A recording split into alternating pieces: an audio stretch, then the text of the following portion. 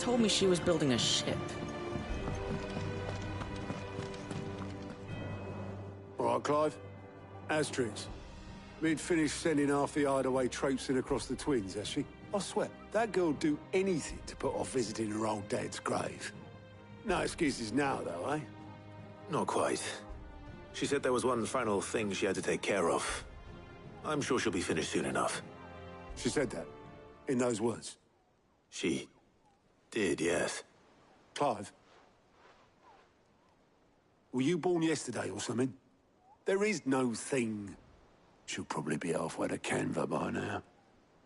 Mid. I might still be able to catch her.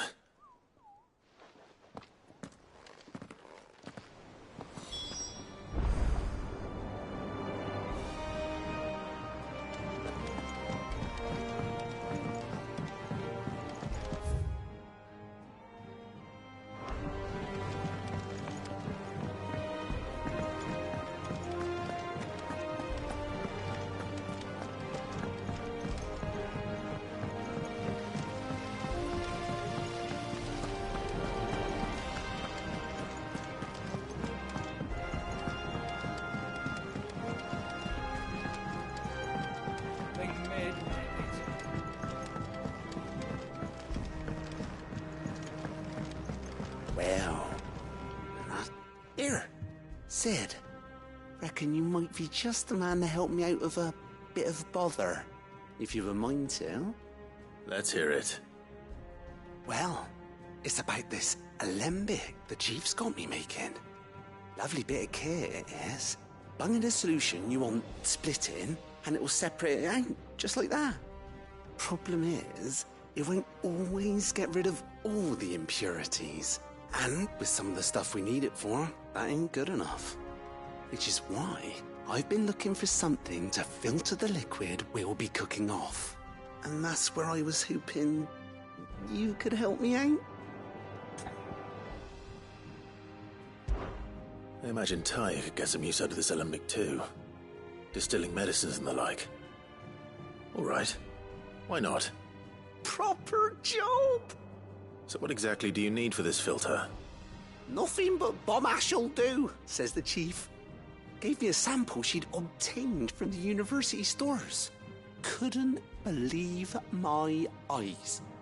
You pour the blackest blight water through it, and it comes out clear as a mountain stream. So, I did a bit of reading about where I might be able to get hold of some. And do you know what I found out?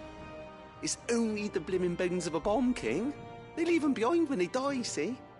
I take it that's where I come in. If you wouldn't mind. I saw a billet on the hunt board for one just the other day. Would have gone myself, but, well, fighting dirty great balls of flame isn't exactly my forte. You, on the other hand... All right. I'll see what I can do. Thank you kindly. And a good hunting, eh?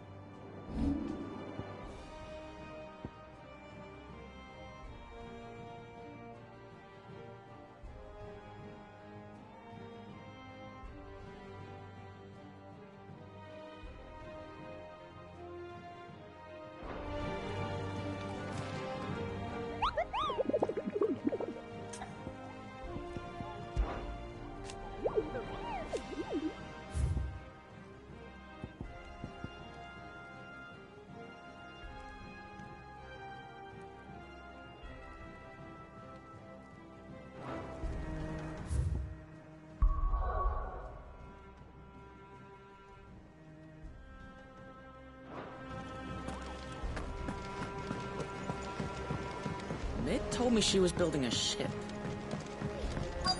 Is that the thing Tomes helped? Obeleth, have you seen Mid? Yep. In a boat, going that way. Then I'm too late. You in a hurry and all, are ya? Oh, I offered to take her across, but she wouldn't wait. Just paid for a dinghy and rowed off. Oars going like the clappers. Got some life in her, ain't she? But anyway, I was on my way up to see you, as it happens. Got a letter for you. Urgent, by the sound of it. One of your uncle's men said I was to hand it to you in person, post-bleeding haste. And you're here now. Thank you, Obeleth. Don't mention it. What tidings, Uncle?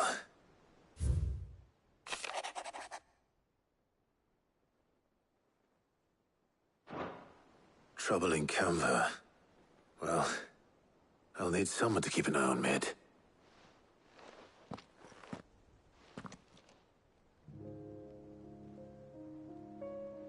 So what? Mid got us to do all the dirty work and then just sailed off into the sunset? It, seems that way. Well, nothing we can do about it now. But next time you plan on visiting Sid, you might want to tie her to something before you suggest it. Ah, don't be so hard on her. Got to admit, the dirty work was kind of fun. Everyone pitching in, all that bollocks. Just like when we built this place. You're right. Anyway, we all set to head to the old hideaway. I could do with getting to Canva pretty sharpish. Wouldn't do to keep Lord Rosfield of the Seven High Houses waiting now, would it? Not after he asked for me personally. Gav will be leaving with me. Will you mind the place while we're gone? You can count on me. Just be sure to give Sid and the others my regards. All right. Oh, by the way, Jill will be joining us too. She's got some things to take care of, but she'll meet us there. I hope she's telling the truth at least.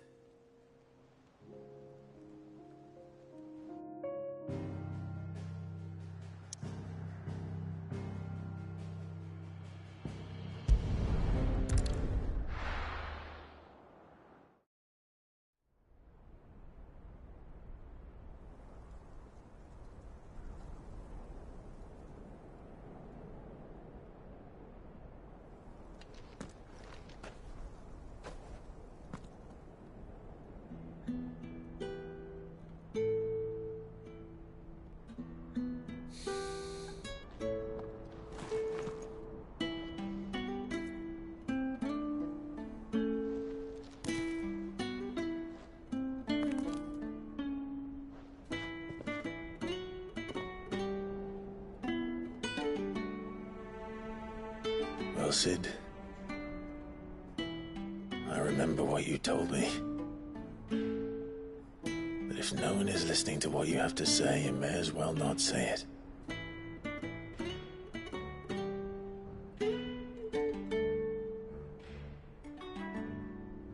But I will say this, old friend. Hugo Kuka is gone. His shadow looms over us no longer. It's a pity the Phoenix can't be in two places at once. If he'd have been with us, maybe he could have done something for the lost. Not even the Phoenix can bring people back from the dead. Life has a beginning and an end. So we must live while we have the chance. And not as slaves to the crystals, but as free men. May we join you?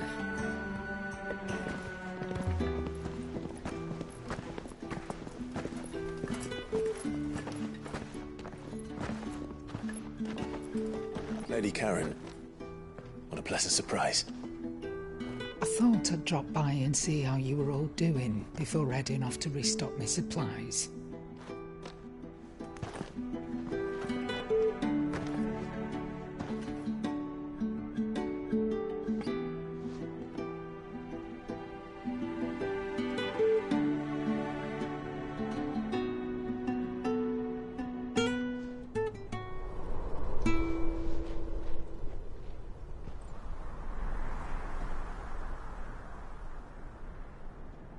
wasn't the most scenic view back then, but it were never as bad as this. I know. The blight marches on. And soon, there will be no escaping sights like these.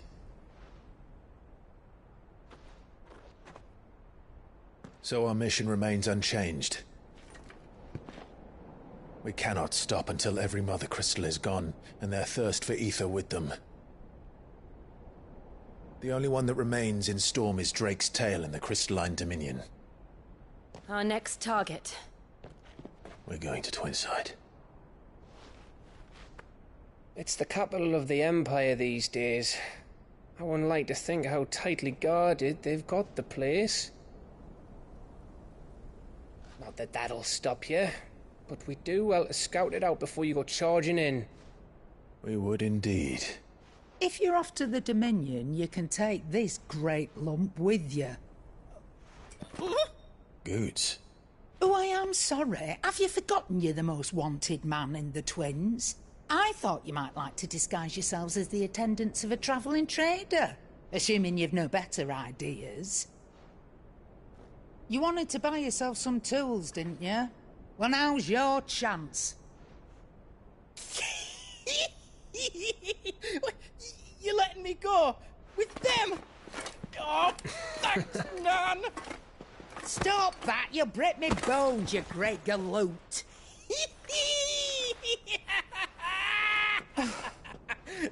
There's a caravan that runs back and forth between the Dominion and the Bocklad markets. It's managed by the Merchants Guild. Just show them Goots' traders pass and you'll be on your way. It'll be a damn sight less risky than footing it the length of the Crystal Road. That's for sure. Thank you, Karen. And glad to have you with us, Goots. Okay then. I'll get me things and I'll meet yous there. See yous down in Bocklad. Get off! Me poor fingers! Jill, you're with me. Understood.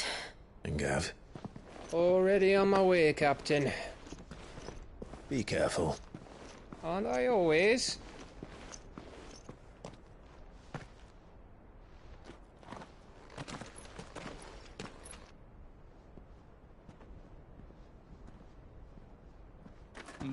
Do you see that, Sid? Your protégé's making a proper little outlaw of himself.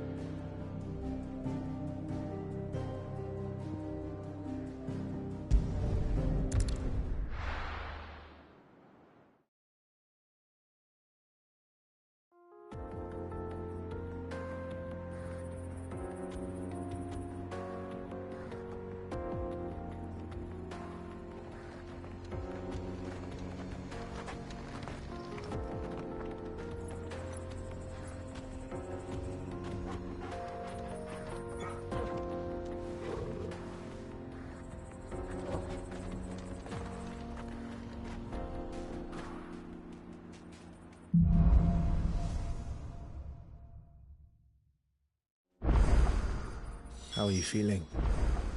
Better. Thanks to Taya. I'm glad to hear it. And Torgal helped too. Didn't you, boy?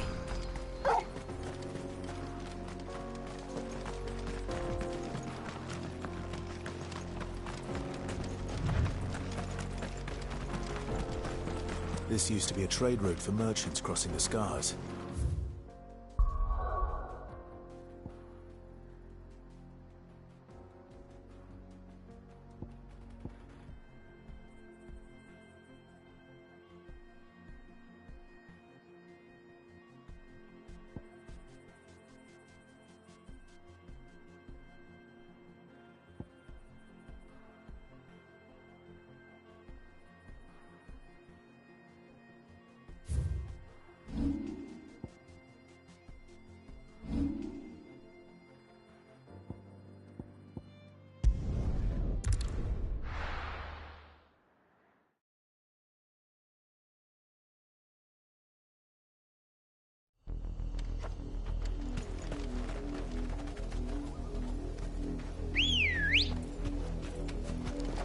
Good girl. Run like the wind.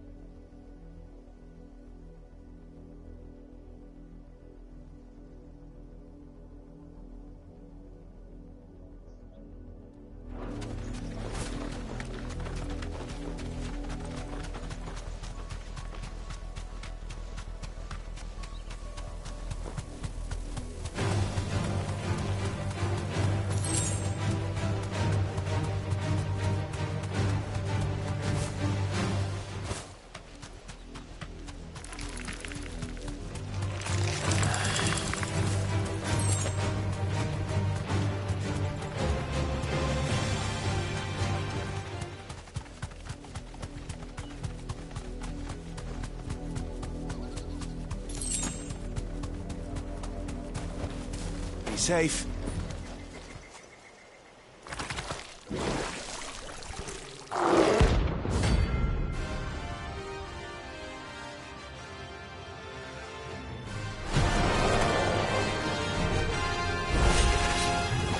Take us unawares, Titty.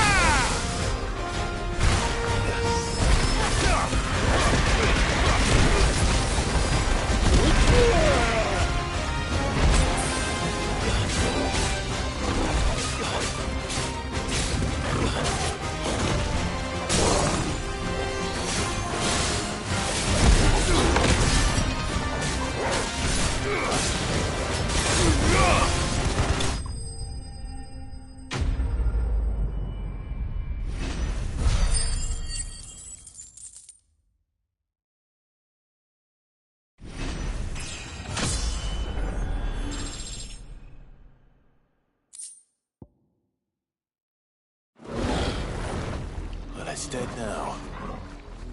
Whatever it was. Fly, Ambrosia.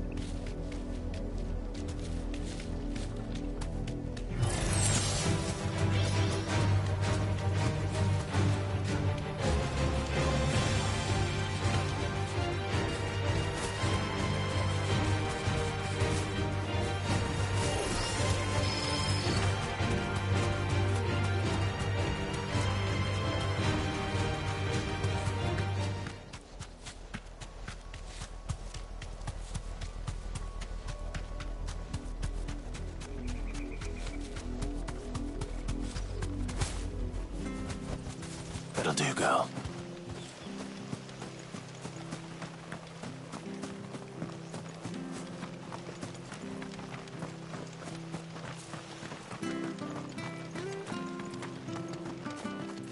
You're a long way from home, aren't you? There you are. You won't be disappointed.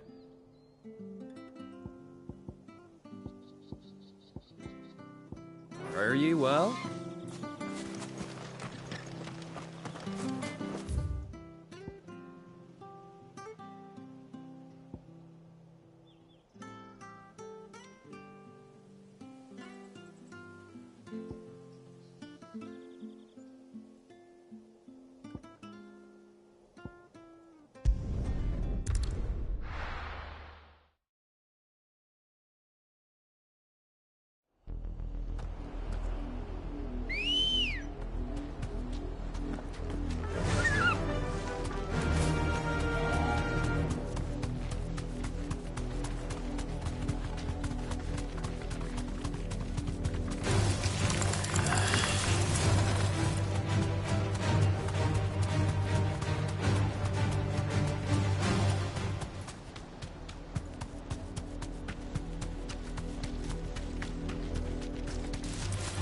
Someone's brave.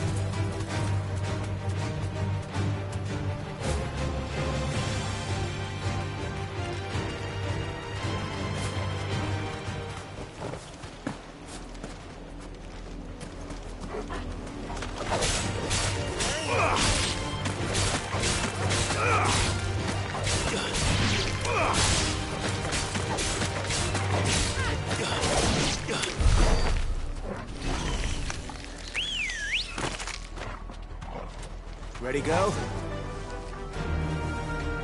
Faster!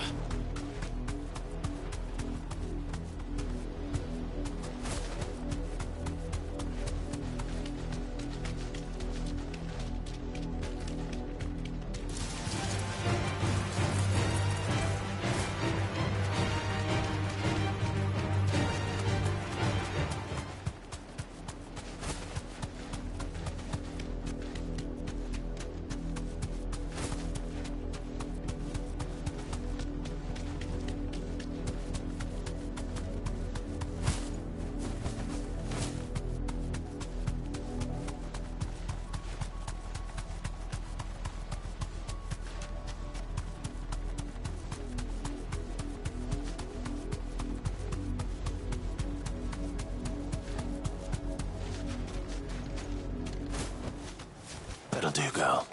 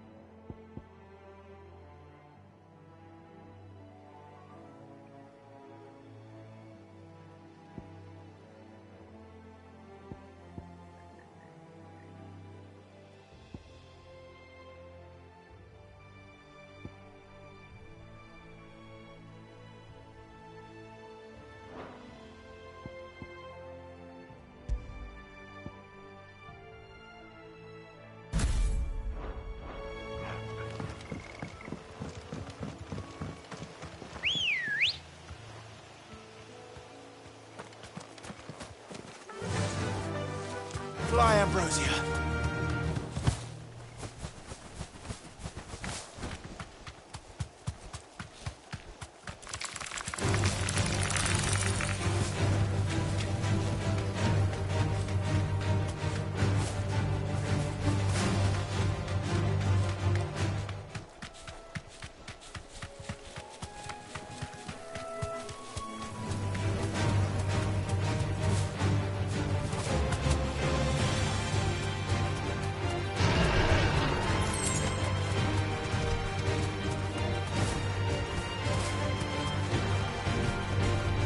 I can walk from here.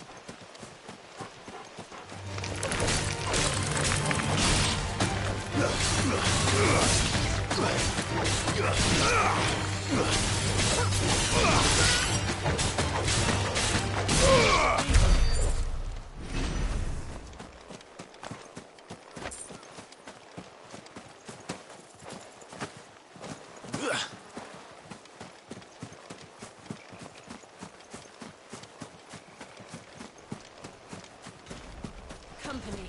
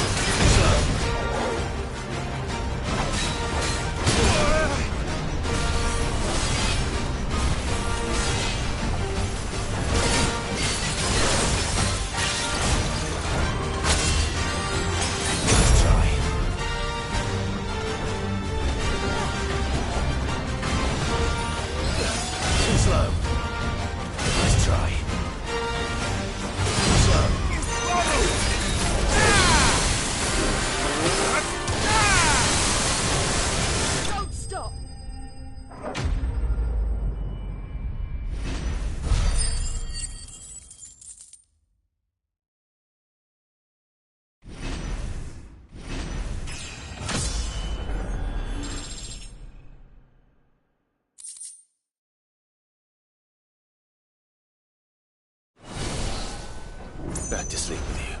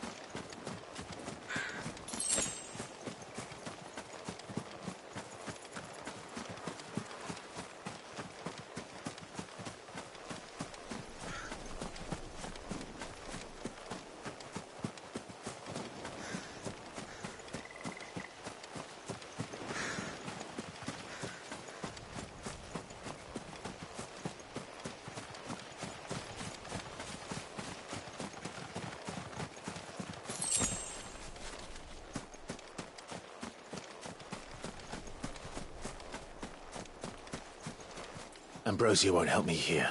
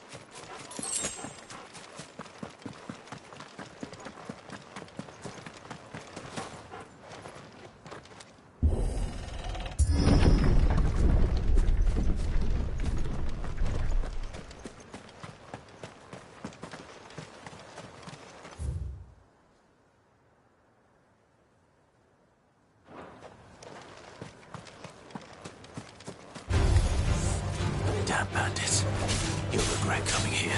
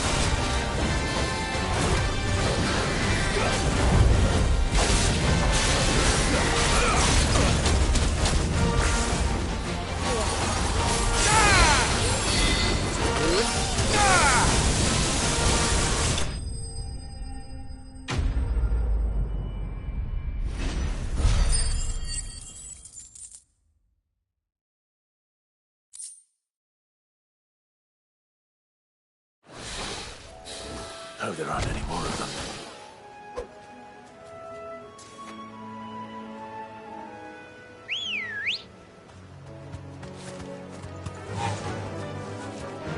Fly, Ambrosia.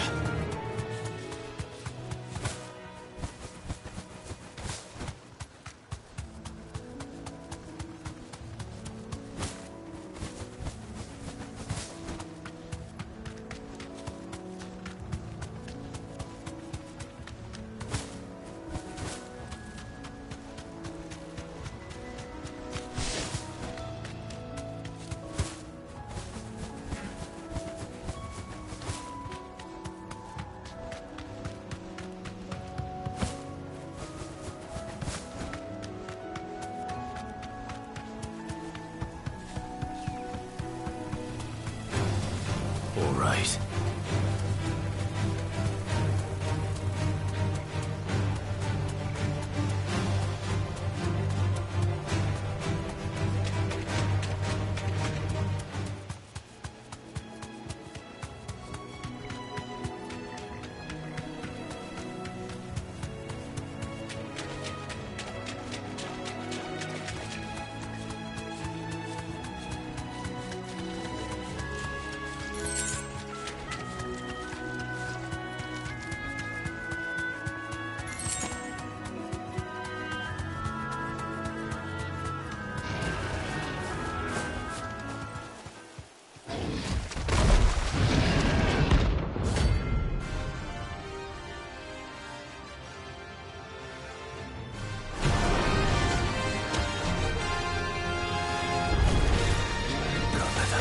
Free so close to the end.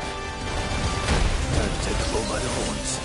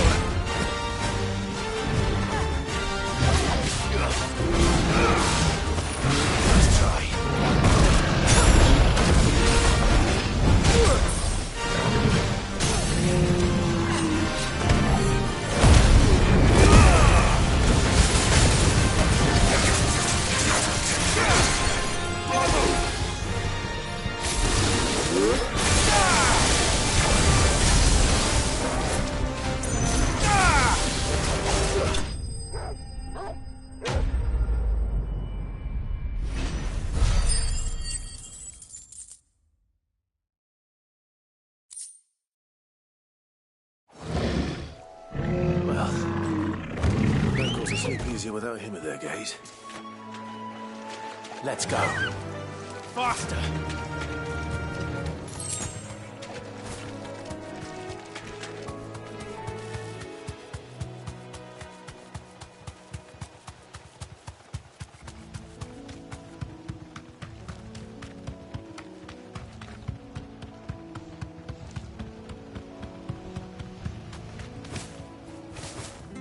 No need to ride from here.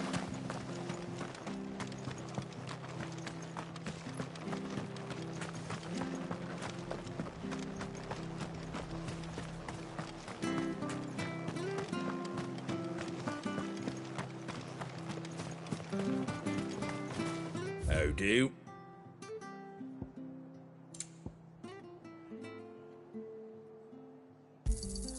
There you go.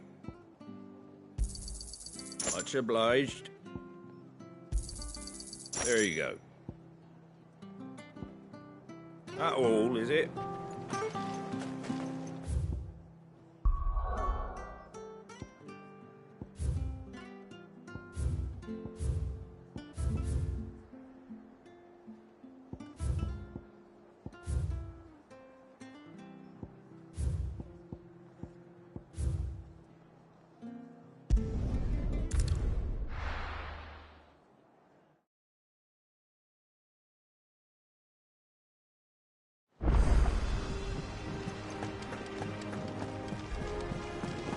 Is that the thing Tomes helped? Mid told me she was building a ship.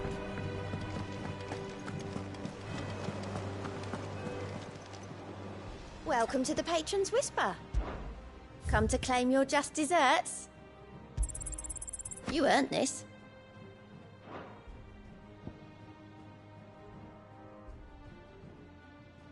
All done? How are you doing? Here you go.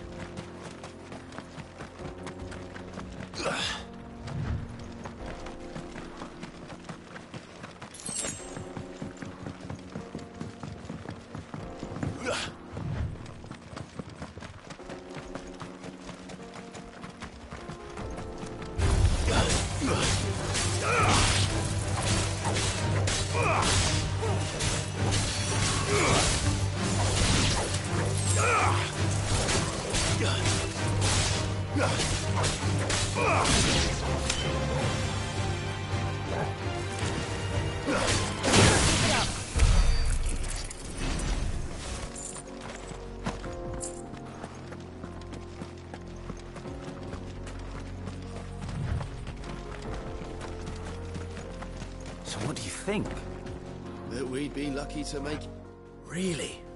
It's as bad as that? Oh, aye. There's trouble up ahead. And too much of it for us to handle. I take it there's danger on the road. Oh, what about this fearsome-looking fellow? You think he'd be equal to the task? Oh, no doubt. Assuming he's willing to hear us out. Well met, friend. My brother and I have been tasked with finding a merchant's missing cart. You seen it by any chance? How does a merchant misplace his cart? Oh, the man's a coward. When he thought goblins might come a-snarling, he ran, leaving his livelihood abandoned in the pass. He sent the two of us to fetch it, but it's gone. Now, I'm not much of a thinker, but I know the work of thieves when I see it. My brother's right on all accounts. And by my estimation, the bastards are lying in wait just down the road. We may have seen our share of action, true, but we've not got the skill in arms to boldly brave an ambush. You, however, have the look of a man who needn't fear a band of backwater ruffians. What do you say? Will you help us out? Chances are they'll come for you either way. But if you promise to lend us a hand, at least you'll pocket a reward for your troubles. Well, if I'm going to have to deal with them anyway. You've clearly got a fine head on those broad shoulders. We're lucky you came along. Now, hoping to make a heavy purse in Boklad, Our merchant friend loaded his cart with as much as it would carry. Reckon he won't be forking over the rest of our fee if we don't find those goods. So, while you're seeing to those bandits, you keep your eyes open. All right. Just don't expect me to drag the cart out of there myself. No. You can leave the cart to us. You just put an end to those bandits and point us in the right direction. You do that, we'll take care of the rest.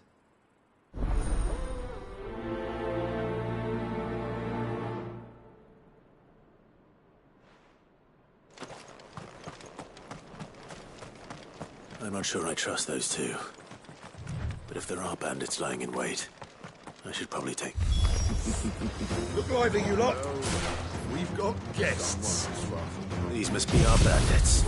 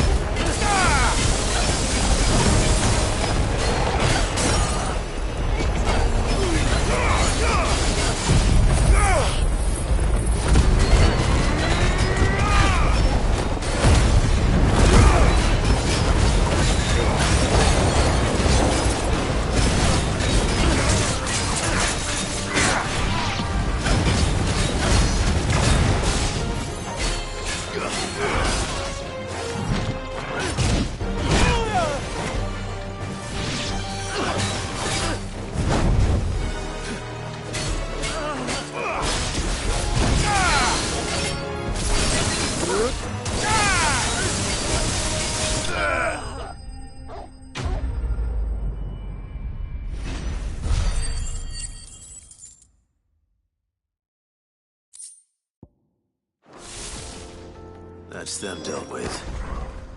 Now, where's that cart? Where would I be without you?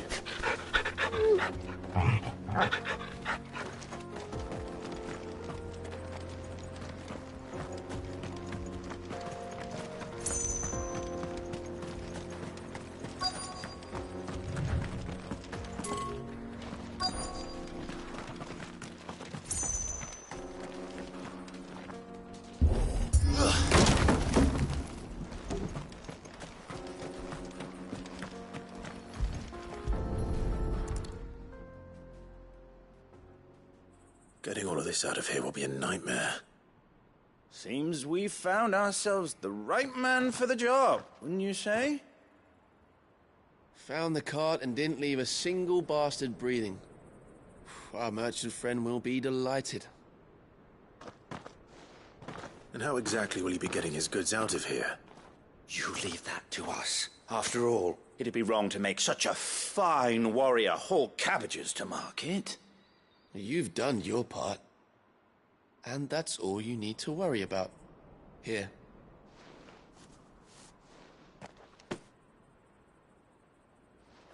It's been a pleasure. Now piss off. There's no need to be so rude, brother. What if we want his help again next time?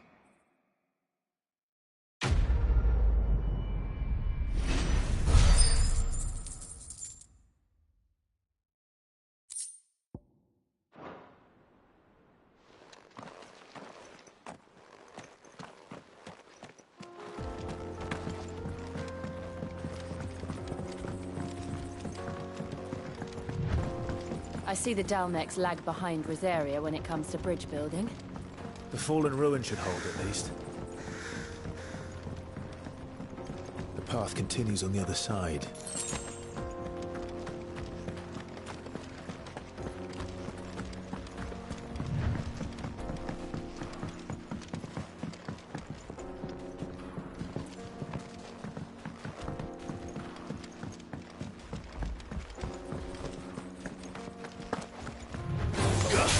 Enough of you, are there?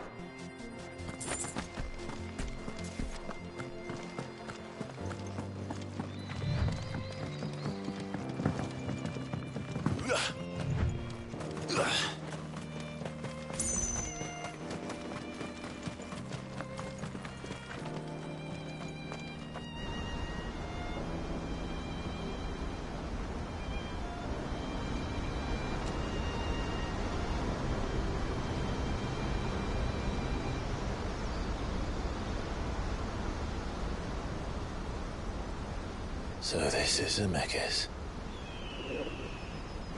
The land of the gods. It's even more impressive than I imagined. I remember being captivated by the story as a child. Long, long ago, man was overcome by avarice and challenged the gods in a bid to win their power. The final battle took place here, at these falls. Or so the legend goes. If anyone ever manages to plumb those depths, perhaps we'll learn if there's any truth to the tale. That the gods emerged victorious and punished man for his defiance by visiting upon him 2 curses. Dominance and bearers.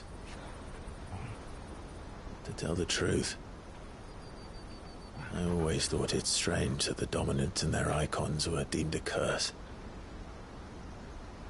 Back home, the dominant inherited the throne. They were admired and exalted, not spurned. Whenever I got to that part of the story, I always assumed there must be something I'd misunderstood.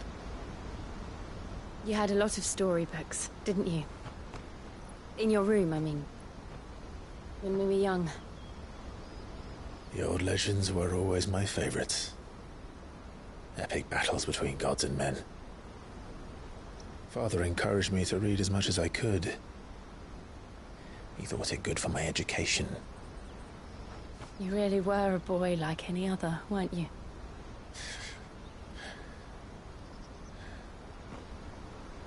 Just look at this place. It's enough to make you believe the legends are true. I know.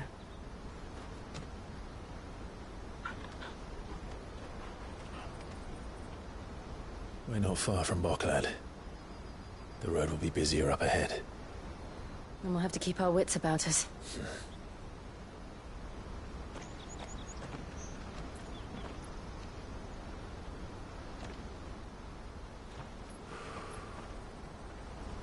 Clive? Something wrong?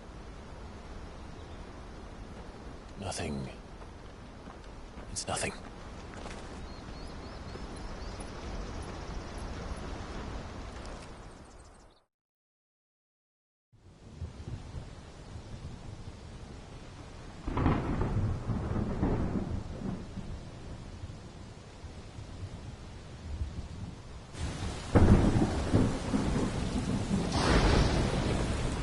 I see the reports are true, Father. You have surrendered the throne to Olivier. I have. Emperor Olivier shall rebuild the Holy Empire of Sanbreque.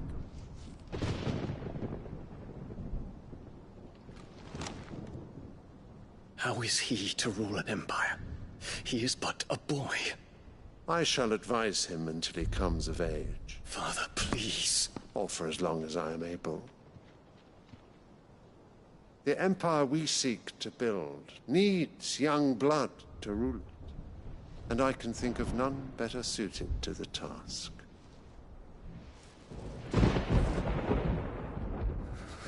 There is other news, Dion. Hugo Kupka is dead, and Drake's Fang destroyed. The pillars of the Republic have fallen. Ere long, the Imperial banner shall fly over every city in Storm. And then, Valisthea. All shall bow before their Emperor. Father, these are the words of a tyrant. They are the words of a god. The Emperor whom I gladly serve. Great Grieger, made flesh.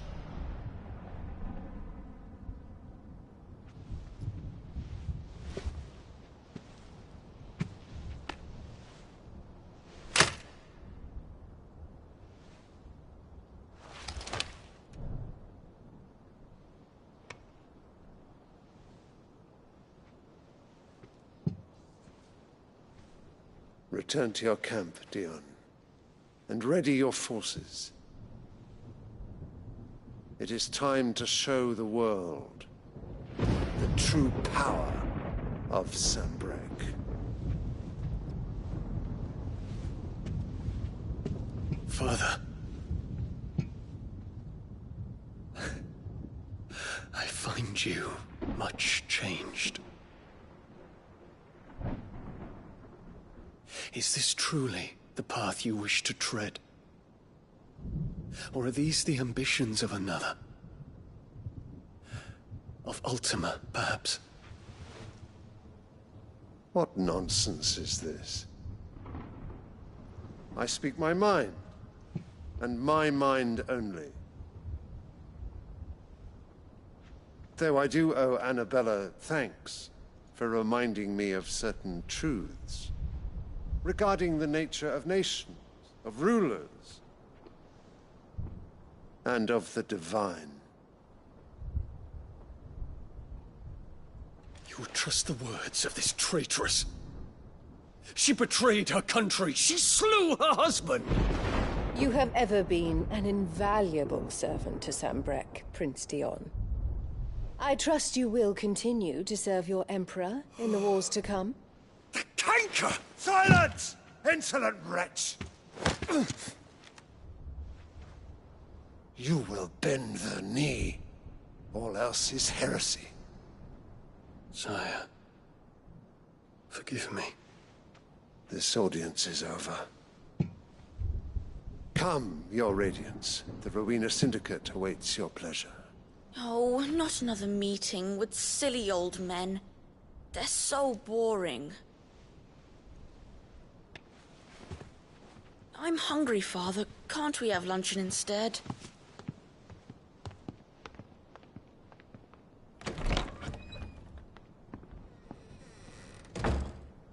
Does it pain you that you will not inherit your father's throne? I have suffered worse.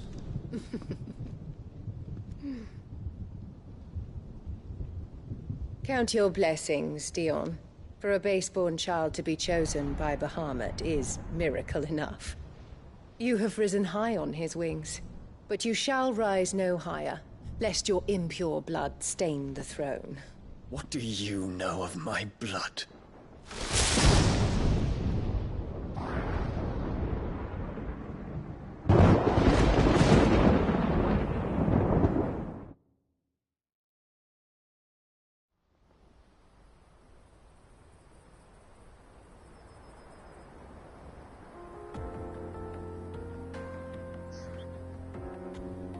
The Boklab markets are to the north. We just need to hug the coast.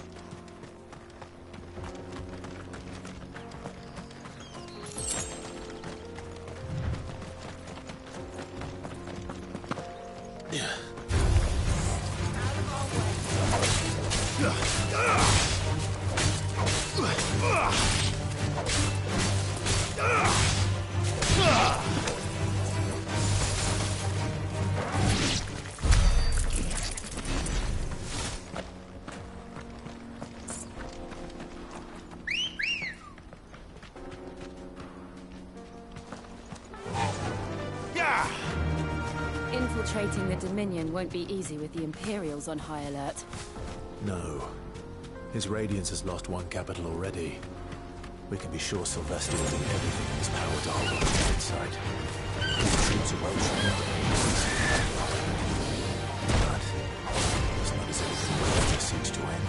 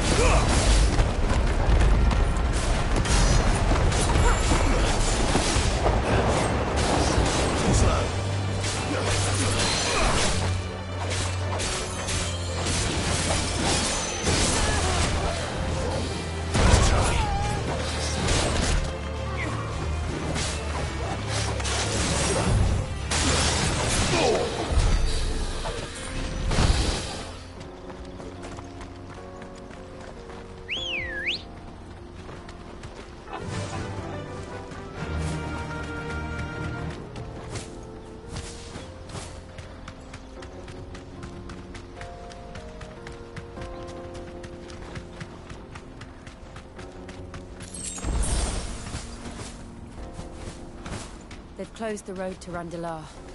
If the siege breaks, they'll need more than this to stop the Imperial legions marching on the capital. Oh, I'm done for. If you haven't got a pass, you're not getting through. Please, I'm begging you.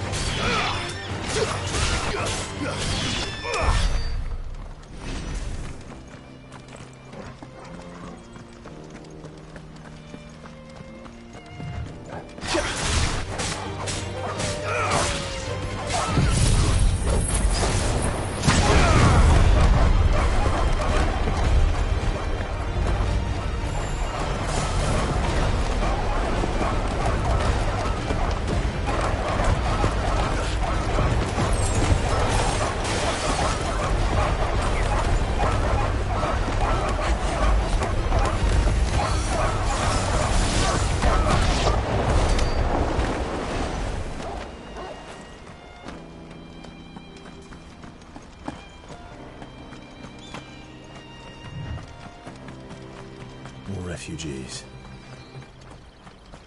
And they're all making for the crystalline dominion. I don't know how to live without the crystal's blessing.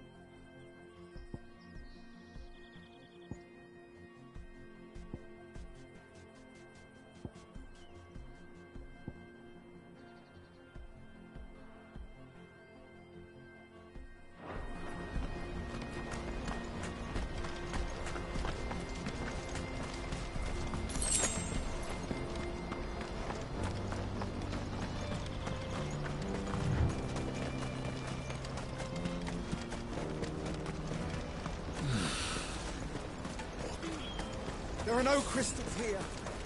This is where we're supposed to meet Goots, isn't it? That's right. He said he'd wait for us here after replenishing his supplies.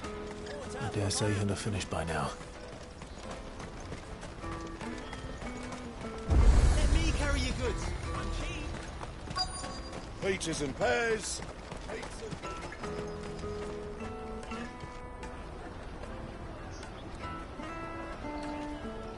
Wonders from across the water. Come one, come all. Feast your eyes. Good sir, can I interest you in...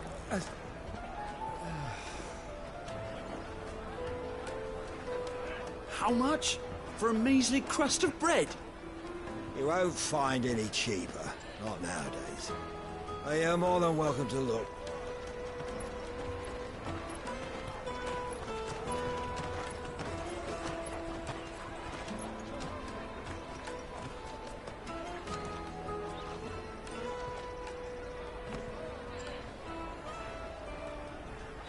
The Empire's unlawful and illegitimate occupation of the Crystalline Dominion is still in effect. Only those whose business in Twinside has been officially approved by the Republican Army will be permitted to cross the border. All who seek entry are to form a line and ready their documents for inspection. It looks like we aren't the only ones who are eager to leave. And they're checking everyone. Can't you make an exception? Not for the likes of you. We won't get through without that pass. Let's go in and find Good, shall we?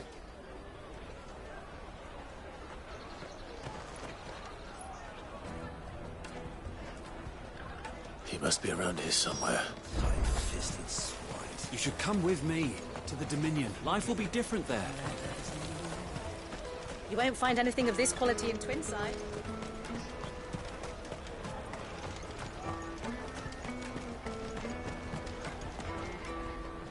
Ah, Good. There you are. Clive, I'm so sorry. Don't tell Nan, will you? Slow down, Good. Just tell us what happened. It's me trader's pass. It's gone. We cannot ride the caravan without it. We won't even be able to get through the flipping checkpoint.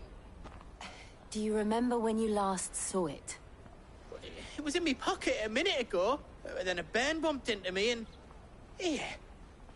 You don't think that they might have nicked it, do you? It wouldn't surprise me. A busy market like this is prime territory for pickpockets. So, to get the pass back, we need to find this child. Where would we even start? I know where! I've got a pal in Bock lad who might be able to help us.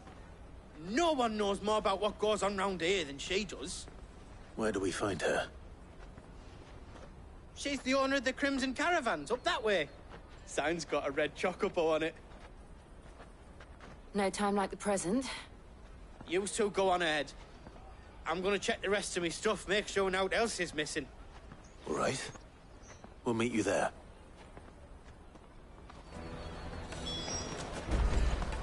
Let's keep an eye out for this red chocobo, then. And the other on our purses. It's next to the checkpoint.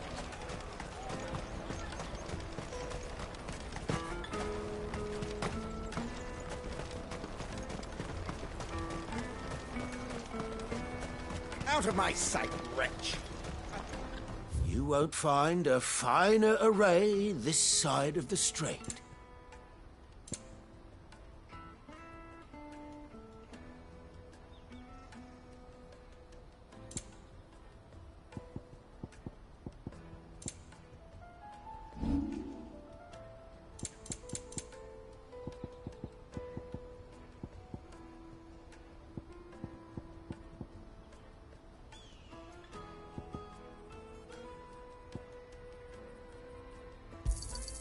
You're sure you don't need it? Just what I was looking for. Thank you.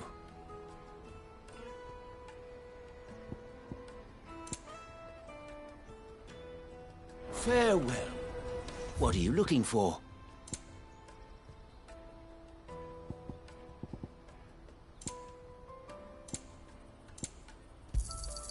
You've a discerning eye.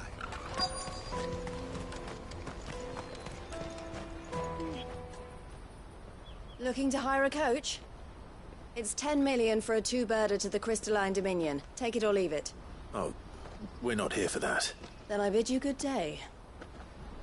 Oh, wait! Don't go, El! He's me mate. As I live and breathe. Goots, what are you doing back in Bocklad?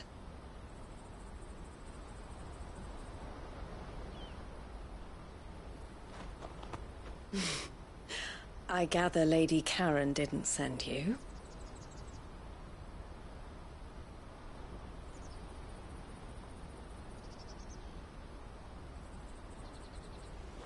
So what trouble have you got yourself into this time? It's me trader's pass. It got stolen. By little Ben. Of all the... You're the size of a marble. Honestly. Ugh. Goots told us that you know the markets well. Might you have an idea which little bairn could have done this? We don't intend to punish them. We just need our pass back. Then, we can be on our way. I see. So neither of you has a trader's pass either.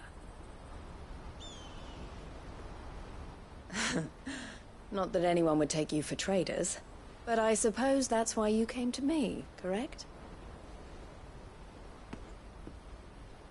Now, I can't say for sure who took your pass, but I suspect I know why they did it. Let me explain.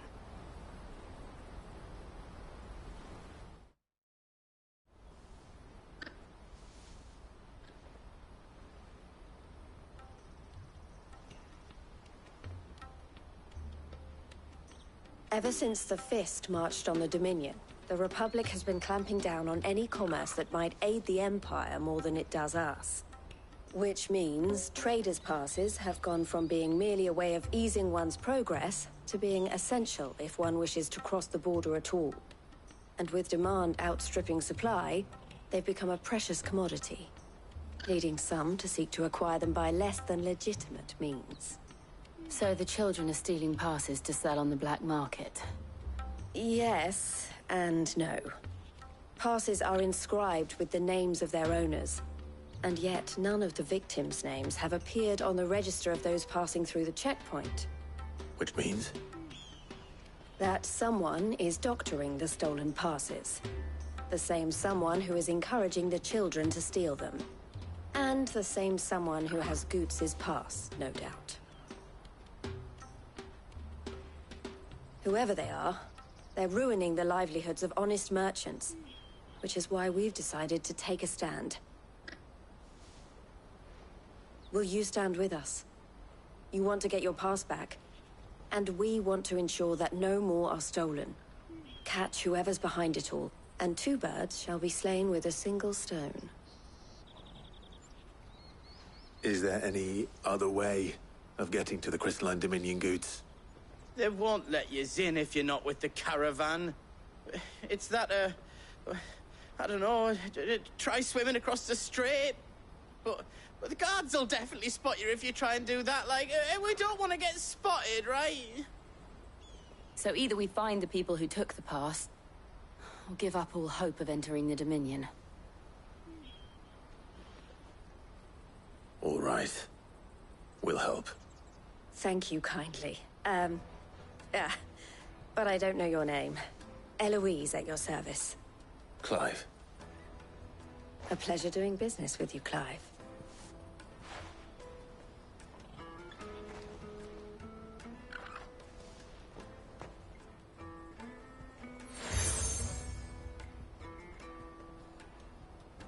The proprietor of the furniture makers by the coach stop is spearheading the search.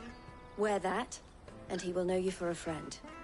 I suggest that you speak with him first. The furniture makers. Understood.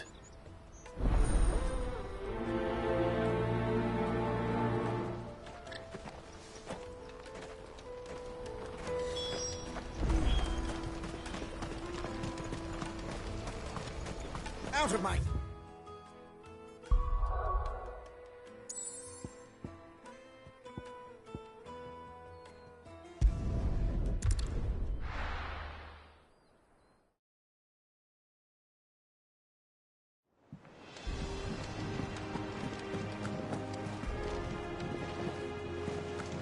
Is that the thing Tomes helped?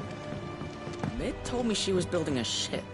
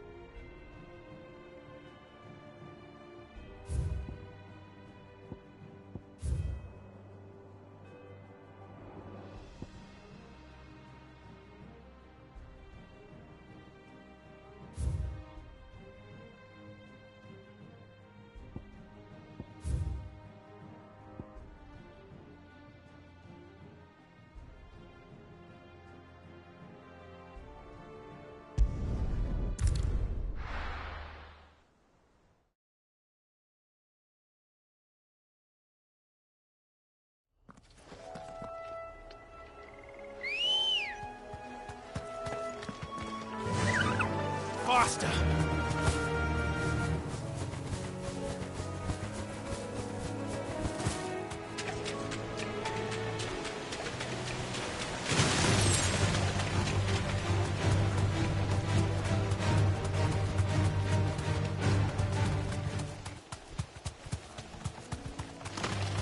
All right.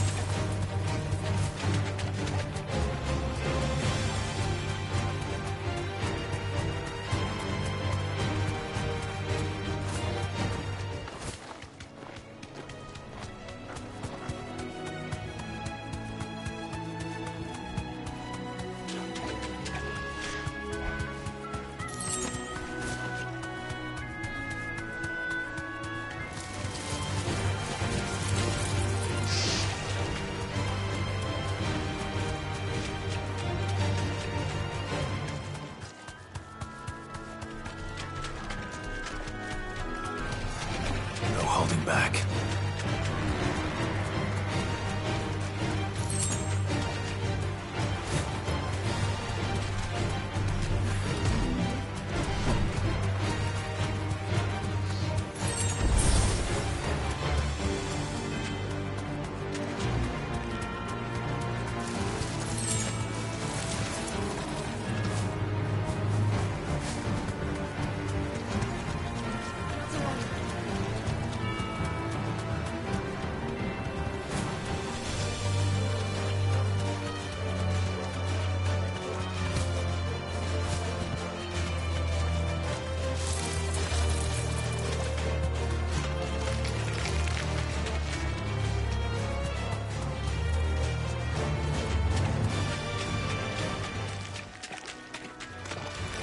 Time to fight.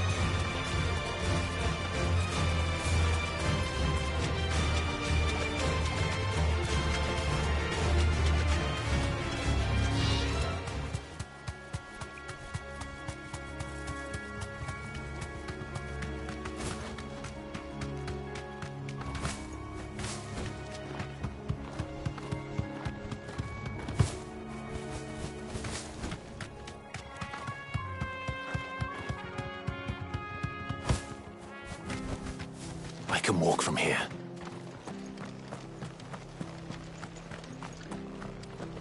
Stay sharp.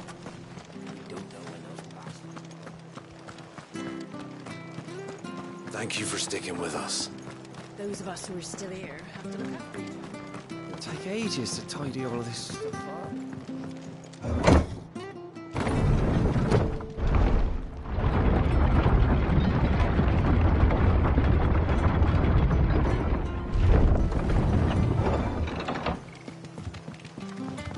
Right, Sid.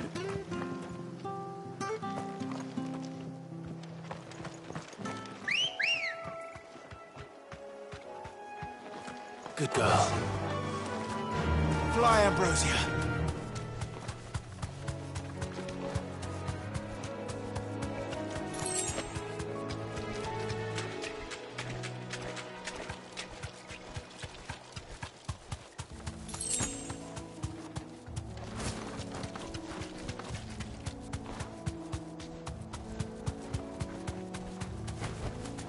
Straight home now.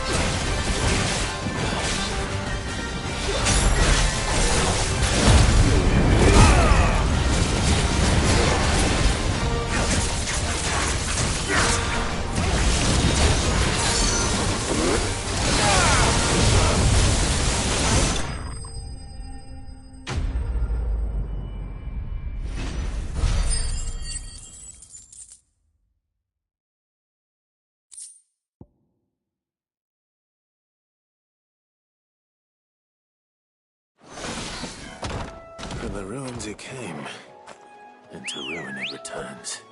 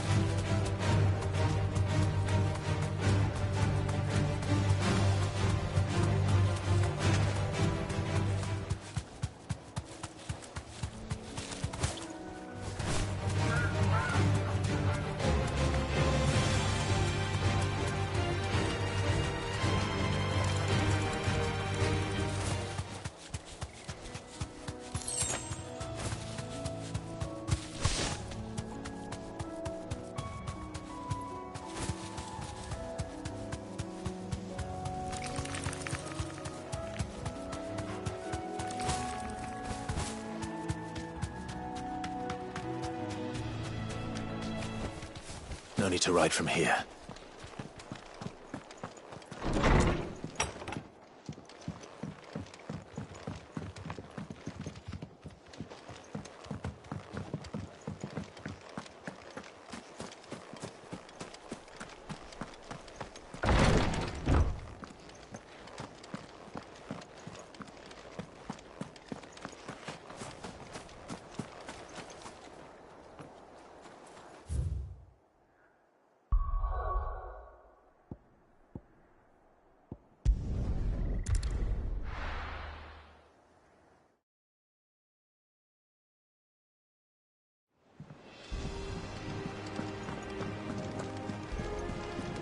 Is that the thing Tomes helped with?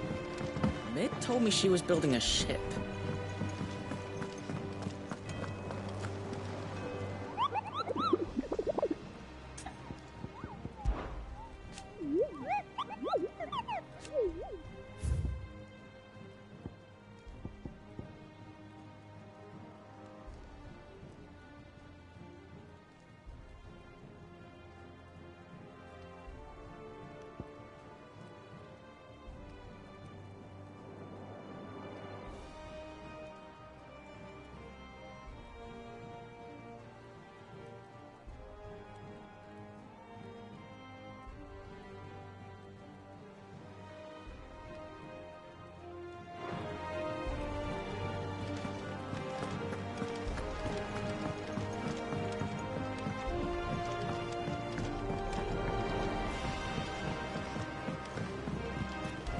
I don't know where Sid gets the energy.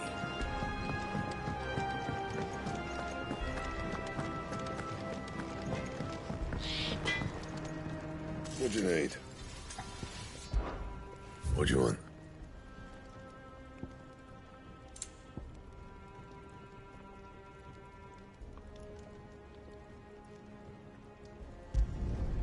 Not bad, if I do say so myself. No scratches, right?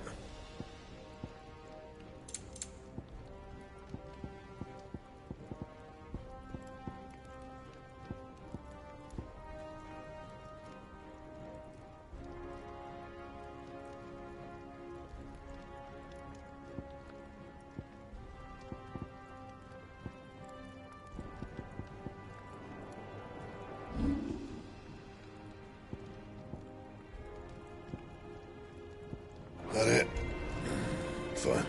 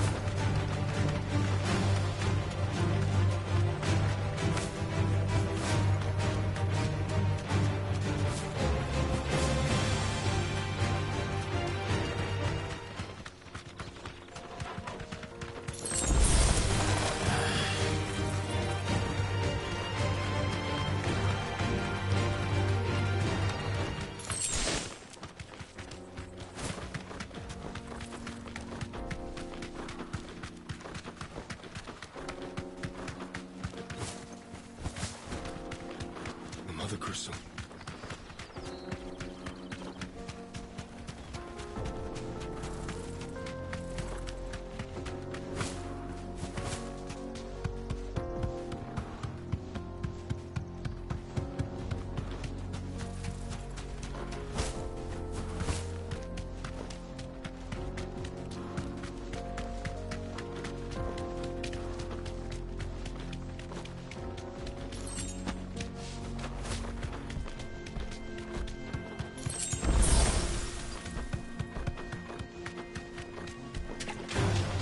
All right.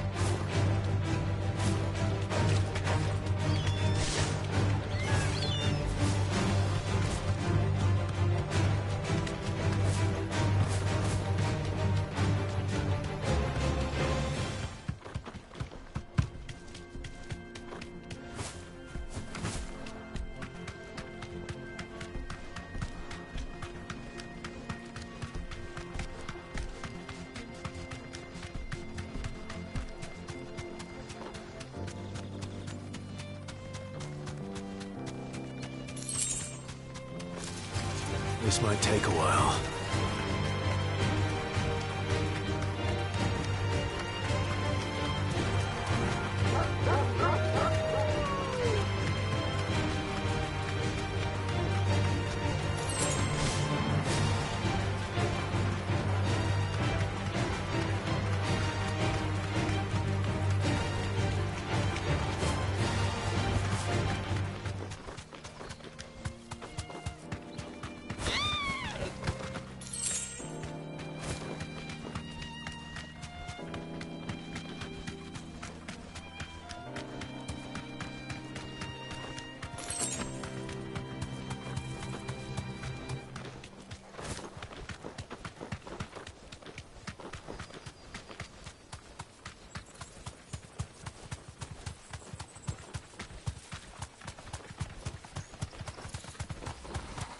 We're not alone. This won't be easy.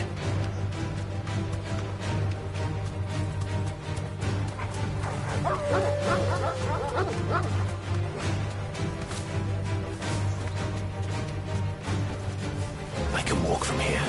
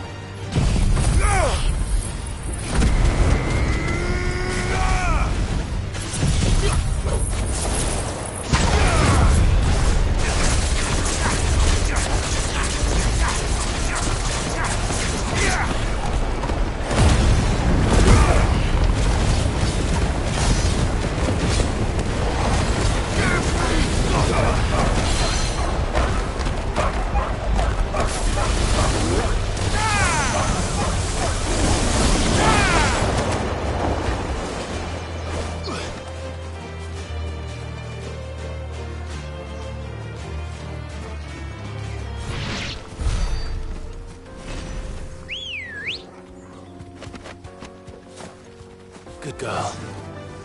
Yeah!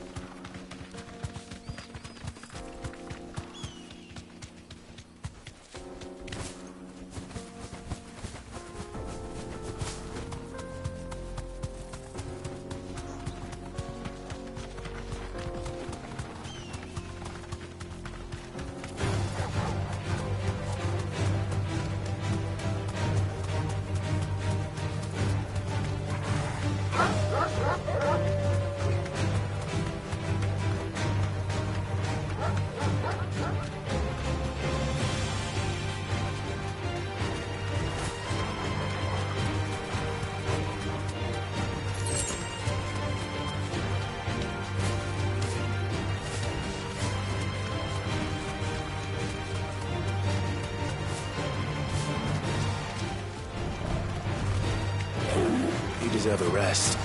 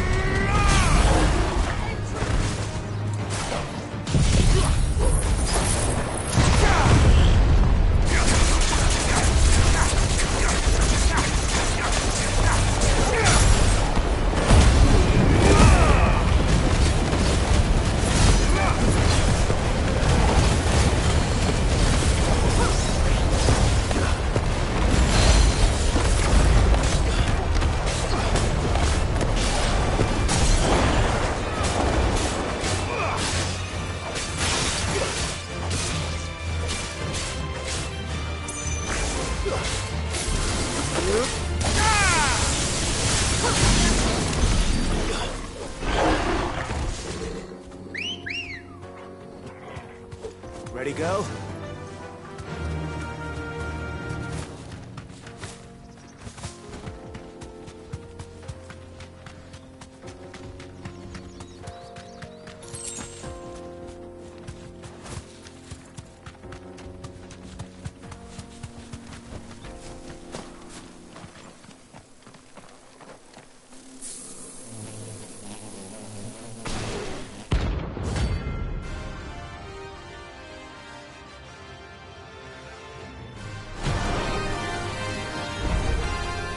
They don't look happy. Slow.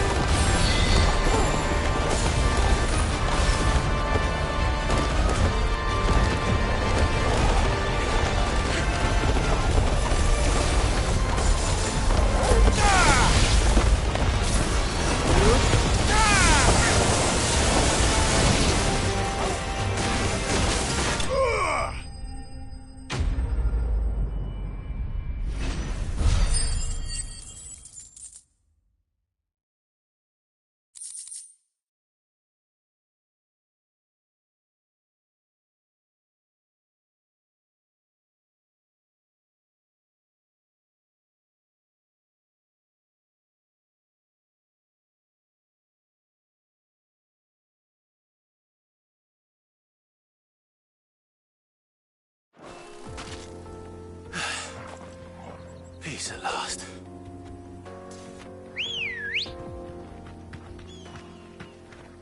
Let's go.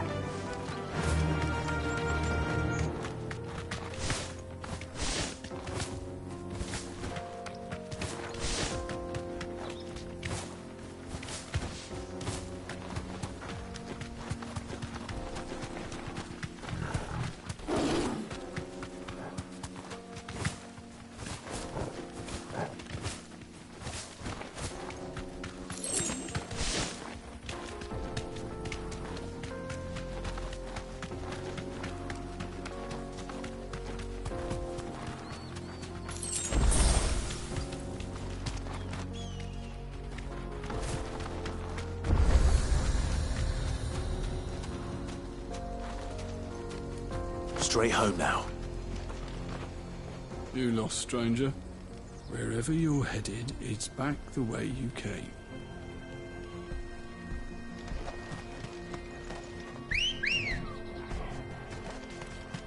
Ready, go? Run like the wind.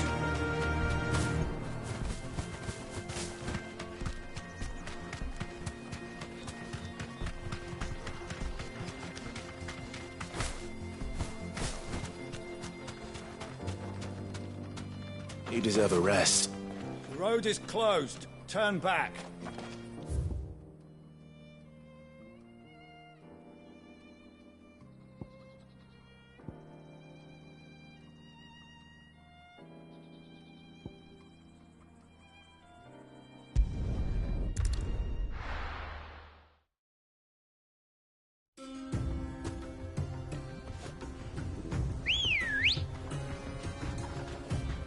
Come on.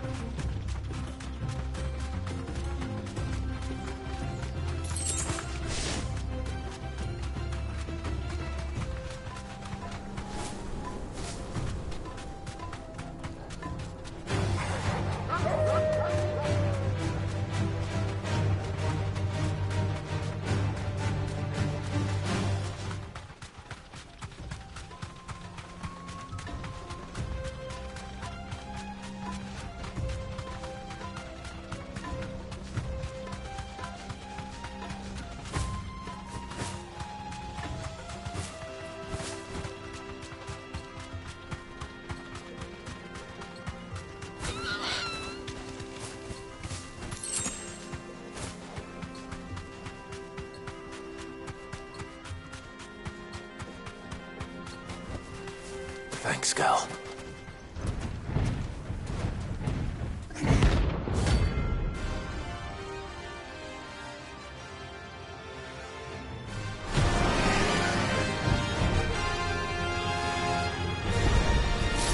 Well, Clyde. Looks like you're gonna need a bigger sword.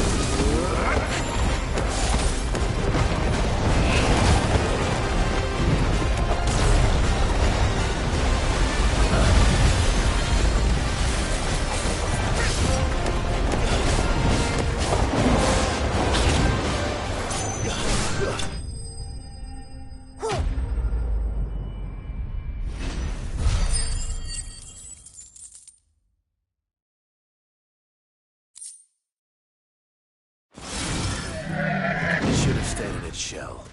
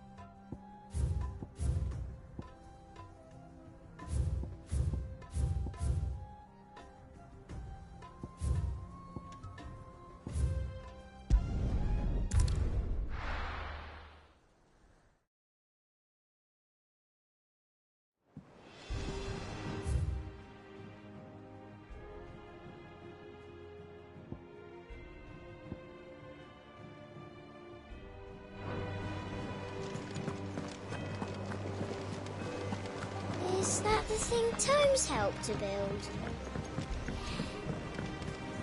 I don't know where Sid gets the energy.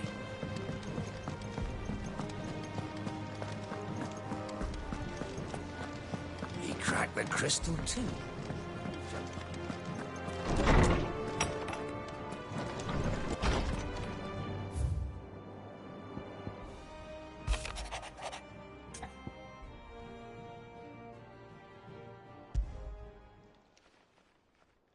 Hopefully it's nothing.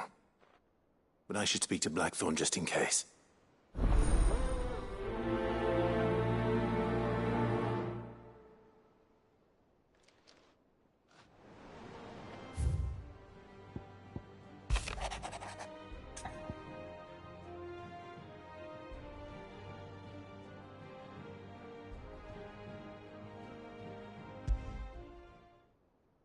What could be wrong with Torgor?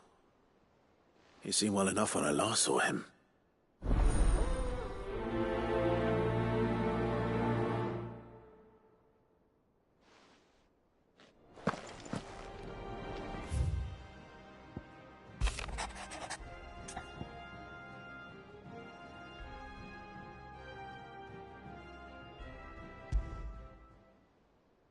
Trouble with the ledgers.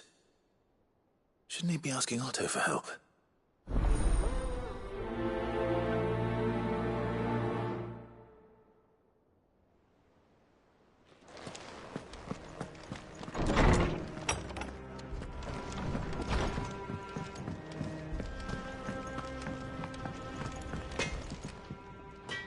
Blackthorn, do you have a moment?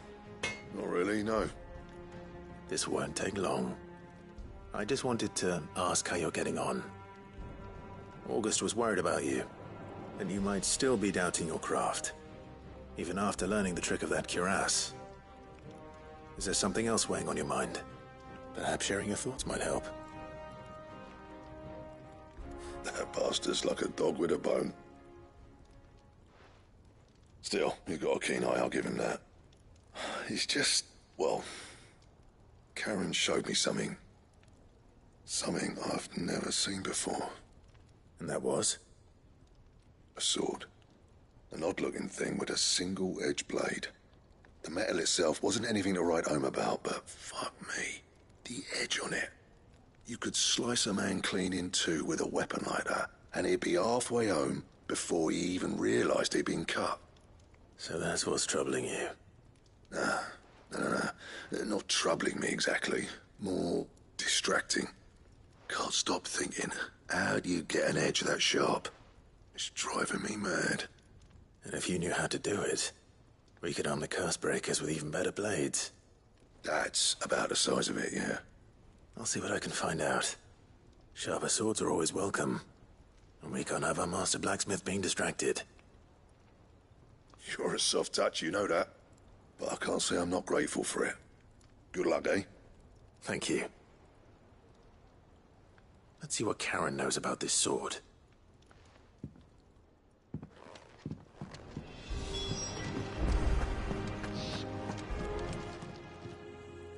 You're looking well, Karen. What do you want? Out with it. I want to know about the sword you showed Blackthorn. Single-edged and extremely sharp. Running around after him again, are you? I suppose I am, yes. But I need to help him find out how to work an edge like that. It's driving him to distraction. Little wonder, I suppose. There's not many like that make it as far as the twins, and those that do go straight into private collections. Which made it nice and easy finding a buyer.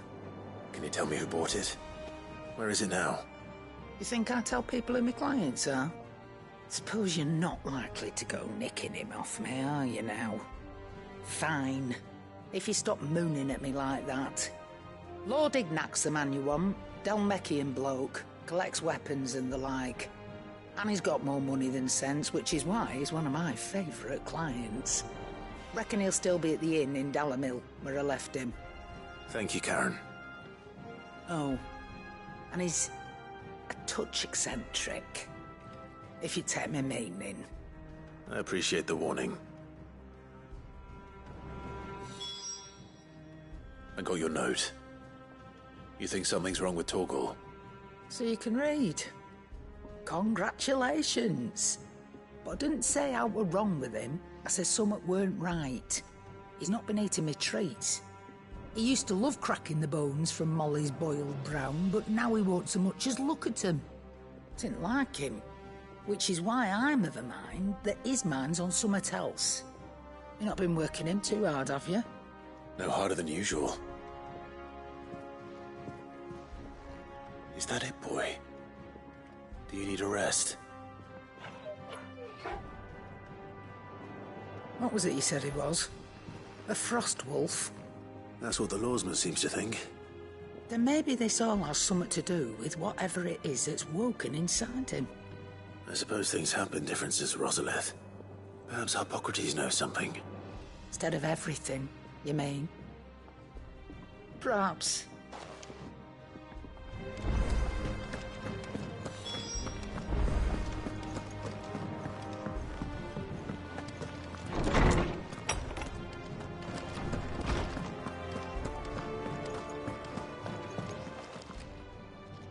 Lawsman, I need to ask you about Torgal. Something's not right with him. He isn't ill, is he? I don't think so. But according to Lady Karen, he seems to have lost his appetite. Which is certainly a new development.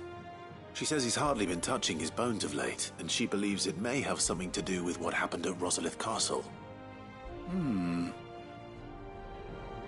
I rather think she might be right, though not about his appetite.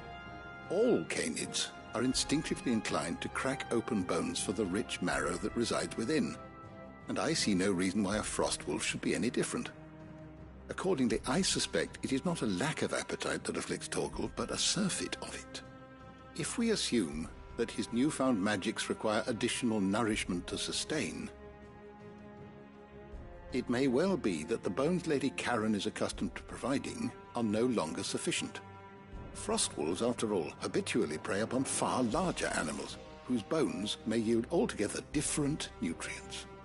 As to where one might find a suitable substitute, some antelopes that graze the meadows of eastern Rosaria have been known to grow to a size more than double that of their lesser cousins.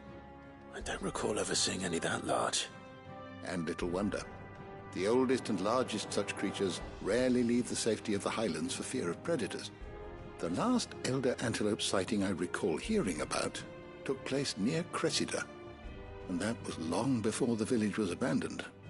Even so, it seems like a good place to start. Good hunting, Clive.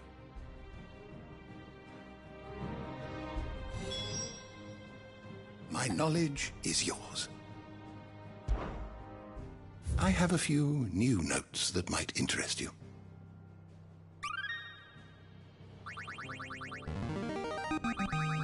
There is a rather fascinating excerpt I've been meaning to show you.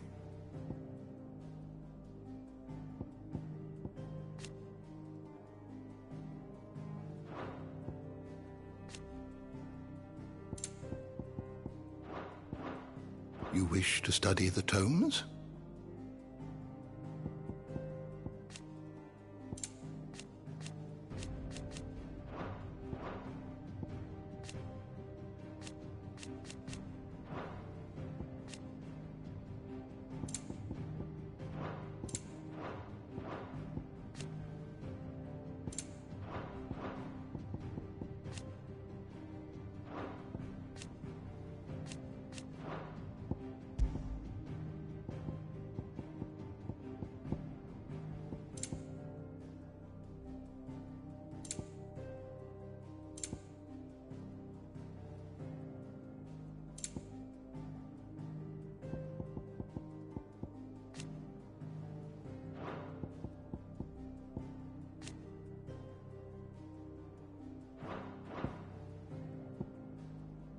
Did you learn everything you needed?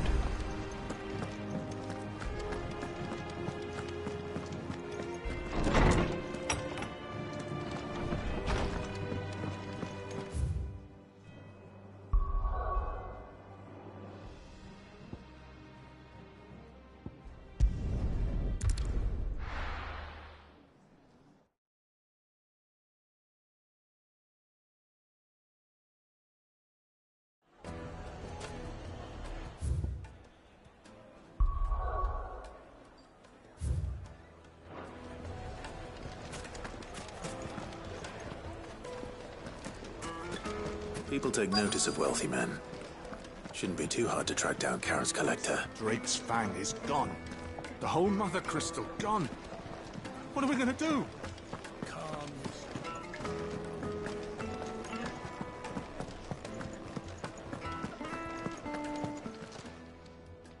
My reputation will be ruined! Ruined! Calm yourself, Lord Ignac, I beg of you, before you do yourself a mischief. Pardon the intrusion, but... Out! Get out! I paid for these rooms so I wouldn't be disturbed. Leave me be! Please, allow me to apologize. His lordship is going through a difficult time, and he's never been fond of guests arriving unannounced. Radim! Get rid of the filthy oaf this instant! Very good, Lord Ignac. Would you mind stepping outside for a moment?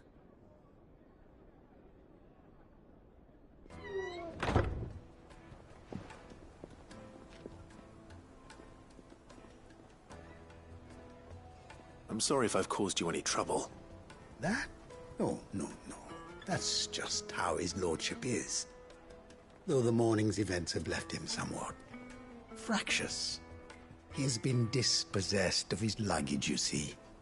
The thieves also made away with a considerable amount of coin. Coin the innkeeper will soon be keen to collect. I don't suppose a certain blade was among the stolen items. A single-edged sword. It was purchased from a merchant friend of mine. Ah, you know Lady Karen. Yes, I'm afraid it was. Then I'll retrieve Lord Ignac's luggage. But I have one condition. You have but to state it. You are welcome to anything that is within my power to grant. I want an audience with Lord Ignac. A few minutes should be enough. Then I'll be on my way. A condition I would be a fool to refuse.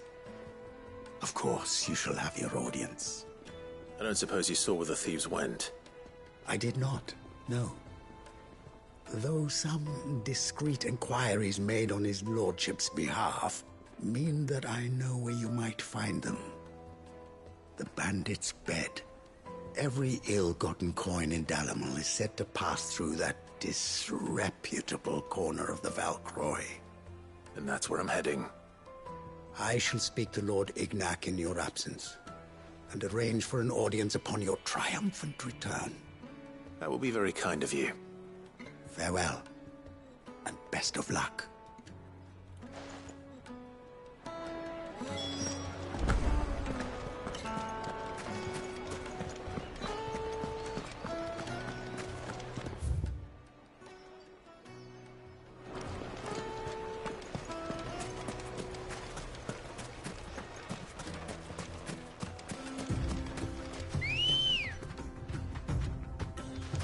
Let's go.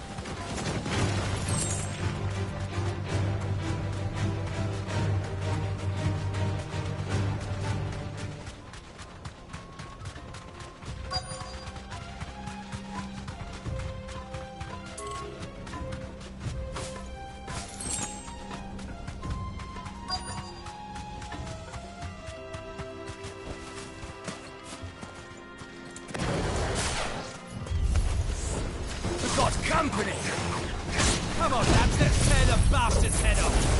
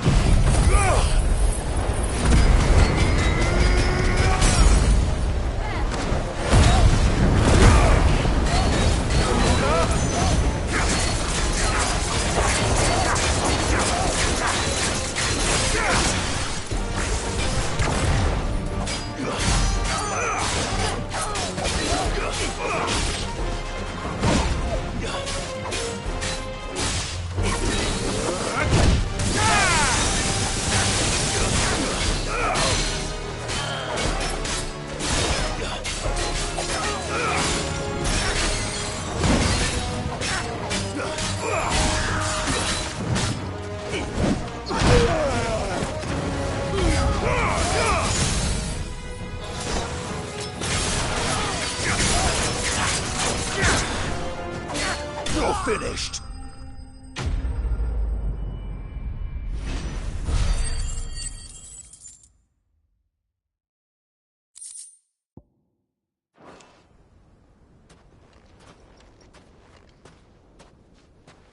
This must be Ignac's luggage.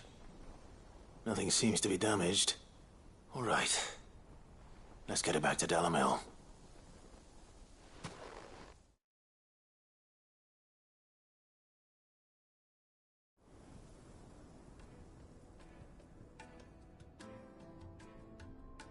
I hear I have you to thank for the return of my effects.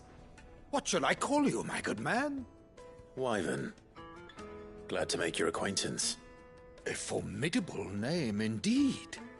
Well, Wyvern, I appear to be in your debt. Redeem here tells me you wished for an audience.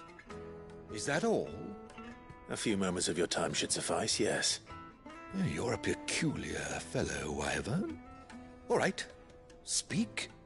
Master Wyvern was wondering if you could tell him about a certain single-edged sword you recently acquired. Oh, a true work of art, that one. Karen drove me hard on the price, but I would have sold her Radim here to get my hands on that sword. It was made in the Outer Isles, far beyond the Twins, and is used exclusively by the practitioners of a unique school of swordsmanship. They believe no combat should ever exceed a single strike, and hone their blades to such perfection that none ever does. Each sword is made for that one perfect stroke, and for that stroke only. They crack upon a second blow. There's a brutal sort of beauty to it, really. But how do they hone such an edge? Fine question. Why, they use a whetstone, of course. Whetstones, rather. A whole array of them ranging from the coarse to the fine. 10,000 licks with the sharpening stone, then 10,000 more. But it is the final stone which lends the blade its legendary sharpness. A mineral quite foreign to this great realm of ours. And that is the key. The secret ingredient. Wyvern, it occurs to me that my little lecture is hardly equal to services rendered. Take this, together with my regards. The very stone of which I spoke, far rarer among collectors than even the blade itself, and a far more fitting payment. Thank you. Pardon the intrusion, my lordship. However, it is long past time we prepared ourselves to depart. So it is. I am locked in bitter competition with a rival collector of curiosities. I am one step ahead of the unscrupulous scoundrel, but he is hard at my heels. And there are many other collectors out there. Too many to count, but only one do I consider my nemesis. Lord Byron Rosfield, and is a perennial thorn in my side. I can imagine. Farewell, Wyvern. May our paths cross again. Radim, we mustn't dawdle.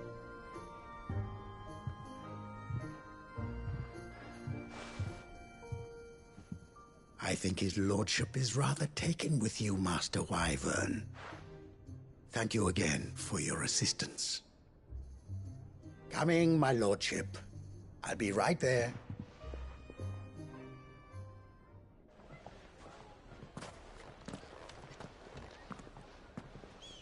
Trust Uncle Byron to find such an interesting rival. Now, let's see what Blackthorn makes of this whetstone, shall we?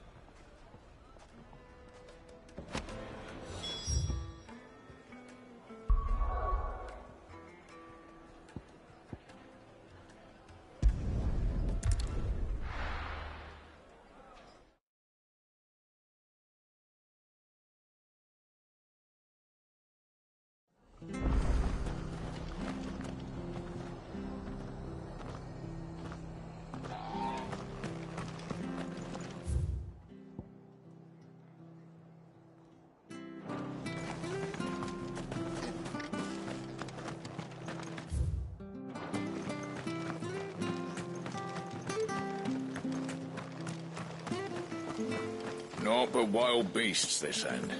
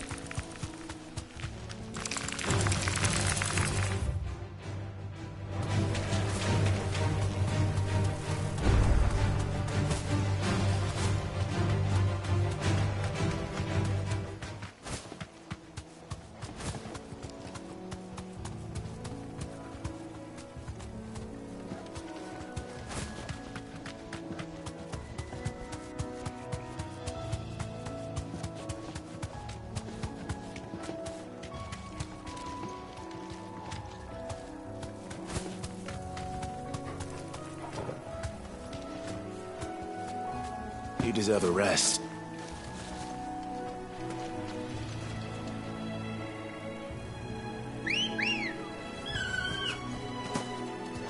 Come on. Faster!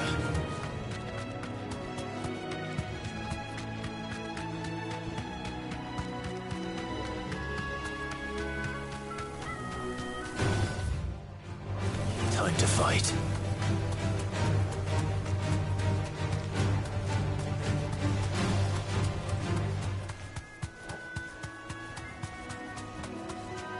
It's certainly quiet. If I were a giant antelope, it would seem like just the place.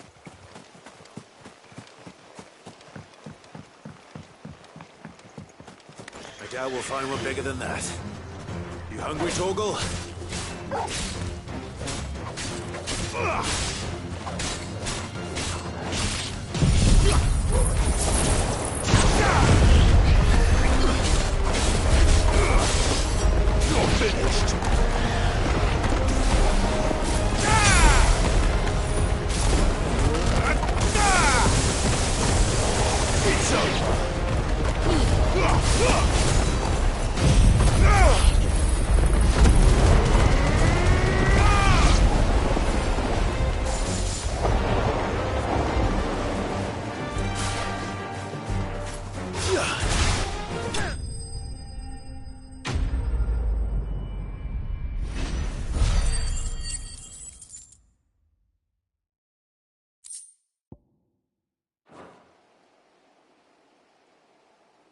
Now,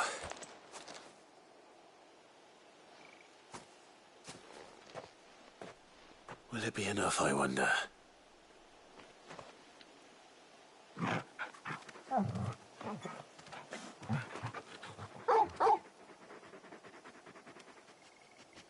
I say that answers my question, which means we owe the lawsmen our thanks.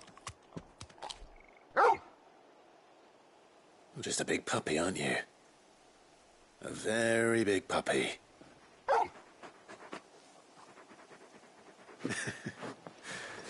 You do know you can take that with you, Torgal. Lady Karen will be relieved to hear you've got your appetite back. Come on, boy.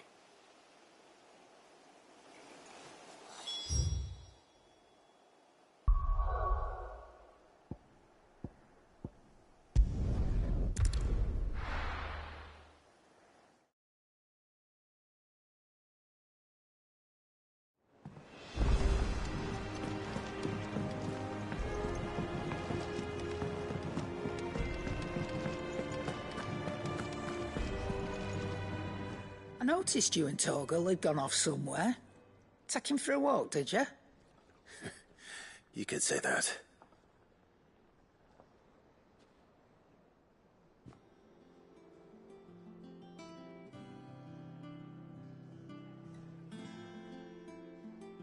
So, Molly's leftovers weren't good enough, eh?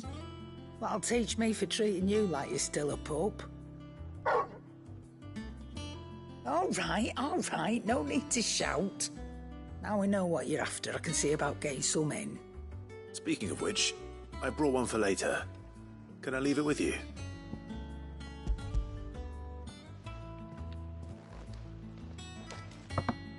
You can, aye. I'm nice like that. In return, you can thank Tomes for me. The bloody know-it-all. I was just on my way to see him.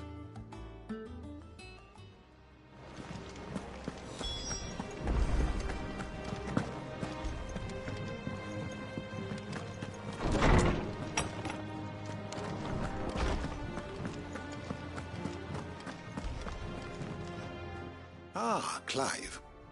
Were you able to locate your quarry? We were indeed, Lawsman. You pointed us in exactly the right direction. And Torgal's been a very happy hound ever since.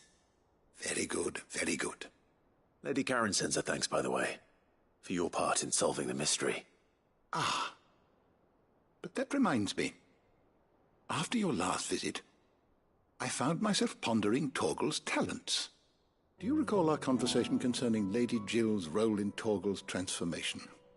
About how she somehow woke the power within him. Precisely that.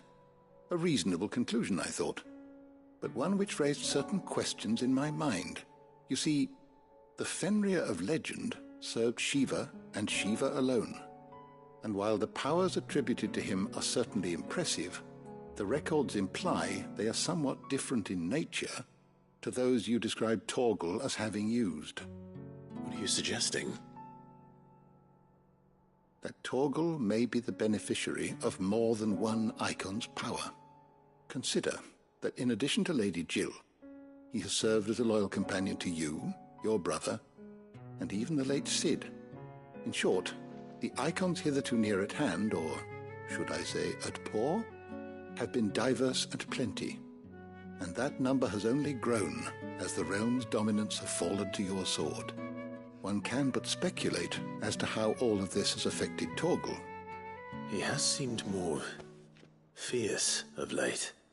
And if I am not mistaken, he will grow fiercer still. We are fortunate indeed to be able to count him amongst our allies and not our adversaries. Oh, he's more than an ally. He's a friend.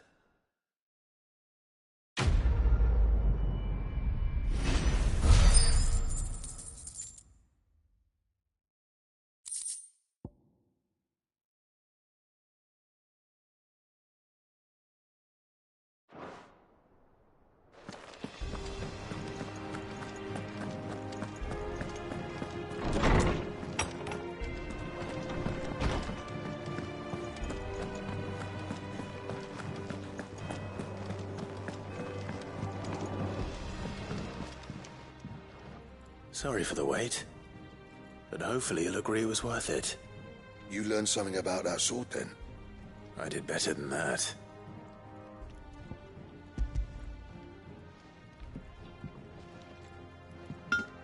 A whetstone? Yes. But not one you'll find anywhere in Valisthea.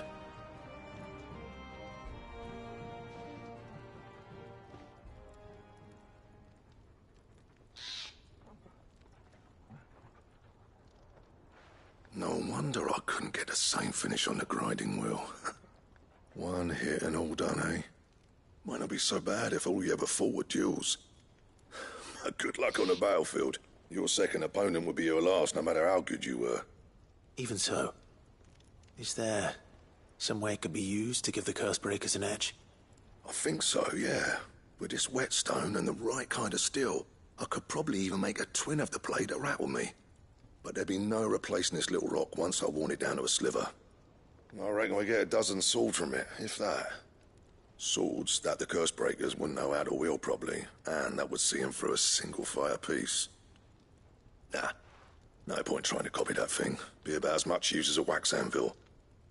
But finishing our blades with a whetstone this fine, now that's something to consider. And what's finer than fallen masonry, eh? Or more hard-wearing, for that matter. Just imagine it. Good Valisthean steel with an edge as sharp as any found in the Outer Isles. I won't make a copy, nah. I'll make something much better. I'm sure the Cursebreakers will be delighted. Just don't push yourself too hard. Don't you worry about me, sunshine. I've been working day and night since I was half your age, and I'll still be here when you're long gone. Hey, thanks, Clive. I mean it. I owe you one, August too. It's good to know someone's looking out for me. You'll be happy to hear you said that. And I'll see that my debt to you's paid. First new blade I make's got your name on it.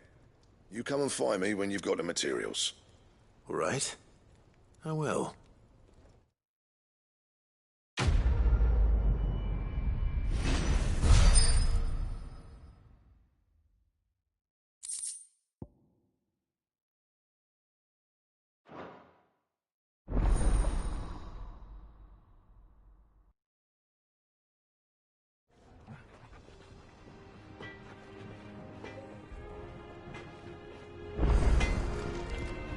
Clive? What do you want?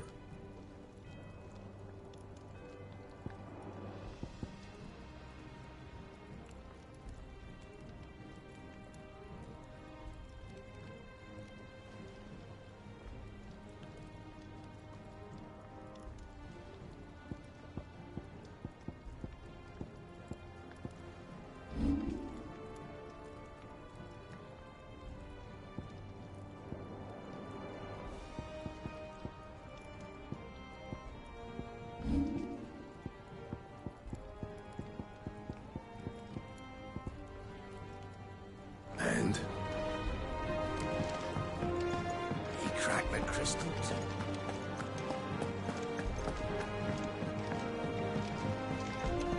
I don't know where Sid gets the energy.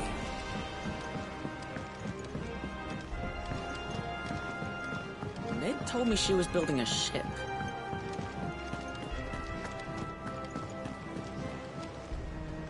Clive, did you get my letter? That's why I'm here. Shh. Otto might be listening. Is this better? A little. Listen, I've some bad news. It turns out the Hideaway may be slightly behind in its payment to certain lenders, and it may be my fault. But I swear to the goddess, I thought I had the numbers square. Sadly, that square turned out to be more of a circle. Zero, you might say. I can straighten it out, I swear, but it's going to take some time, and I'm going to need help keeping it from Otto. Be late for that, I'd say. There you are! What a surprise! So let me get this straight. You forget to pay our lenders what they're due, and instead of coming straight to me, you get Clive to come to you. And I hope he'll dig you out of the hole you've dug for yourself. Clive, the man in charge of the place you've been cheerfully trying to bankrupt. And you thought this was a cunning plan. Why? Well, who needs paying? Oh, just Martha. And the dame. And, well, Lady Karen. But only 500 talents. We owe 3 of our most trusted friends 5 million gil. Each. 5 million each. They lent us the bulk of the money we used to rebuild the hideaway, you see, and, well, I must have made some sort of oversight. Those ledgers were my responsibility, and it was my decision to entrust them to you. This is my fault. Do we have that much to hand? I can always ask my uncle. No, we don't.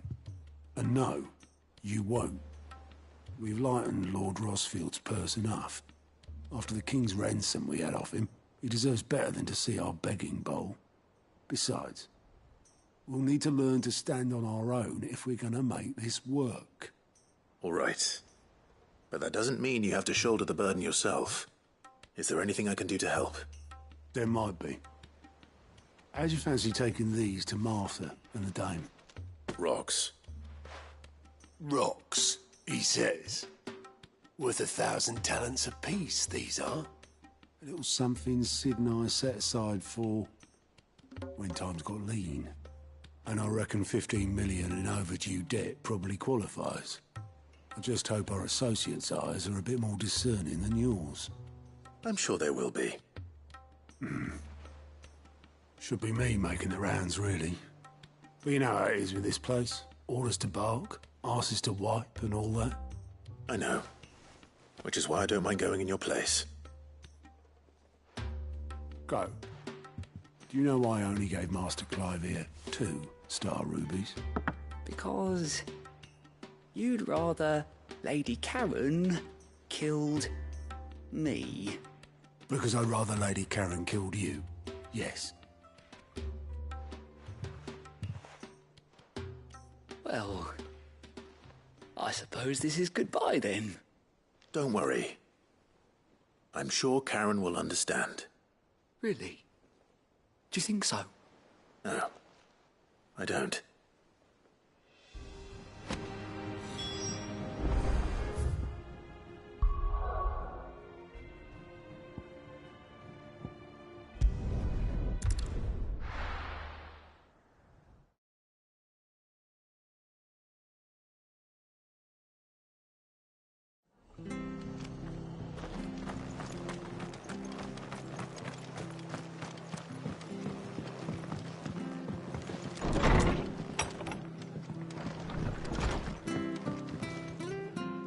Clive, we weren't expecting you.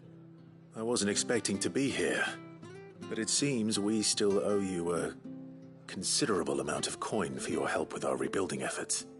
And though I doubt it's what you were expecting, we were hoping you'd take this as payment.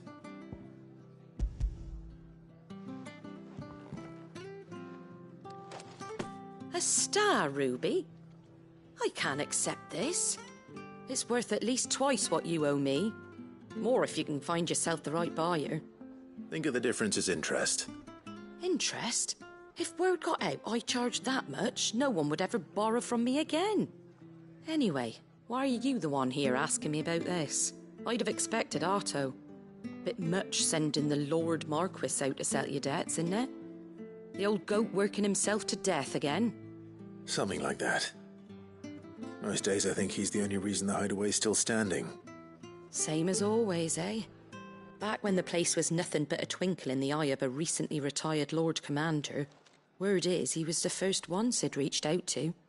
Probably knew that without his strong arm and level head, the idea would never get off the ground.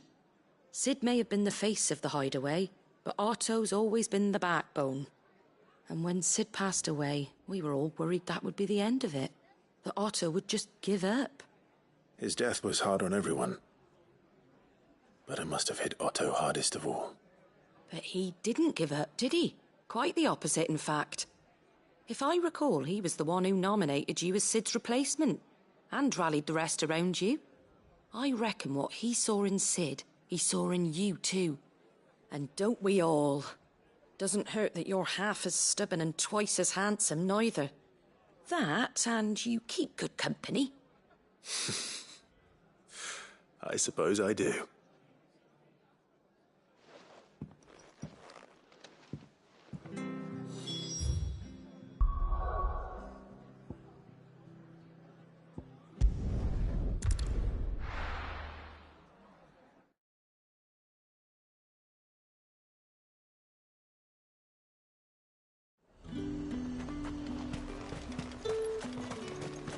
How the hell is anyone supposed to...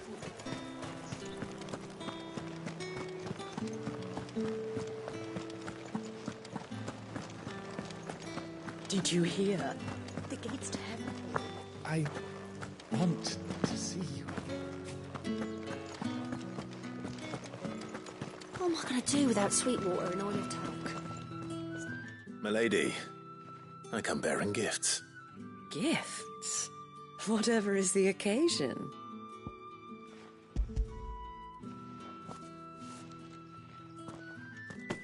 Oh my. Clive, you really have outdone yourself. Otto asked me to give it to you. To settle the Hideaway's debt with the Veil. And to compensate you for the time it took us to do so. You disappoint me, Clive. I thought you might finally be warming to me. Tell Otto he can keep his baubles. I tried to tell him as much the first time around. The man owes me nothing, nor does the Hideaway. My contribution to the restoration effort was made freely and willingly. It was the least I could do. You once told me Sid did you a kindness. I'd like to do the same. Please, accept it. For my sake. And for Otto's. For all of us. For all you've done. It is rather fetching, isn't it? Very well. Otto is lucky to have you, Clive. I doubt anything could ever replace his son. But you and the others at the Hideaway are the closest thing he has to family. Otto had a son. Long ago, yes. Sid told me Otto lost him when he was just a boy, and blamed himself for not being able to stop it. I don't know how it happened, whether there was anything he could have done, but it was clear that it weighed heavily on him. I didn't know. How could you have? I doubt anyone did. Besides Sid, I've never met a man more keen to bear his sorrows in stoic silence. An ill habit, given that both have always been surrounded by friends desperate to help them. I'm beginning to see that.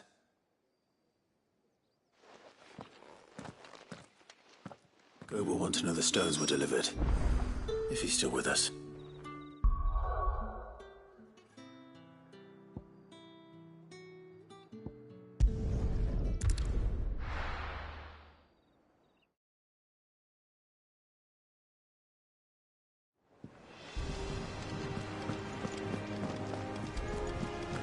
Is that the thing Tomes helped with? Mid told me she was building a ship.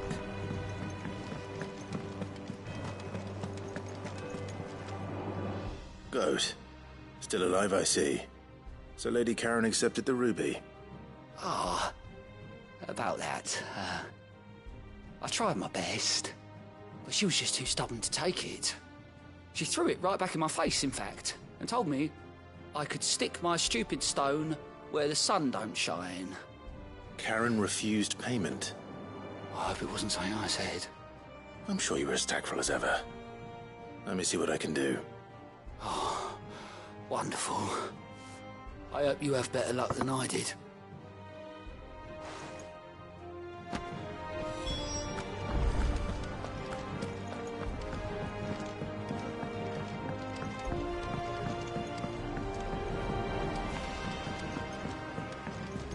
I don't know where Sid gets the energy.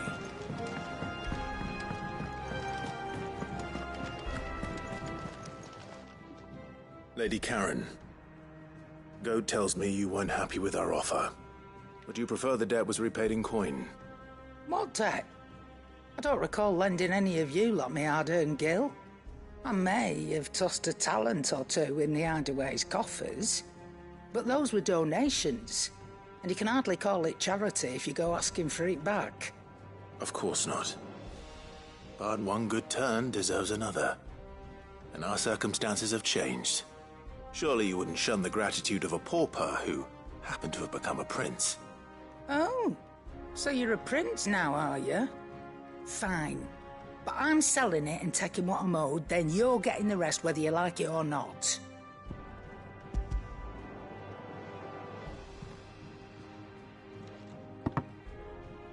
Where'd you even get this? A decent trader might nab 1,000 talents for a star ruby. A canny one, meanwhile, might claim it were nicked from the belt of Sid the Outlaw himself and ask twice as much. Might be I already have a buyer in mind. Might be you even know her.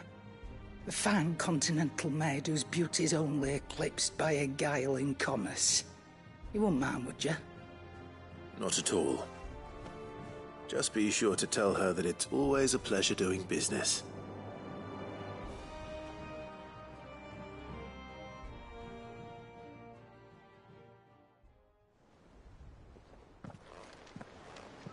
I hear you ended up delivering all 3 stones. Thanks to this lump. I sometimes wonder what I pay you for. Speaking of which, I still haven't been paid last month's wages. Oh, so you remember what's owed to you then? Get your ass behind that disc of yours and don't get up before those ledgers are square. Right away.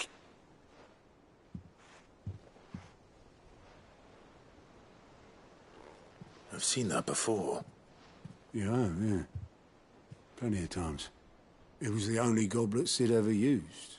Either out of habit, or because the filthy soul couldn't be bothered to find a clean one. I knew so little about him. Like most people. Martha and the Dame both seem to have fond memories of him. Huh. I bet they do.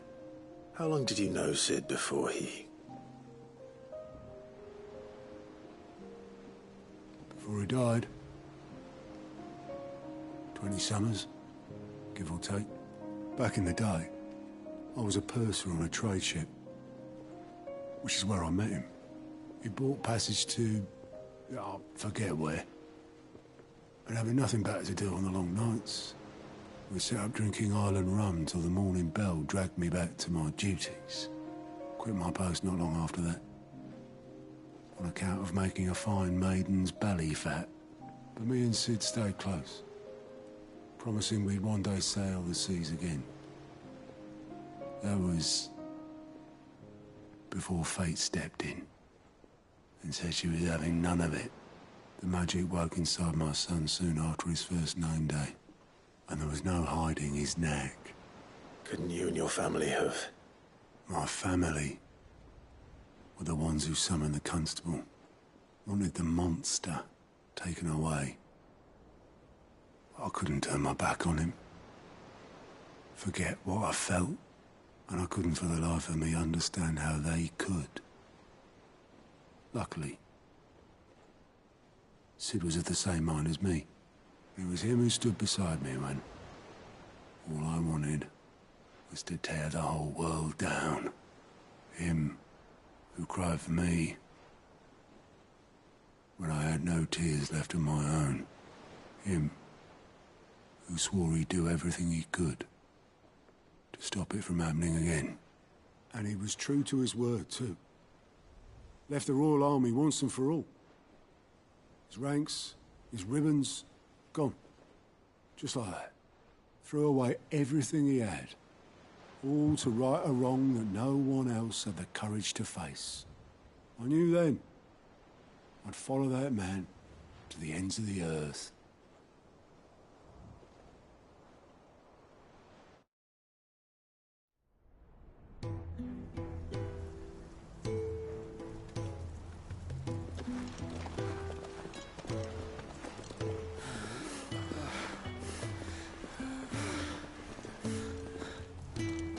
was always too clever for his own good, was Sid. Saw the world for what it really was, while the rest of us were content to go along with the lie we were shown. And it can't have been easy, bearing that burden alone.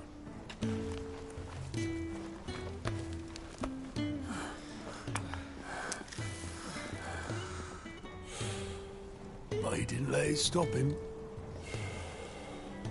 He never lost faith in what he believed was right. And that gave us faith in him. Faith he'd steer us true. So I swore to myself that I'd always be right behind him, ready to catch the stubborn sod, if ever he should fall.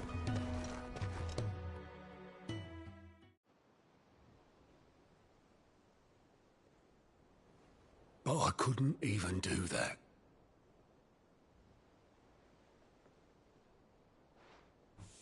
Ignore me. Just the ramblings of a tired old man. Leave that lot. I'll tidy it up in a bit.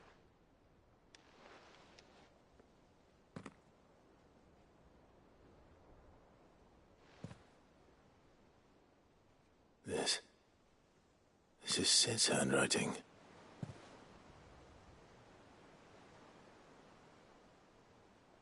Dear Otto. I may be drunk, but I wanted you to know this place would be fucked without you. Love you, you grumpy old sod.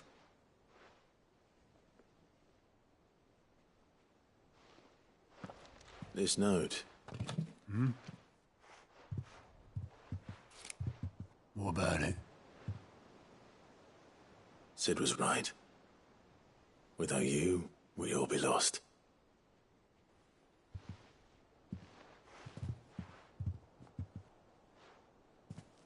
He should have bloody well said so then. Just once. Before he went. But then, why would he? Him, or anyone?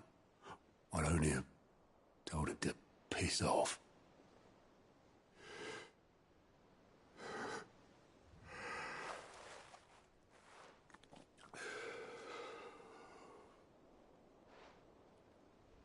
You're wrong, though. Both of you. It was never just me keeping the hideaway afloat. It was all of us. I just shoved people in the right direction. I barely seem to be able to do that anymore.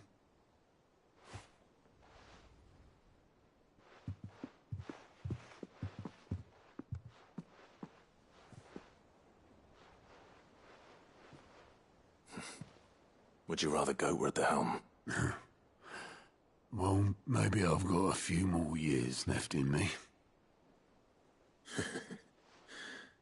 I'm going to hold you to that, Otto. Before you go,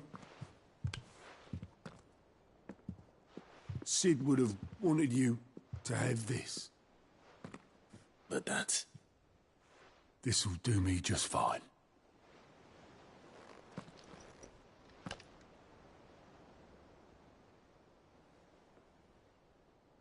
Thanks for the ray of sunshine. I'll see if I can't pay you back. Already have.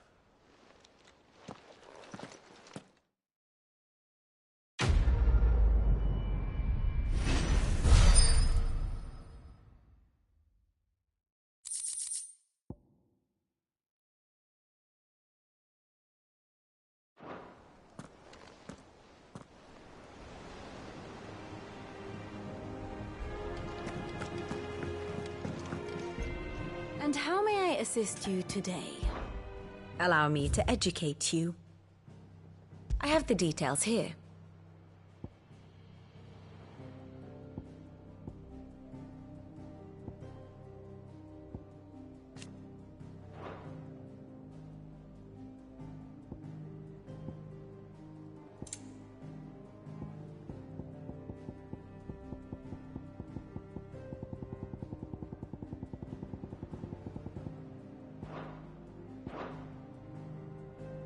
Study it well, Clive.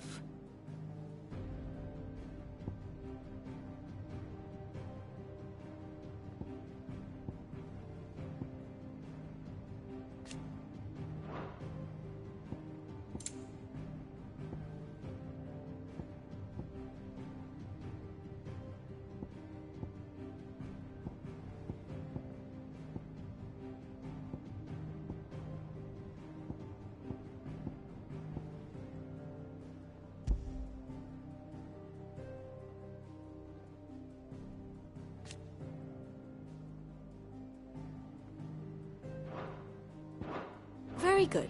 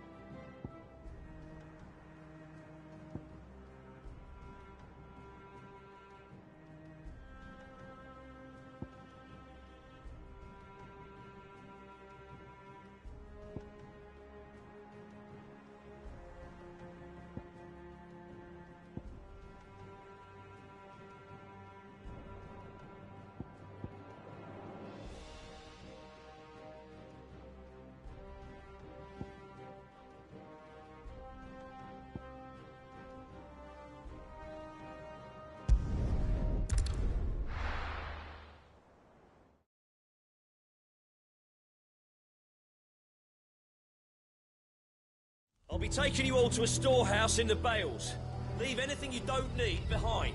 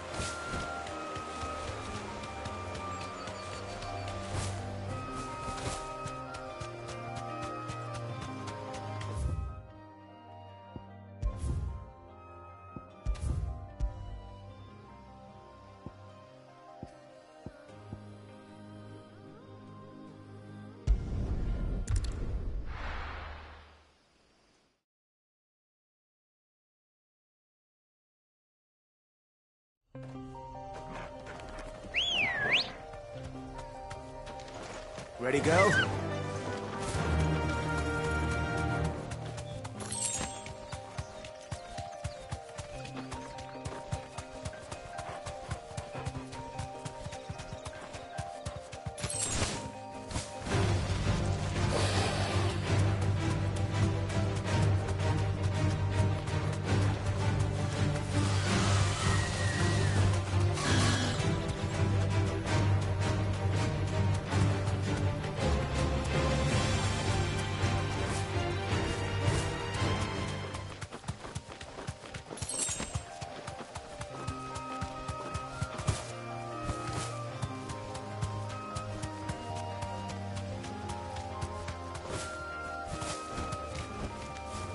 do, girl.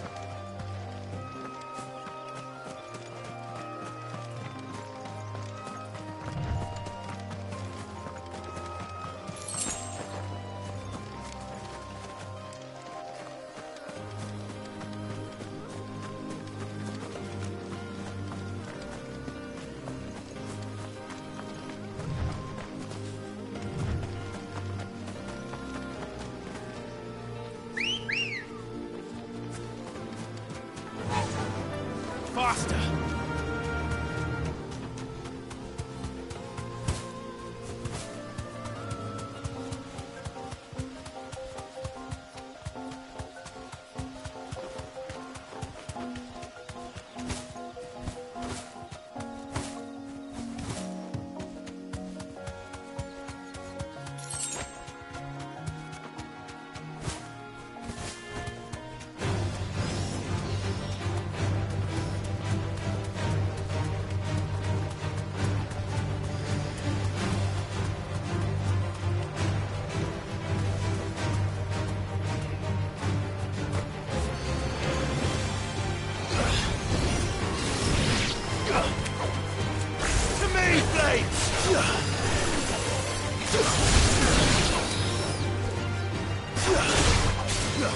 You're finished.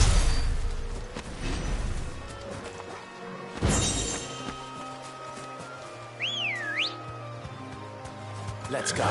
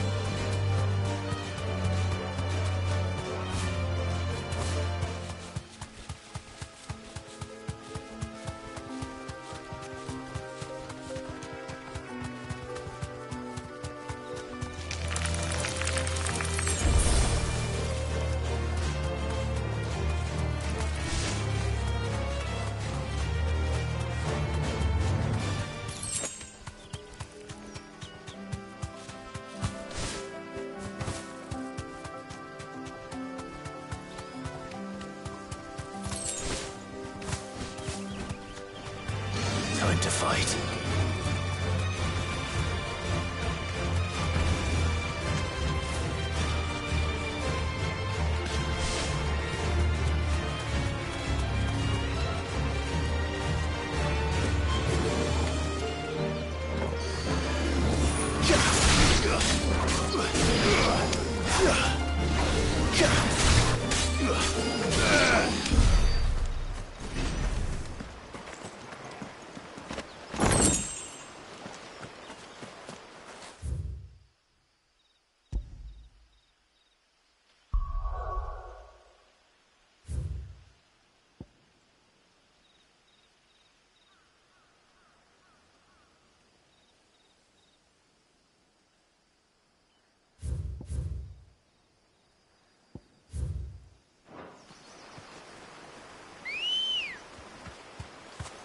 Come on.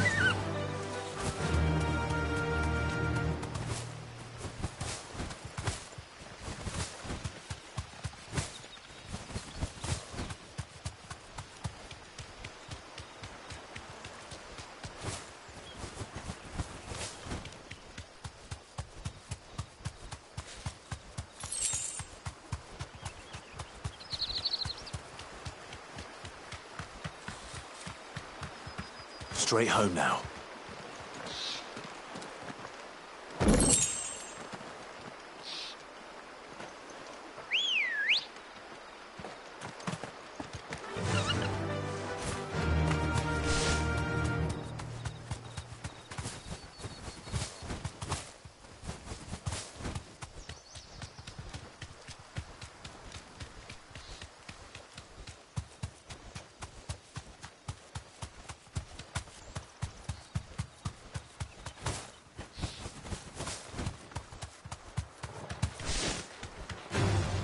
No mistakes.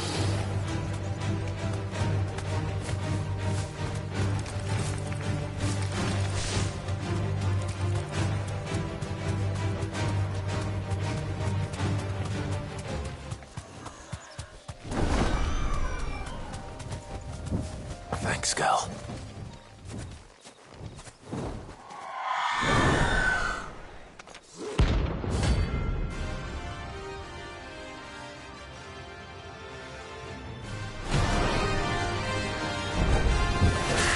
That's what I think it is.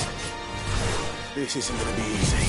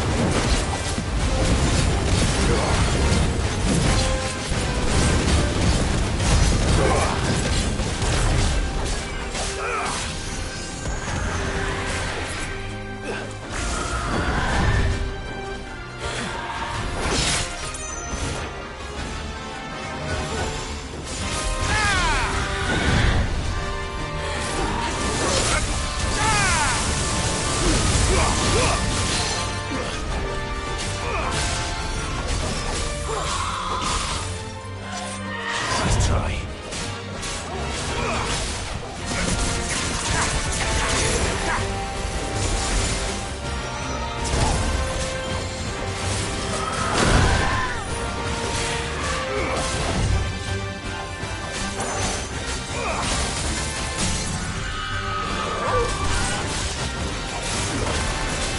Farewell.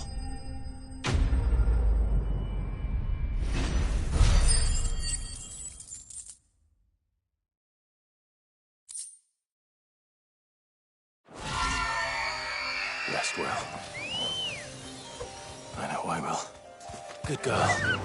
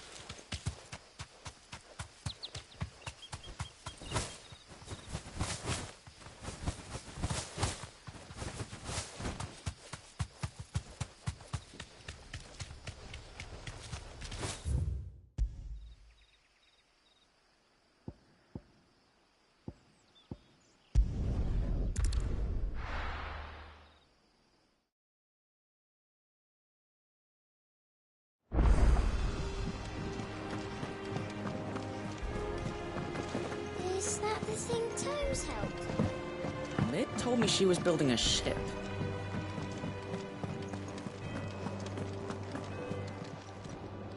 How may I help you today, Clive?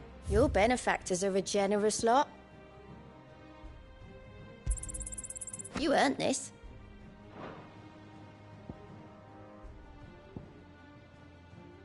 Best of luck out there, Sid.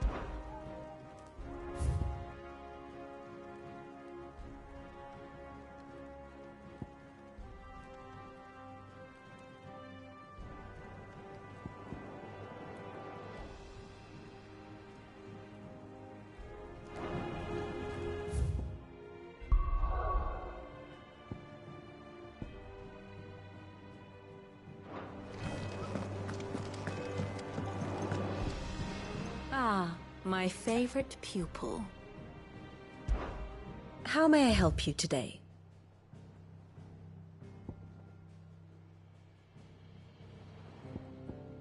Yes, perhaps a little revision might not go amiss.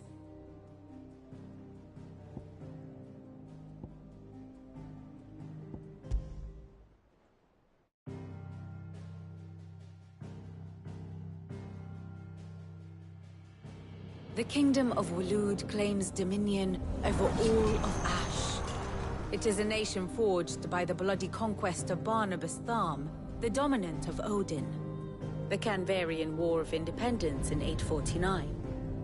The Battle of the Twin Realms in 865. The Battle of Belinus Tor in 873. Wheresoever his armies fought, Odin was found where the fighting was fiercest. But of late, the warrior king appears to have laid his sword to rest.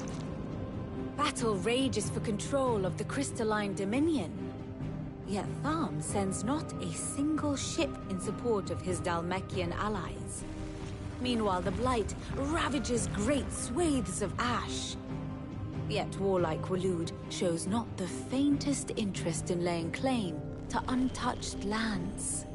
So why go to the trouble of sending an army of orcs into the heart of Drake's Fang, only to make no attempt to claim the Mother Crystal for Waloed?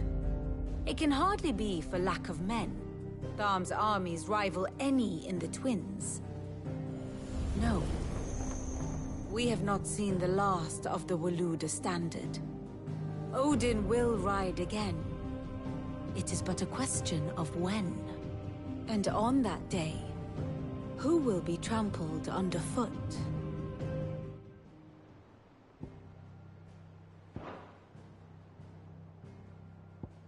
Here's the latest information I have.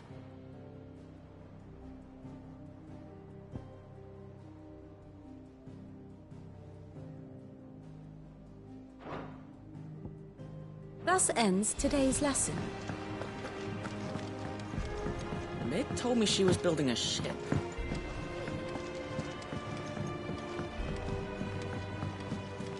I don't know where Sid gets the energy.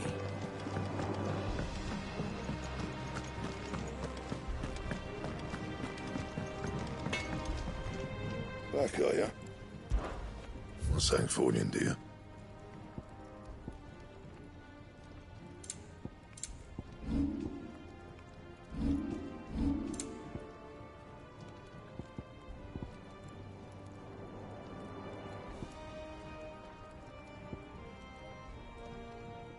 Anything else?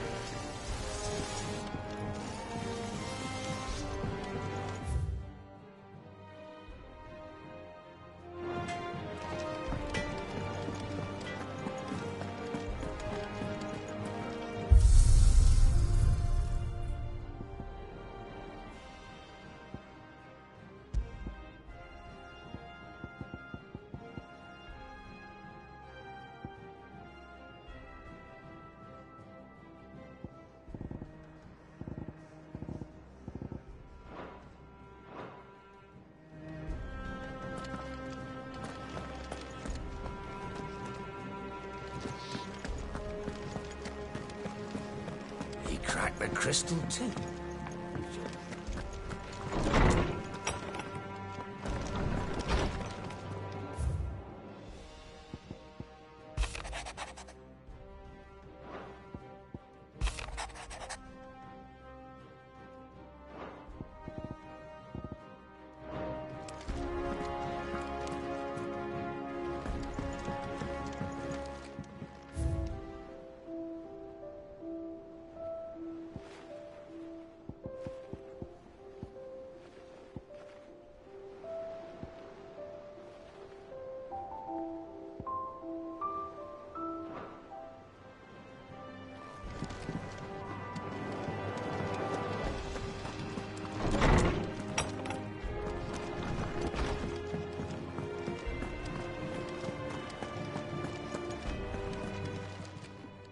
Well, don't just stand there gawping.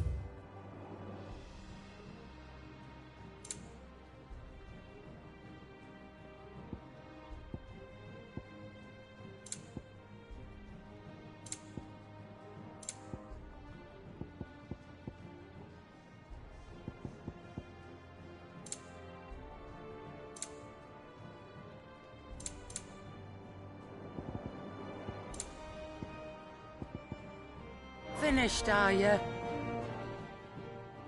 And what can I do for you?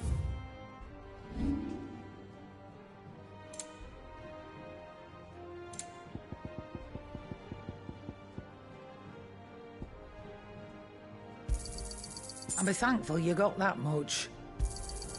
You got out else? Finished, are you?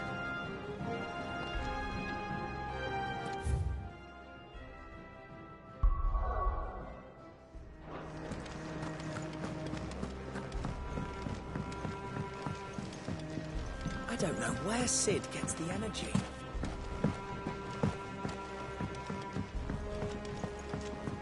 Ned told me she was building a ship.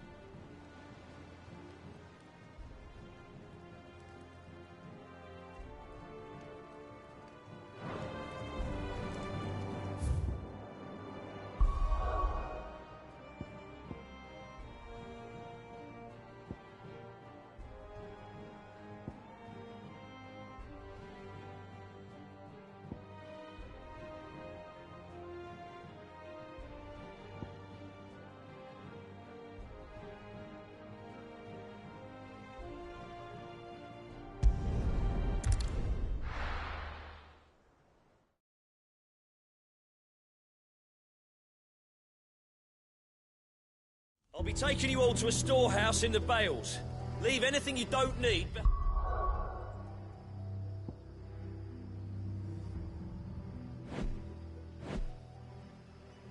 Behind.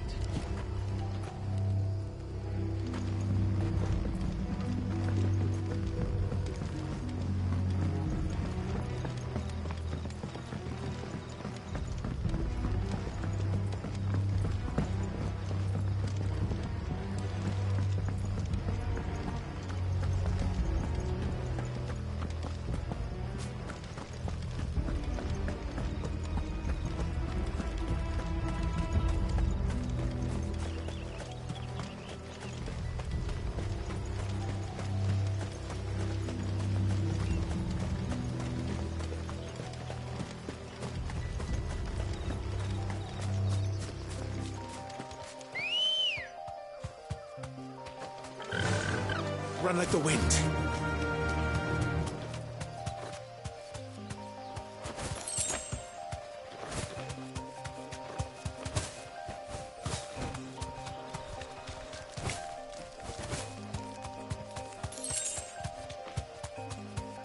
We're not alone.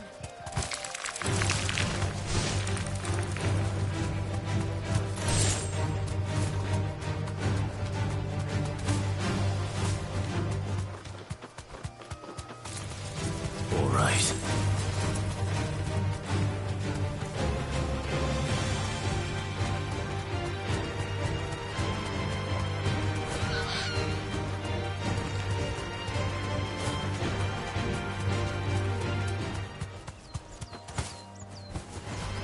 This won't be easy.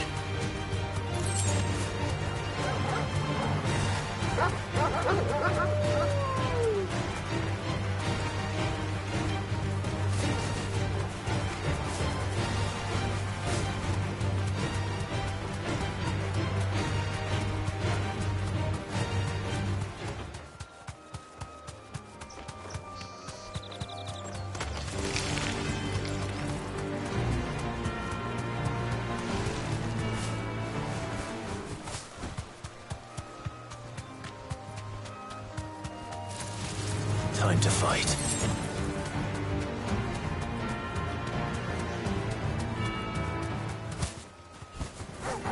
All right.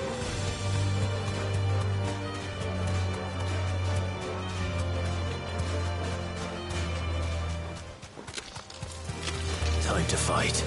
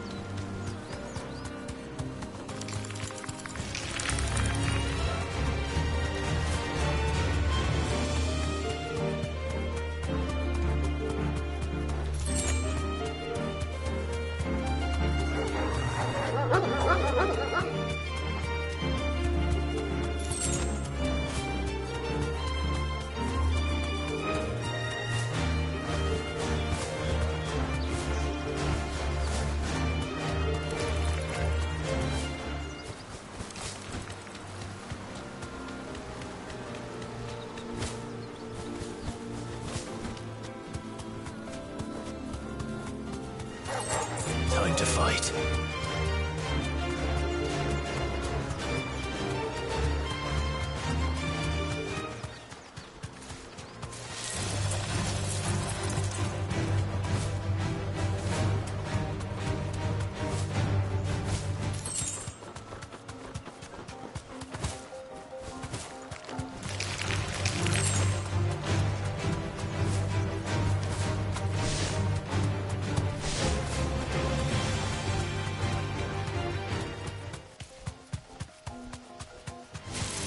All right.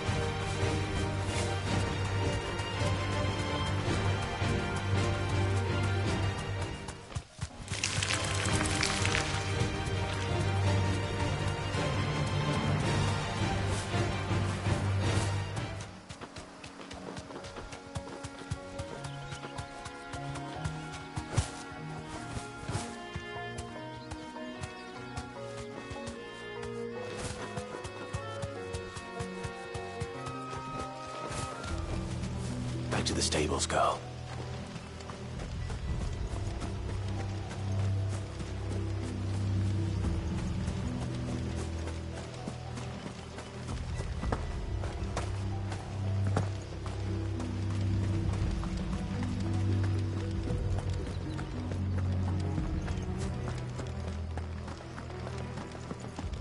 Come, my children, the reckoning is nigh.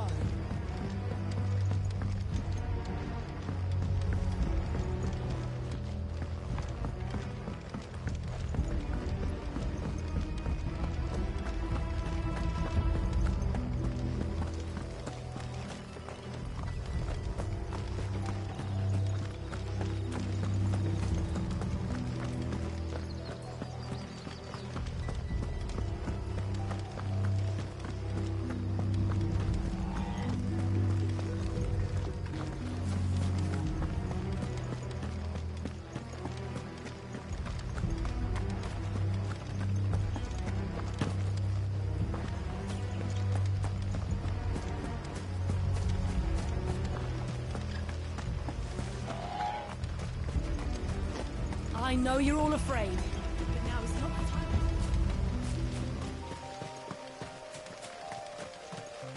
Ambrosia won't help me here.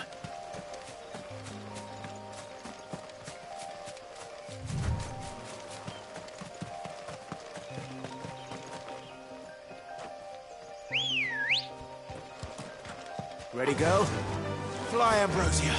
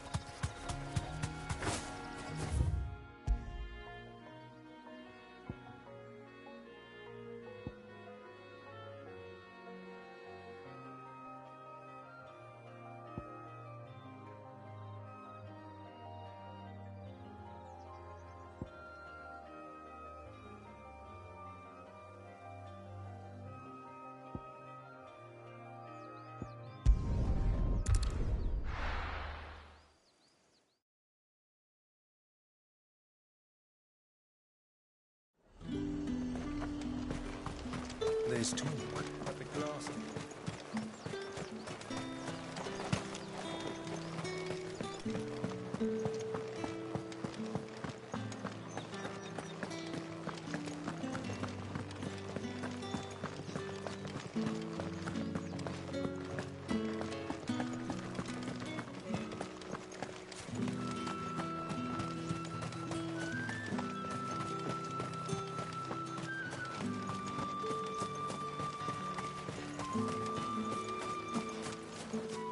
Ambrosia won't help me here.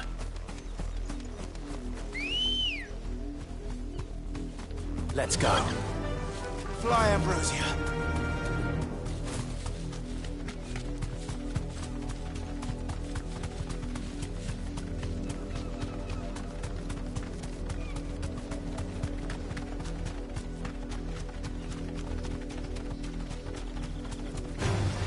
All right.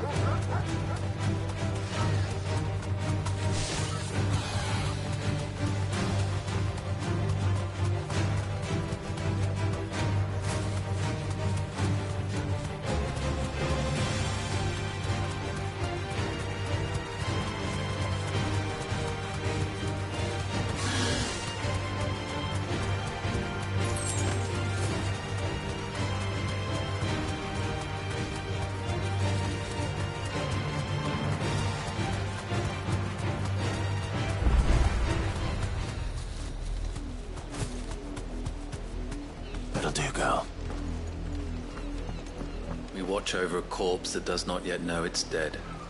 The least we can do is see it is not defiled any further.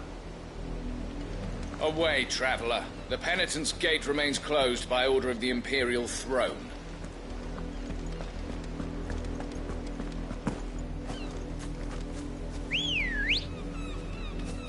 Come on.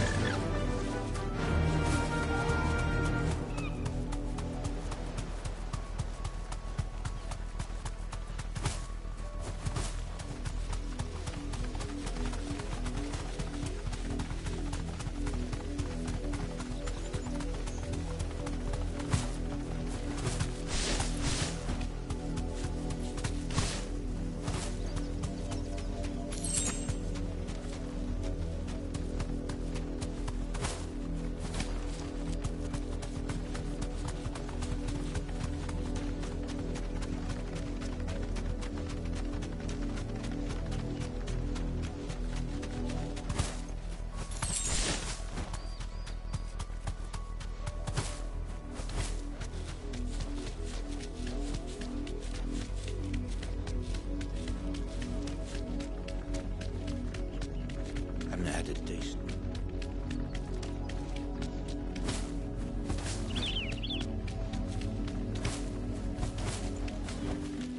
Back to the stables, girl.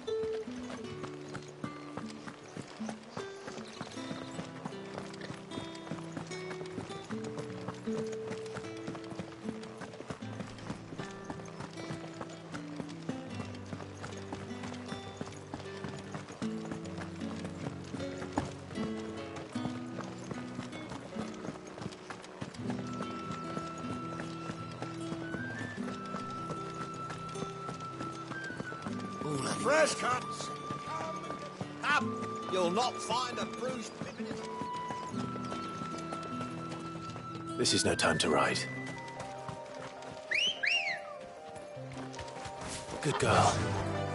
Yeah!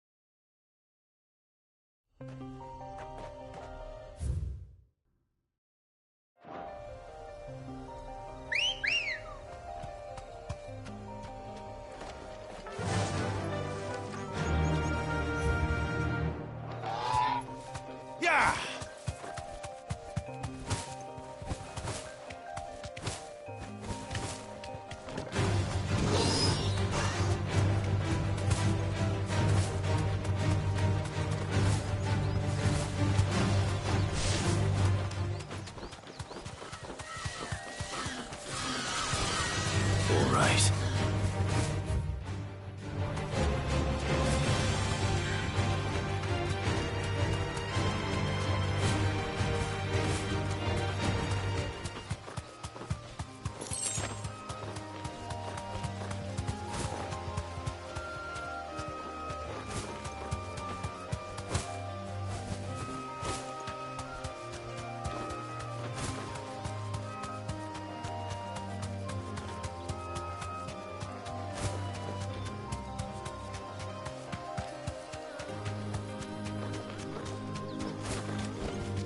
Back to the stables, Carl.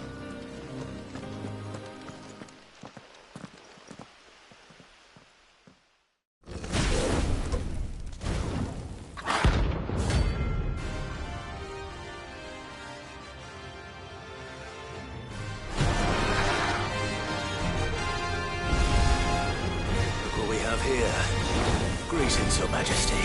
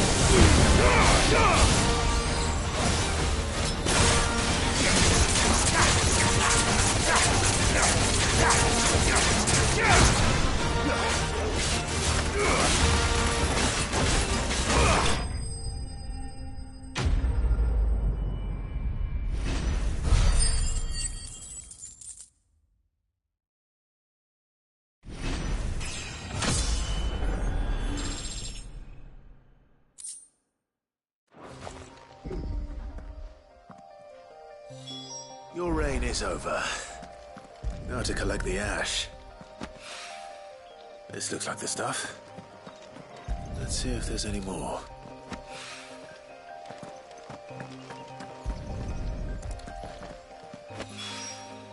That should do it. If a wine needs more than this.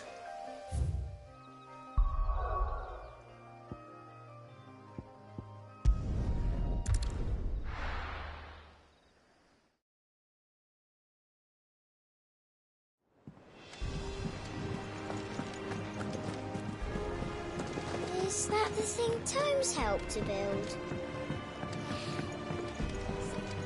I don't know where Sid gets the energy.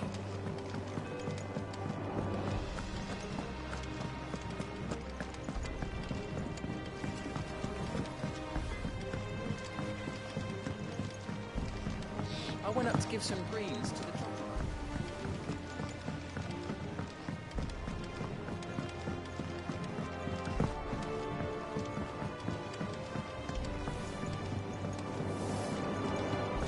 Wish I could take one of our birds.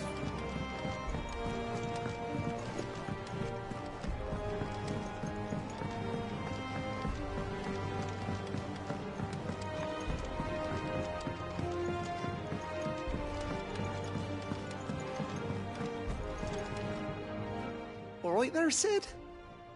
How's that hunt for the bomb ash going? I have it here.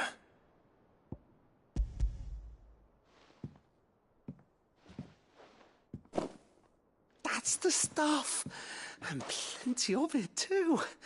Enough to keep the Alembic bubbling away for a good old while. You're a gent, Sid. Let nothing say otherwise. Right then, let's get this contraption up and running.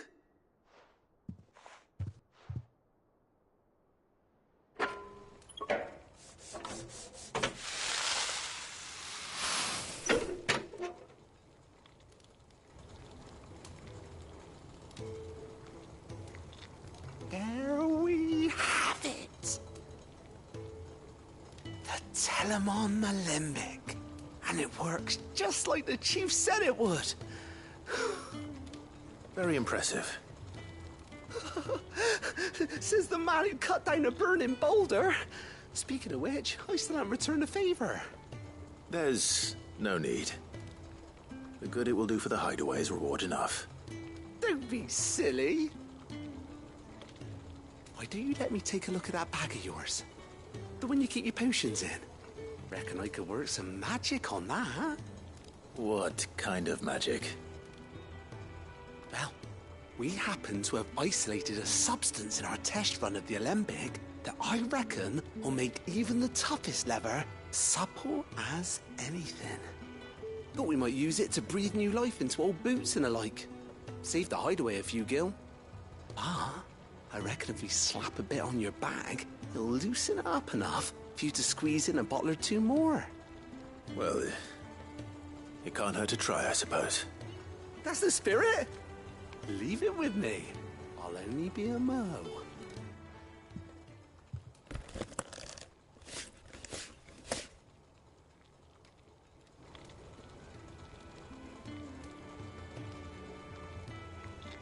Well, what do you reckon? It certainly feels more flexible. Right? Told you. Thank you. I think. No. Thank you for supporting Mid and the rest of us in our endeavors. Without you, we'd never have been able to discover wonders like that stuff I rubbed on your bag. And I'm telling you, there's plenty more where that came from.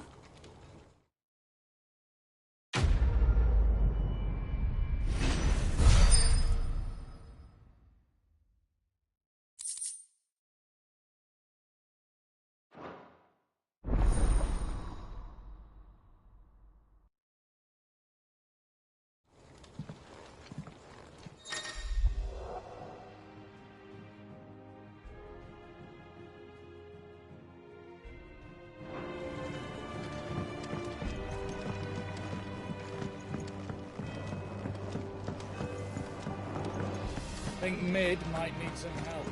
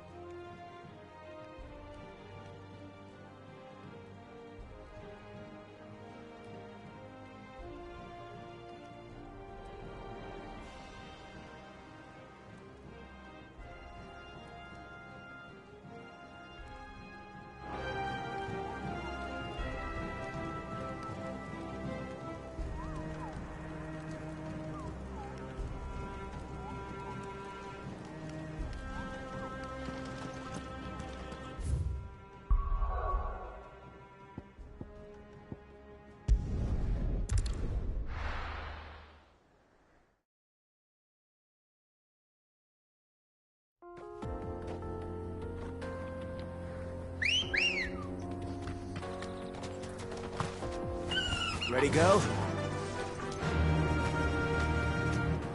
Faster!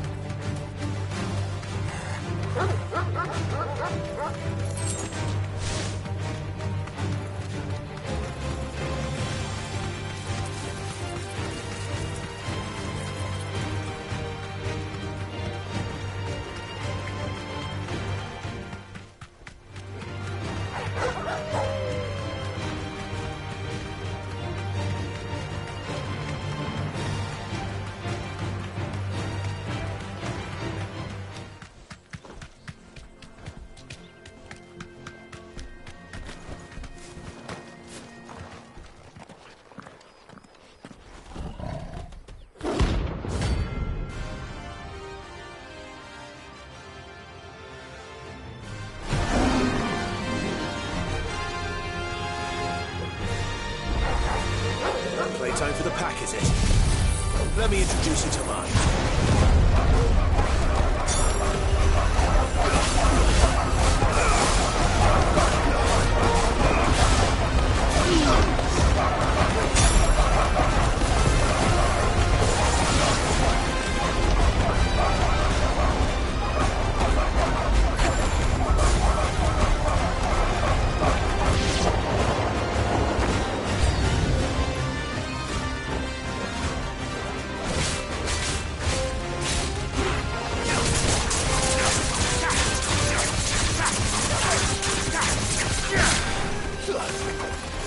It's over!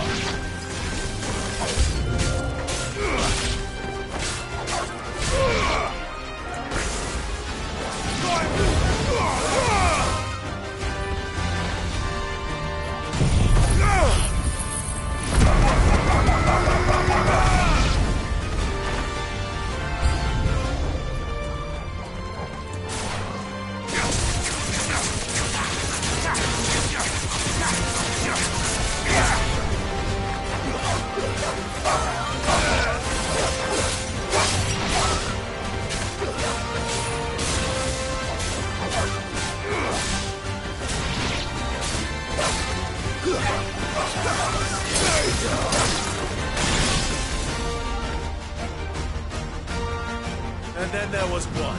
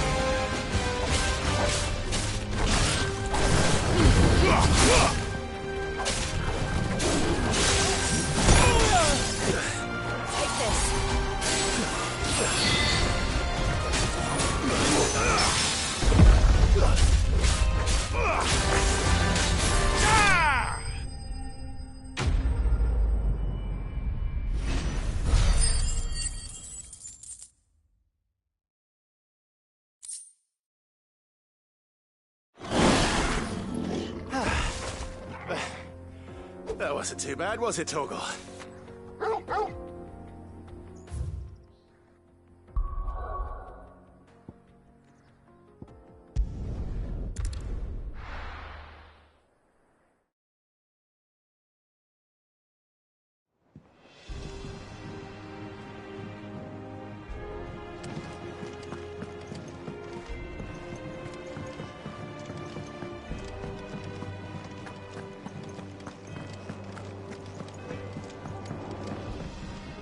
What do you need? Not saying Fordian, do you? No scratches, all right?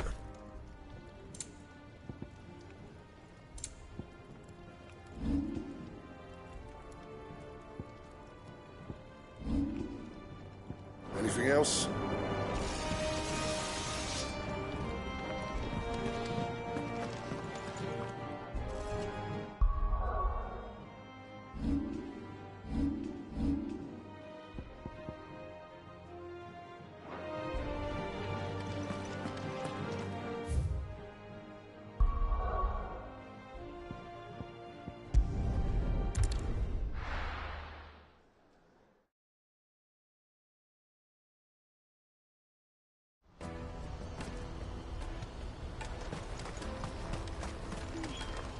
What are you looking for?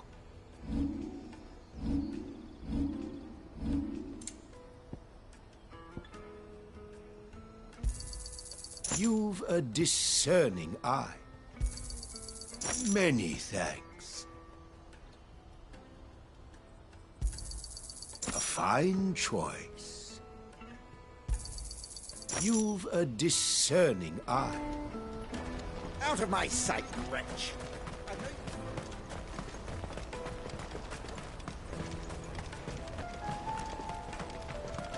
Come on, come on! Caravan stops next to the train. Are you the furniture maker? Looking for something in particular? Ah, and Eloise collared you too, eh? Then I expect you want to know more. She told me you were leading the hunt for the pickpockets. What have you learned? For one, that they're targeting the traders carrying the biggest packs. Harder to watch your back, see? And less chance of the mark giving chase if they're spotted. Not that they'd be likely to catch them. Those imps know every inch of this warren like the backs of their hands. Their eyes must have lit up when they saw Goots. The fishmonger round by the gate's been trying to track down the children involved. You should go and have a word with her. Thank you. We will.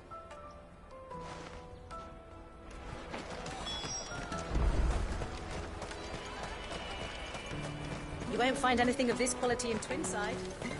You should come with me to the Dominion. Fish for sale! Fresh sorted and smoked! Can I interest you? Ah, sorry.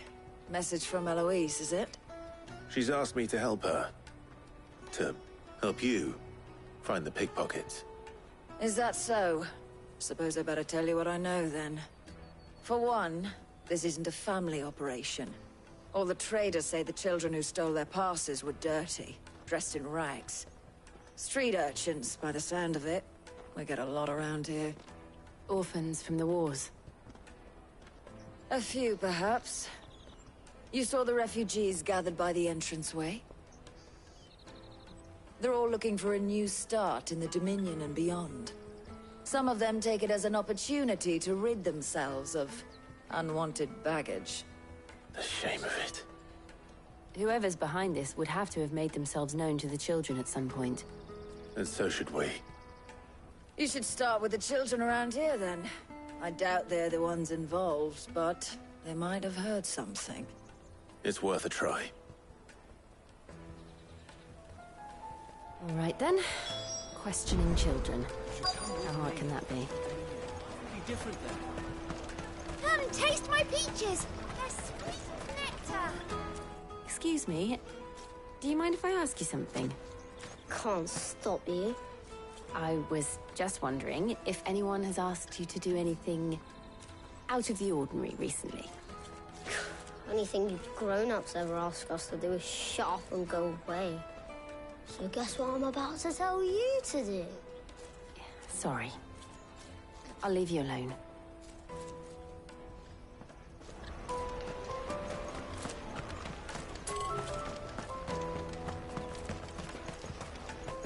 The Empire's your enemy, not us!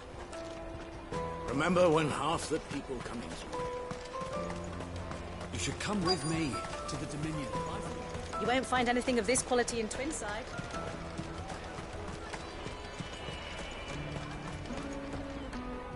Do you have a moment? What do you want? What I want is to know who's asking children like you to pick pockets. I don't know. Nobody's asked me. What's picking pockets? Do you get paid for it? No, you get in trouble for it. So if they come calling, you know what to tell them.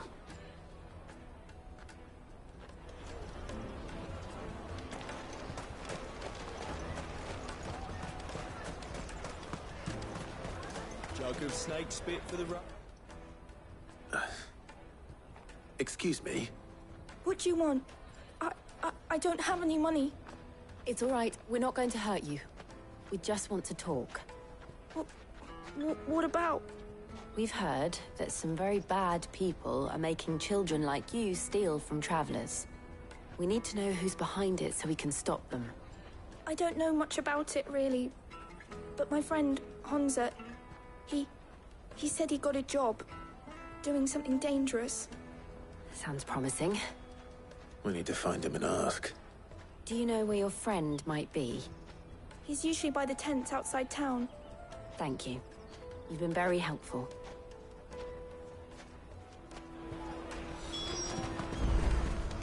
Come on, come on!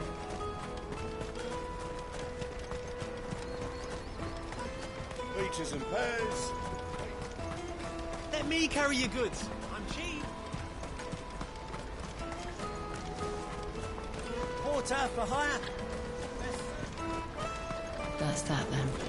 She must have been the refugee camp. Let's hope he's still nearby. There are no crystals here. That big fat donkey was easy pickings. He wouldn't have noticed if we'd robbed his boots off him. Yeah. Wish we hadn't handed over the pass, though. Could use one of those things to get out of this dump. Chance would be a fine thing. The moment they found out, they'd string us up by our guts. Would they now? Perhaps you'd like to introduce us to these charming characters. Shit! We're in trouble now! What do we do? You two get caught if you want. I'm off. Hunter! Where are you going? So that was Hansa, eh? Jill, you watch these two. I'm going after him. All right.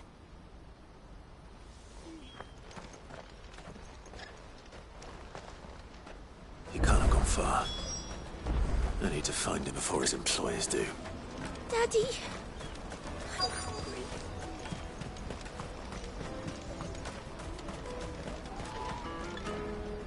Did you see a boy run past? He stole something from a friend of mine. There was a boy ran back there towards the Chocobo pen, but... Thank you.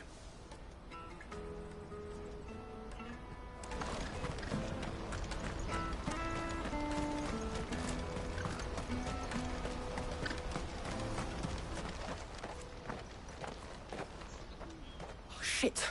Cornered. It's all right, Hansa. I'm not going to hurt you. I just want to ask you some questions. Fine. Not like I've got a choice. I'm looking for the people who are making you steal for them. Who are they? Called themselves the Carstones. They said they'd give me a good gill if I did what they told me.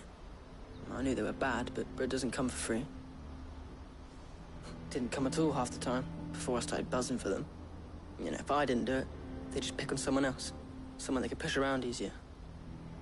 Hansa. You found him then? Jill. Where are the other two? Eloise is watching over them. She sent Goots and I to look for you. You're... him! I haven't got your pass anymore, if that's what you're after. I gave it to the Carstones. Whatever you do to me, I can't get it back. Not that I go against them, anyway. If it weren't for their gill, me and my mates would have starved.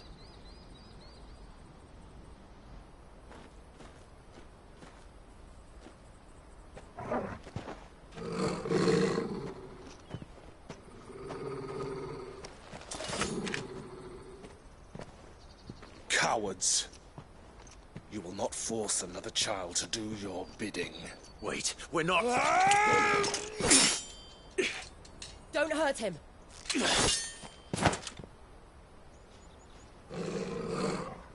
You're making a mistake. We're on the same side. Like hell we are. That brooch. Where did you get it? Master Theo?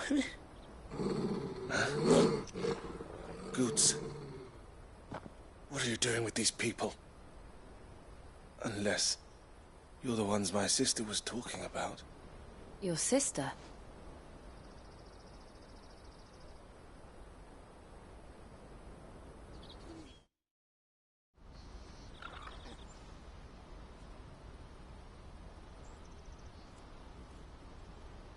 Eloise didn't tell us she had a brother. And why would she? I'm just a back and a blade. Theodore, at your service. Sorry about before. Theodore, what do you know of the cast stones? Vultures who have made Boklad their hunting ground. They prey on the desperate, stealing from those with Gil and bullying those without it into joining their flock. I'd been looking into their activities in hope of sparing the refugees any further hardship. But it seems they've already stooped even lower than I'd feared. Hans is a good lad. Don't blame him for what they've made him do. If he and his friends hadn't agreed to work for the stones, some other poor souls would have. On pain of death, most likely. Clive, was it? And my sisters asked you to help put an end to the pickpocketing. Then we all want the same thing.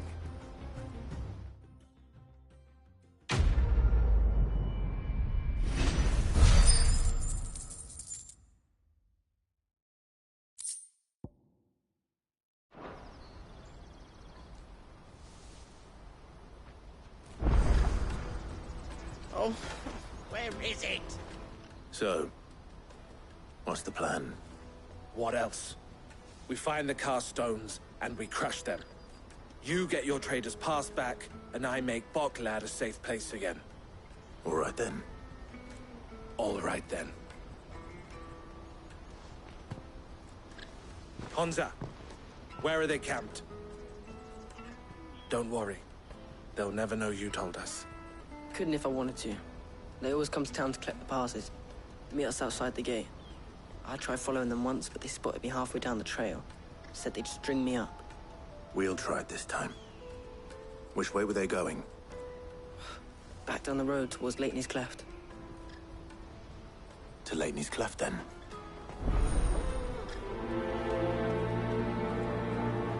Leighton's Cleft is to the south, past the camp. Better not have scared me.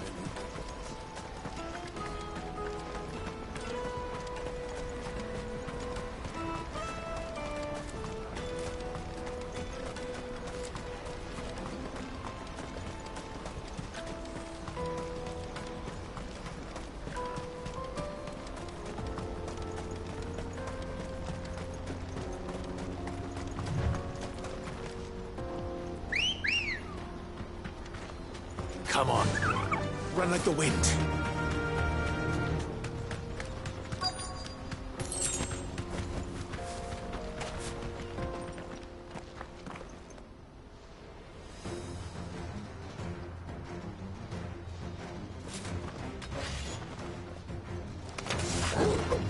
That's the one who's been sticking his nose in our business.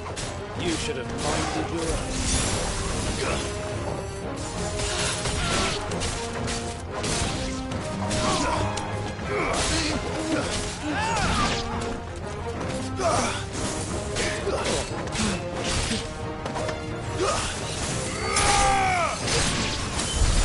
I doubt these were the ringleaders.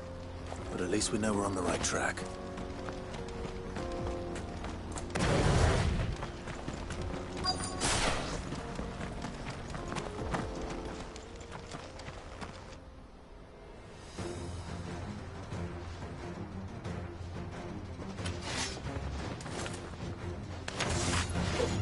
We got company!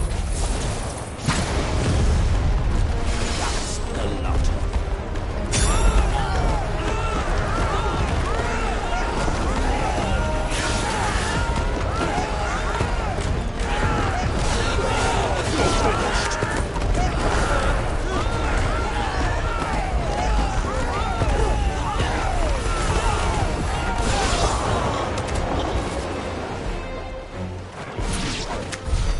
More foot soldiers. Fewer now.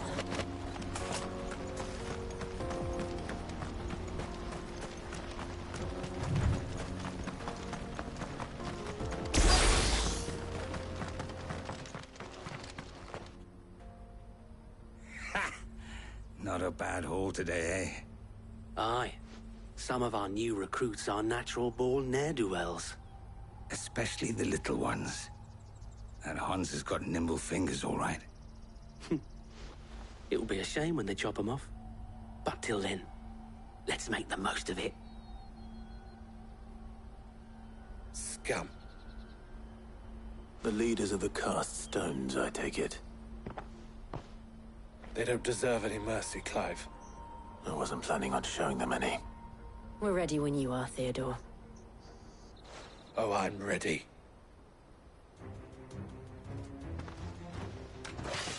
It's that guard from Bocklad. Kill him! Kill them all!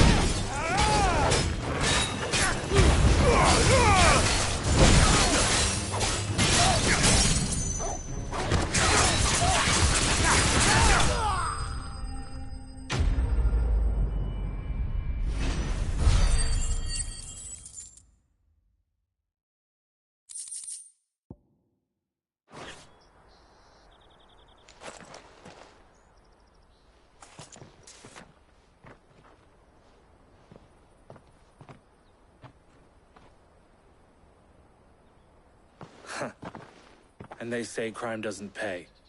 Gold chains, rings, purses. And traders' passes. Dozens of them. Have the names been changed? Not yet. I recognize some of them. No doubt Goots's is somewhere among them. Now I just need to sort through it all and return everything to the people it was taken from. We should go and give Eloise the good news. Can we leave things here in your hands, Theodore? Of course. Oh, and, be sure to tell her of the part I played, won't you? We'll be glad to.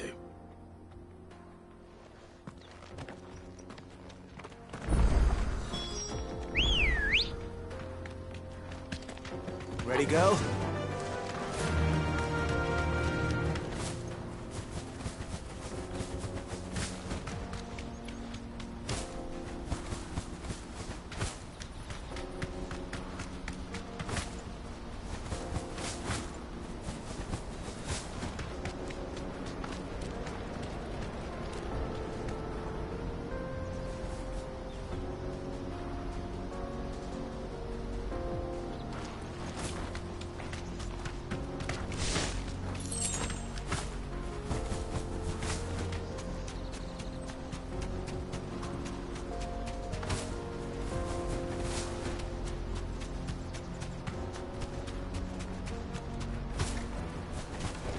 No need to ride from here.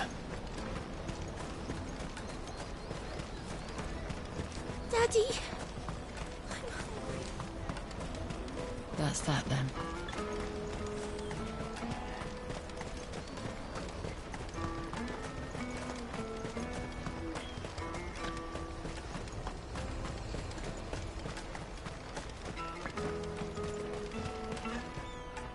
Ah, Clive.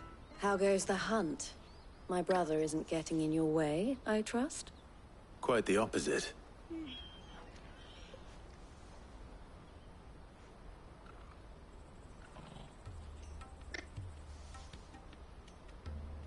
So it was the cast stones who were behind it all. Theo told me he'd been on their trail. And their demise solves 3 problems at a stroke. That of the pickpockets, the bandits pulling their strings, and the passes they were stealing. I only hope yours is among the items you recovered. Only time and Theo's return will tell. Speaking of whom, welcome home, dear brother. You are too kind, Eloise. Here, Clive. Goods' pass. Ask him to keep a closer eye on it from now on, would you? I will. Thank you. El, I've asked our boys to carry the rest of the goods back. Can I count on your help in sorting through it all? Of course. I'll make some space in the storeroom. I expect you'll soon be on your way then. But it wouldn't do to leave without introducing yourself properly. Would it now? Sid. Don't look so shocked. We're on the same side. I don't understand. As you now know all too well, we at the Crimson Caravans are always happy to help those in need. For a small fee, we will move anything that needs moving. Be that goods to market, or bearers away from it. I was the first my sister helped escape. If it wasn't for her, I'd have been branded as a boy. I had no idea. It just so happens that we are seeking to expand our operation. And who better to join forces with than the leader in the field? Wouldn't you agree, Theo? I would. It seems our purpose is the same in more ways than one. So what would you say to working together again? It would be our pleasure. And our honor. The honor is ours. Here, Clive. This is for you.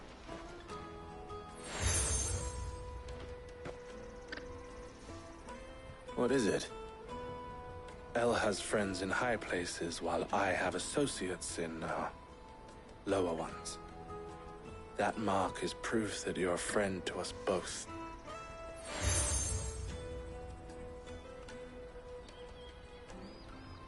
I shall bear it with pride. Well, all that remains is to wish you a safe onward journey. Goots's pass should secure you a place on the caravan, but if you encounter any difficulties, we would be delighted to provide you with a coach of our own. For a discounted price, of course. Say, 9 million? We'll try the caravan.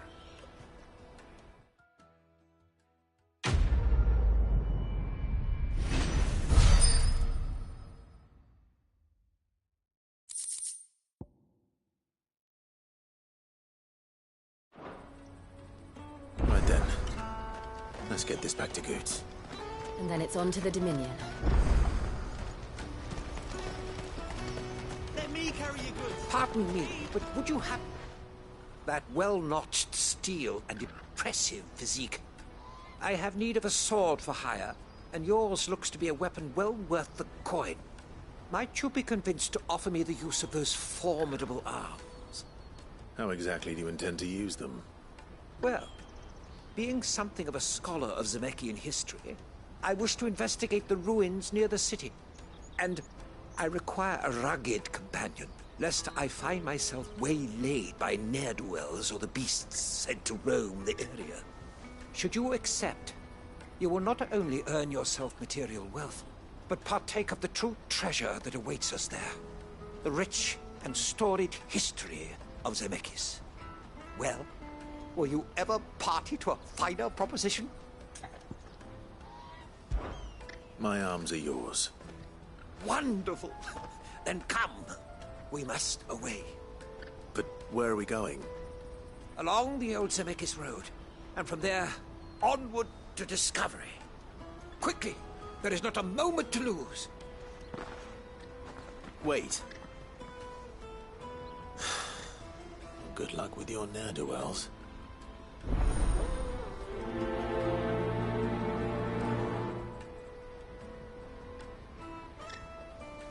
I bet. Make sure he doesn't get himself killed.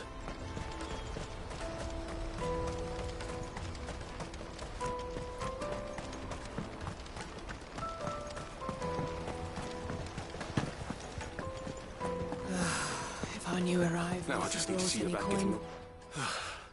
I want to know right away. Bad news. Good, actually. Something worth celebrating for a change. Only trouble is, the serving girl's still new to the job, so I can't leave her while I go and invite those I'd like to celebrate with. What exactly are you celebrating, if you don't mind me asking? I've come by a particularly fine bottle of red. A Gotan 66, no less. Gotan Rouge is the only good thing to have ever come out of the Empire. And most wouldn't part with a 66 if you held a knife to their throats. So I've heard. Oh, so you know of it then? Clearly you're a gentleman of taste. A gentleman who might sympathize with my predicament, perhaps? Would you pass the good news to a few friends of mine? I'll give you a little something for your time, of course. Sounds simple enough. So you'll do it? Marvelous. Thank you. You won't need to go far. All three of them should be right here in the market. There's Aldrich the porter, Milan the butcher, and Bolek, a guard over at the north gate.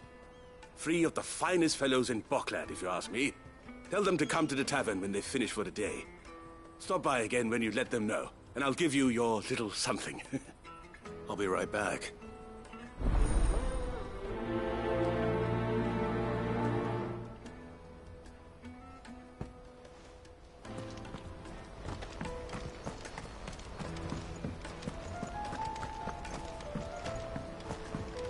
I hear the brothers found another victim. Can you believe it? What's that? The third this month?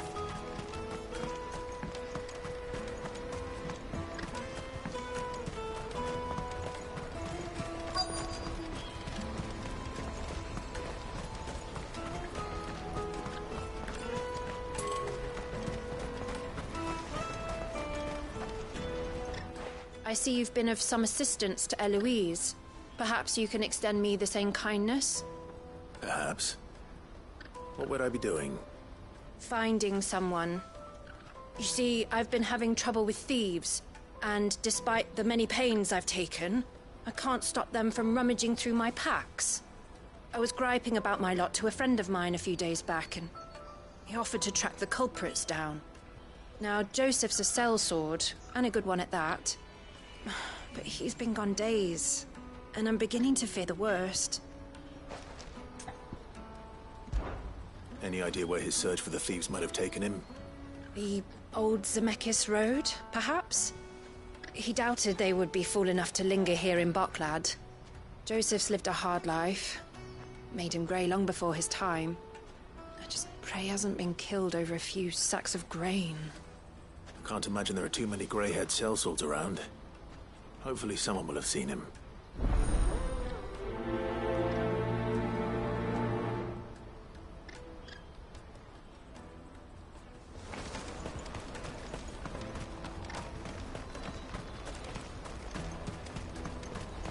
Let me carry your goods. I'm cheap. And nasty. Let me Out of my Lord, sight, you you won't wench. regret it. I've no use for a branded who can't even fill my cup.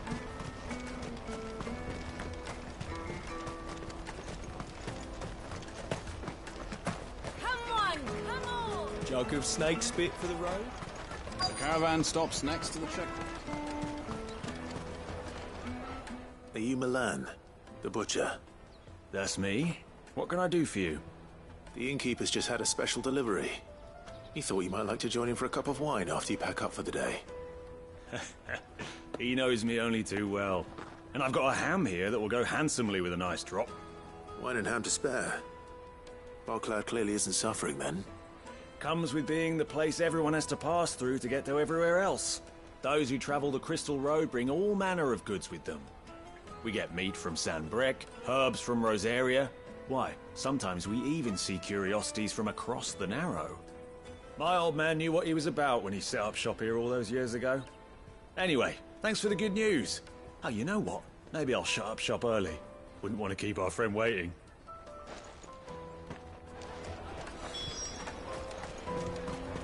You won't find anything of this quality in Twinside.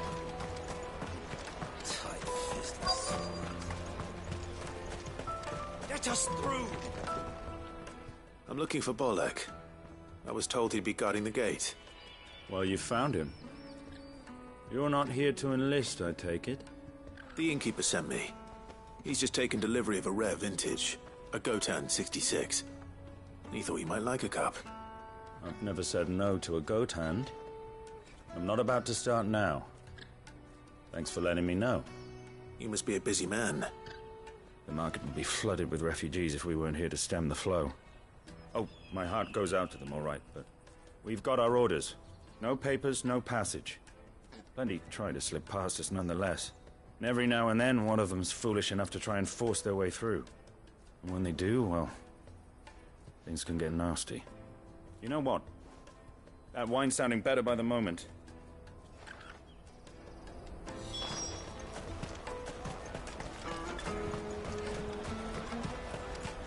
Come, taste my peaches. I'll take the large one. Really want to be. Juicy pears. The caravan stops next to the checkpoint.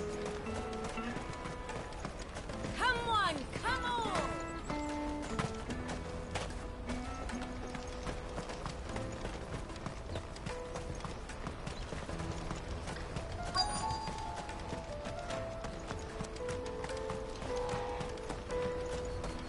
Hurry, man.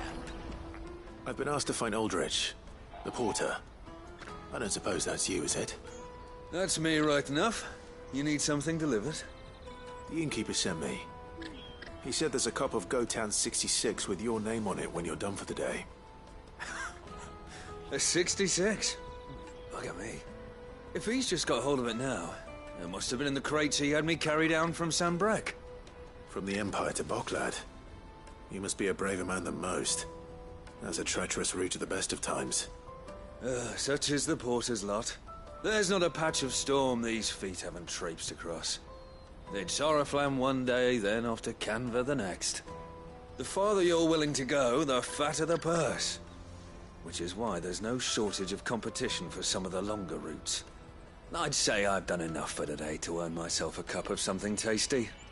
Thanks for letting me know. Well done. I wonder if the innkeeper might spare a cup of that wine.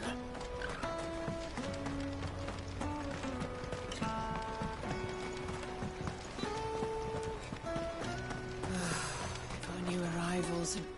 I spoke to your friends. They'll be along soon. That's fantastic news. Thank you kindly. It's been a while since we all sat down together. And the way I see it, that wine is as much theirs as it is my own. How so? Well, I wouldn't be serving anything but slops without Aldrich to go and fetch the good stuff for me. And then there's Milan, who always sends customers my way. And Bolek, an even-handed keeper of the peace, if ever there was one. Those three are the backbone of Boklad. Lose any one of them, and the market would soon fall apart. And without the market, I wouldn't have a single customer. I'd say that's worth a bottle of 66, wouldn't you? And more besides. Everyone needs a shoulder to lean on. Be they world-weary innkeepers or brooding swordsmen. Right. I'd better prepare for my guest's arrival. I hear you had me carrying a bottle of Gotan 66. If I'd have known, I would have sold the thing and lived like a lord. I'll settle for a cup, though, if you're in a sharing mood. A Gotan 66. Just as well I had something special of my own set aside. A bottle between the four of us might not be enough to drown our sorrows, but it can't hurt. Here they are, the three pillars of Boklad. Sit yourselves down, gentlemen. The woes of the world may be monstrous in many, but there's nothing like a few good friends to keep the misery at bay. Never a truer word spoken.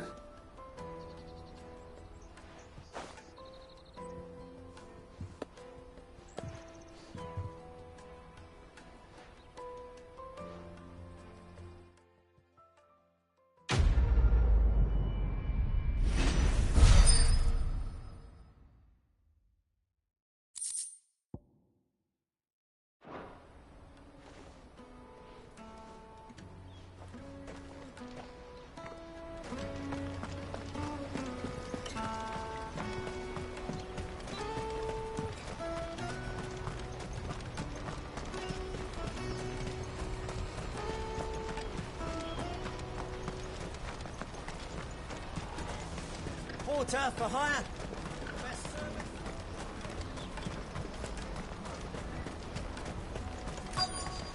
Daddy! There are no crystals here. I keep going. What do you want? I've no coin on me. Just information. Has a sellsword passed through here? Grey hair. Now you mention it, there was a young man with salt in his mane sneaking around out there a while back. Which way did he go? How am I supposed to know? Buggered off down the road, I expect. Now why don't you do the same and leave me be?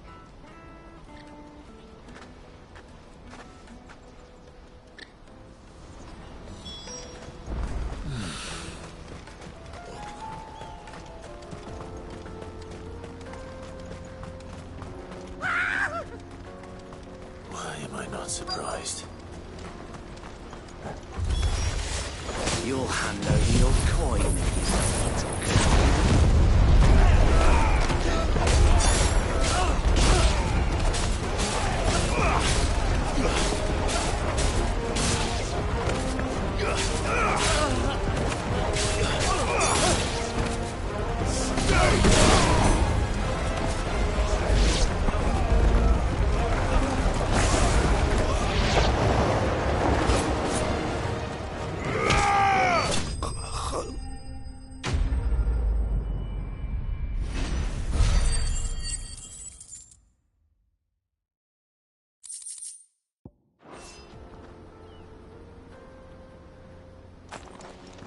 Are you hurt?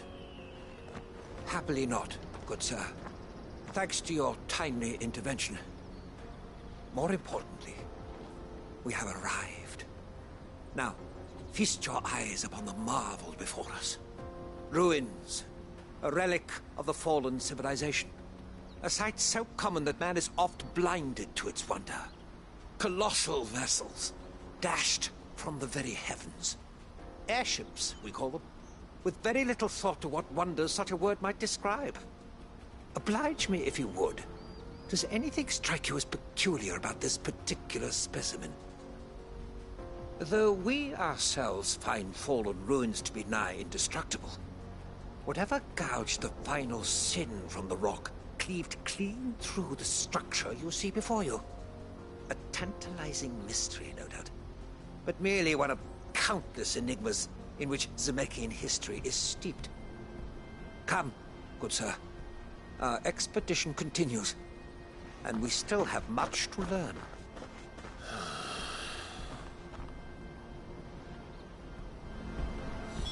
He's passionate. I'll give him that.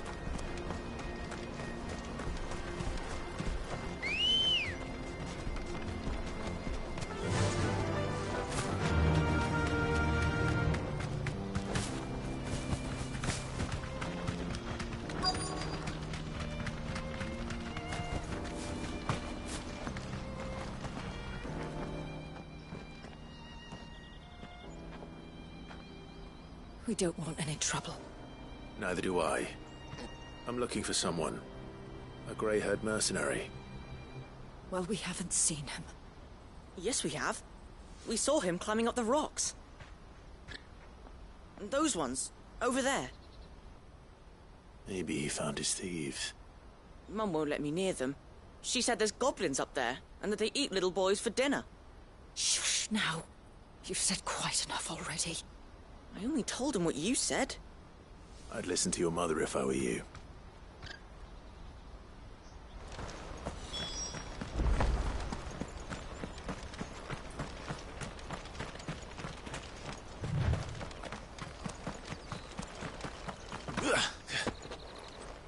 Did Joseph's thieves really lug their stolen wares all the way out here?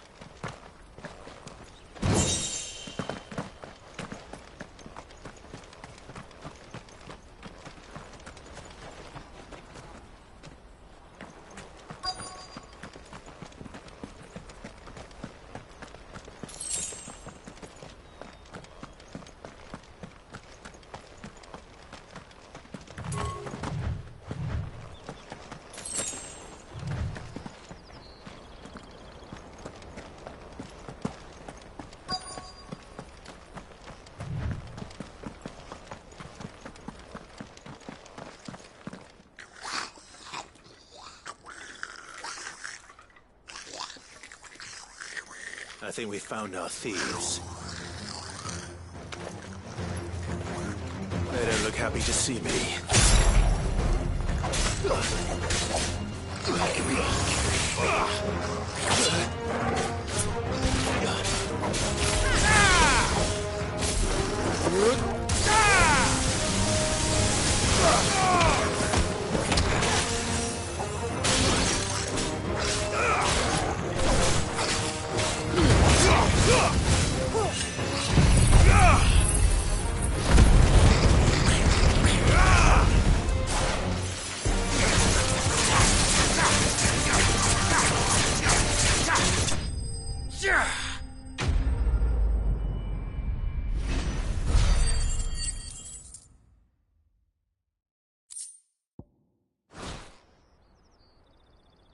Let's get this over with.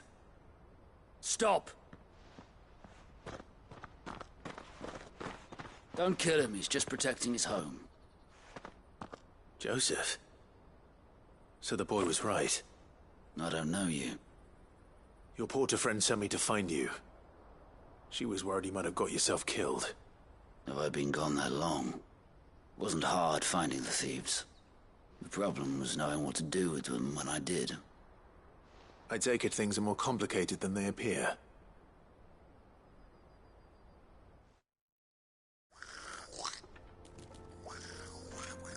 I'd all but ruled out bandits before I even left the market. You know why that is? Because our thieves had no interest in gold or gems, or anything they couldn't eat for that matter. Add to that the rumors of goblins in the area, and the mystery practically solved itself. I soon found their cozy little homestead and all the missing food. I launched myself at them, full of righteous fury, but their leader was the only one who moved to meet me. The others, they huddled around that food, ready to die protecting it. They stole because it was that or starvation. I've been there myself, back when times were hard. So you spared them? And earned their trust into the bargain by the look of it. These goblins aren't native to the area. They don't know how to survive such barren lands, so I've been teaching them. And once they've learned to hunt and forage, they won't be fool enough to risk their necks in Boklad. I'm impressed. I didn't know goblins could be reasoned with. Do me a favor.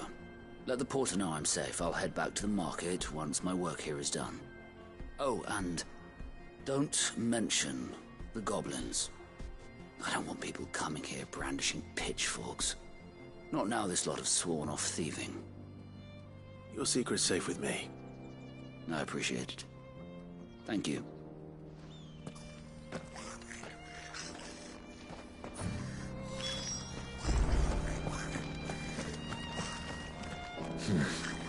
Not here.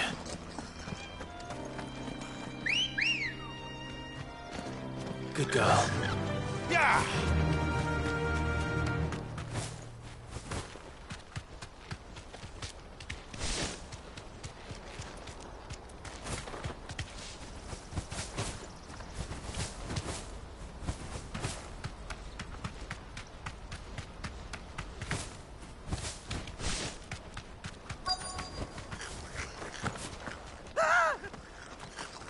Not it. All right, then. Who's first?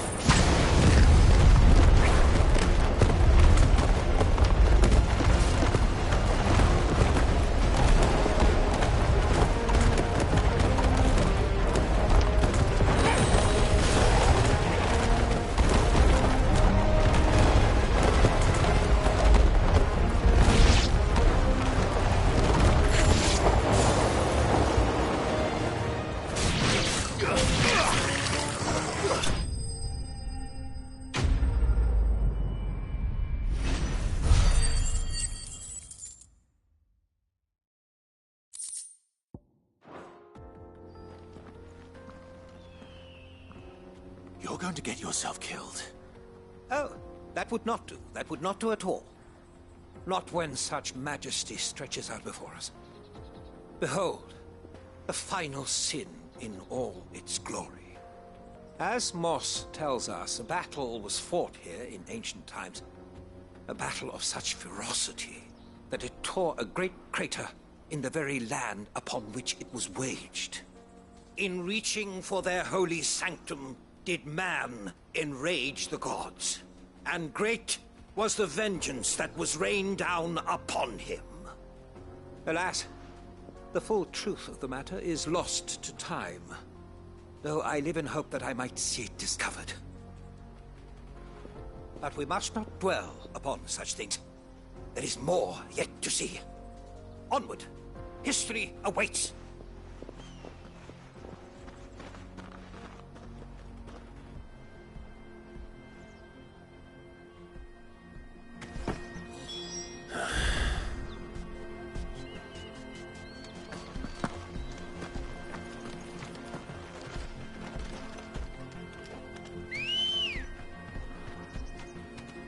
Come on.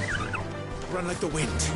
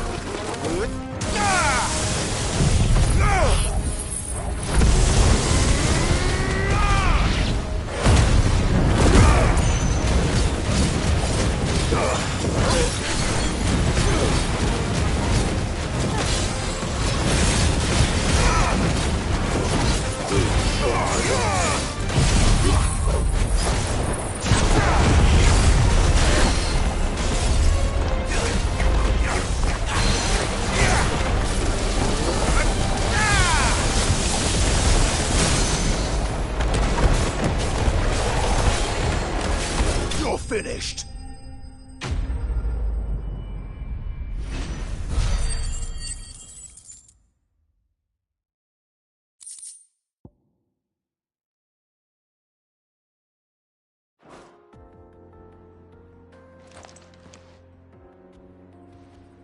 Still in one piece? It would seem so. Once more I am in your debt, and once more you impress me with your prowess. These were no ordinary foes, but ones we in the field call echoes. Though Moss the Chronicler concurs with the legends in attributing the fall of Zemeckis to a wrath wrought upon mankind by the gods, he offers little in the way of explanation. Could the ruins we see before us here, in all their elaborate beauty, perhaps suggest an answer? Could the construction of such miraculous edifices have been considered an encroachment upon the province of the divine? Alas, all is mere speculation. But one day, perhaps, I will learn the truth. Not if you keep running headfirst into trouble. You are right, of course. And not only have you plucked me repeatedly from the jaws of death, you have proven yourself a willing audience to my ramblings. Glad to help, but didn't you say you came here to investigate something? I fear I may have rather overstated the case on that front. In truth, a captive ear was all I really desired. You see, even my fellow scholars have grown somewhat weary of my musings of late. And so I came upon the idea of purchasing a companion. A captive audience, if you will. That's what this was all about. I am afraid so. And now, my good man, it is high time we returned whence we came. Fine. Just don't go running off this time.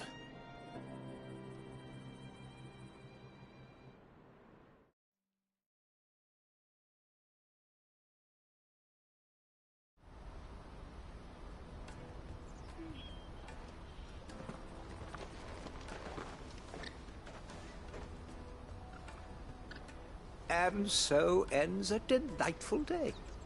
Here, your reward for humoring my selfish whims, plus a little extra for the trouble I have put you to.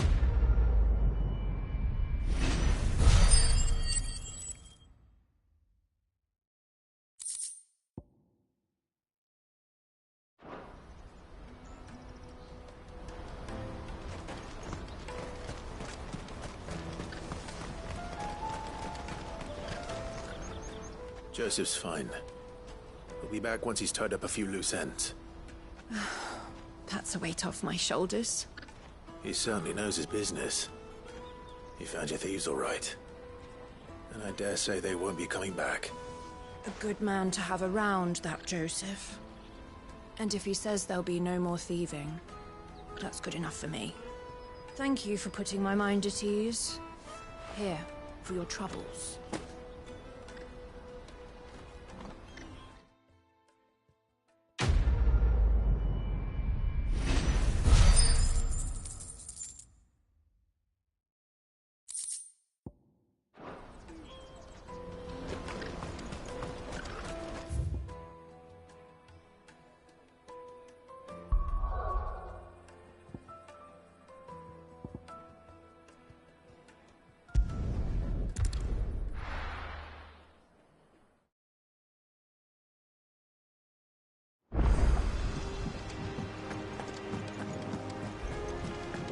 Is that the thing Tomes helped with? Mid told me she was building a ship.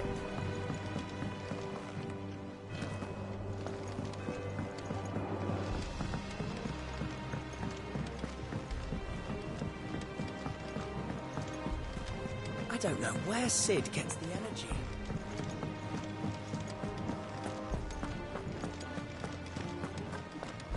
He cracked the crystal too.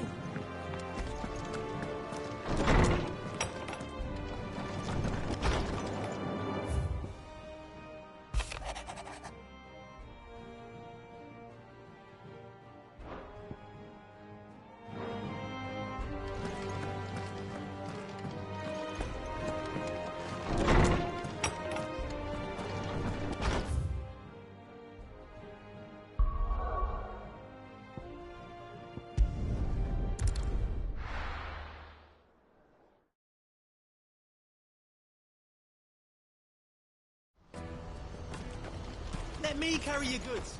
Out of my sight, wretch.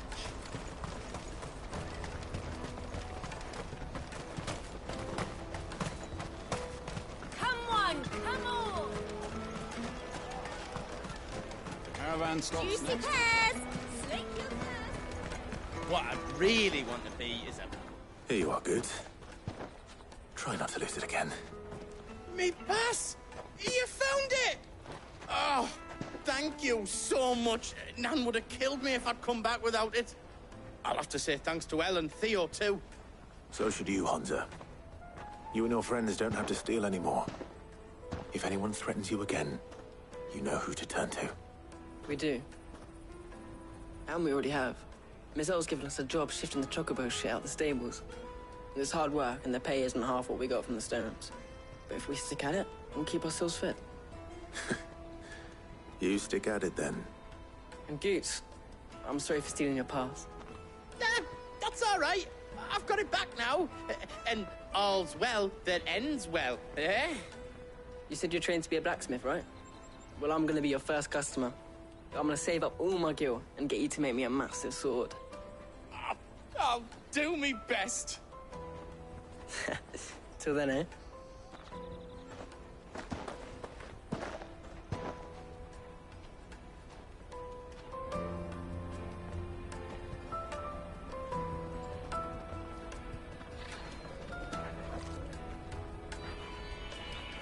All right. We have a place on the wagon.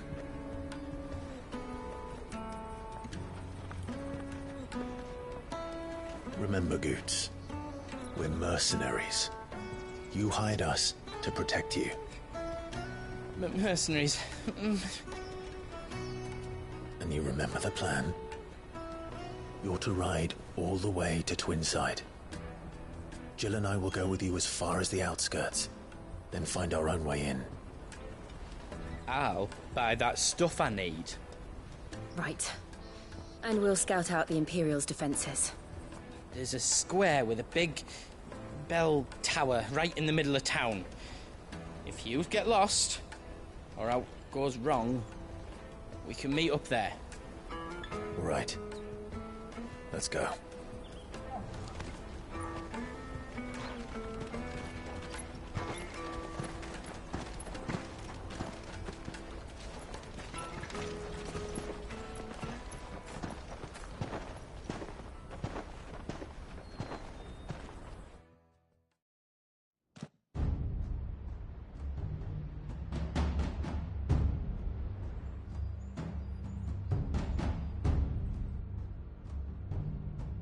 I see. And you're quite certain your father has no knowledge of Ultima? I am. I have no difficulty believing a sinister force has come to exert an influence on Sanbreque. But be that as it may, it is yet to claim my father. For better or worse, his radiance speaks his own mind. Then the fiend works from the shadows. I confess, when first you told me of this fiend, I had my doubts. And more than a few at that. A beast that labors to plunge Valisthea into turmoil, all in pursuit of your brother. But that wound is proof enough that evil is afoot.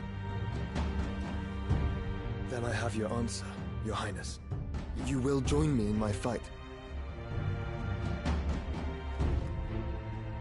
I cannot. Not yet. Your Highness, please. As you are aware, the Dhalmekian army is at our gates. They have lost their mother crystal, and with it all hope of a negotiated withdrawal. It is but a matter of time before they invade. If Bahamut is not here to meet them, my people will be slaughtered. Though not by Hugo Kupka, thanks to Ultima's machinations. I know the fate of your people weighs heavy on your conscience, but if we do not put an end to Ultima's plans, they shall face a far darker fate. The chaos he would wreak would sweep all of Valisthea into the abyss. The lives of every man, woman, and child in the Twins are at stake. I believe what you say, Phoenix. But I have duties of my own, and I must discharge them. Come what may.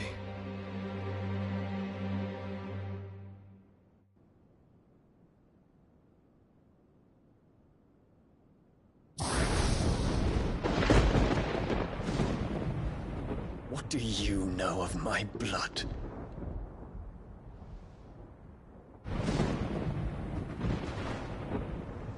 I know that it is wholly unworthy of the highest offices of state, which rightly belong to those of purer breeding.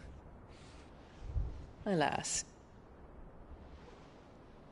Your bloodline runs through the Oriflamme gutter, from a whore who weighed her child's worth in gil.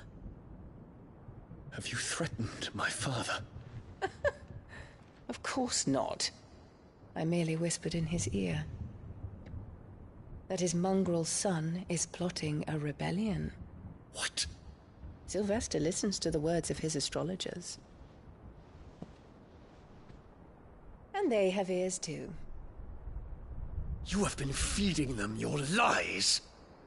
Should you remain loyal to Emperor Olivier, his radiance may yet crown your head with laurel, and not with tar. Fork-tongued witch!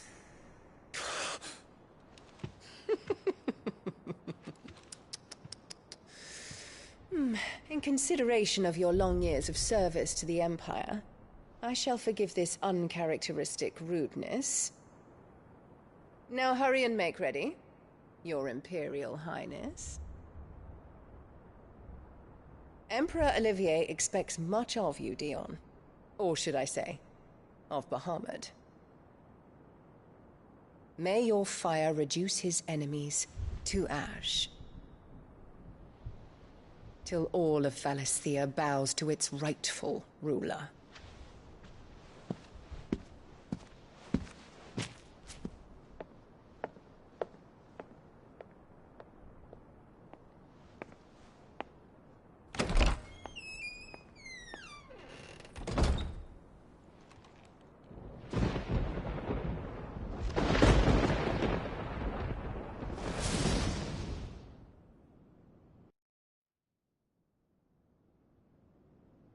There is another darkness that has taken hold of Sanbreque.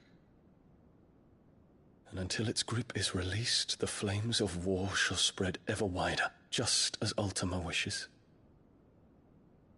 Forgive me. My family has caused you much grief. You are not her keeper, Phoenix. This is a matter for the Imperial household now, and as a member of that household, it falls to me to resolve it. At such time as that is done, what strength I have shall be yours.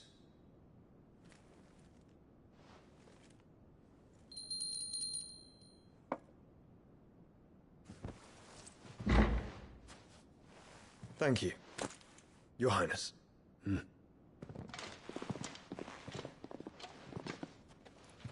Let us take to the skies together, and bring a new dawn to Valisthea. I should like nothing more.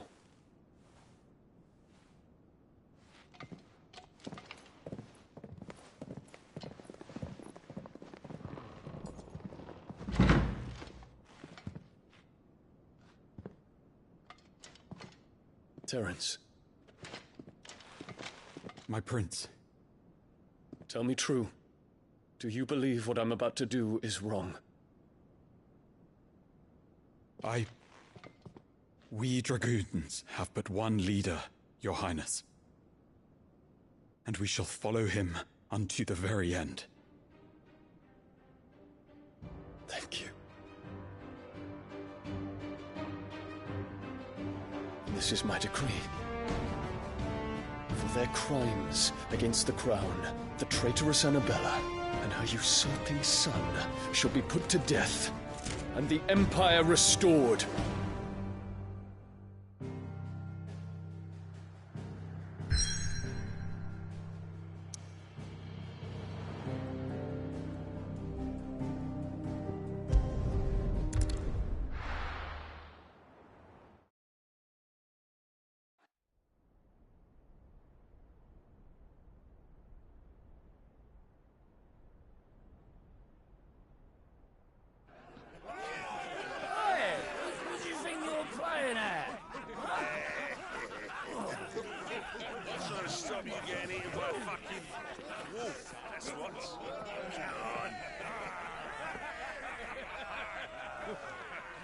One would never guess that these people stood on the brink of war. They're afraid. They turn to drink to forget their fears. Anything you want to forget?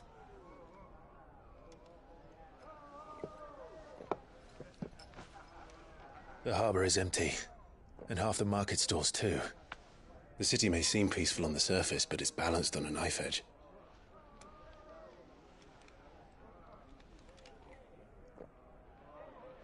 Were we to give it a nudge, it might be just the distraction we need to reach the Mother Crystal. I thought you might say that. We should send for Gav. We'll need someone to keep the fires we start from going out. And we can busy ourselves scheming until he gets here. I'll send a Stolas then.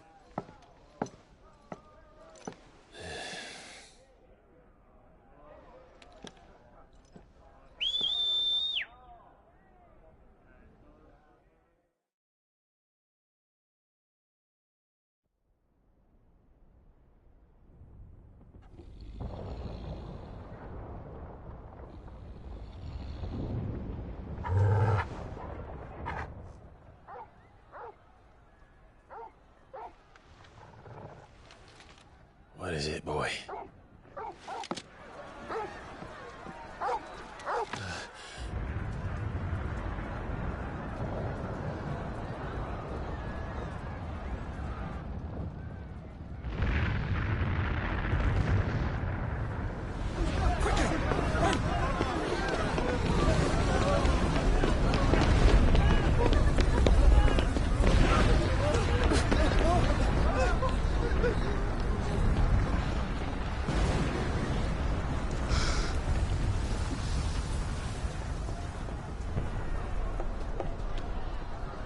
What's happening?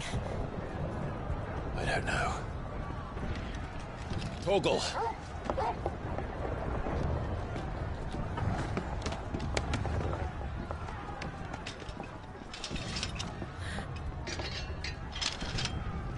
This way.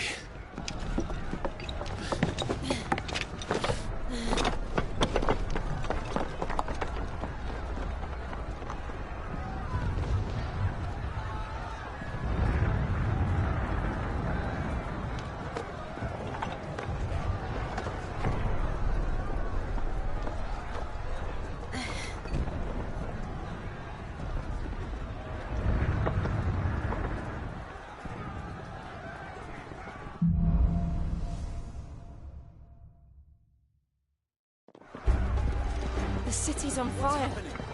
I'm sure Goots is fine. He'll be making for the square. The one with the bell tower. In the middle of town, right? Watchman or sentry is to be slain on sight. But spare the citizenry. His Highness's orders were clear. The people... Those were Imperial Dragoons.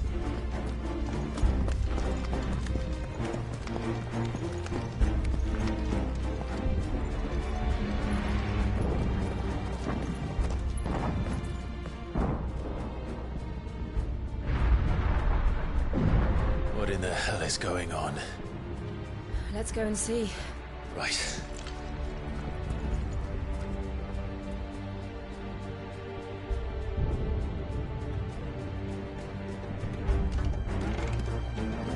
But first we find Goots.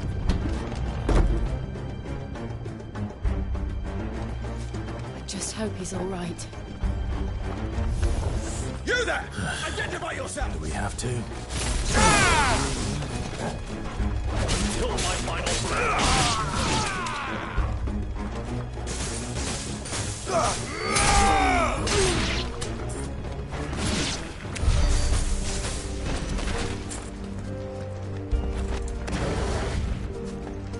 Around!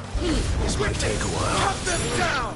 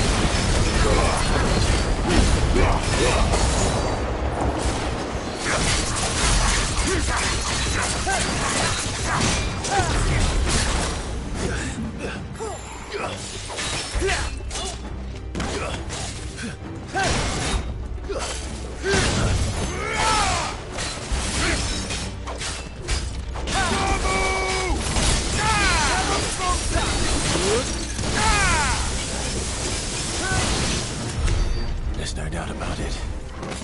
They're Dragoons. What is this then? A civil war?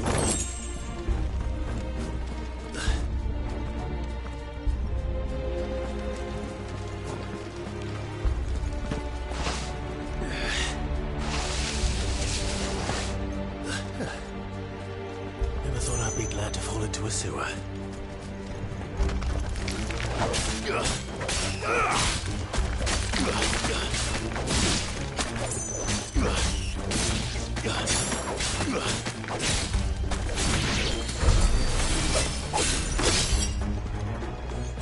Ward secured, Captain. None of the Emperor's forces remain. But gather the men! We press on to the council chamber. Yes, Captain. What of the men and women in the market district? The evacuation is completely underway. Then all that remains is to dethrone the Pretender. There it is. The bell tower. Right. Let's go.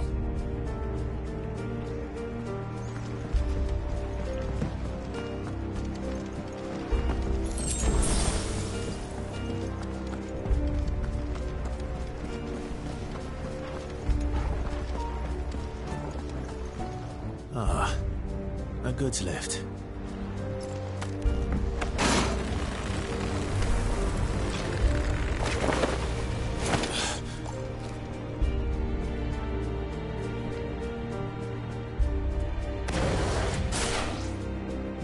Where in Grieger's name is... Very well.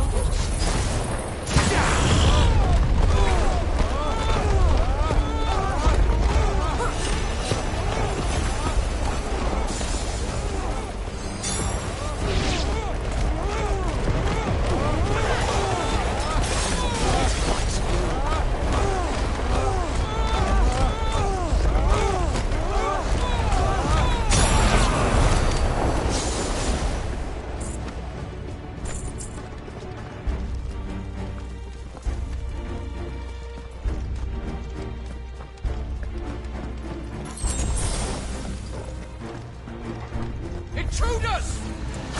Defend the gates! Ah!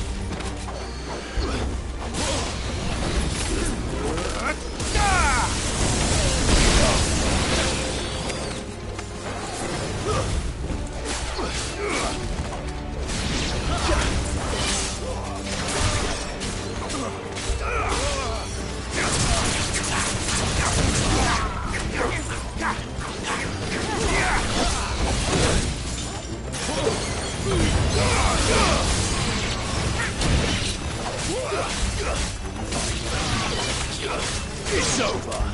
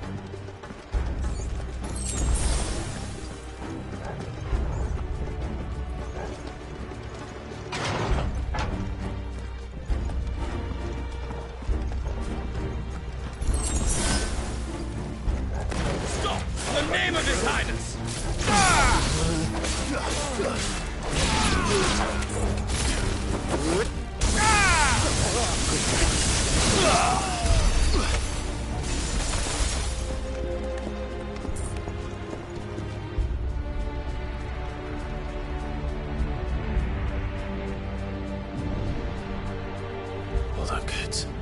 We're coming.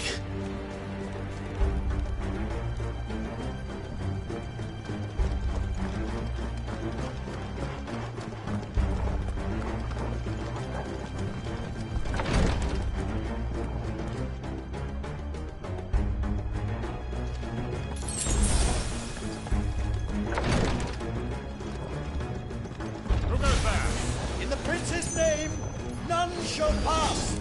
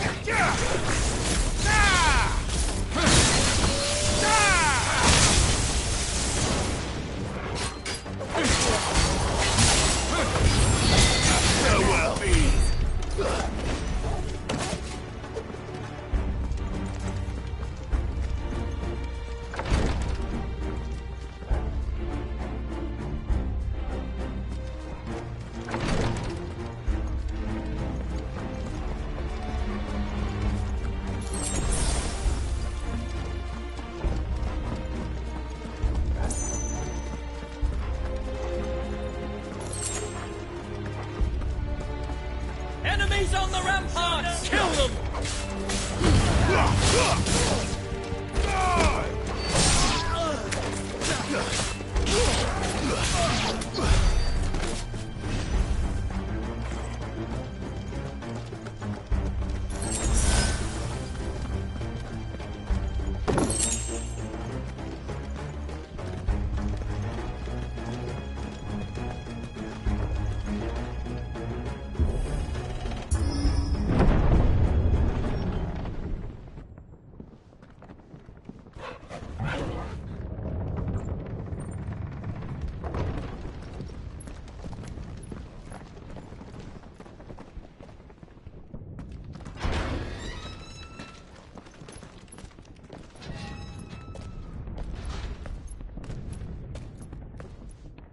Can you see him anywhere?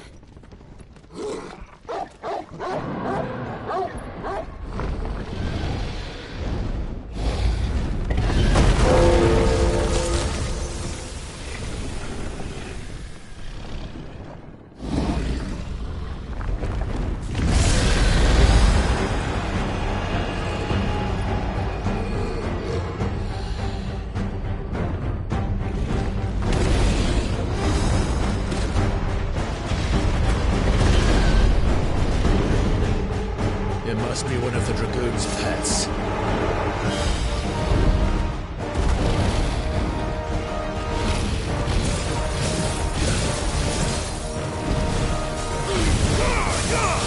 Too slow.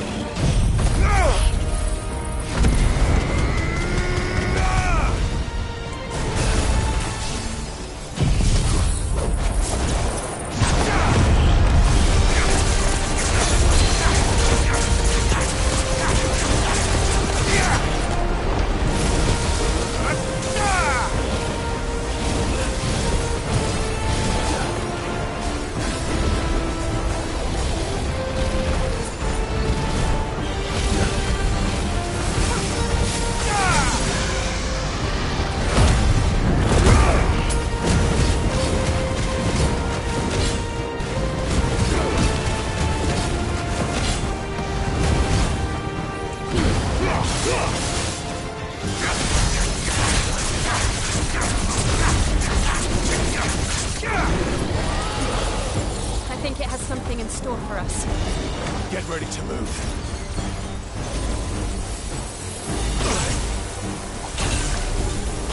Let's try.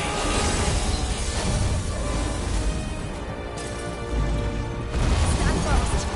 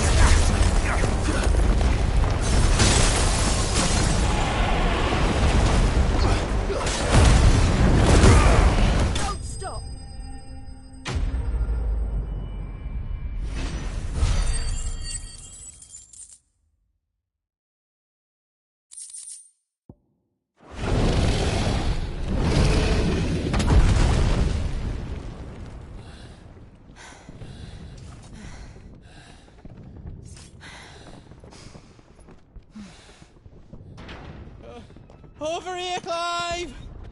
Are you alright? Goots, there you are.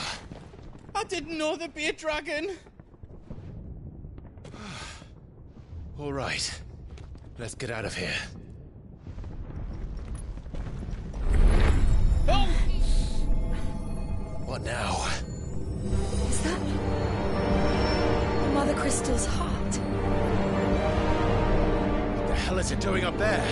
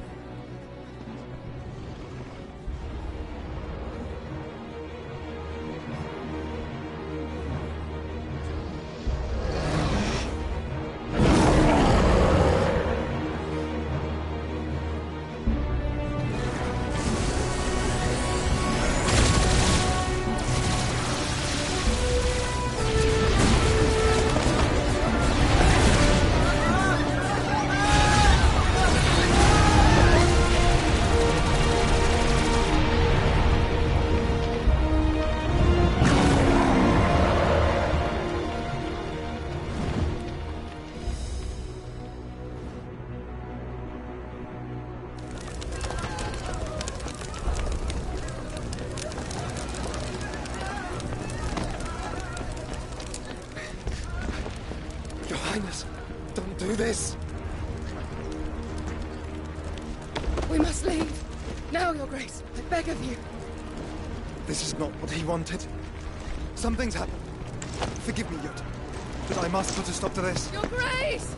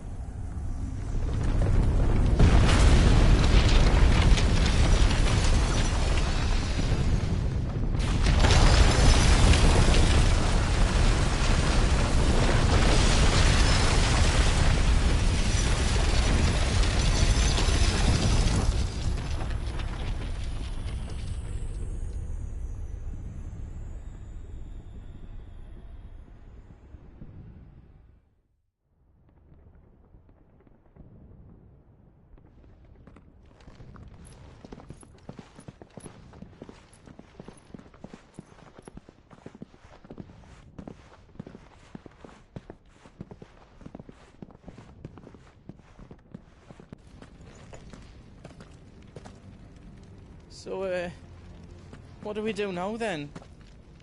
We destroy the heart. Well, you might come back! As soon as the flames die down, the Imperials and the Dalmex will move in. This may be our only chance. And Bahamut has gone for now. You should get as far away as you can, Goots.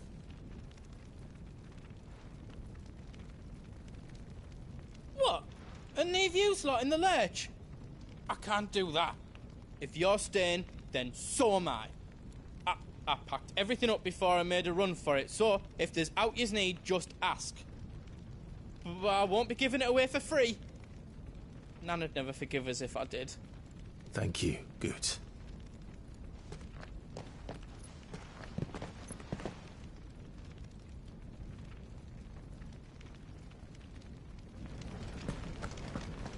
Do you need out? Let me show you me wares.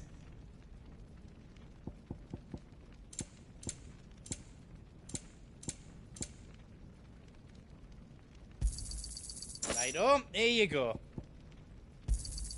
Is there out else you need? got everything you need then.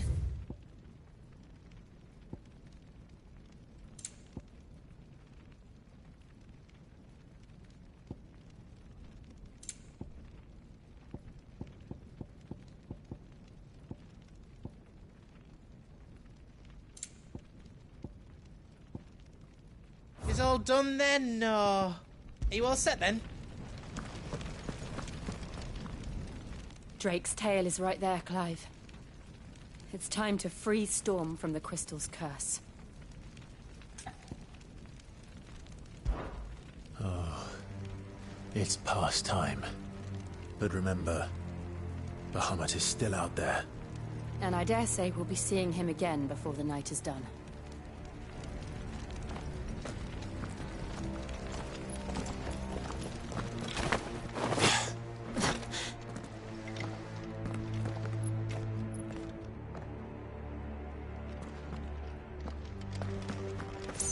No more roads.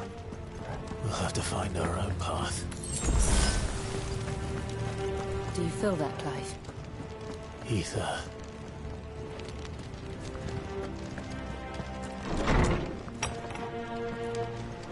Just what we need. Another flood. It's already turned them. Then there's no reason to hold back.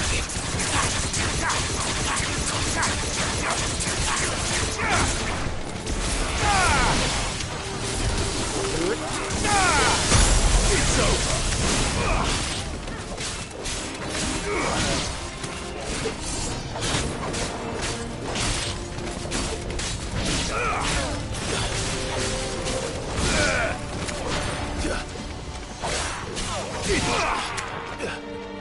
Stay down!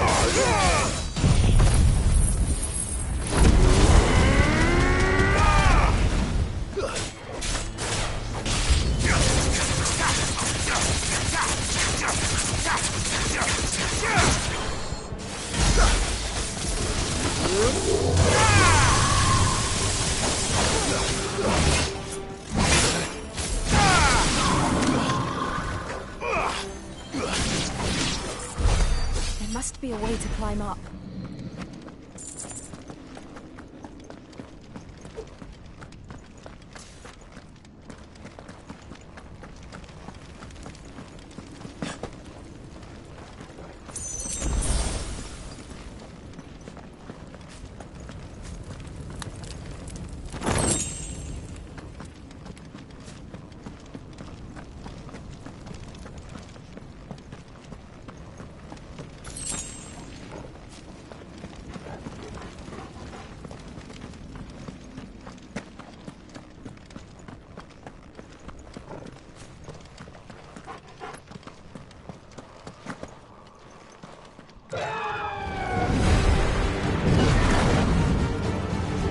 Is that the Phoenix?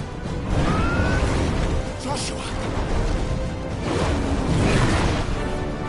What is he doing? Keeping Bahamut occupied.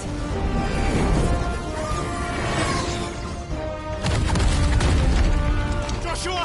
Joshua!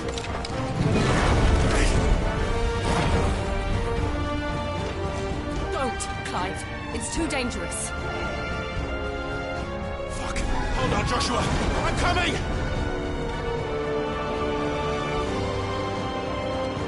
We have to save him.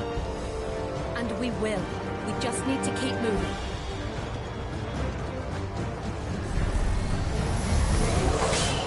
Come again! Not now!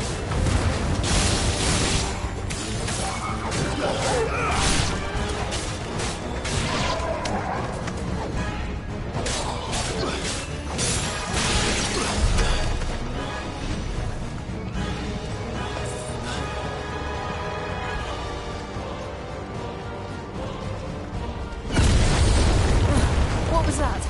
Bahamut. He'll kill us all.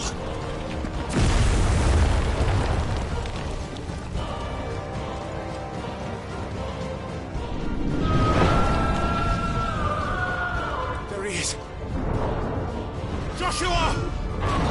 I'm here, brother! Clive. He can't hear you.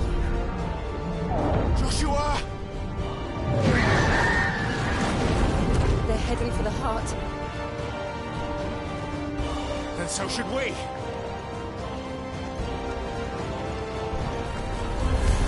Don't bother.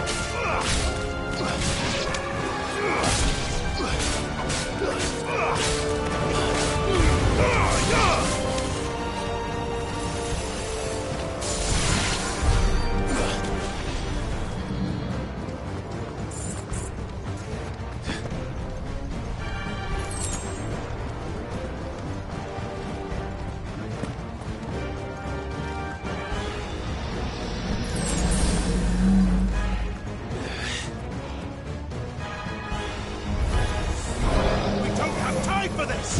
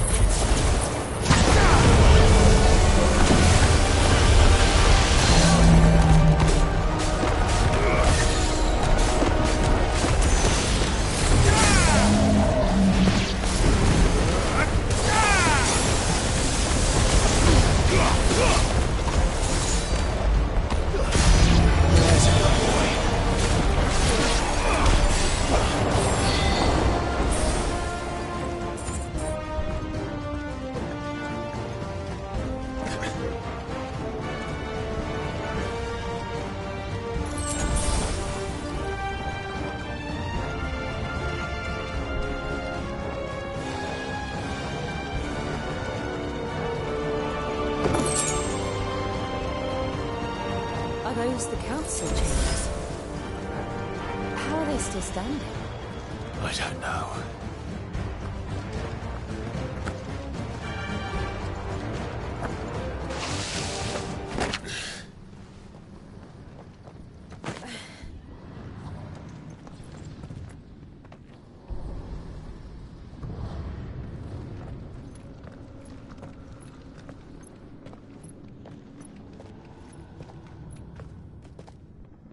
He'll be all right, Clive. He's a survivor. We're getting close.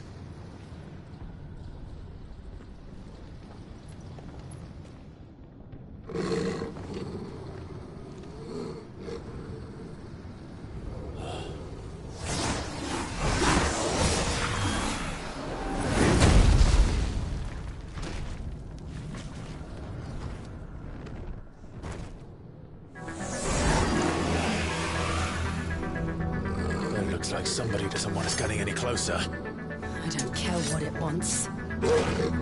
Neither do I.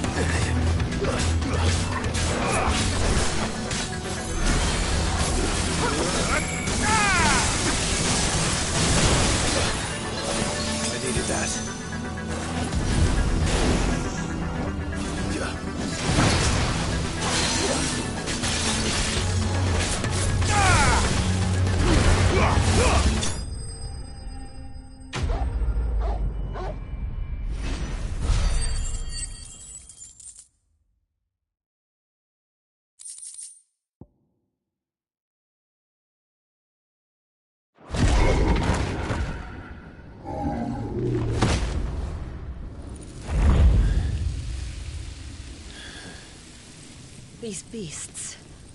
they're getting stronger. We can think about them later. Right now, there's only one thing we need to focus on. The heart.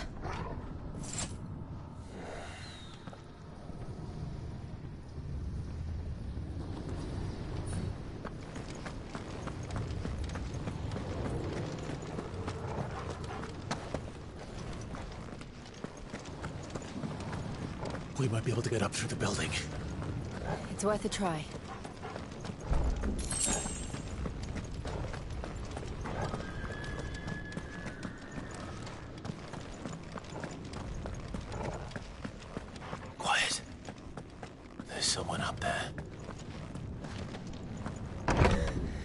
someone there? Mother. It's you. What happened here? He tried to take him from me. Oh, my boy. My darling boy. Is this the child you made with the Emperor? Why, Mother? Why did you betray us all? You have no right!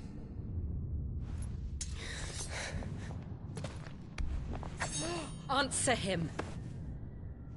We took you in, savage. Show some respect for those who raised you.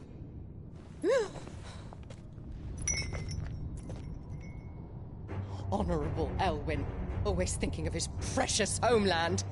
But what worth is a homeland in a world beset by the Blight? Father did not seek to protect his country. He sought to protect his people. A leader's duty is not to protect his people. It is to protect the source of his sovereignty.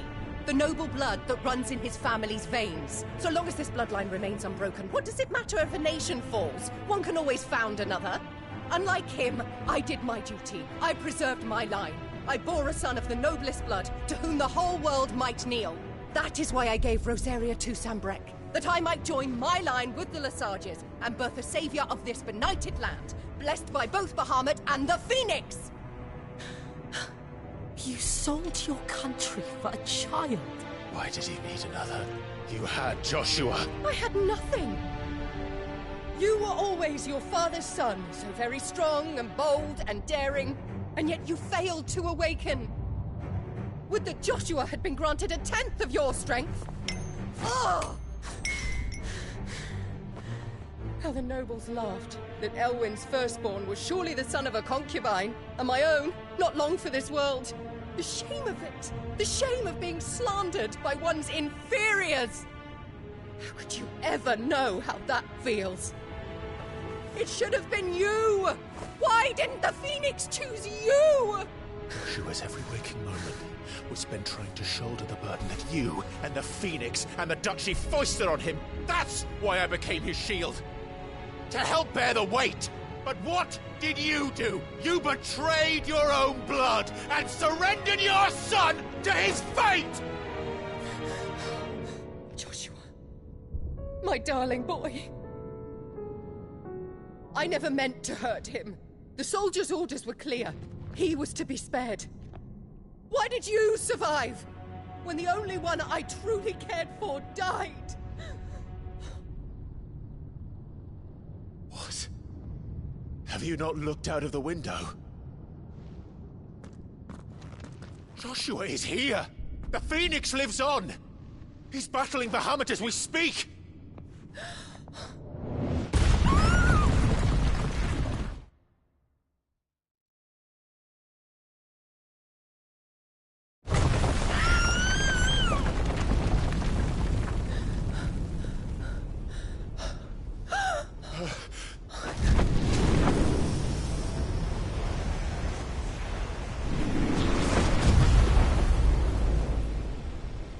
Joshua! Wake up!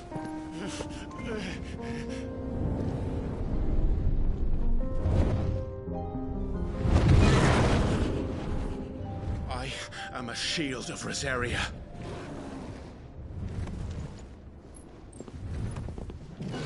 And I will do my duty. What are you...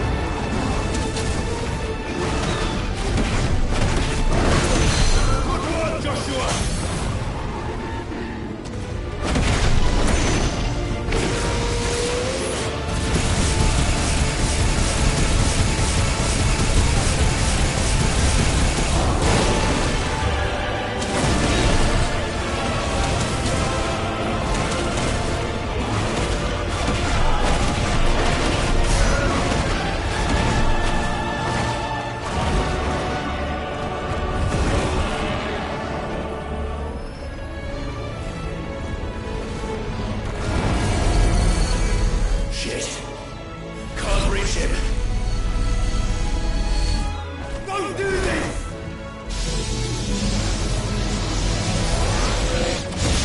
No!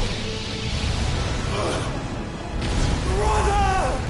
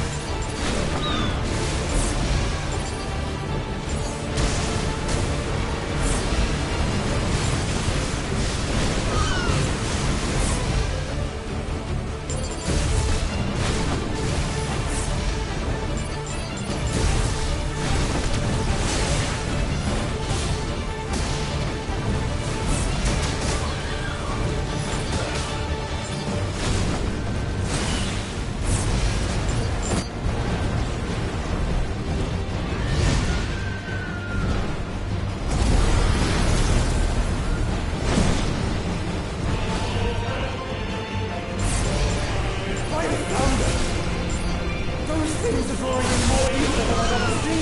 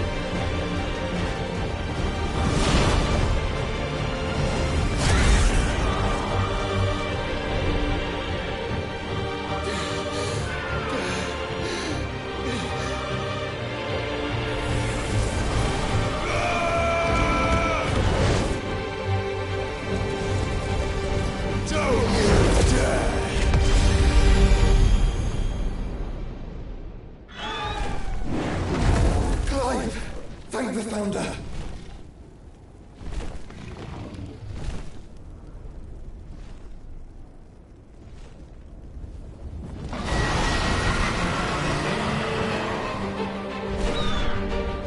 It's now or never, Joshua.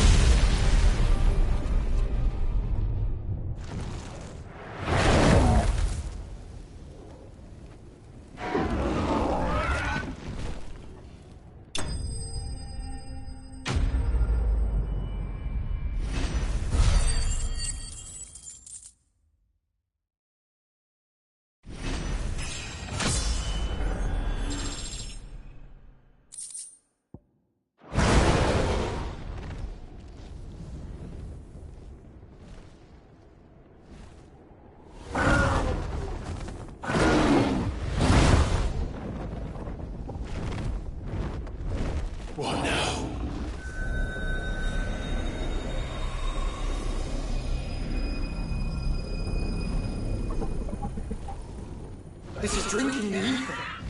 We have to stop him.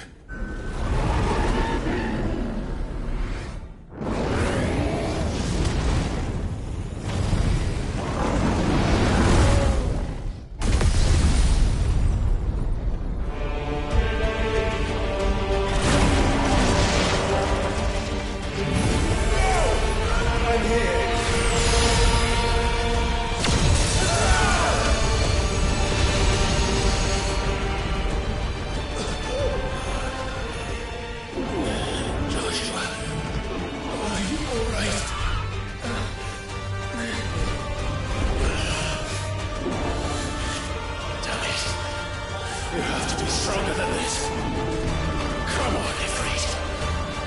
Show us your true power.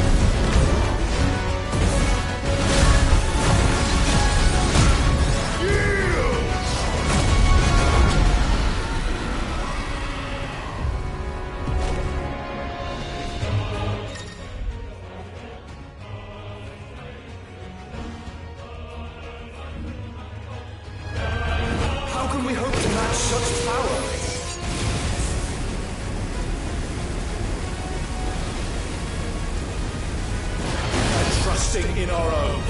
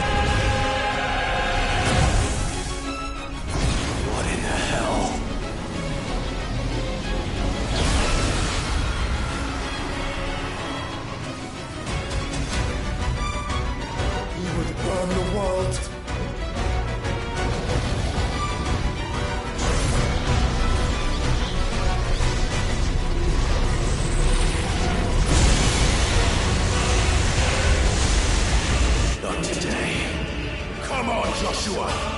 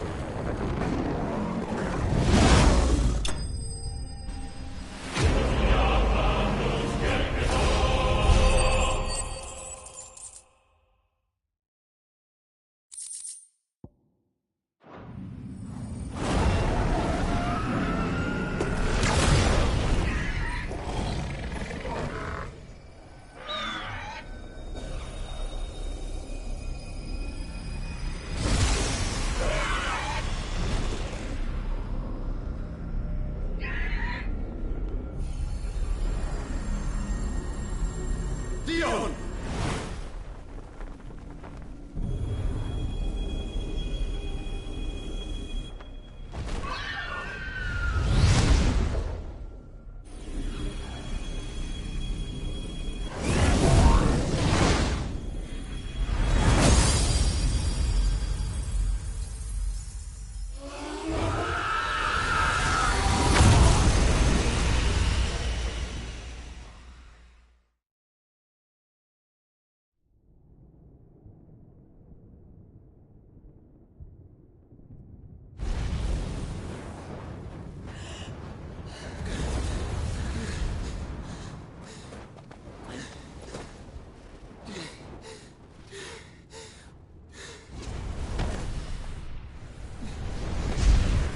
Joshua!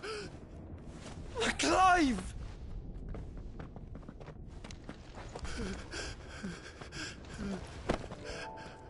My brother. I'm sorry. I'm so sorry. You're alive. We both are. Nothing else matters.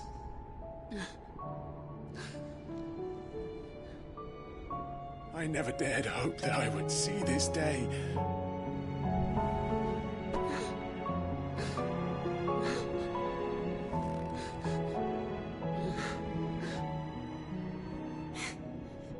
Reunited at last.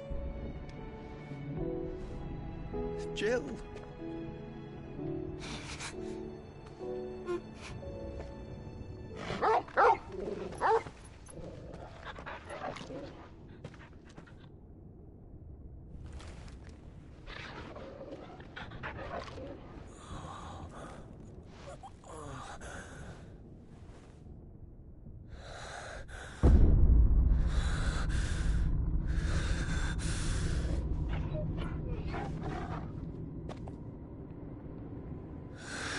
This is for my father!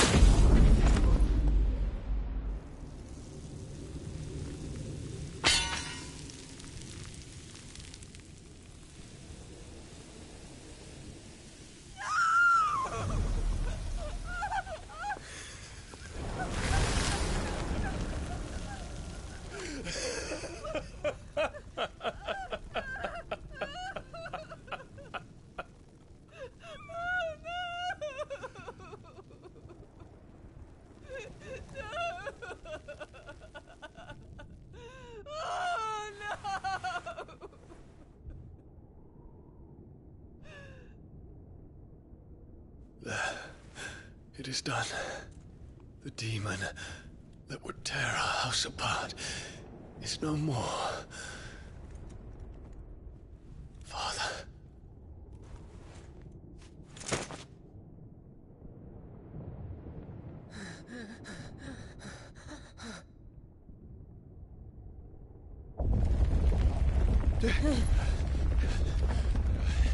The Mother Crystal.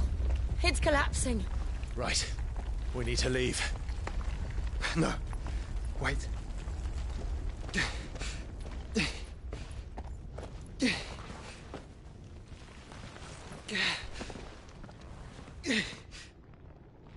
I owe him a debt. Fine.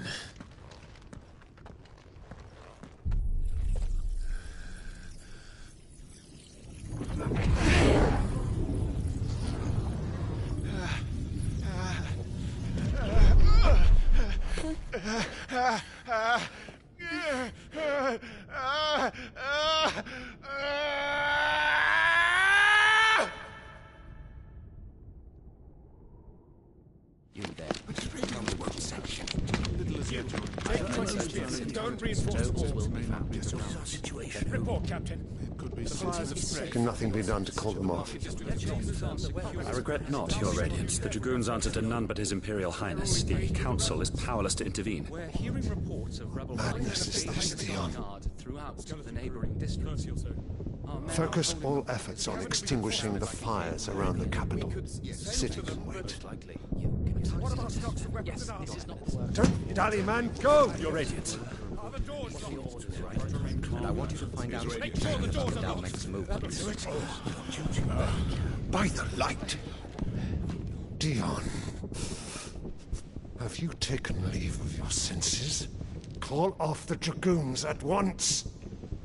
Fear not. The populace will come to no harm at their hands.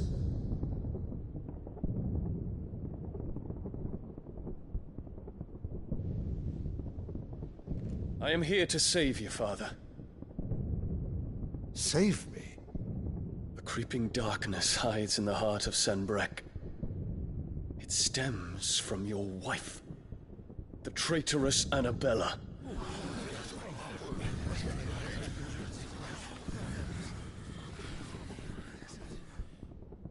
Not another word, Dion. Father, though you may not see it, the darkness has taken hold of you. It has made you forget yourself. But I bid you remember, there was a time when you ruled not with cruelty, but with compassion. Why now do you turn your back on your people? Why now do you seek to stoke the fires of war? You too have borne witness to this change, Your Eminences. And you know, as well as I, who is responsible for it. A puppet now sits upon the throne, but cut his strings, and the master loses the power! What? Dion, you bear steel before your Emperor? Guards! Take him!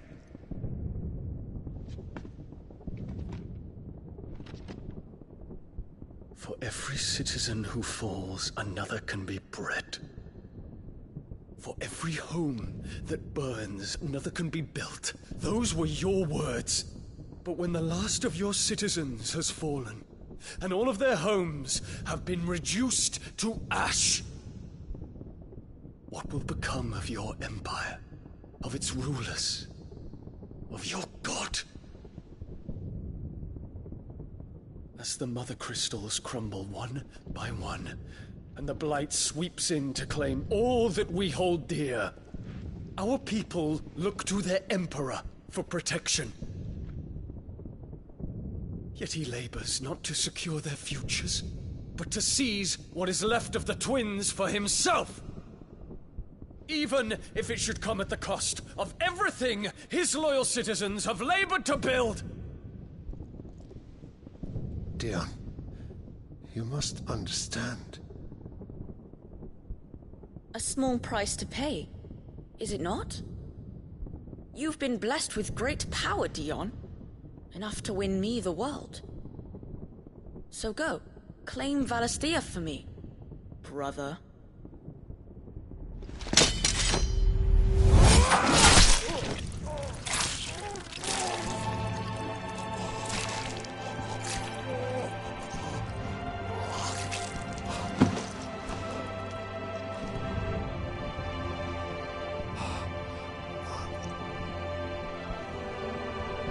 Dion.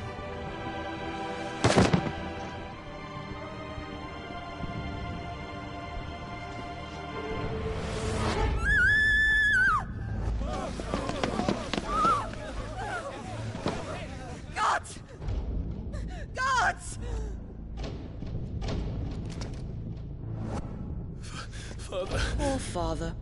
How he doted on his children. That he would die to protect me was plain. It was but a matter of when. You planned this?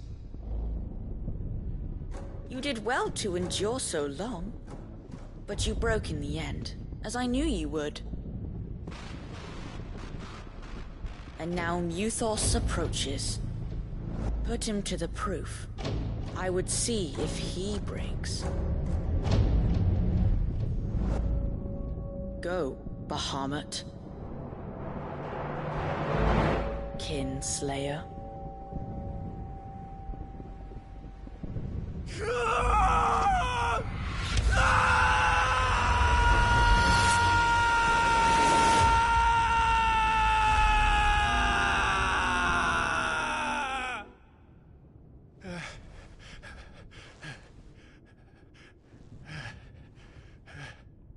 Not again. Brother? It's a long story.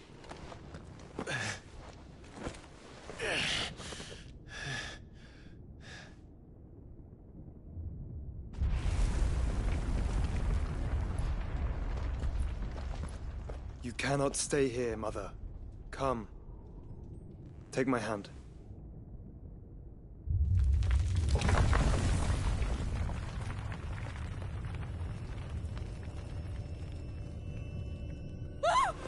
Get away from me! This is all just a dream, just a bad dream! You will not take me, Shadow! You will not take me!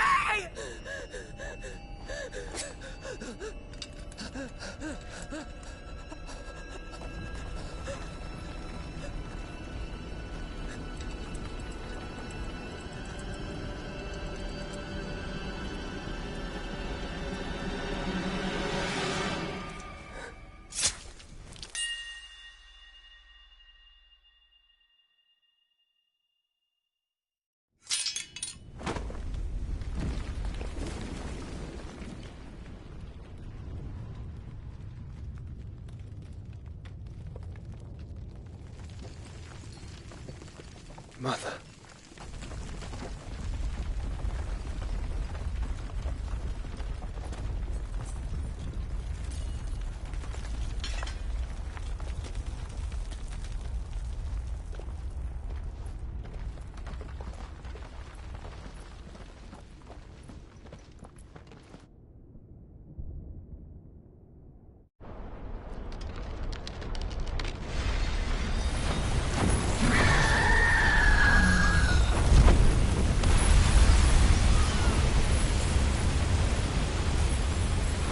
If it is consciousness that weaves your wills together, consciousness that blurs the boundary between your own will and that of others,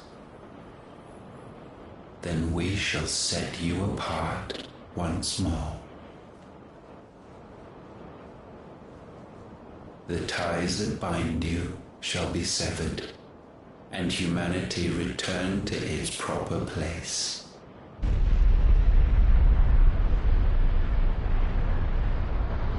By primogenesis shall a new age of reason begin.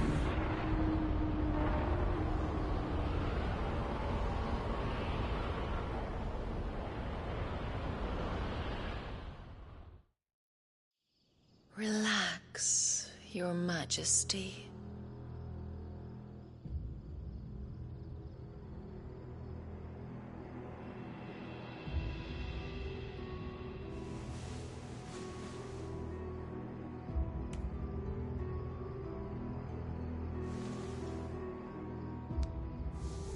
Don't you want to play? It's been a long time. If that is your wish. Men, you are as meek as all the others.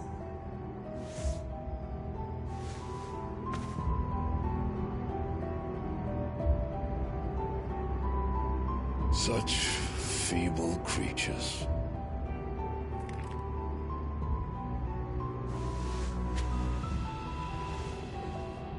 Gifted the power of icons, yet slaves to fickle emotions which usher you to your doom. And so you bind your fragile wills with strands of consciousness. The wretched handiwork of a wretched people. The Sons of Fire were united at last, and for but a moment, their flame burned bright. Soon, Muthos shall become our perfect vessel. And then shall the world be remade. Not before the bonds are severed, of trust, of respect, of love. Only when every strand of consciousness is cut away, may Muthos return to our side. By primogenesis shall all be undone. Mankind shall be rid of his wretchedness, and Muthos of his will. But while he yet clings to it, he has the power to forge bonds anew. And so we bid you, find Muthos, and sever every one. To destroy that which has no physical form. You ask the impossible. There is nothing your black blade cannot cut, Odin. We shall unite with Muthos, and bring forth a new world. So long as our vessel remains unclaimed by humanity. It shall be done, Master. My will is yours.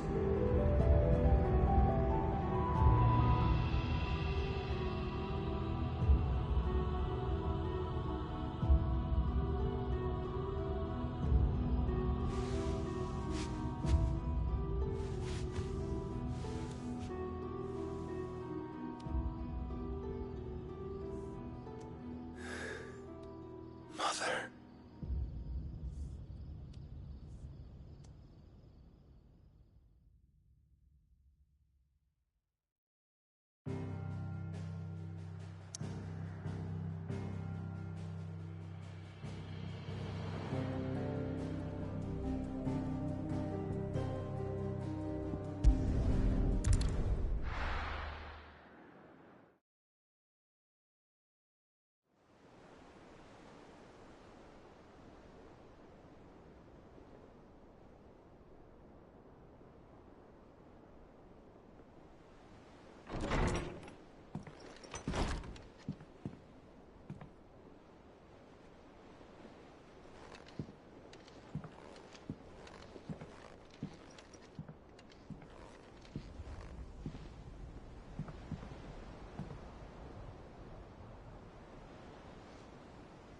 How is your brother?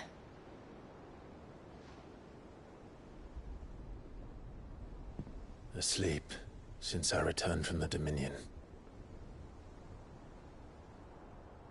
Taya says he should be back on his feet soon enough. For a while, at least. She discovered something on his chest. A swelling, circled in stone.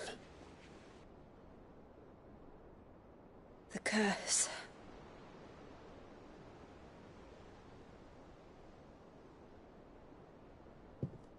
For every mountain we climb, another rises up to greet us, doesn't it?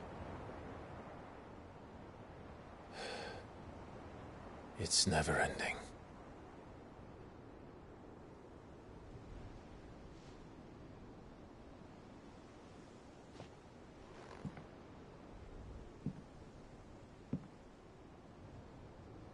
Even the sky seems to have grown tired of it all.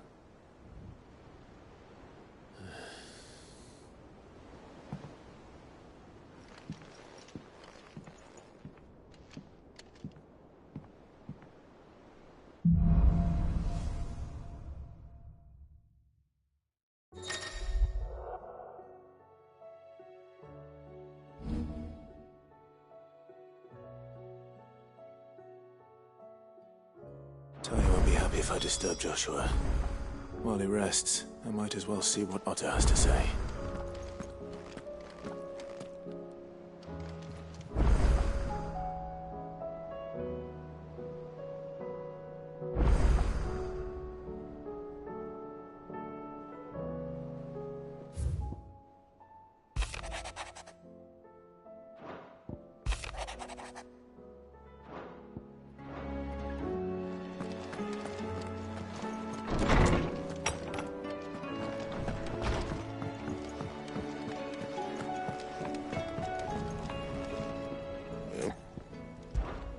So, what'll it be?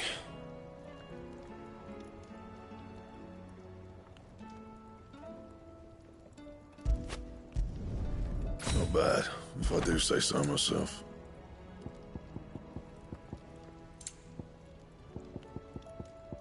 That it? Fine. Trouble with your gear, or... So, what'll it be?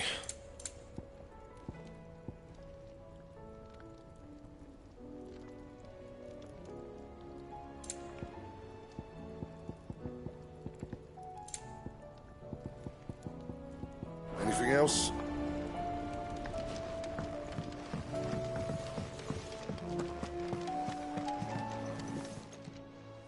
Still alive, are you? Going purse weighing you down?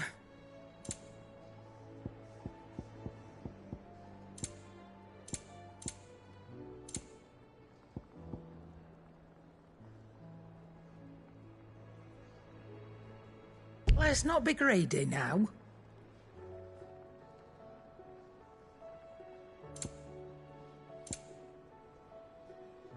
You'll break your back stuffing all that in your satchel.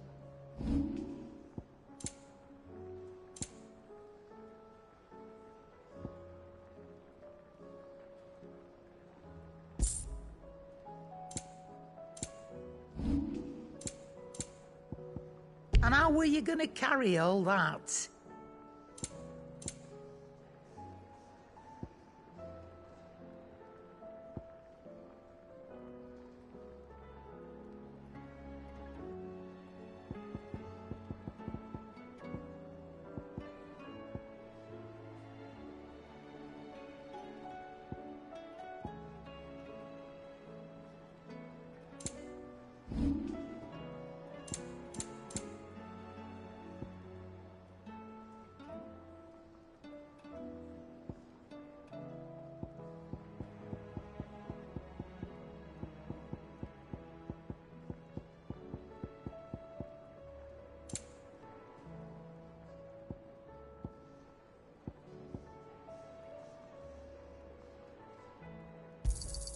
You got out else? I reckon I can find a buyer.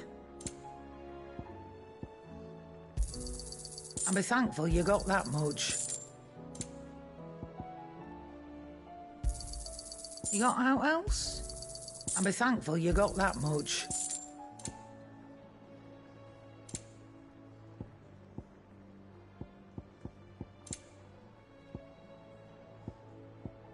Finished, are you? Clive. If you're gonna buy something, be quick about it.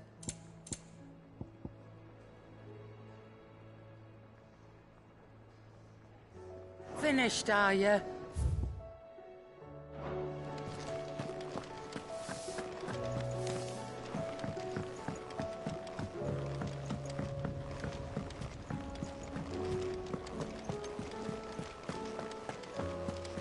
Did you see that? Tell me you saw that.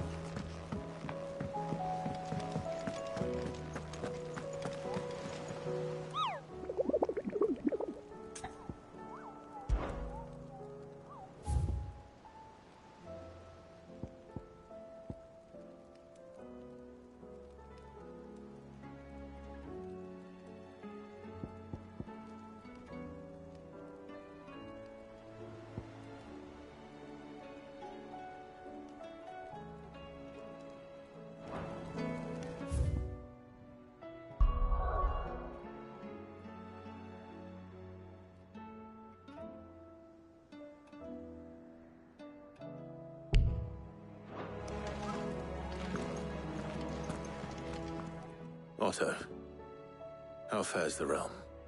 The realm? Oh, she's just fine.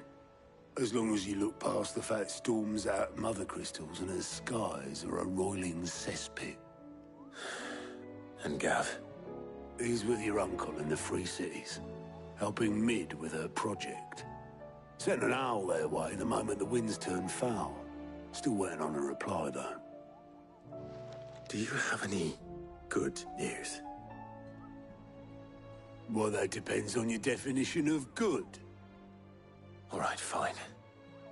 What do you suggest we do?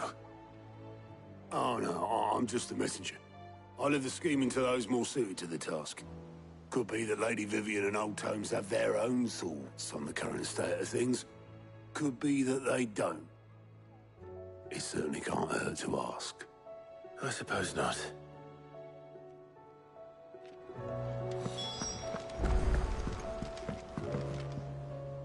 How is it that every one of your little excursions presages some inexplicable catastrophe?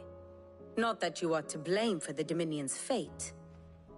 No one could have predicted the actions of the Crown Prince. I'm sorry I couldn't save your home. My countrymen are stronger than you think. A few toppled clock towers won't break their spirits. They'll be back on their feet in no time. I hope so.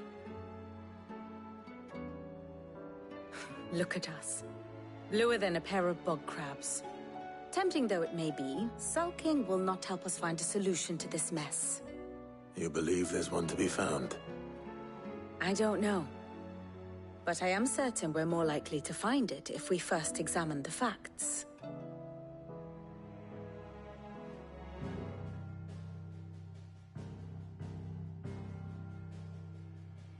Beneath these darkened skies, fear and confusion reign over Valisthea.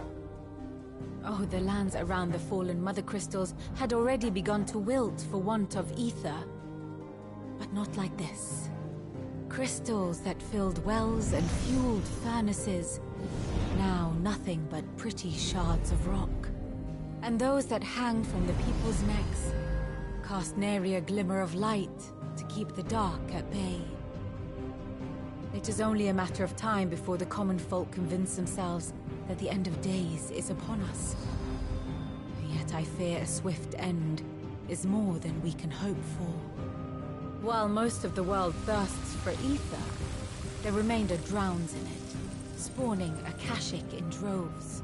And amidst the hordes of mindless beasts, with magics as like to fail as function, even the strongest nation would falter. Rosaria and the Iron Kingdom teeter on the brink of collapse, while the tragedy in Twinside has all but paralyzed the Holy Empire. Dhalmekia fares little better. Rumor has it the ministers fled the capital after the fall of Drake's Fang, leaving their beloved republic to crumble. Waloed, meanwhile, moves in earnest. The Einherjar has been sighted off Storm. The world, in short, is in chaos. It would seem our civilization was nothing but a castle of sand, to be washed away at the whim of the waves.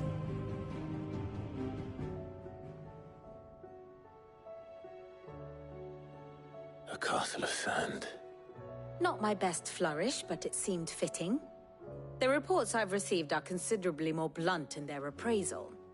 Without the protection of their nations, it will fall to the people to defend themselves against those who would take what is theirs. Which is only ever going to end one way.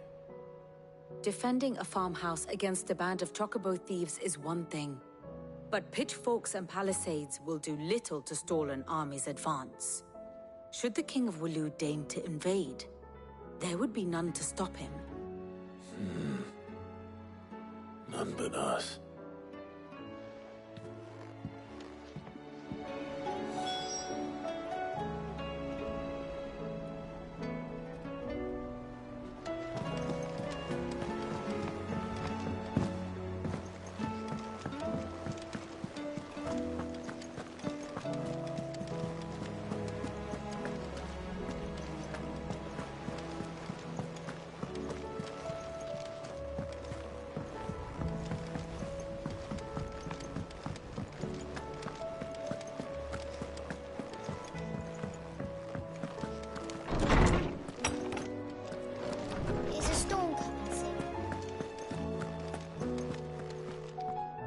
Let me guess.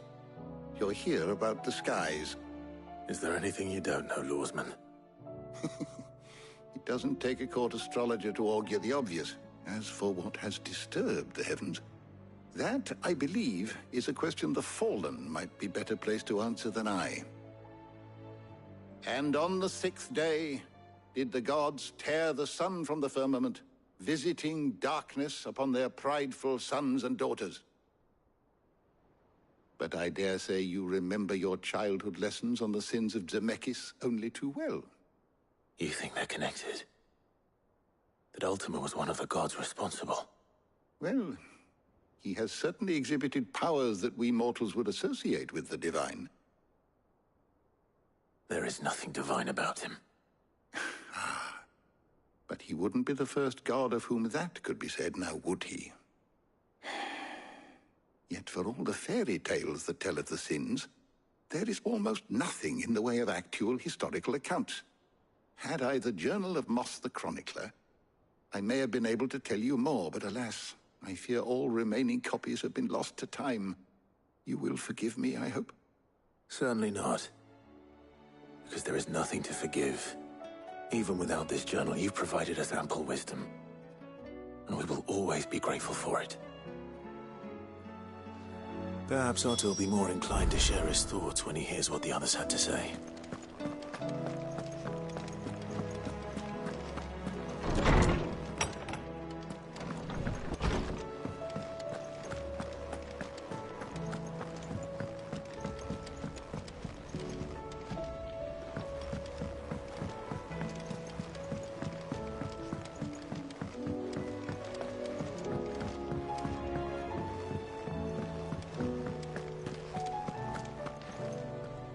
Clive, we have a problem. Only one. That would be a first. It would. Actually, there are 3. We had as many owls arrive while you were at the shelves.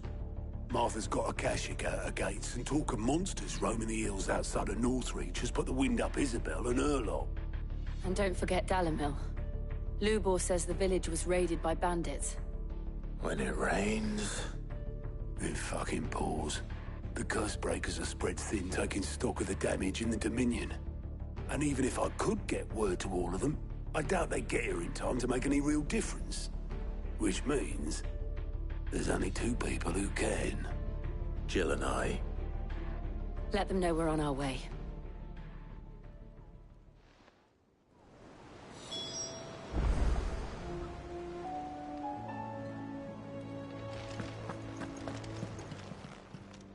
How are you doing? Here you go.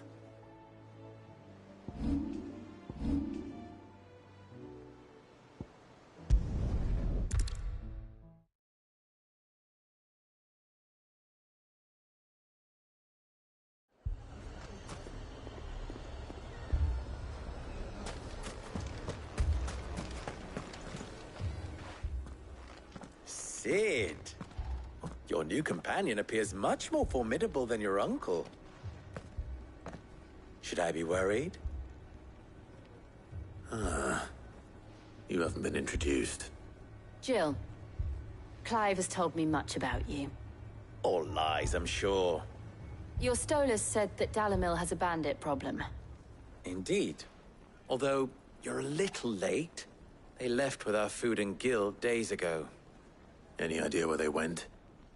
The desert's a big place. Your guess is as good as mine.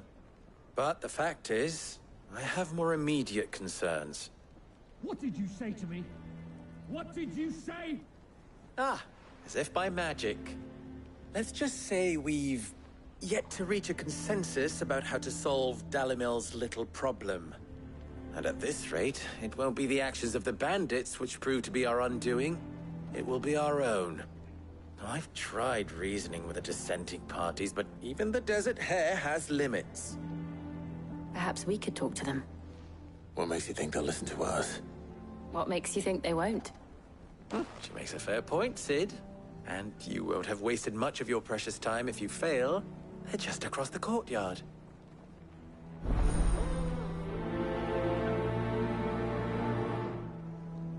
Suppose we just follow the shouting.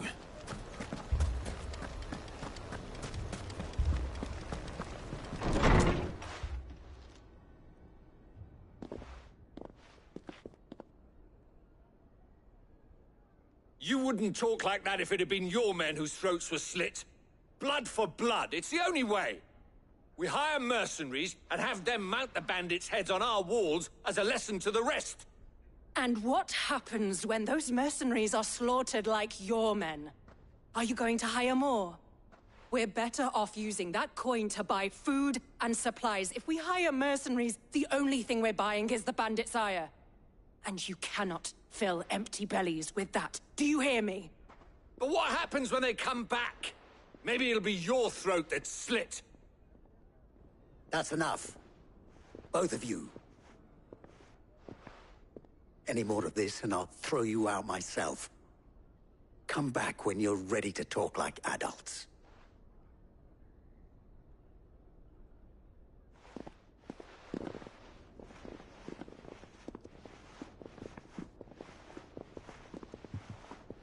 Victor. What's he doing here? Sid. And Lady Jill. What brings you here? I was about to ask you the same thing. Costness is in chaos, and the markets have all but ceased to operate. The Briar's Kiss here in Dalimil is the only place I can reliably obtain supplies. I was here to do just that when Master Lubor told me of his troubles. He thought I might be able to talk some sense into these fools. But if you're here, I suppose his patience must be waning. Who are those people? Those were the thorns in Lubor's side. And the reason this place might be headed the same way as Costness. It's these accursed skies. The darkness is enough to drive a man to madness. Or an entire city, for that matter. We're still working on the skies. But in the meantime, perhaps we can find a solution to Dalimil's problems. I hope so. For all our sakes.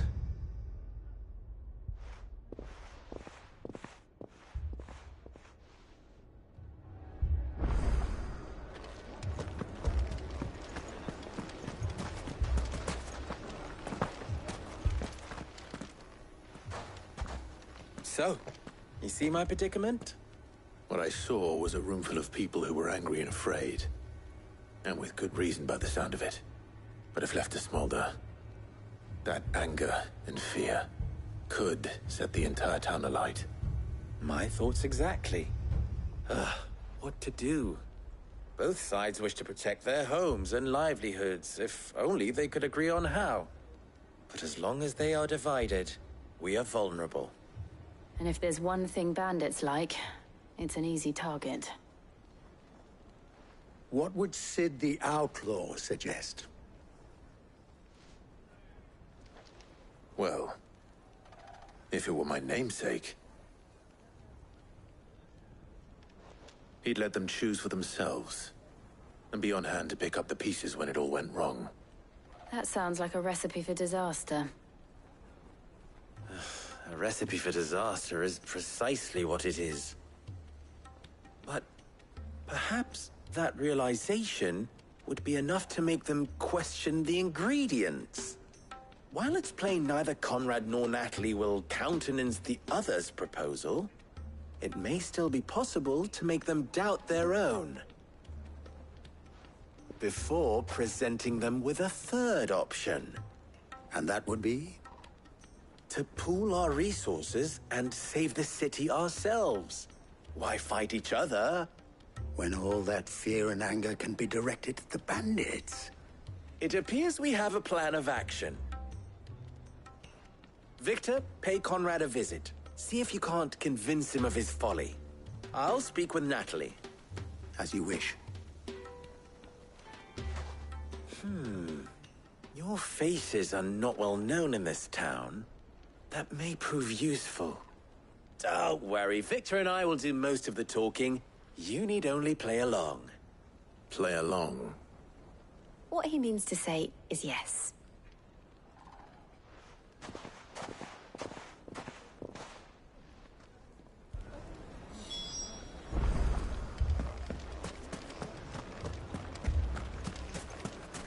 Picture it, Conrad.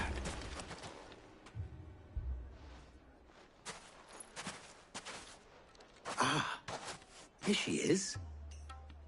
The Lady of the Spear herself. Conrad. May I introduce you to Jane, commander of the Red Wings, the oldest mercenary guild in the Free Cities. A pleasure, my lady. The pleasure is all mine. As I told you, I summoned the commander here from Canver to inquire about a contract. Victor says you told him no. That there aren't any men left to hire. Is that true? True as the crystals cracked. Nobles came and claimed every last one worth his salt. And not just from us Red Wings. You know of the 7 high houses. There must be 2 swords assigned each one. Granted, we have a few boys left. If it's boys you're looking for. Well, Conrad, are you saying that Dalamel's finest cannot defend this town better than a gaggle of unblooded striplings? That a band of beardless youths could better avenge the deaths of your brave men than you yourselves? Absolutely not. We'll show those bastards who they're dealing with.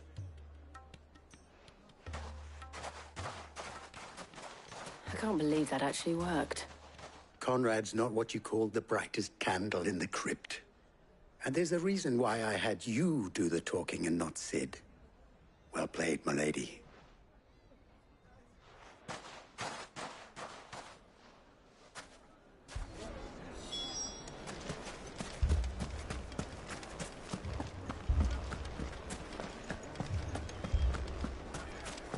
My shop. If I had my pickaxe, I would... I mean, it may still be possible to buy something. Ah, here he is now. Natalie, allow me to introduce Lord Underhill of Randalar's prestigious League of Merchants. Lord Underhill. At your service. Underhill? I was just telling the good lady of our conversation, my lord, and how you were lamenting the state of the capital's stores. Lubor says that not only are the granaries almost empty, but that war and the Blight mean this season's harvest won't be enough to fill them for winter. Indeed, certainly that is the case. The nobles in the capital are buying up the city's stocks of barley and wine, driving the prices higher than most commoners can afford. It is only a matter of time before the peasants revolt. It is worse than I thought. If what Lord Underhill says is true, I fear we have little hope of supplementing our stores, meager though they regrettably are. And while I applaud your endeavors to dissuade our more bellicose citizens from seeking vengeance, I sense Conrad is not wrong in his assessment of the bandits' likely return. Which means that now, more than ever, we will need to secure what little we still have. Food, weapons, herbs, everything. If our humble town is to endure not only this hardship, but those that are certain to follow, we must stand united. All right. If it will help to protect my home, I'll do it. But you needn't have gone through this charade.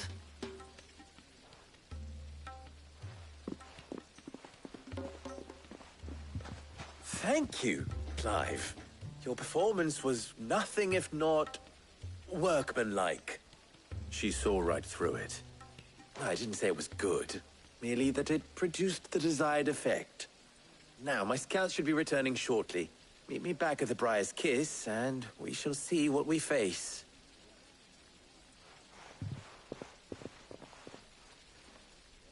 I'm not convinced our roles in this ruse were entirely necessary. I don't know.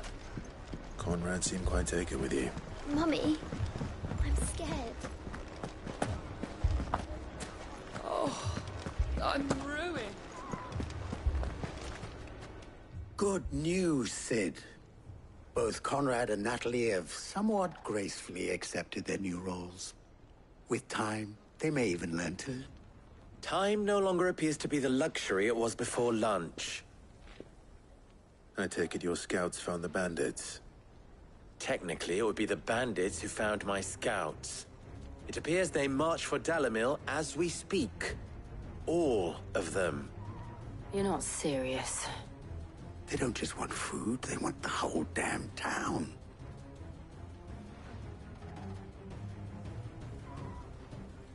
I have a favor to ask.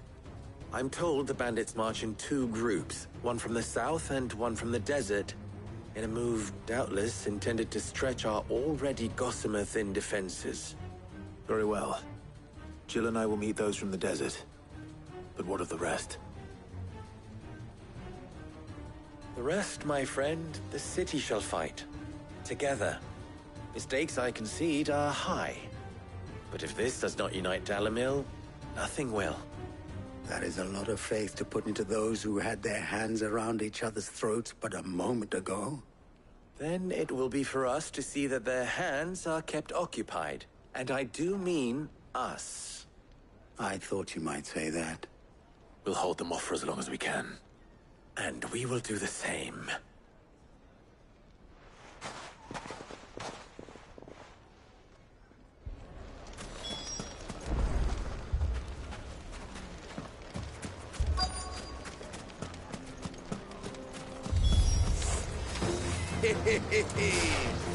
The women folk have come to rise. I'll take that one. He's all yours.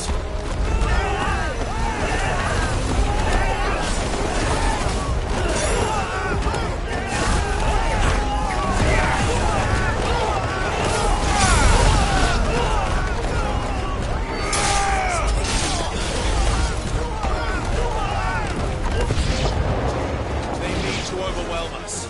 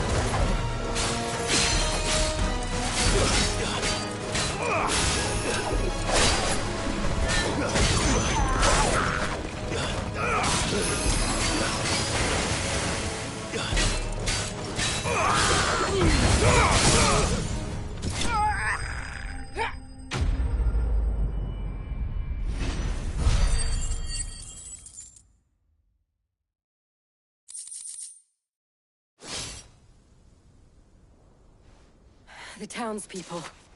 Could they have held out? I don't hear any fighting. What do you think? That we should hurry.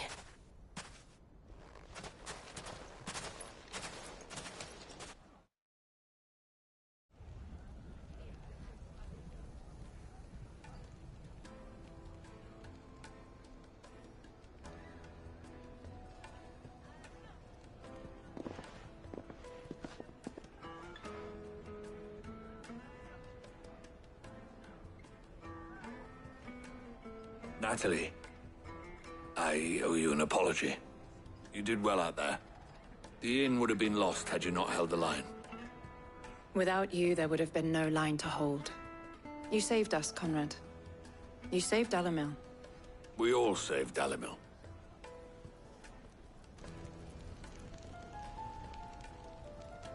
Conrad seems to have had a change of heart. I'd say they both have. I take it from your presence that our visitors from the desert won't be joining us either. Pity. The plan worked, Sid. Granted, it only took an army of bloodthirsty bandits at our gate. Calm now, Victor. Why quibble over the details? We are united, and that is all that matters. As for you, Sid, you fight considerably better than you act. I'll take that as a compliment.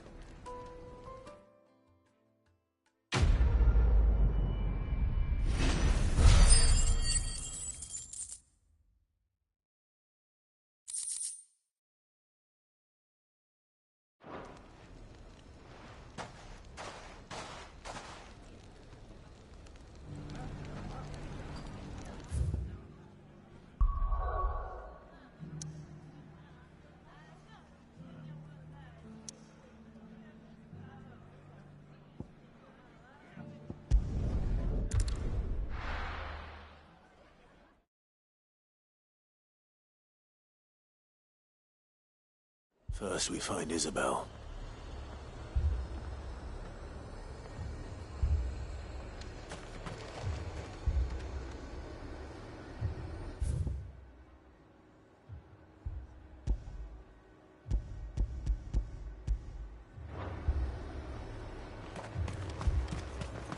I saw it with my own eyes. The whole of Oriflamme under a flood. Then we're next.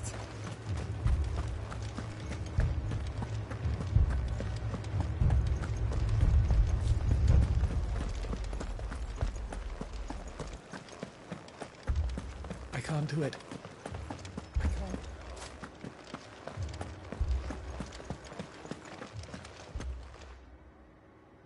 My lord. My lady. We received the dame's message. There have been sightings of strange creatures, I understand. With the blue eyes. Yes. Like a Kashik, but different. They've taken so many. I've lost count. Akashic, but different. Ultima's thralls. And what of your mistress? Is she here? Oh, no. She went to the garrison to ask what they were planning on doing about all this. Then we'll look for her there.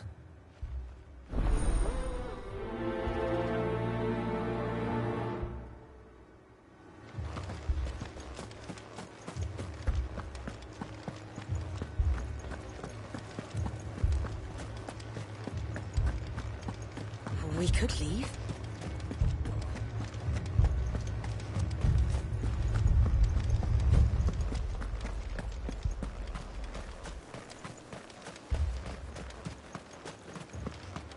Madame, please!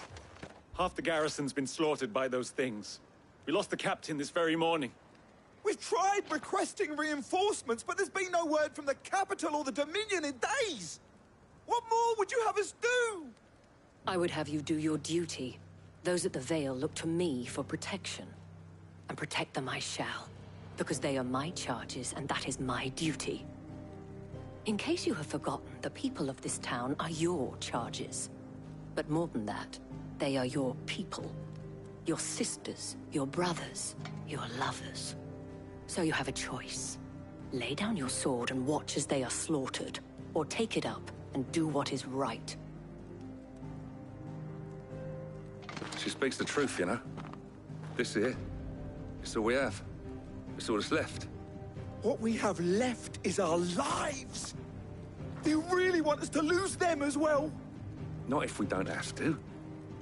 Look, there's a cask under the captain's bunk. Let's talk about this over a drink, eh? I'm listening. I'll have a word with him.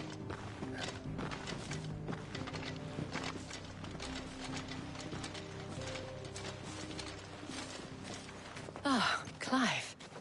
I didn't expect help to arrive so quickly. And sought to take matters into my own hands. It was a noble effort. But I thought you might still need some support. How like you to consider my needs. What we need to consider is where the creatures came from. The way the survivors speak of them, one would think they appeared out of thin air. And perhaps they did. It's hard to know what to believe these days. We'll talk to the survivors.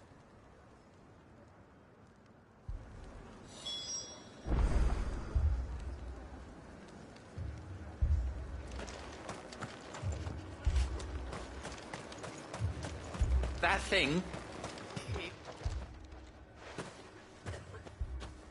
Did you see the creatures that attacked you? Creatures? Yeah, They came out of nowhere. They went for Joseph first, then me, and then they were just gone. Do you remember where you were? On the road from Oriflamme. We just passed Moor when...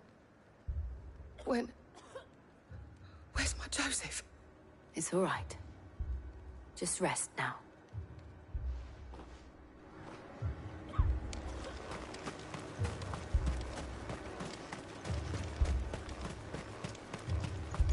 Don't leave me, Pa. You're a pikeman, yes? What happened? I've got family in Moor.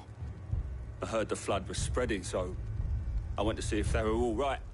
And a pack of them glowing things found me in the meadow. I ran for my life. I never did get to the village. Leave that to us. At least we have an idea of where the thralls might be now. We should head for more. It's all right. You're safe now.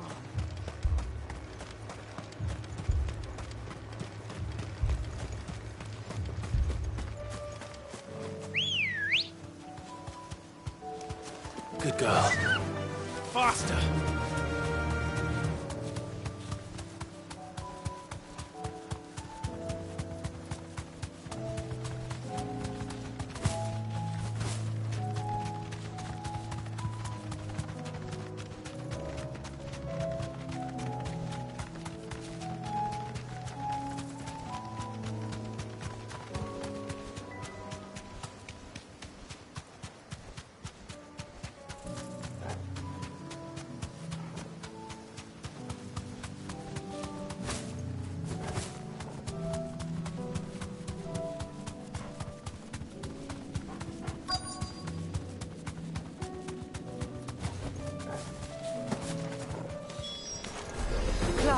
Look! I see them. With me!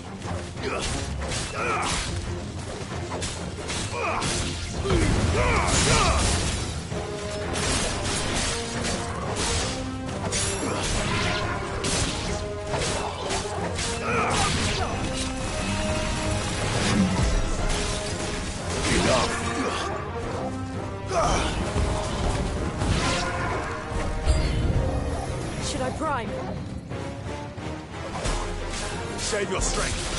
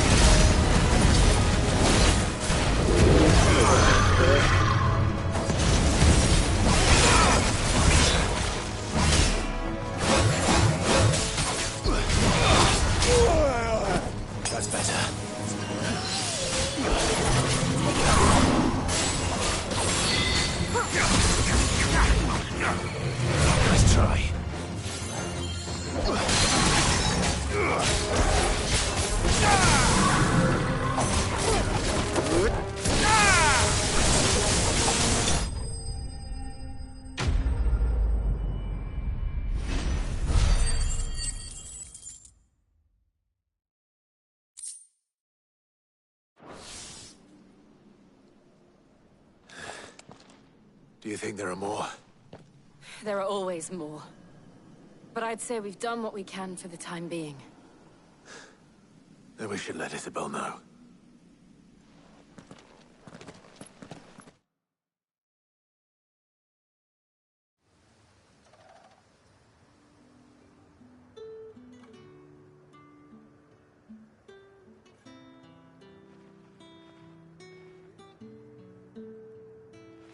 You have the town's thanks. Don't thank us yet. There will be more. Many more. And you'll need to be ready for them. Oh, we shall. Isn't that right, Captain? Yes, milady. The garrison will be ready. Philippe here has convinced most of the men to remain at their posts. For now, at least.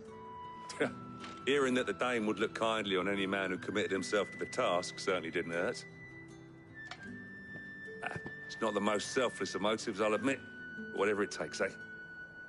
Now me, I never needed convincing. I became a soldier to protect the people I love. And the people I love include the ones standing before me. Handsome and chivalrous. Now, if you don't mind, I have sentries to post. Milady.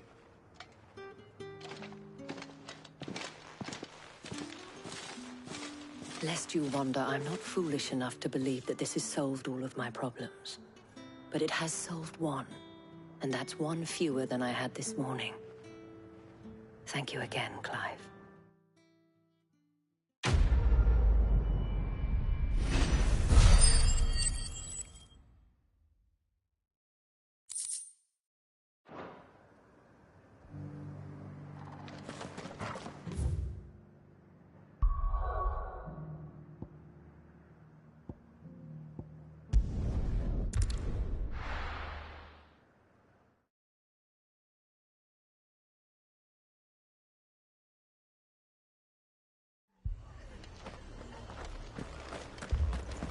This man's gonna die if we don't get him to a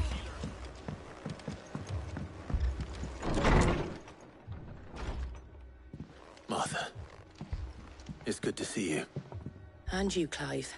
Jill? Otto said you'd been attacked by a Kashik. What exactly happened here?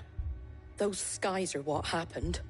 Not long after they fell dark, we had our first visit. There were hundreds of them.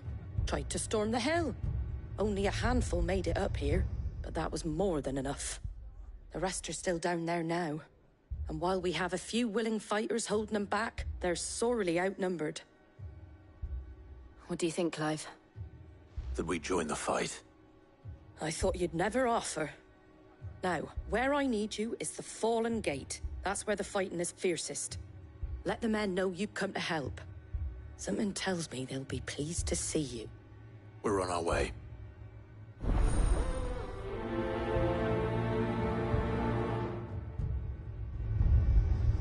Do you think there are as many as Martha says? More.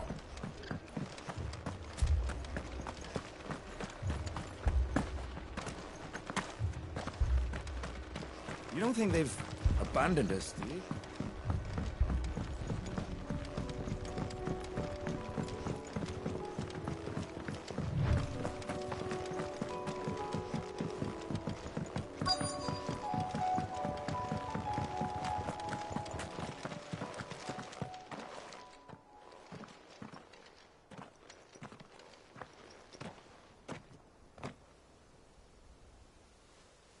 Clive, wounded.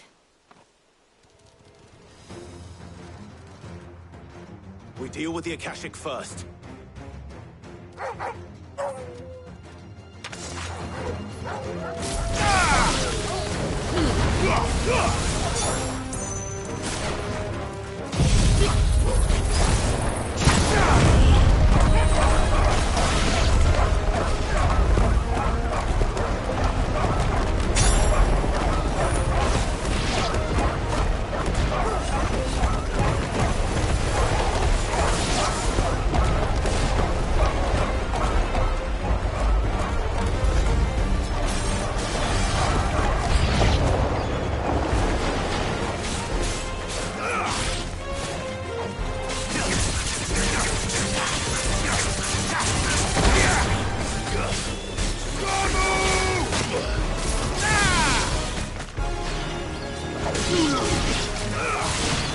It's over.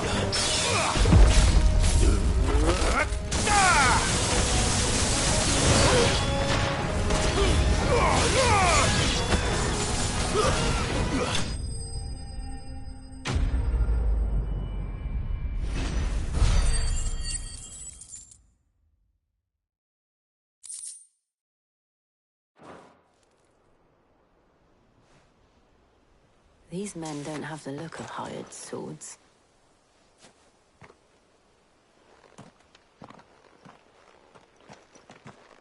If you've come to rob this place... You are mistaken, my Lord Rosfield. We're here by Madame Martha's leave. How do you know my name? Forgive me, my lord. There wasn't time for introductions. We're with the Guardians of the Flame. Wade's men? But how did you come to be here? Where is your commander?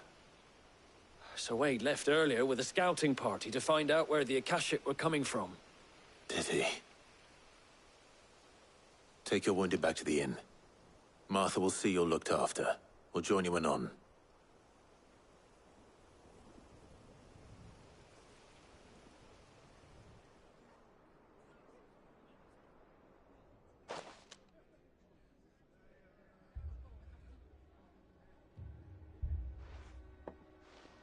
And to think you took them for thieves. A fine reward for holding off the horde, that is. When did Wade and his men arrive? Not long after Rosalith fell.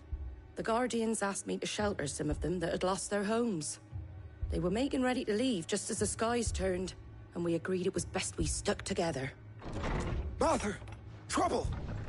The scouting party's almost at the lift, but they got a pack of Akashic snapping at their heels! And they got wounded with them! They're not gonna make it! Damn it all. We'll worry about them, Martha. You look after everyone here. If any can still fight, send them to the lift. I will. You two be safe now.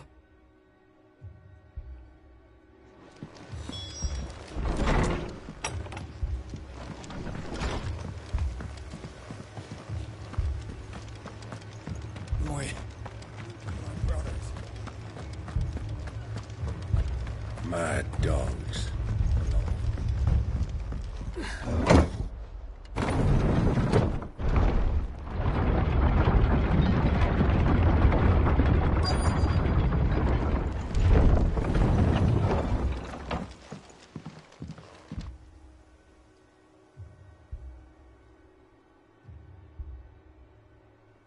Squire, I need you to get those who can still walk up the lift to Martha's. But what about... I didn't ask, Oscar. Sir. Sir Wade. Lord Rosfield. If you aren't a sight for sore eyes. Martha seemed to think you might need some help. And by the looks of it... We thought we could sneak by them. But we didn't know there would be so many. How could we have? Behind you!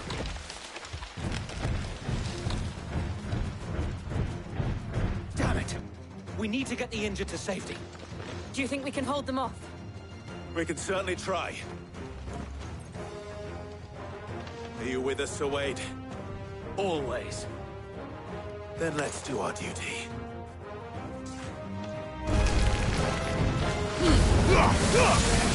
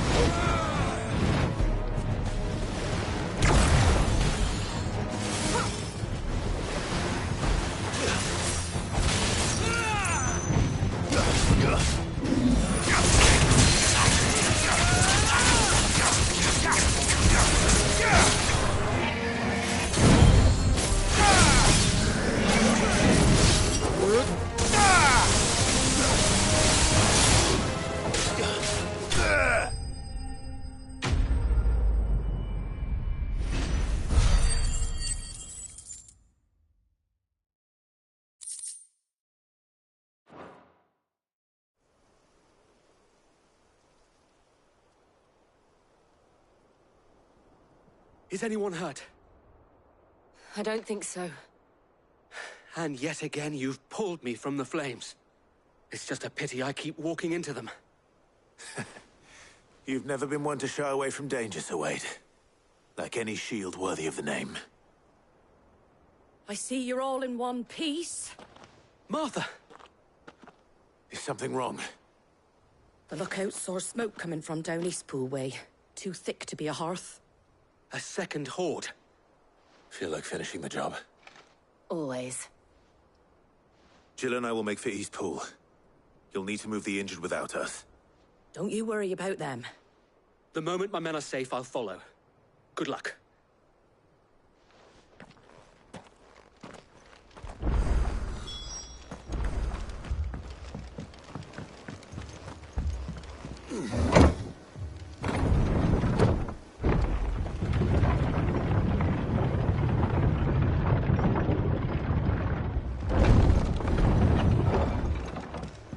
Mad dogs.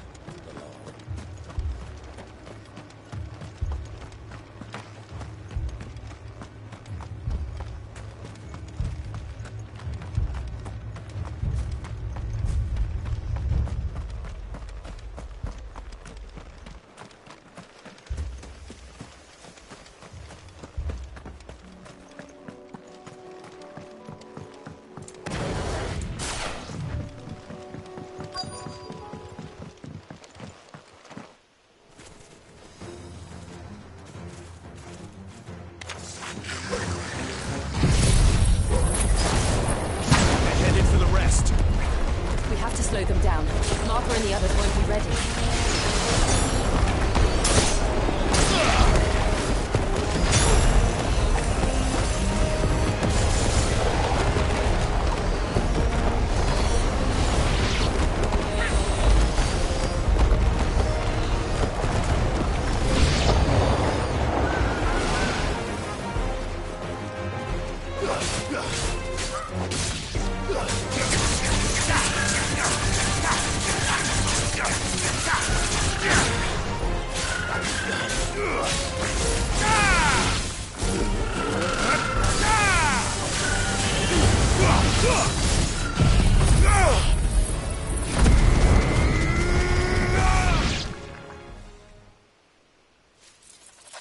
Something's coming.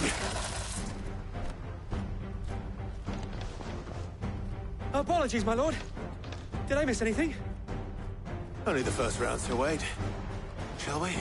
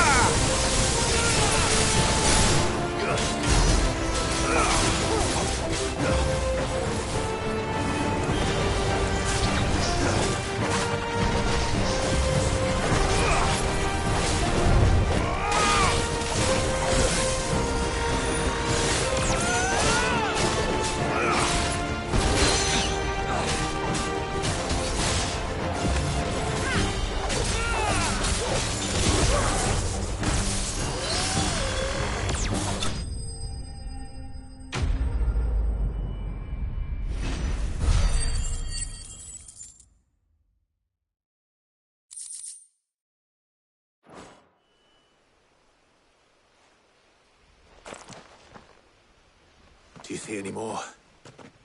No. I think that was the last of them. But it won't be long before the next lot arrive. Then we make for Martha's while we can.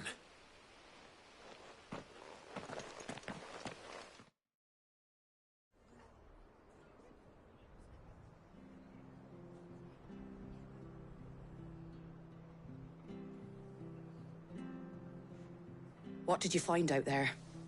The same as Sir Wade. Scores of Akashic. Well, Wherever they came from, they're gone now. Our lookouts say the lowlands are clear. Hopefully we'll have enough time to lick our wounds. How many of your men were injured? A damn sight less than if you hadn't turned up. Thank you. It was a hard-fought victory. But as long as the skies remain dark, I fear the Akashic's numbers are only going to rise. It's not a matter of if the Horde will be back, but when. And whether that's sooner or later, we'll need to be ready. The inn here affords a good view of the land, and is easily defendable. I'd like to make this one of our outposts. What do you say, Martha? You'd have more men to guard the rest. Well, when you put it like that, of course they can stay.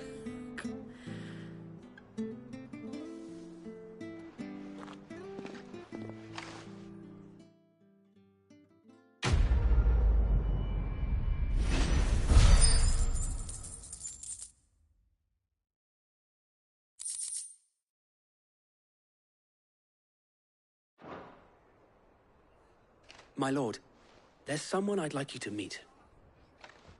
Oscar, over here.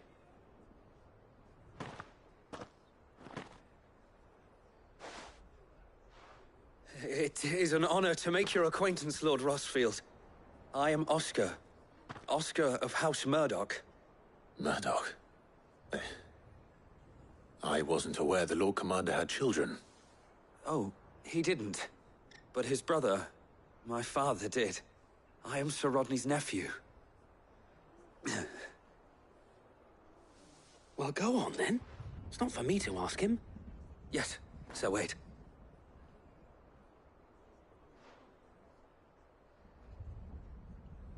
If it please you, my Lord Marquis, might you take me as your squire? I would learn the duties of a shield from the finest. I'm sorry to disappoint you, Oscar, but I'm a shield no longer. Nor was I ever the finest. And spending time in the company of an outlaw hardly seems a fitting education for one aspiring to take his oaths. My Aunt Hannah once told me that a man is not defined by his title, but what he does in its name. You have accomplished much since taking on the mantle of Cid, winning no little honor in so doing. And I would sooner serve under an honorable outlaw than an unworthy shield. Not that Sir Wade and the other Guardians are... I mean to say that, It's all right. We know what you mean. There is only so much the boy can learn from me, my lord. But a squire... Would that really be so bad? You were a squire once. And I'm certain Sir Rodney would approve.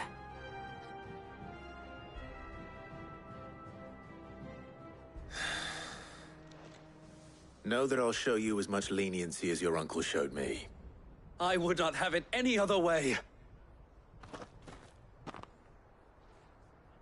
Our friends seem to have things under control. For now, at least. Let's go and put Otto's mind at rest.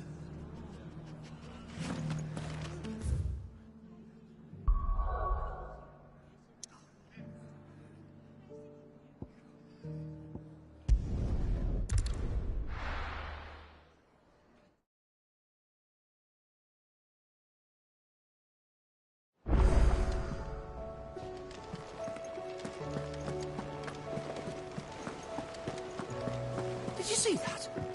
Tell me you saw that.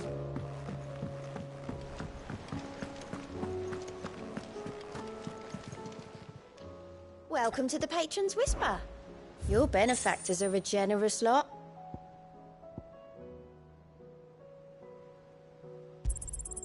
Here you are.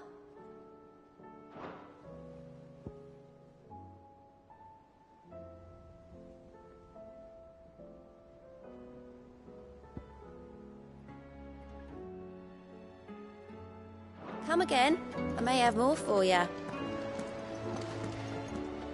Was wondering when you turn up. Had ours from all our friends thanking you for your timely intervention. How is it you always manage to arrive at just the right moment? Luck, I suppose.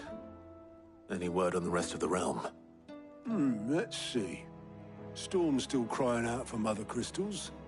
The nations are still in chaos, and the skies are still the colour of a kick in the kidneys 2 days on. So... Right. Clive, we knew this was going to happen. Well, not the bleeding skies part, but you take my point. Now's not the time to second-guess yourself. Now's the time to visit the infirmary. Talia says your brother's awake. Thank you, Otto.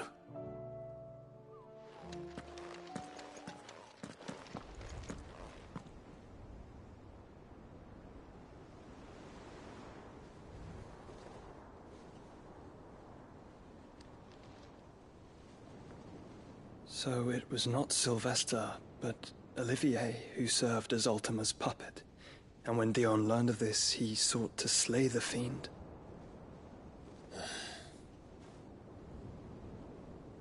Only for his father to take the spear that would have freed him. Enough to drive a man to madness.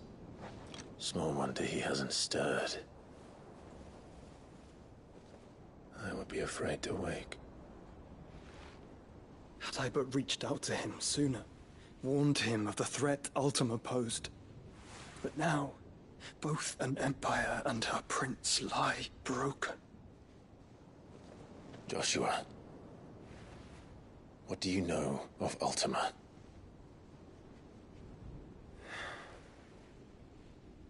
Very little, I'm afraid. Despite my best efforts. 18 years ago, as I lay buried beneath the rubble of Phoenix Gate, 'twas not death who came for me, but another. And it was while in my rescuer's care, I first heard of Ultima. I've been chasing his shadow ever since. Ultima is driven by some deep, dark purpose, and for whatever reason, it would seem you are crucial to his designs. He will stop at nothing to have you, even if that means toppling an empire. But why me? What possible use could I be to such a creature? That is one of many answers that have eluded me. Yet, I am certain of this. It is not mere chance. You were chosen for a reason. All dominants carry within them the might of an icon. Nigh limitless power that is at once acutely limited. I wield fire, and only fire. And I only ice. 8 wardens for 8 elements. But you, Clive. You are different. You're special. Your abilities begin with the flames of Ifrit. But they do not end there. The fact Ifrit can even exist goes against everything we thought we knew of dominance. Perhaps Ultima has been waiting for one such as you, whose potential is truly limitless. I've encountered that thing several times now. If it or he, as you say, needs me, why hasn't he claimed me as he did the boy? Were I to hazard a guess, I'd say the two of you are somehow incompatible. His mind not properly attuned to your body. His mind? Mind, awareness, spirit, call it what you wish. But I believe Ultima to be an embodiment of the concept. This is why I struggle and fail to contain him here inside me. I'm sorry. Inside you? With every setting sun, I feel my strength wane. And though the Phoenix's flames mend the prison I have made for Ultima, they do so at a cost. We must find a means to bring an end to him before I meet my own. What were you thinking? It was that or let him take Clive.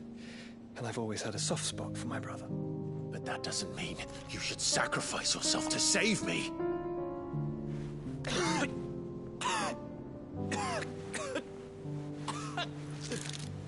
Joshua. Clive, it's Gav. There's an army of Akashic at the gates of Canver.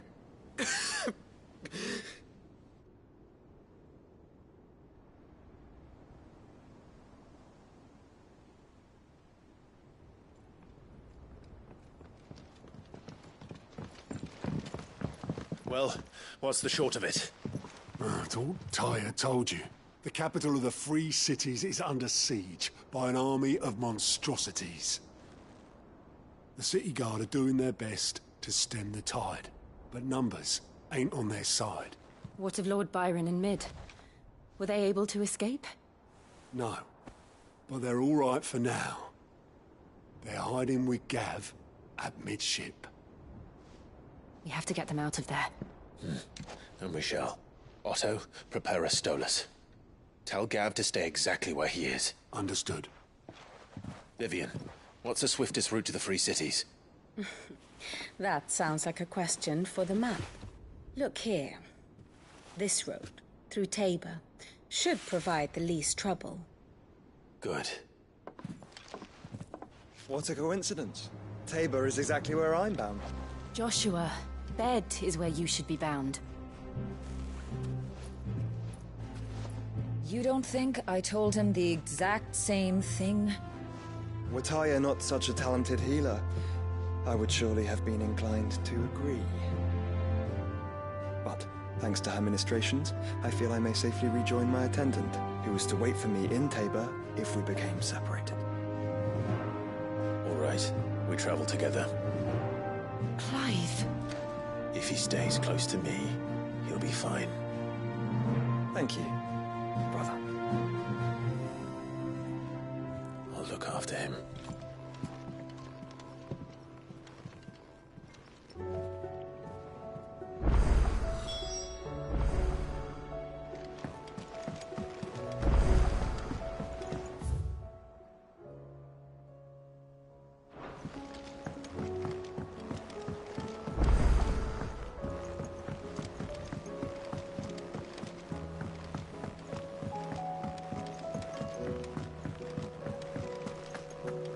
Seems the hideaway is lost. Blasted book. Here, you put me in this situation, Clive. You can bloody well get me out of it. I need a hand with a recipe. Are you sure it's me you're looking for? I'm not much of a cook. I'm all the cook will be needing, thank you very much. What I want from you is a little of your time, right? Oh, and perhaps your sword. You remember Ivan's stew, right? Well, despite the look of the thing, and that awful stench, people wolf it down. So I thought I'd try making one of these supposed masterpieces myself. Had a peek at the book and gave it a go, but, well... It wasn't as straightforward as you'd hoped. Ivan had the same problem. Yeah, but this is my blooming kitchen, and I will not be outdone. So if you don't want to be seen as playing favourites, I suggest you lend me a hand. I've never been one to play favourites, Molly. And I would be only too happy to lend you a hand. So, what's on the menu this time? A fried mortress of skyworm. That's one heck of a name, innit? Recipe seemed easy enough to an old hand like myself. Thought I'd followed it to a T. Only, turns out skyworm livers and drake's mint are not what I thought they were. At least I hope they're not, given the rancid mess they made. Ivan said the recipes in the culinary pilgrimage date back centuries. Who's to say the ingredients even exist anymore? Wow. That's a question for a scholar, wouldn't you say? Perhaps you know of one? Kindly old fella who haunts the shelves, maybe? Fine. I'll go and speak to Harpocrates. Perhaps he'll know something. And if he does, I'll see if I can find your ingredients for you. You do that. Lest we forget, you've got a reputation to uphold.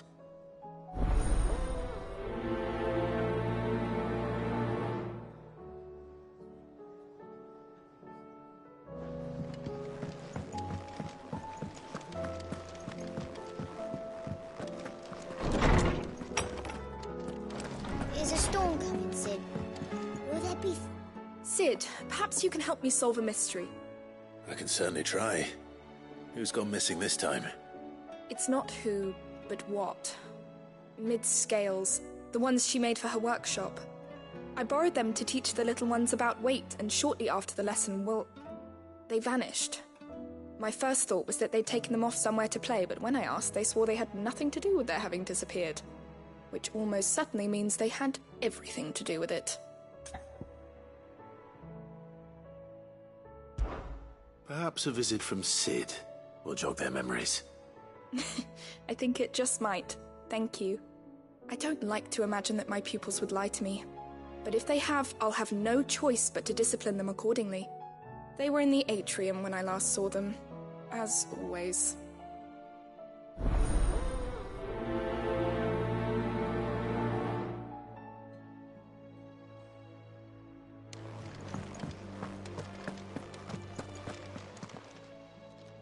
Lawsman Harpocrates, I've come to pick your brain if you don't mind. It's about the book you lent Ivan. Ah, Valisthea, A Culinary Pilgrimage, a classic. One of my favorites, in fact. The young man did a wonderful job with the Chance's stew. I do hope we shall be able to sample more such marvels in due course. That's actually why I'm here. I don't suppose you know where I might find skyworm livers and drake's mint. Ah, so the fabled Sandbricois delicacy is next on the menu. Delightful. The descriptions of fried mortris never fail to make my mouth water. Now, skyworm is a somewhat antiquated name for the wyvern, their ground livers being the paste from which the mortris is made. Dragon livers.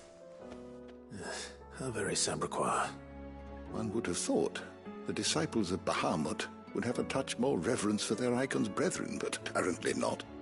I believe the specific dragon the recipe demands is the blueback wyvern, said to be the very color of the sea beside which it resides. So we know where to look for our liver. But what about the drake's mint?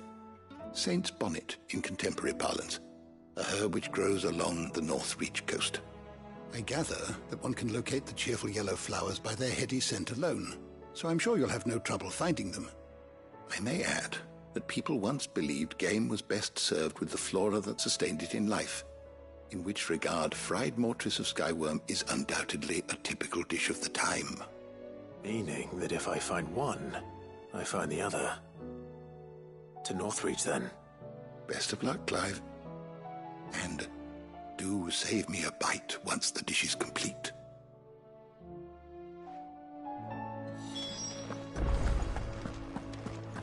Is a storm coming, Sid?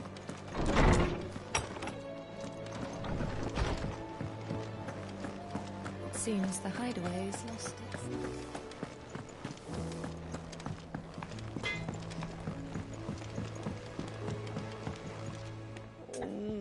What am I gonna do? Is everything all right, Goots?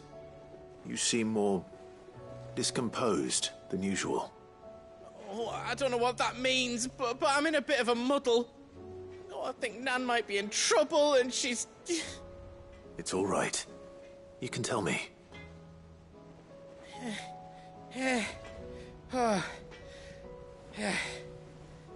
There was a trader came by. One of our usuals, like. Said he'd heard some rotten rumours about her down Dalimil Way. Folk are saying she's been selling to bandits and cutthroats and that. I mean, she's fond of a chance to make a coin or two, aye, but she'd never do business with baddies. Especially not the kind who go hurting people who haven't done out. I wanted to ask her about it myself, but I'm scared she'll give us a tongue lashing. She'd never give your tongue a lashing, though, would she? Don't worry. I'll speak to her. Oh, thanks, Clive. You'll let me know what she says, won't you? Of course. I'm sure it's all just a misunderstanding.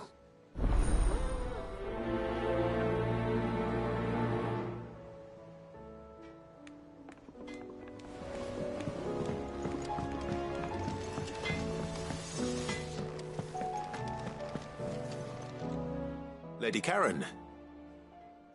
How's business? Not nearly as foul as the weather. You're doing good trade, then? Both in and out of the hideaway? Can't complain. Wait. What exactly are you getting at? Not once in 5 long years do you pay my affairs half a care, but here you are today, raking me over the coals like a bloody popoto? Just asking. Out of interest.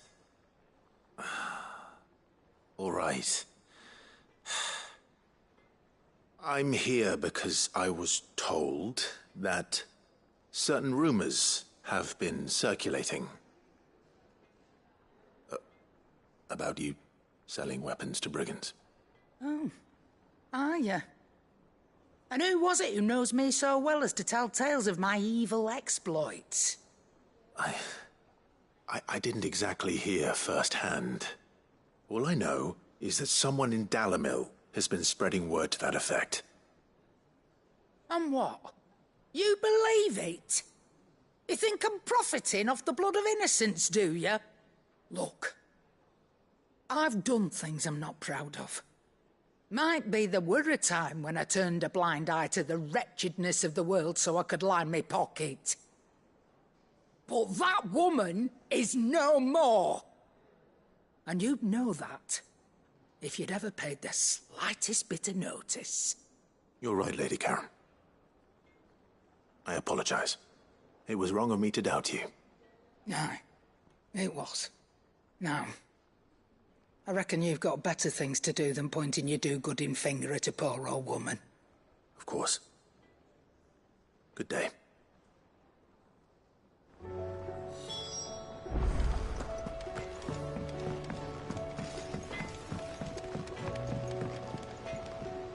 I spoke with Lady Karen. What did she say? That the rumors were unfounded, and that I was a fool for thinking they might hold any truth, along with some other things that made her feelings clear. And while it sounds like she may have done things she regretted in her past, she says those days are behind her. Oh, well, that's good. I knew Nan wasn't caught up in out bad. But why would people say she was? What did she ever do to them? It's not right. No, it's not. But people do things for all sorts of reasons. Perhaps we'll never know.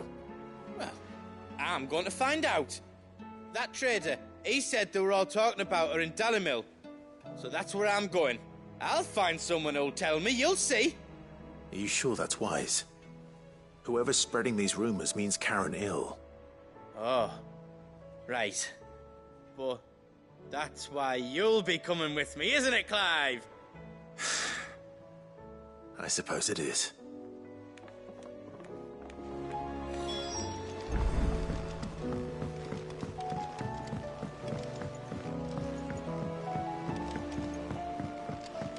I heard the Emperor was impaled on his...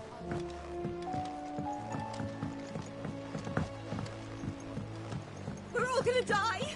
You hear me? What do you reckon we should do? I say we...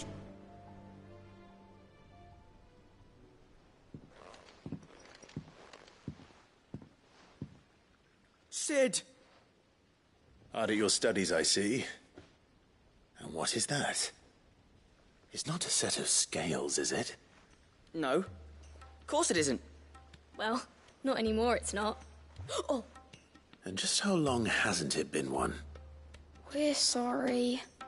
But we didn't break them. We dismembered them. Just like Miss Mididol showed us. Miss Mididol? And why would she have you dismembering her creations? Because that's the only way to become a ninja-neer. Miss Mididol said, the best way to see how something worked is to take it apart and put it back together again. Well then, your work is already half done. Carry on. About that. The taking apart was easy enough, but it's the putting back we can't work out. Speak for yourself. The heavy thing goes at the bottom. Then...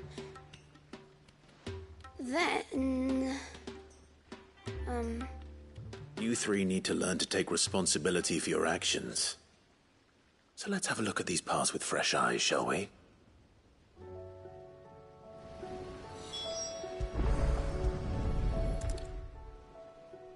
All right. Everything here was once part of Miss Mididol's scales. Every piece has its own role to play, and each is just as important as the others. If even one of them is missing, the scales won't work. So let's think about what those roles might be. You already know one of the pieces. The body. Its role is to support everything else. But what of the others?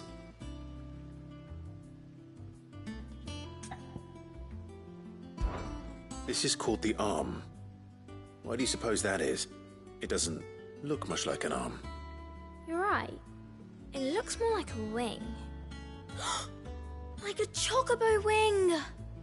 You've ridden a chocobo before, haven't you, Sid? Will you teach me to ride one day? I'll think about it. Now, what do arms do? Hold things. So wait, maybe this arm holds things too? Good thinking. You're on the right track.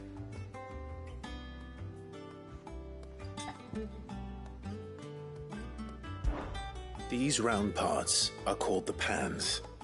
You all know what a pan is, don't you? I do. Molly uses them in the kitchens to fry bangers. But these aren't for frying bangers, you idiot. They're for weighing stuff.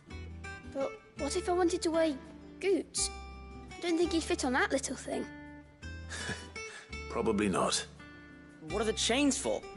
Holding the pans up? Well spotted. Which means something must hold the chains up in turn.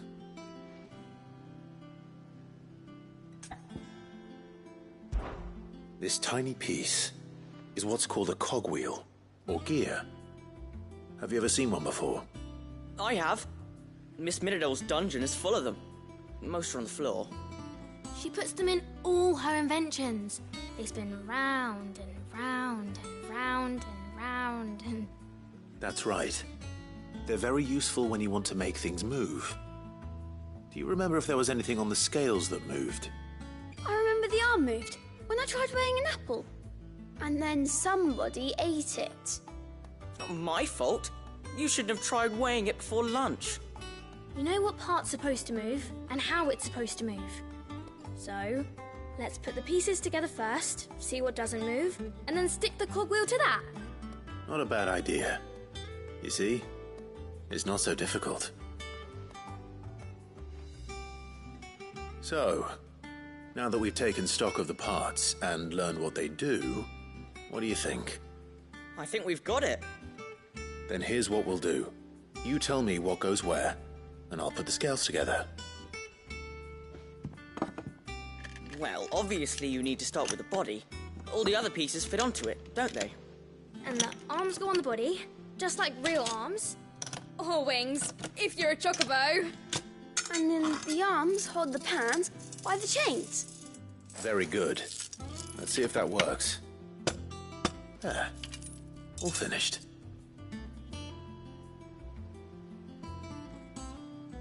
Yes! We did it! Well, with Sid's help. Oh, I just put the pieces together. It was you three engineers who showed me how. That's right. We're Miss Miradol's hairs. Her hairs? Yeah, hairs for the future. She's showing us her secrets now, so we can help out the hideaway when we're older. What do you think, Sid? Are we almost ready? With a little more help from Miss Miradol and Miss Shirley, I'd say it won't be long at all. You hear that? It won't be long. Until then, though, do try to be honest with Miss Shirley.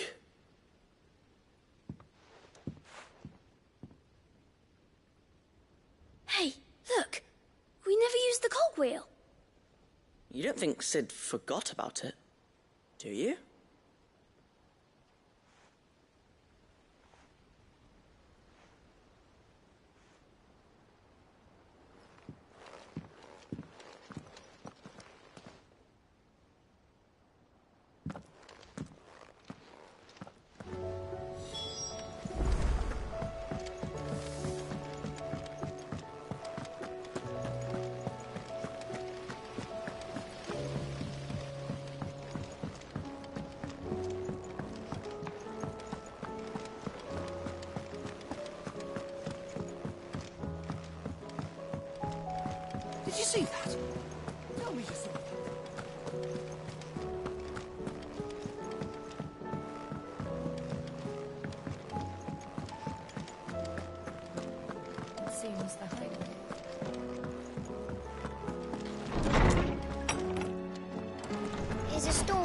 missing.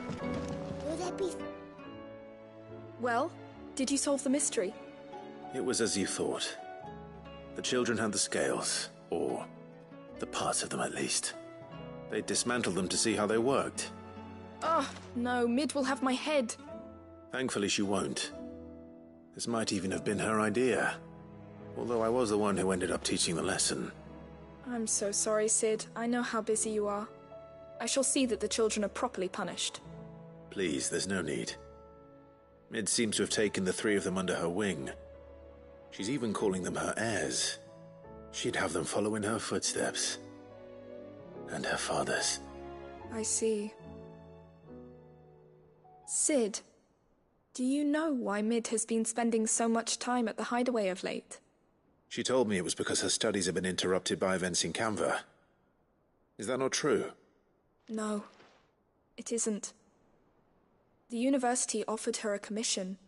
In exchange for full tuition, room and board, they asked her to oversee the design of several new war engines.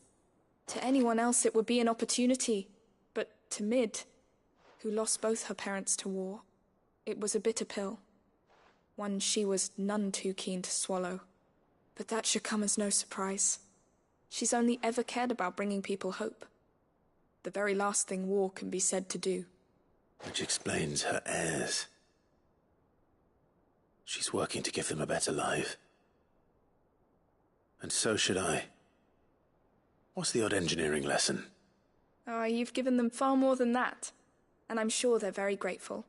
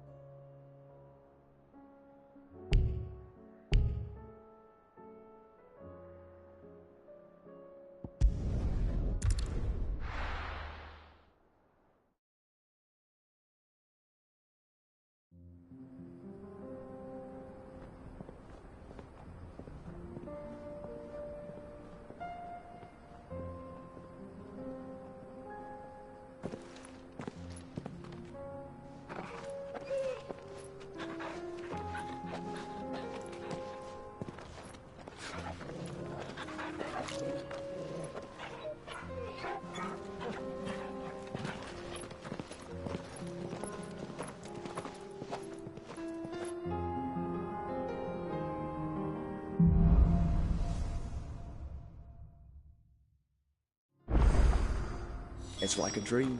The four of us out walking like we used to. Enjoying this, are you? Gav and the others could be in danger as we speak. You're right. I'm sorry. Yote is a fine scout. If Canva was attacked, she will already have begun gathering information. Tabor isn't far. We should pick up the pace.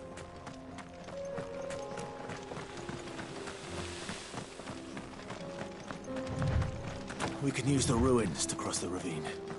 Assuming they will allow it, the Echoes have a will of their own.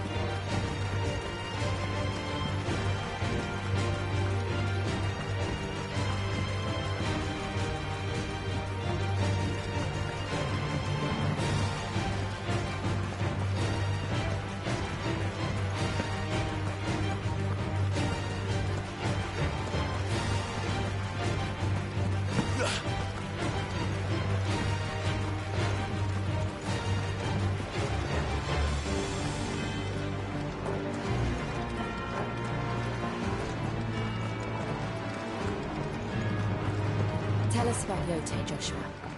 She's strong-willed, loyal, and deadly with a blade. Much like Clive, but with better manners.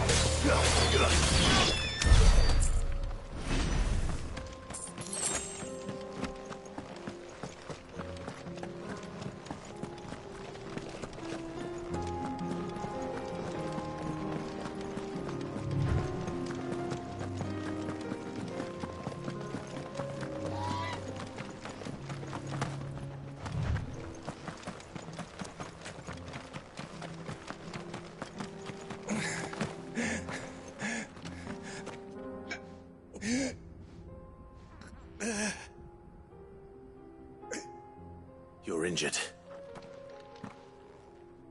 What happened here? Where are your comrades? Ether flood. Up ahead. It swallowed our camp while we slept. My own men did this. Turned every last one of them. There's a village not far from here. Tabor. The people were kind to us. It's only a matter of time before they won't stand a chance. We can't let those monsters reach the...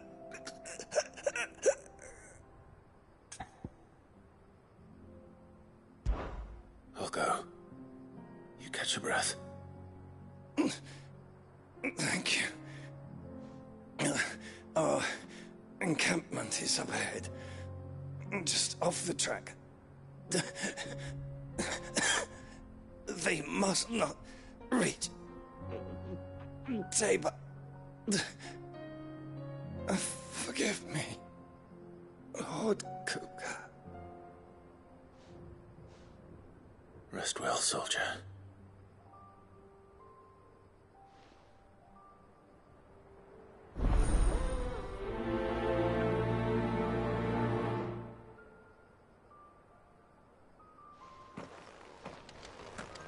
You said the encampment was close.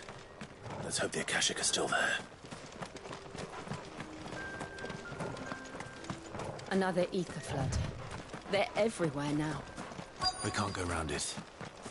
Then we'll just have to be careful. Good. I got here in time.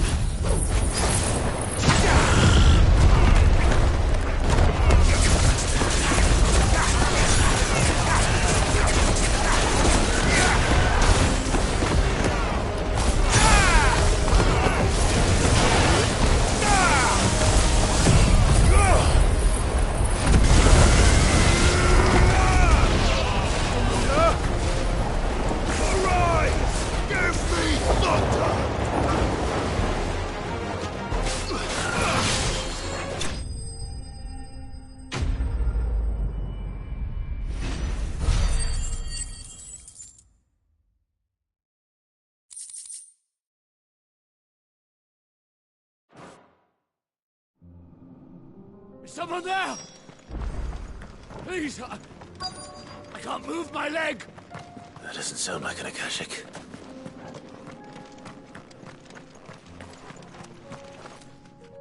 You're with the battalion? I am.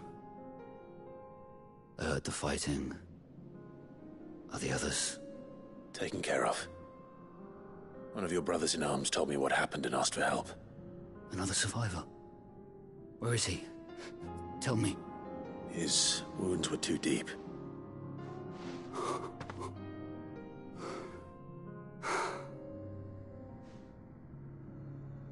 He was right to send you. Those things you slew are no longer my brothers. Tabor is safe thanks to you. Here, you've earned it.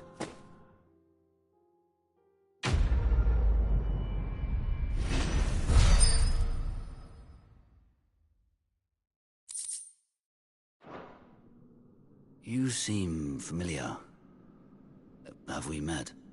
You must have me confused with someone else. Wait. That scar. Son of a whore. You're Sid. I was there, in Cosnes when you killed my brothers. I was there in Rosalith when you killed my commander. My war with Hugo Kupka is over. I bear no ill will toward those who followed him. And what of my ill will? Coward! Draw your steel. Lord Kupka shall be avenged!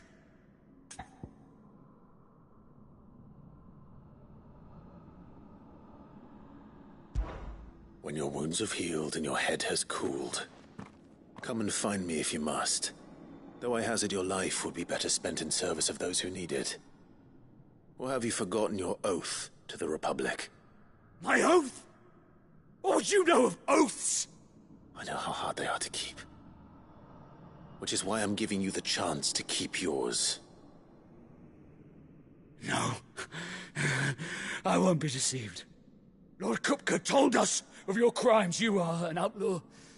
A murderer, not some... Man. Like you or anyone else. I am nothing like you. But if you're not gonna kill me, then go. Leave! Just know that I will find you, Sid. Someday.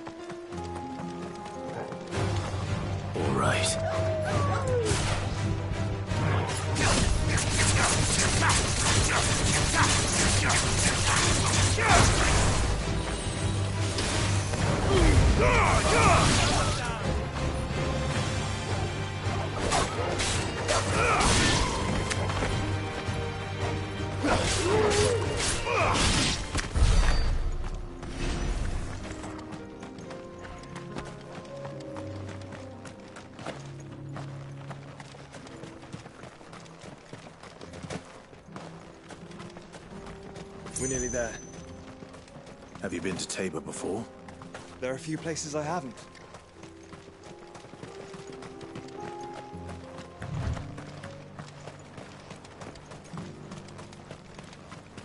Where now, Joshua?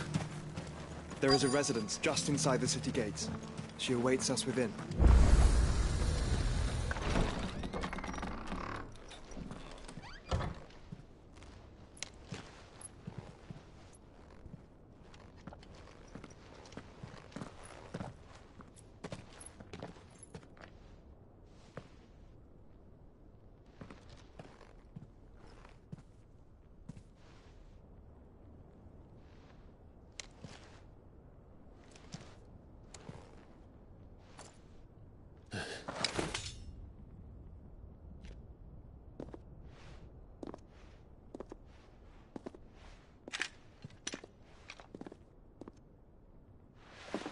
My Lord Marquis, it is an honor.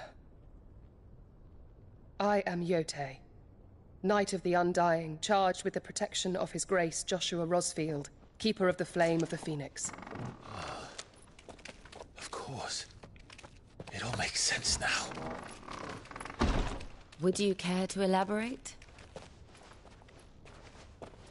The Undying are loyal servants to the ducal throne. Or more specifically, to its heir. They have served our family for generations, albeit from the shadows. Since their inception, they have been tasked with the preservation and enactment of the rites of ancestral communion. After the events at Phoenix Gate, it was the Undying who delivered me to safety. And since the day I left Rosaria, Yote has been my constant companion and protector. Without her sword, I would not have survived my journey across the realm. Rise, Lady Yote.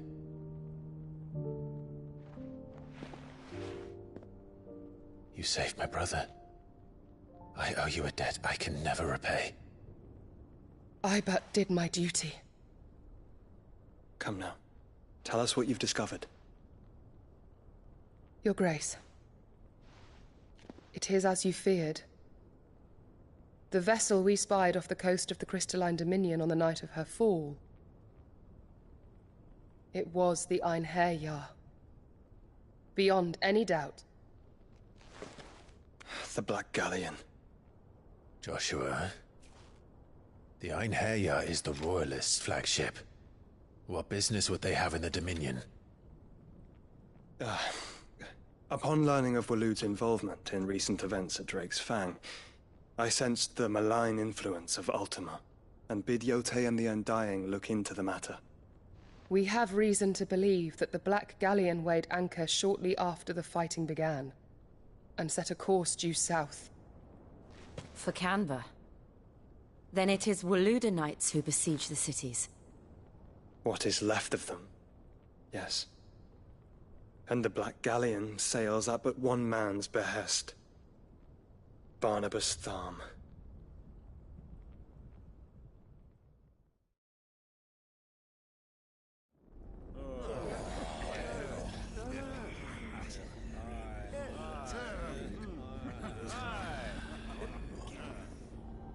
But are we truly safe here in the Agora? The city guard have been paid, if that's what you're implying. All the more reason for them to run. Well, you are free to leave, Lord Minister. Markets abandoned, warehouses aflame, blackened hulls choking every port in the capital. Canva is ruined.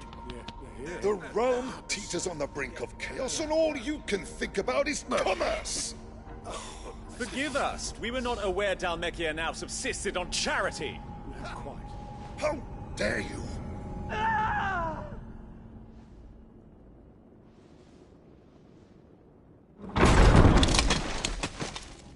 Distinguished members of the Council, you must forgive His Majesty this intrusion. What is the meaning of this? A trifle crowded, but I fear it will have to serve, my liege. Very well. My colleagues, do you not see? The king! He has come to save us from the Akashic!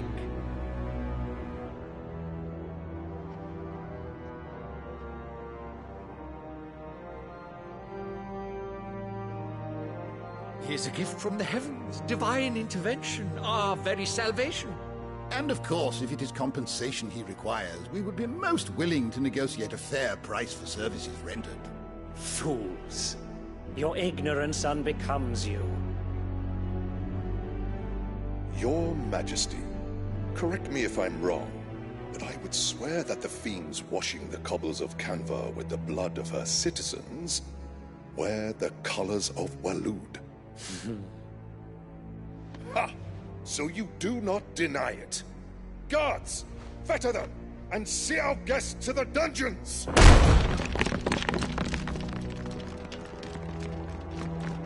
Enough.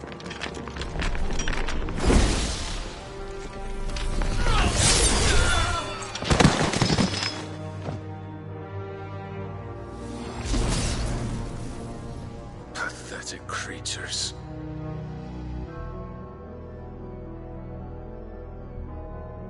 That you should imagine yourselves worthy of salvation. The girl is still here, somewhere in the city.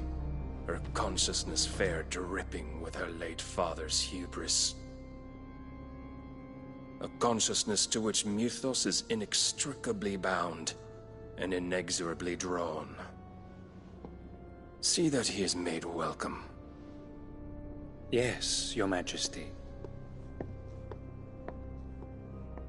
Come, Mythos. Surely the prince's light cannot have sated you.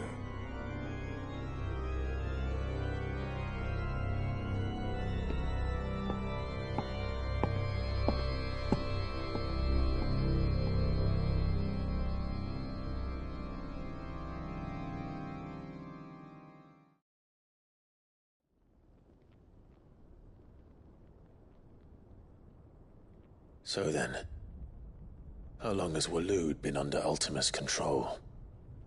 How long indeed? Based on what we know of Barnabas's actions, I would guess some few years, mayhap more. But to what end? What does Ultima want? The tapestry. Show them.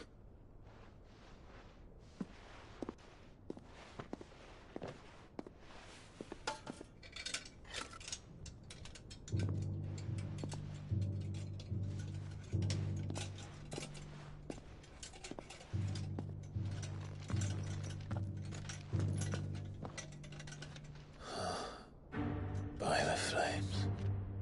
Phoenix Gate, Drake's Breath, and now here. But what is it? It is old, ancient, even. Naught remains of the faith it represents, save what can be gleaned from the image itself. None could tell me what the one in the apothecary meant, even the Undying. But I believe it may be the key to discerning Ultima's purpose. That figure in the center, the one beneath whom the icons congregate, that I believe to be Ultima. He is a god, or at least godlike, his very existence beyond our ken. The icons, and by extension their dominance, are meant to be his subjects, and while some, like Barnabas, have accepted this role, others have rejected it, like you, Clive, which is rather inconvenient, as it appears he needs you most of all. And gods don't like to be disobeyed. No, I don't suppose they do. Clive, may I tell Yote of the lake? By all means. Yote, I will be accompanying my brother to the Free Cities. Whilst we are afield, I would have you watch over those Clive has made his wards. Omielos delan tu isag ilith. Though well concealed, the hideaway lacks trained fighters to defend its occupants should they be discovered. But it is my duty to... As it has ever been my brother's duty, remember. If that is your wish, Your Grace. But please be safe. If aught were to befall you, You have my word.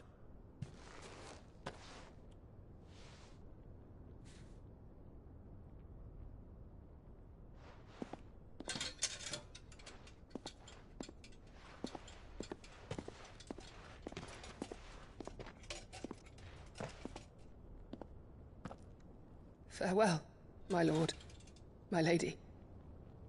We are in your debt, Yote.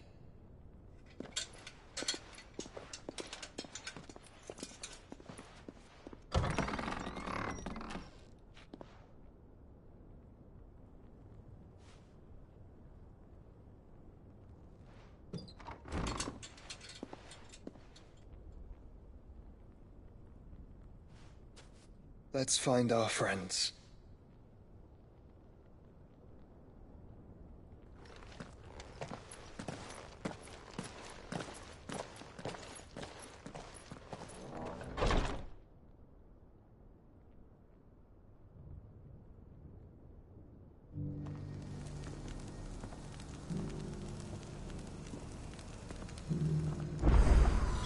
It's plain she cares for you very deeply. And I her, which is why I had to let her go. Opportunity beckons. Who among you is bold? Is that blade for hire, perchance? Because I have a mind to make a killing. Figuratively, I hope. Well, yes and no. A passing caravan carried with it a rumor most fortuitous for one in my trade, that an elder Dread Evis had been sighted in the fields of Korava. Dread Evis are aggressive beasts. Compelled as they are to acts of violence, few survive to maturity, but those that do develop a hide of phenomenal value. A hide you want to sell? Eventually, yes. Though I would have it tanned first that it might be crafted into marvels the likes of which the world has never seen. Dread Evis skin is a rare thing indeed. But the worked hide of a well-aged beast, now that would fetch such coin that Gilbert himself might weep with envy. Bring me that beast's skin, and I will share with you the bounty of our combined labors. All right. I'll hunt your Evis. Of course you will. When one lives in such troubled times, it is a fool who lets opportunity slip his grasp. Leave Tabor through the east gate, but take the path that branches west. Once you reach the checkpoint at Tovany, you are a mere stone's throw from the fields of Korava. I eagerly await your safe, and above all, triumphant return.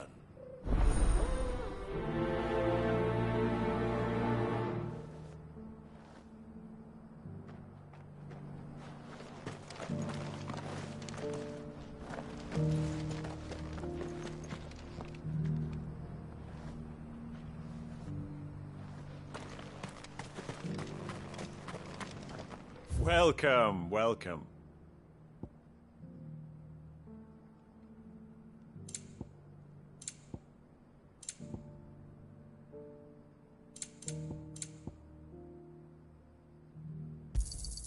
Of course.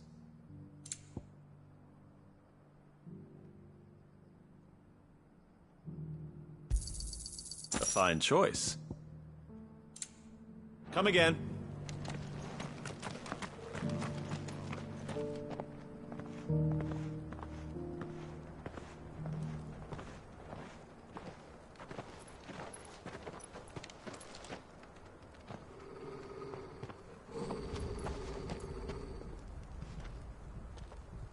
Cyril. How fares the search? Well, Your Grace, my report shall be with you ere long. Ah, yes. Yotei is otherwise engaged, at my behest. And the duty of wardenship? Fulfilled. For as you see, I've been reunited with my first shield. I am Cyril, Knight of the Undying and bearer of the Burning Quill, charged with chronicling the mortal deeds of His Grace, Joshua Rosfield, Keeper of the Flame of the Phoenix, and rightful Archduke of Rosaria. I entrusted Cyril here with overseeing the investigation into Ultima's origins. Findings from his brothers and sisters afield are delivered here to be collated and catalogued. Just how many Undying are there? Not nearly enough, milady. Yet we are glad to give our all in service to the Phoenix. Such is, and has ever been, our creed. I see. You have your associates, I have mine. But you may now think of them as ours. That won't be a problem, will it? The Phoenix is our sun, and we but the shadows that quicken in his radiance. It is from the darkness that we serve, both him and now you.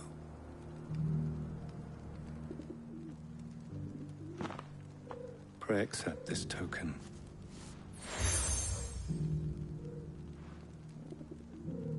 For as long as you bear it, members of our order will reveal themselves unto you.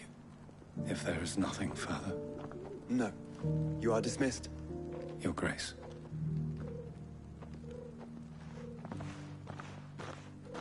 To Canva, then. We'll talk about this later. Cyril seemed very, You certainly keep strange bedfellows, Joshua.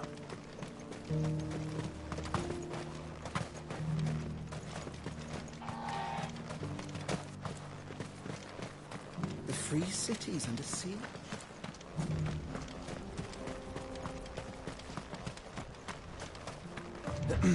Are you sure this is the right way, brother?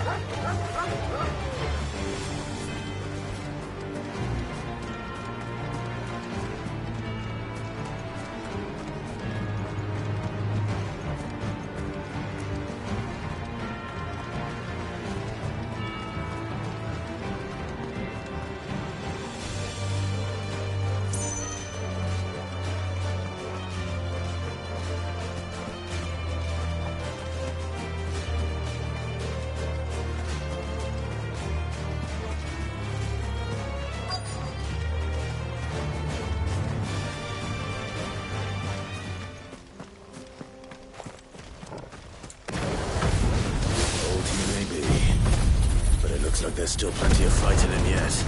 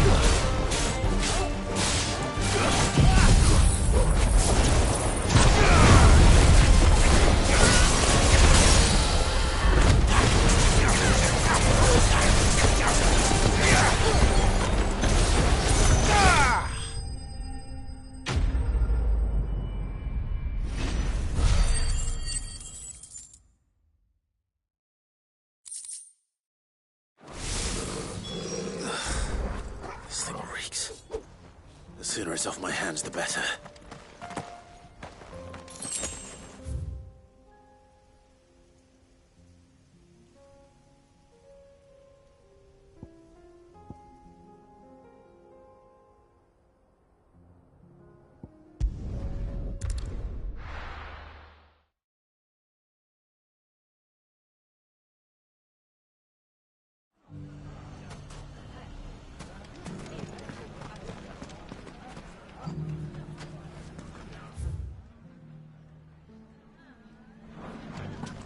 Bandits may be known. The Shouldn't be too hard to find, Goods. The gentleman of the town guard.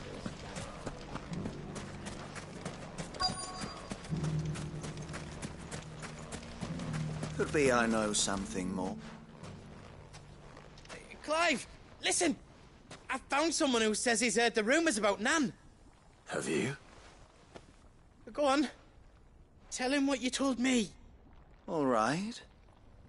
It's like I said. A wizened old crone by the name of Karen's been selling steel to whoever'll pay her price, be they knight or knave. Says the more swords and spears she puts in people's hands, the more war they'll wage. And the more war being waged, the more call for swords and spears. And who will they all turn to keep them in steel? Why, the good Reaper herself. And you've seen this Reaper at work? Aye, it just so happens I have. You'll find her right here plying her trade most days. Here in Delamil? Where exactly? She has a stall here in the market, but if you're not the patient type, you can probably find her at her storehouse on the edge of town. But it'd be a bolder man than me that braved that particular nest of vipers. Feeling bold, traveler? I hope so, for your sake. Now, if that's all, I have places to be. Sorry to have kept you. You don't think Nan's the Reaper, do you? Not unless she's discovered the secret of how to be in two places at once. Eh? What do you mean? Lady Karen hasn't left the hideaway in weeks. So who has been running this store he spoke of? Good question. I'll go and have a look. And I'll visit this storehouse on the edge of town. All right, but be careful, Clive. You too, Goods.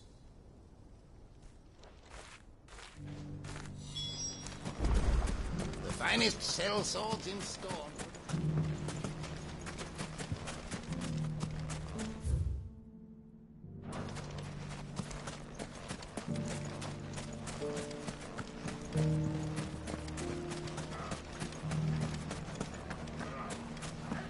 The gentleman of the town guard.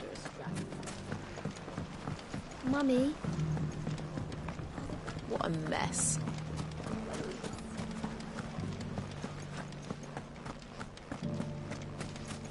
You fought very bravely. The safety of the town is in our hands.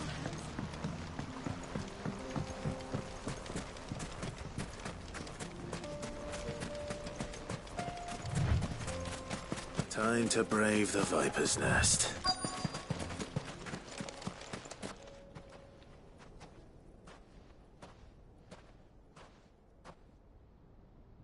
Just you, is it? Thought I might have laid it on a bit thick. It was a fairly unconvincing tale.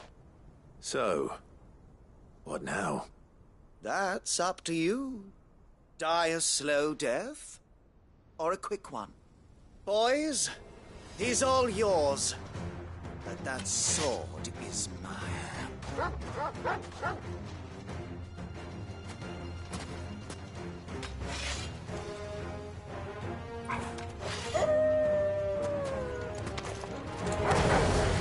Leave now and we can pretend this didn't happen.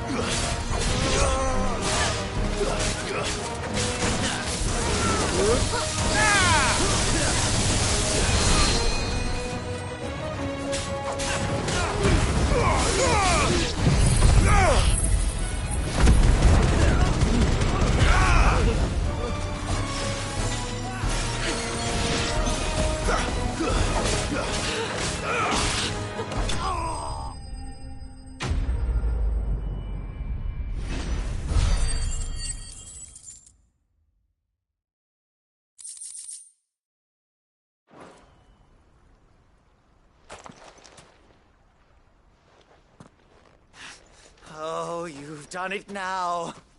Go on. Tell me what I've done. When the Borgwyn finds out you've killed his men, he'll have your head. He only wanted that bull of a manservant, the dim one always clinging to Karen's skirts. You weren't even supposed to be here. Who the hell are you, anyway? What were you going to do to him? The Borgwyn wanted him to get to Karen. I was only supposed to point the lamp in the right direction once he arrived in Dalamil. But then you turned up. Well, go on then. If you're going to end me, end me. You're not worth the effort. Now be gone, before I change my mind. Fucking coward! I need to find Goetz. Right now.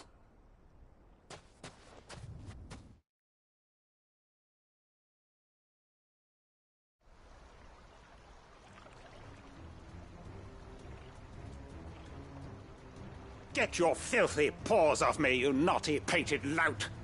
Stop calling me names! And stop spreading them horrible lies about Nan! Well, that will be easy enough. For they are not lies. Every last word is true. And she must pay for her crimes in blood. Blood? Goetz, are you all right? He's gonna kill Nan! He said she had to pay in blood! After what she did, it is only right. She ruined my life and the lives of countless others. That loathsome harpy's very existence is a crime, and I will not allow it to continue. Goetz, was it? I have no quarrel with you. Only with your employer. Run along now. You need not pay for her sins. No. No? I don't care what she did. I won't let you hurt Nan. Promise me you won't hurt her, or I'll kill you myself! Goetz, no. Enough, all of you! Karen. But how did you? You're a sight less clever than you think you are, the pair of you. Did you think I wouldn't notice the two of you slinking off together? Well, the whole thing got me thinking, who in Dalamil might bear me a grudge? And a certain snivelling shit I ran afoul of in my fairy years came to mind.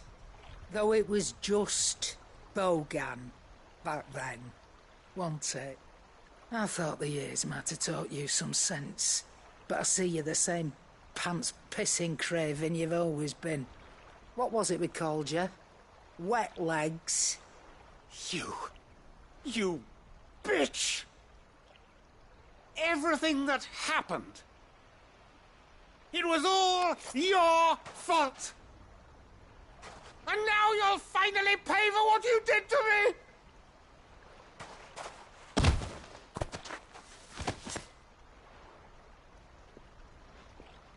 Goose, you...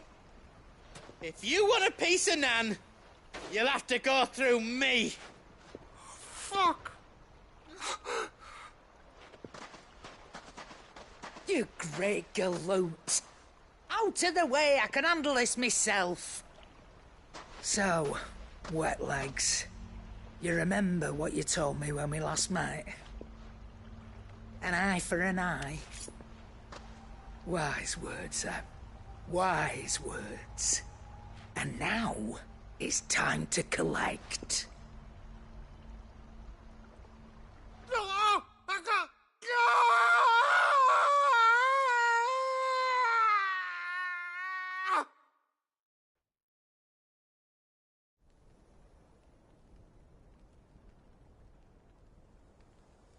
Sorry to keep you waiting. Is he... Dead? No. But I reckon he wishes he was. It isn't easy going through life one eye short of a pair. After all, I should know. You don't mean... Oh, don't tell me you didn't notice. Lost it to old Wet Legs back when we were working the same routes. Said I'd stolen from his strongbox. I'd done nothing of the sort, mind, but that didn't stop him taking his little revenge. So I took some of my own. Sorry, lost everything. His coin, his clients. Always knew he'd be back one day to claim his due. But he crossed a line dragging poor Goots into this. He didn't hurt you, did he? No, Nan. Still got all my arms, see? Legs too. But what if he comes back again? What if he does? First we take the other eye, then we work our way down.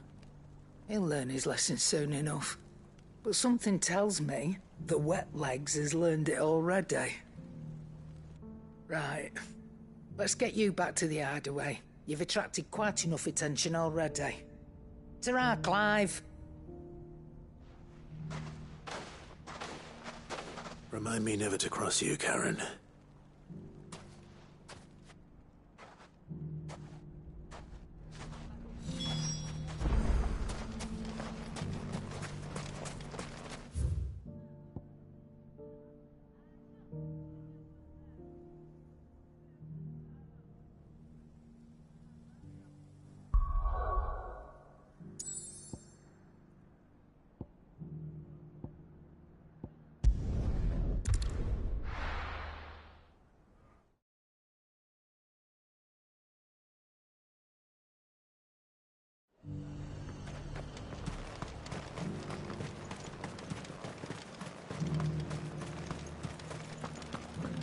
There were ghosts at the gates not days ago.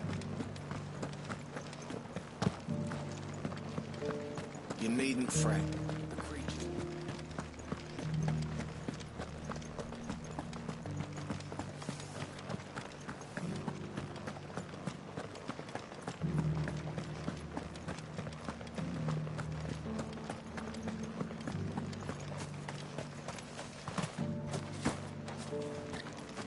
The meadows, then.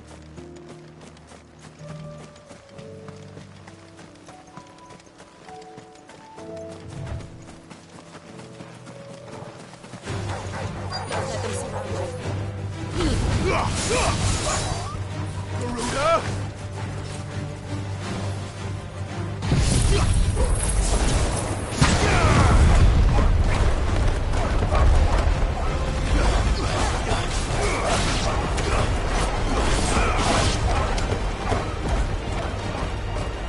Rocketeer said I should be able to find what I'm looking for somewhere nearby. Bright blue dragons and bright yellow flowers. Should be easy enough to spot.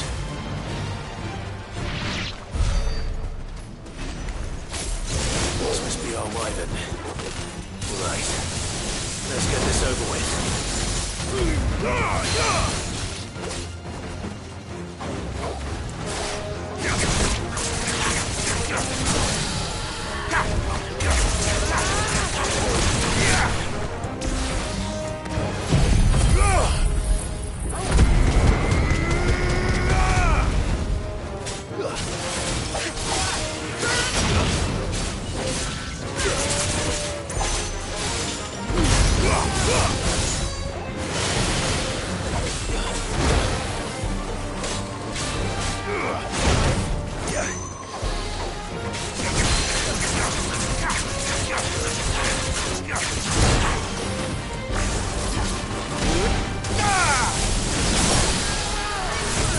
It's over.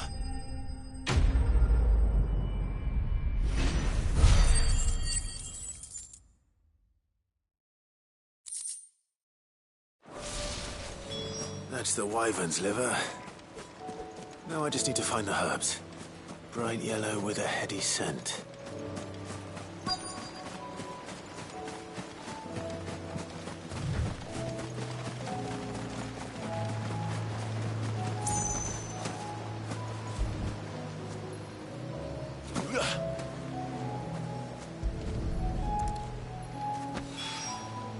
I think that's everything Molly needs to resurrect her recipe.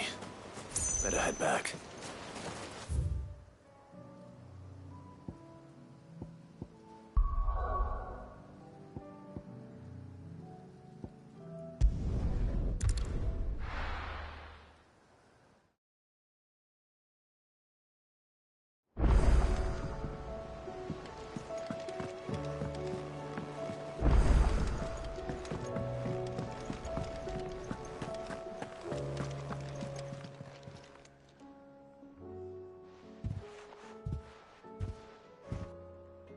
nothing like a dish of cold vengeance to foul the gut.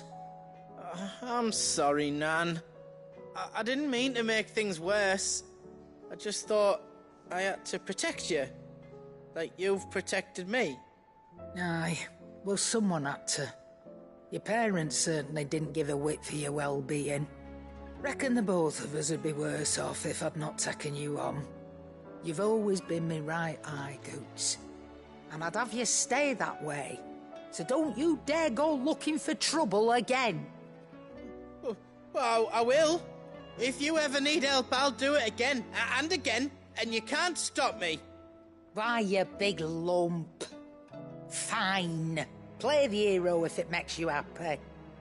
Thanks, Nan. I won't let you down. There's nothing he wouldn't do for you. That's as maybe. But if he's ever to make his own way in life, he'll need to start looking out for himself as well. Till then, he'll need people to watch his back, just like you did in Dalamil. Don't think I didn't appreciate that. Of course. His family. Stop it. You make me one good eye, mister. I don't go thinking that'll do you any favours. A potion today'll cost you the same as it did yesterday.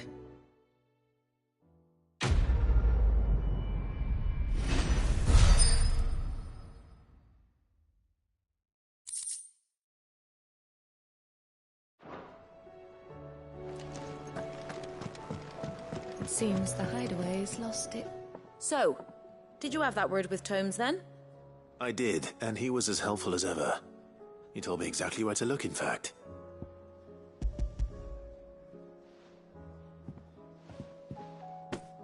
And what precisely will I be cooking up? Or is it better not to know? Blueback wyvern liver. And, a herb known as Saint's Bonnet. Ah, wyvern livers, was it? Well, at least it weren't actual worms, I suppose. Now then, you stay right where you are. I've got some cooking to do. Let's hope these grand old chefs of yore knew what they were on about.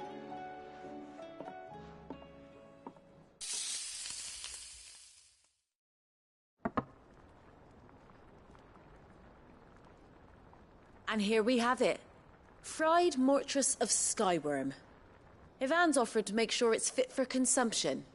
Well, I say offered. He as good as begged. And rightly so. Is there any higher honour than partaking in a slice of culinary history?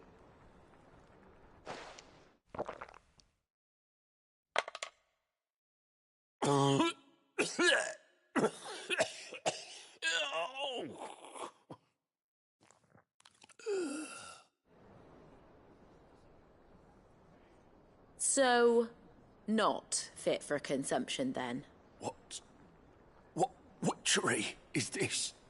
The crackle of the crust gives way to an almost violent richness. Yet, it is the piquant kiss of the saint's bonnet that tames this savage dish.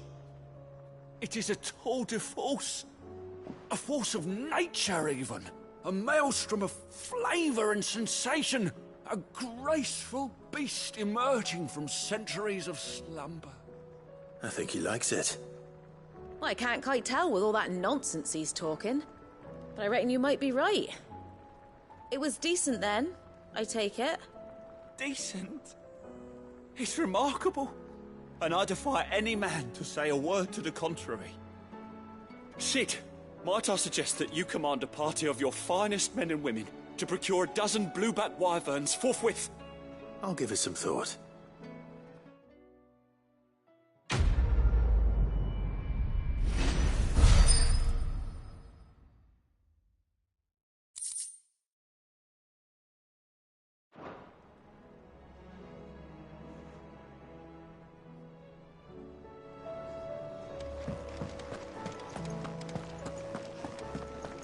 Did you see the pair that got hauled into time?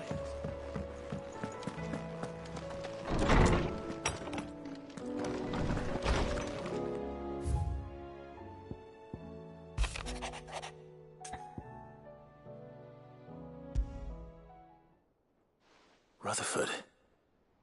Wasn't that the name of my uncle's manservant? Why would he be at Martha's Rest?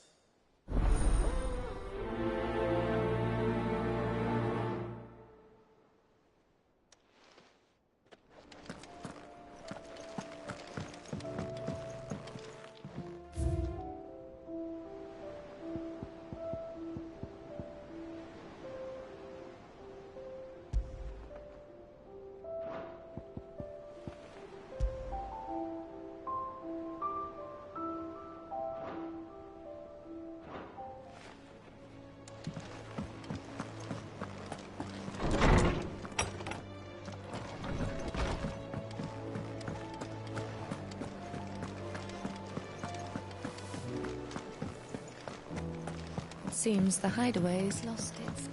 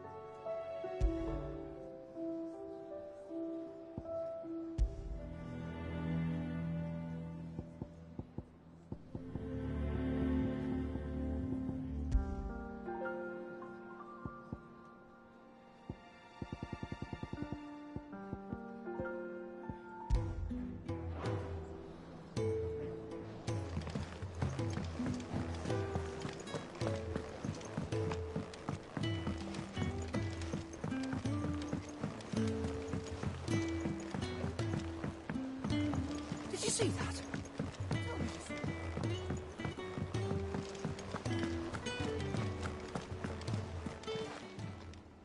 Oh, I wasn't expecting you back so soon. Here's everything we've received and everything promised. All yours.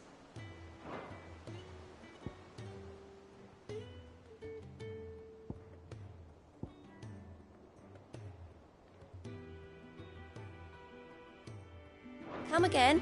I may have more for you.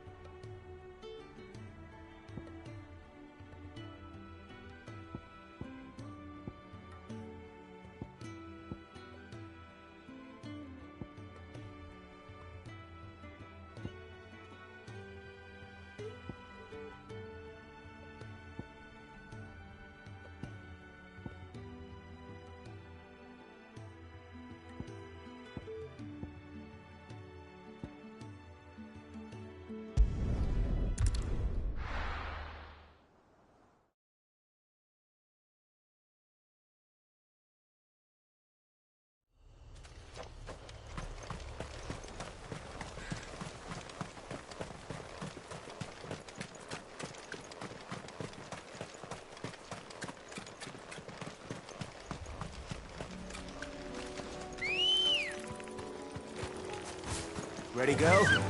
Run like the wind.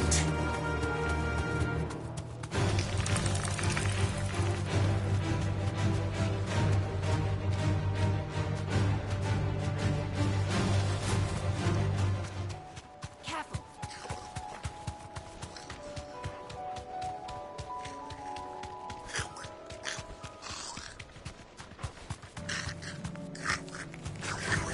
No mistakes.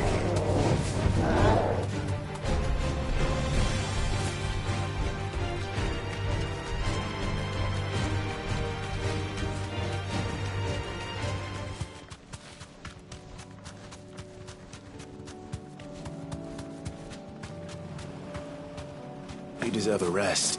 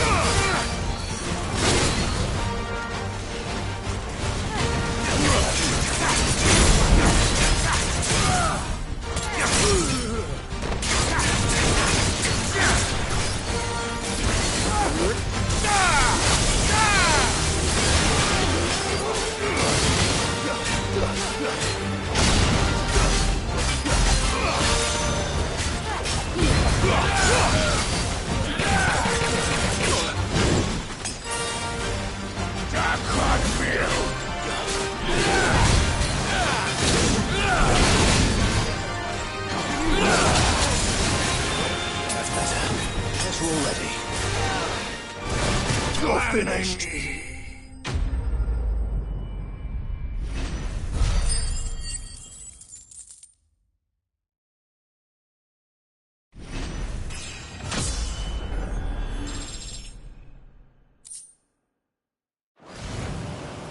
No more vengeance. No more war.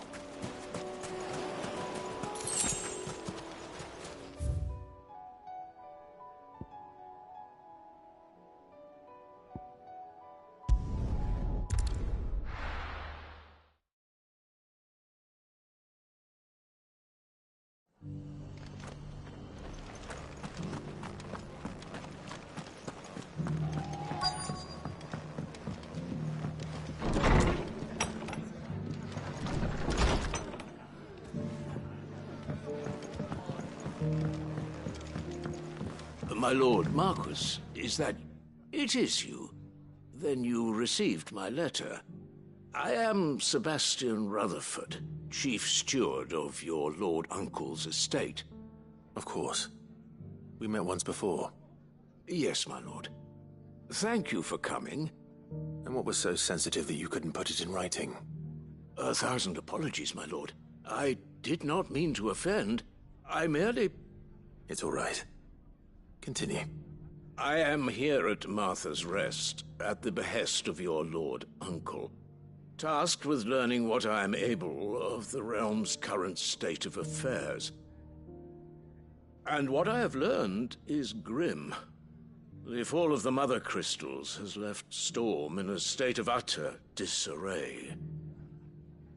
The subsequent darkening of the heavens has only made things worse. Akashic attacks, once unthinkable, are now commonplace. The gears of governance have ground to a halt, and without a steady hand on the tiller, the realm threatens to drift into utter chaos. Your lord uncle, however, believes there is a way to avoid this fate, and is determined to see it set in motion. That sounds like quite the undertaking. It is. Hence my having enlisted the aid of several colleagues serving the 7 high houses. Alas... Alas? I have lost contact with 2 of those colleagues already. They are both able-bodied and trained in the sword, yet in these dark times even that may not prove sufficient to keep a man safe on the road. So you want me to find them? I'll need to know where they went. One I sent to investigate the Republic, the other the old Imperial capital of Oriflamme. That doesn't exactly narrow it down. I suppose I'll start in Dalamil and work my way east. Thank you, my lord. I shall pray for your success and safety.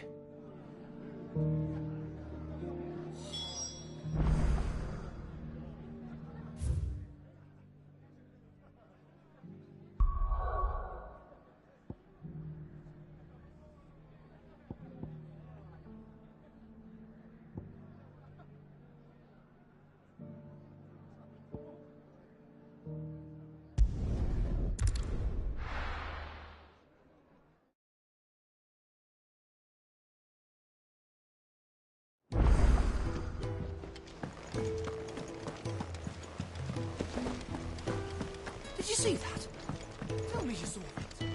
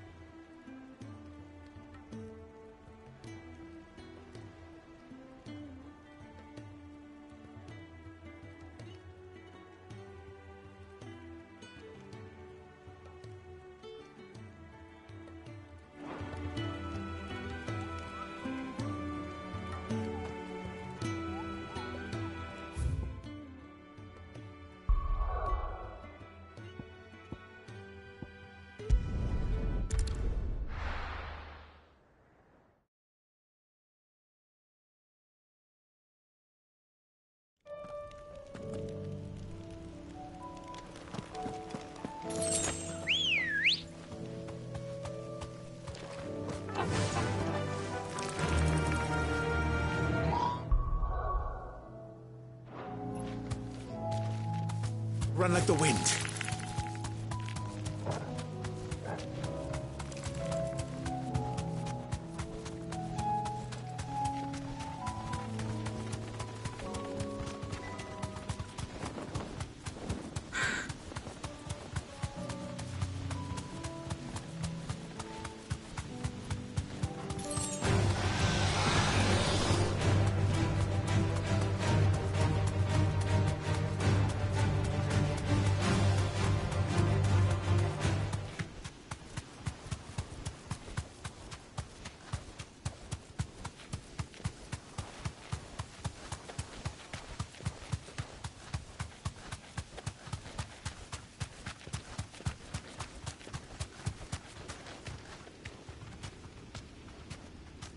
You deserve a rest.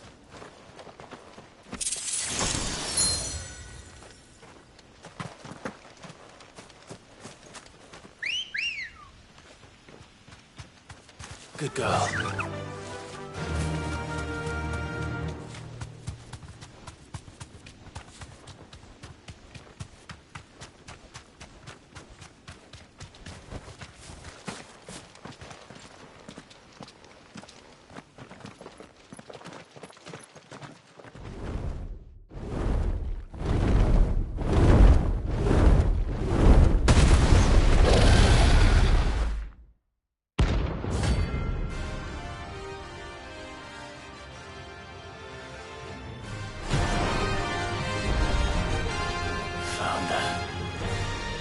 This beast isn't to be trifled with.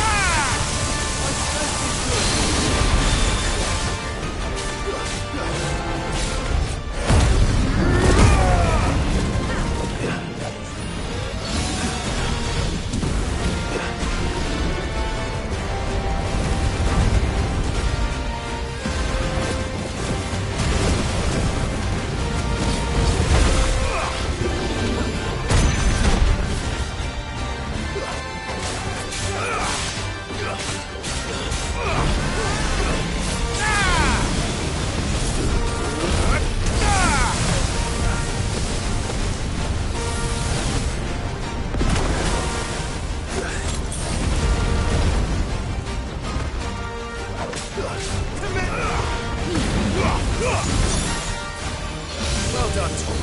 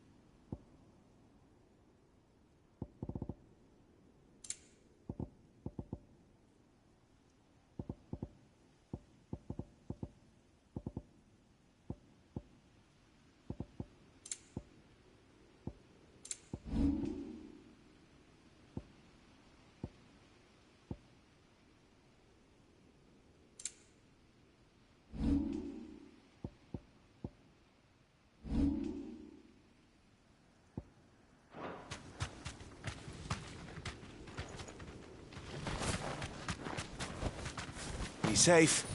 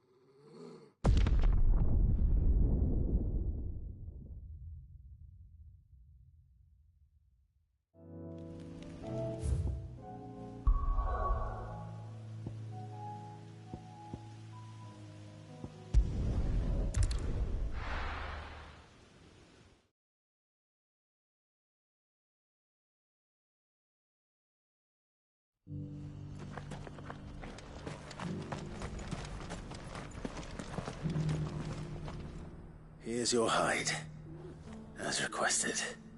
I worried you might never return. Quickly, let me see it.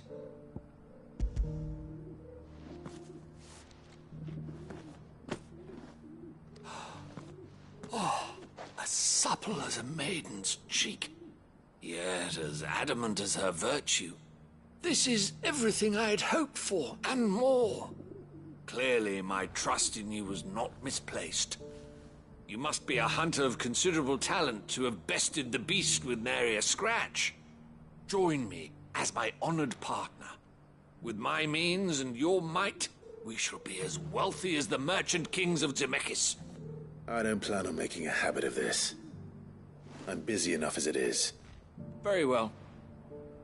Though I believe fate had a hand in our meeting, it would be unbecoming of me to beg. Do not allow me to keep you from being about your business. Here, for the hide.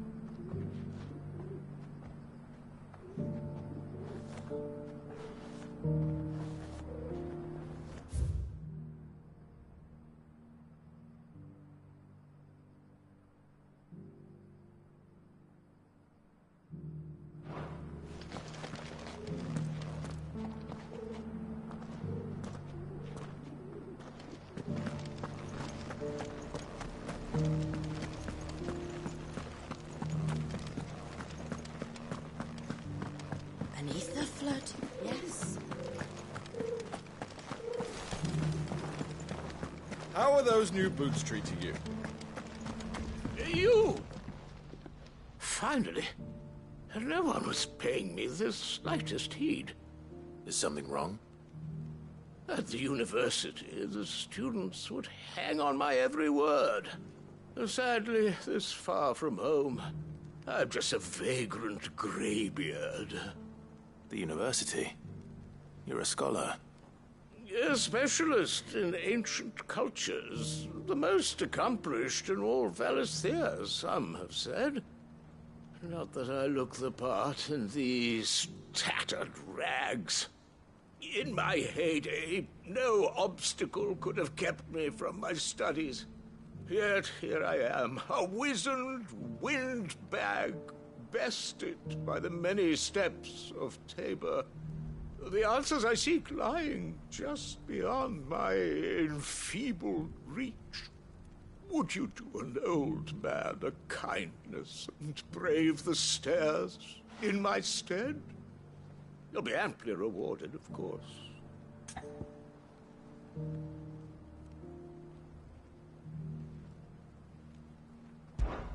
Climb the stairs and... And memorize a few inscriptions for me. Assuming you know your letters, that is. Some courteous soul is rumored to have carved clues to Tabor's rich history into stones dotted about the village.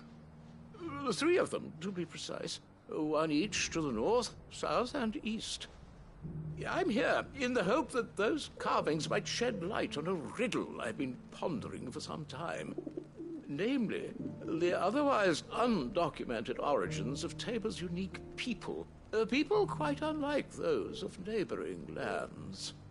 I can't promise I'll remember everything perfectly. Remember what you can. I'll piece together the rest. Make for the domed pavilions, and you'll have no trouble finding the stones.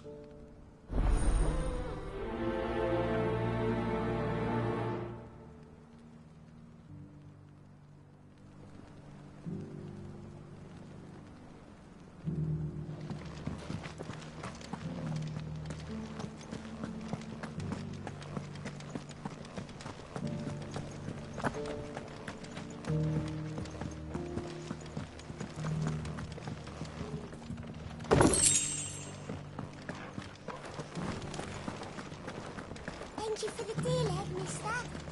Mummy made a...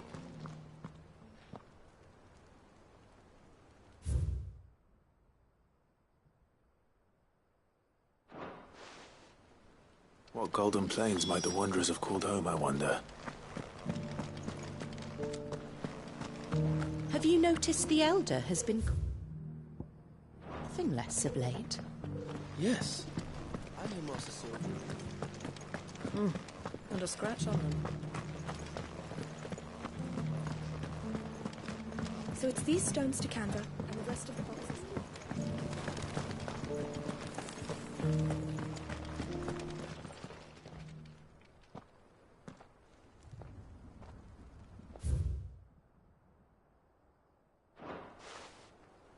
No history would be complete without mention of the Mother Crystals. That Cyril fellow's an odd fish, don't you think? Well, scholarly sorts like him always are, aren't they?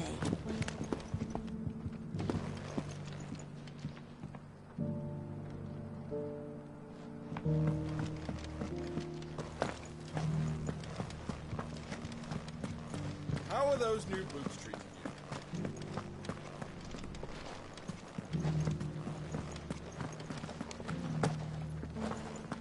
Beneath the flood, yes.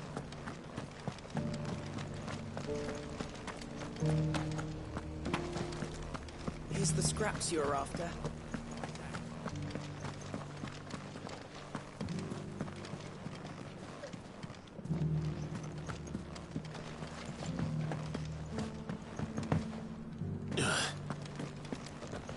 Careful how you pack that leather. Any crystals.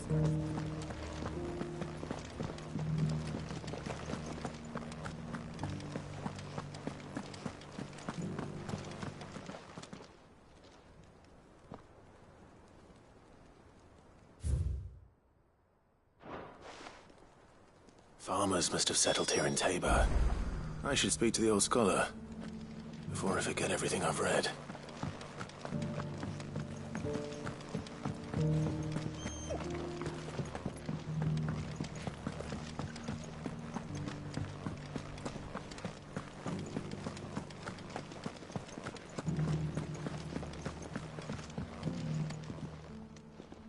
The engravings were in good repair considering their age.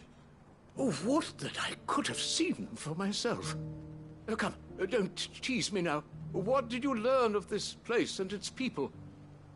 Let's start with the engraving to the south, shall we? What did it say?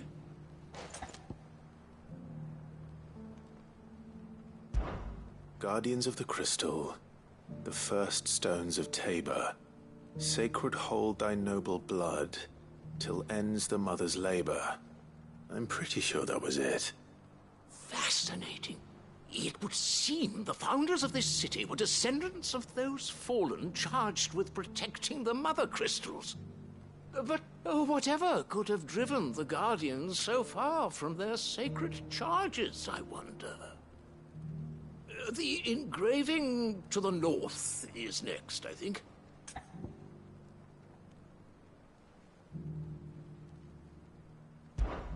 Voyages of the Ashen Ocean. Seafarers here? Are you certain? I'm growing less certain by the moment.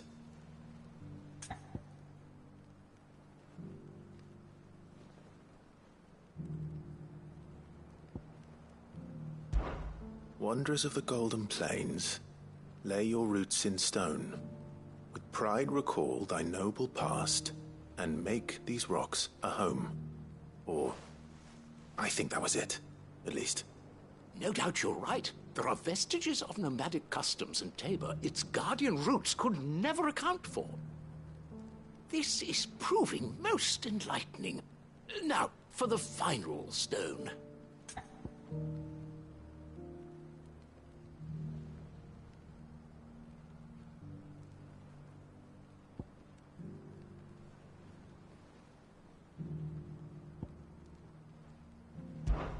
Children of the Hunters, now sworn to serve the sun. Sun worship? That cannot possibly be right. I could have sworn it was something like that. Children of the Hunters, now tillers of the land, reap her promised blessing and give praise her gracious hand. That's all three. And so, we add primitive farmers to Tabor's founding peoples, the final piece of the puzzle. 3 engravings, one for each of the 3 peoples to have settled Tabor in ancient times. Guardians of the Mother Crystal, wanderers from across the plains, and last but certainly not least, hunters turned farmers. Little wonder it was so difficult to trace the roots of Tabor's culture. Those roots reach down through 3 distinct traditions. Nonetheless, one cannot help but wonder why this fact is not better known among scholars, given that the stones stand here for all to see. Too many stairs, perhaps. Ha! Too many by far. Here, and thank you.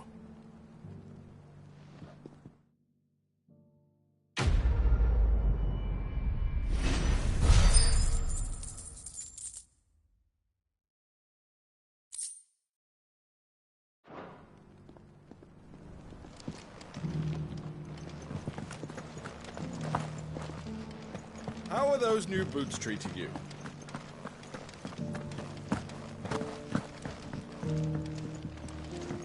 Beneath the flood, yes. And not a stone's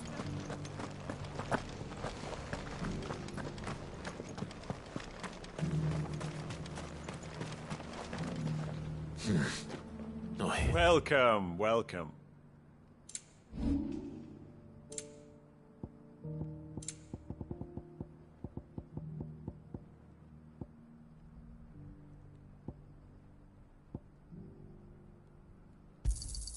It's a deal.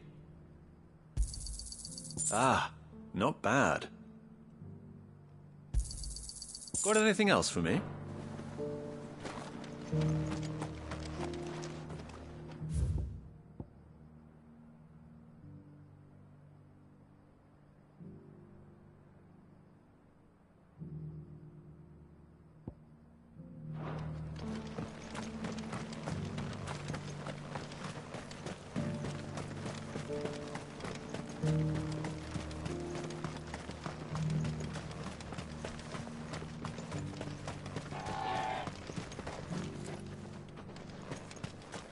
The free cities under siege? Not here. Come on. Fly, Ambrosia.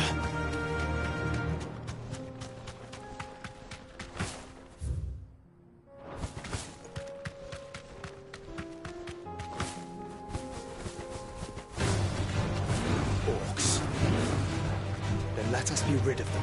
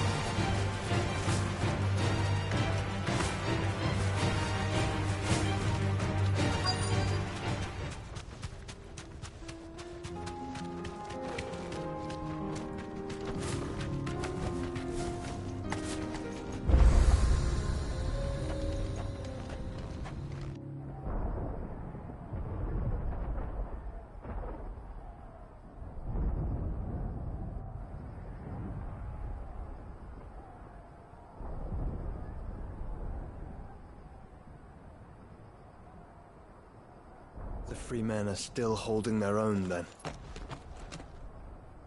Do we have any idea where Gav and the others might be? There's a warehouse near the docks where we agreed to meet if there was any trouble. We should hurry.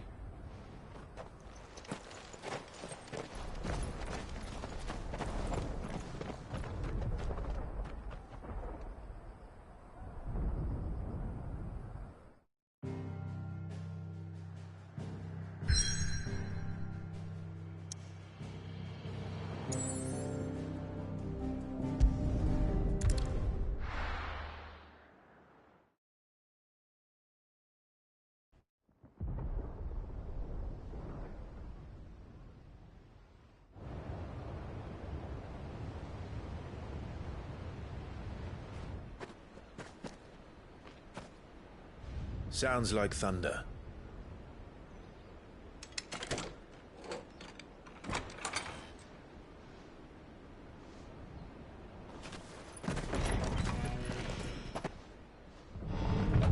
You're late. I was starting to think you'd stumbled off a cliff. I seem to recall that was you, Gav. Good to see you. Any trouble on the road? Nothing we couldn't handle. I knew you'd come. Is that who I think it is? Yes. Allow me to introduce my brother, Joshua. Clive's told me all about you. Or even listening most of the time. Name's Midadol, but everyone calls me Mid. My lady. Hey?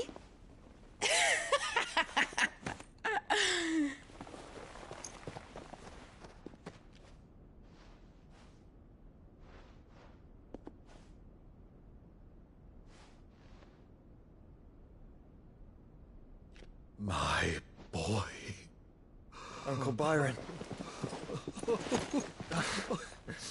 It's really you. I never thought I'd see the day.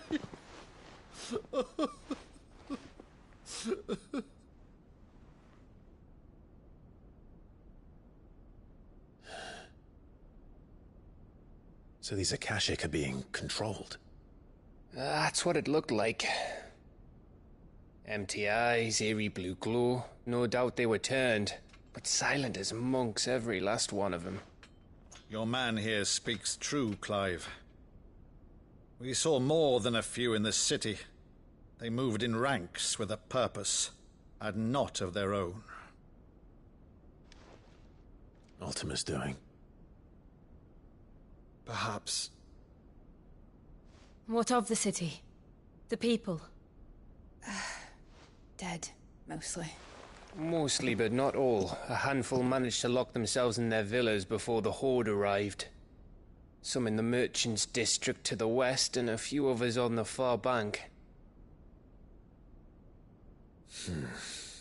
If the Akashic stumble across either hiding place, a few bolted doors won't hold them for long. We need to find them. And quickly. What do you propose? We split into two parties. I will make for the Merchants' District, while you look to those across the river. Mind keeping an eye on my brother? Not at all. We find the villa and try the servants' entrance. Understood. And what of us? Mid, is she fit to sail? The ship, the Mithril engine could probably do with a few more tweaks. Then you better work fast. Even if we do reach the survivors in time, they'll never make it to the hideaway on foot. You leave that to me. See that Mid doesn't get herself into trouble, would you? Think I can manage that? I'll keep him safe. Looks like you stuck with me, Byron. That's Lord Rossfield, you little gutter snipe!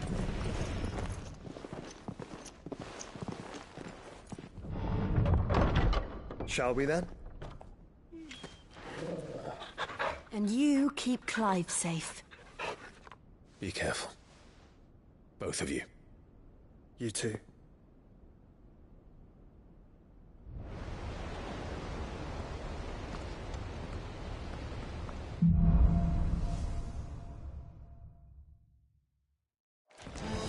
All right, Torgal. Let's find those survivors.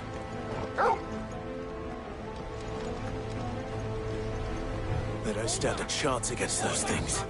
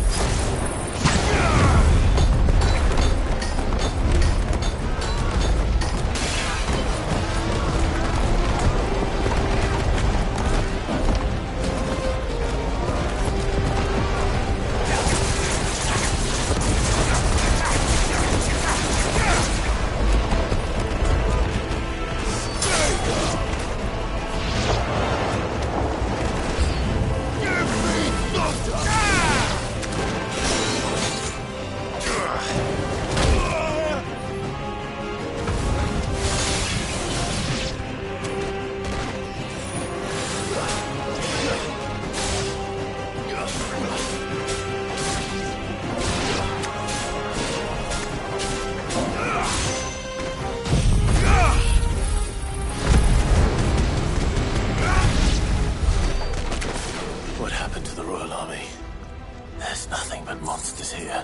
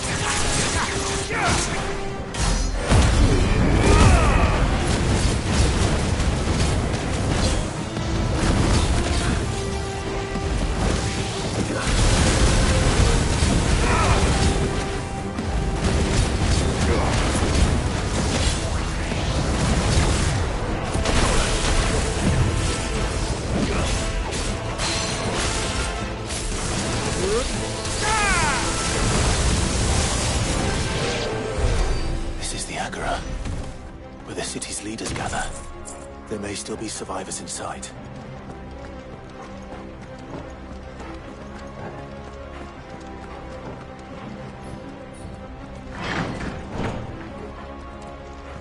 Better already.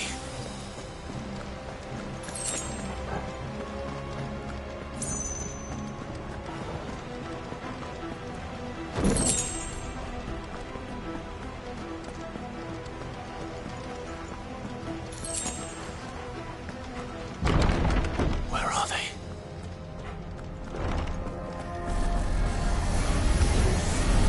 These creatures. Does Ultima's reach extend this far? What the hell is going on here?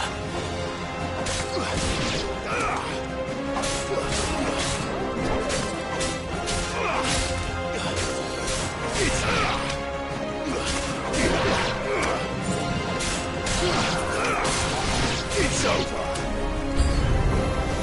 Where is your master? What does he want?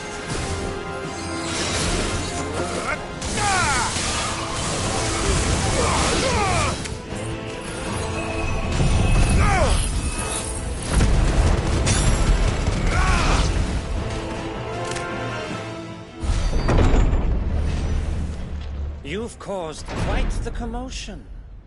But then I would expect no less from you, Muthos. You again. I don't believe we've been introduced. You were in my family's crypt. And now you're here. With an army of Akashic thralls. Manners, Lord Rossfield? They are men, like you and me.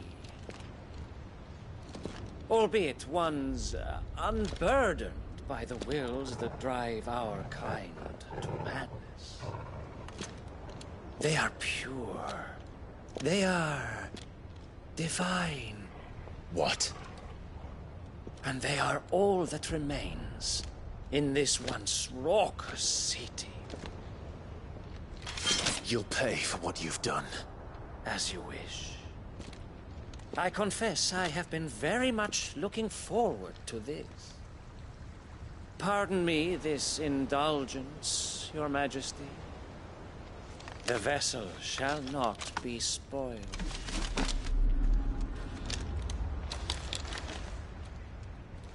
I am Sigmund of House Harvard, and you will yield. Or not. As long as you don't hold back.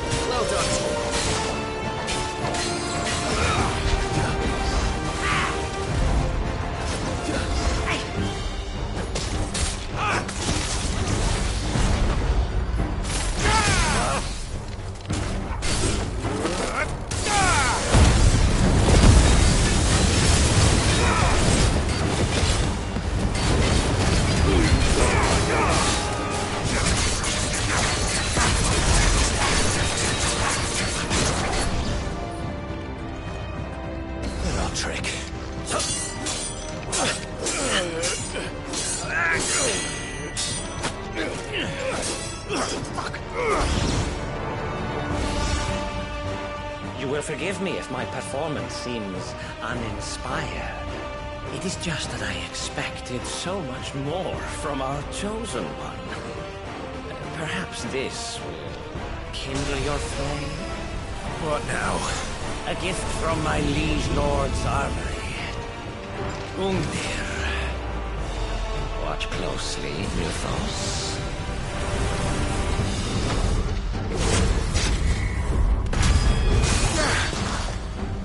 Yes! Yes!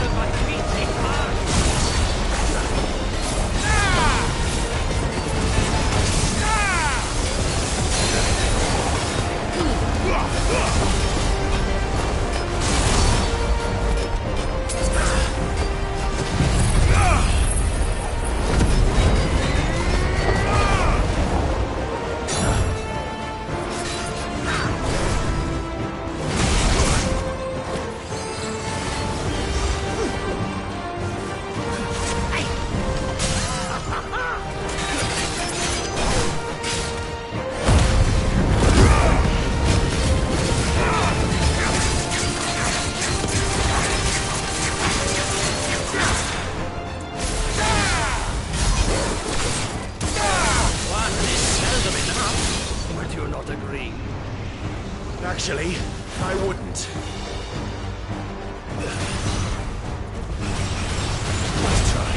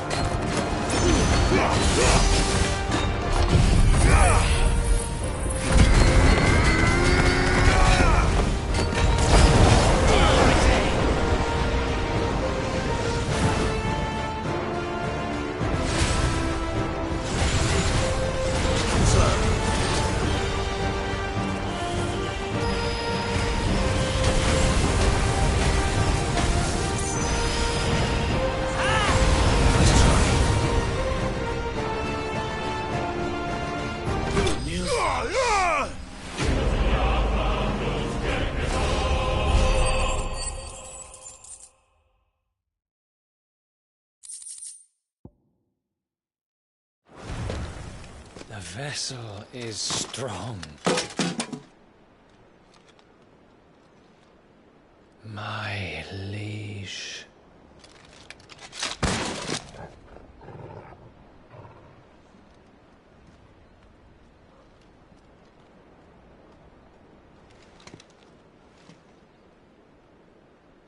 Clive! You're all right. As are you, I see. We are, yes. I'm sorry, but we couldn't save them. It was over before we arrived. Well, you did what you could.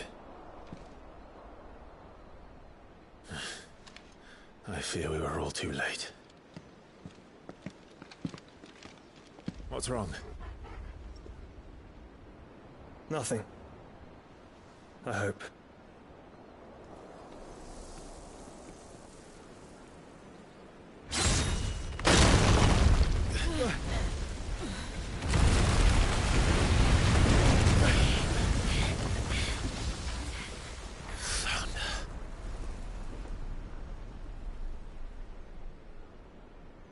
Leaving so soon, Mythos?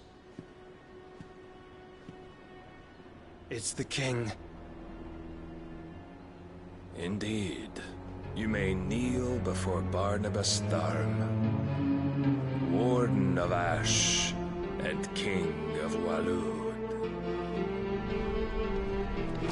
Get back.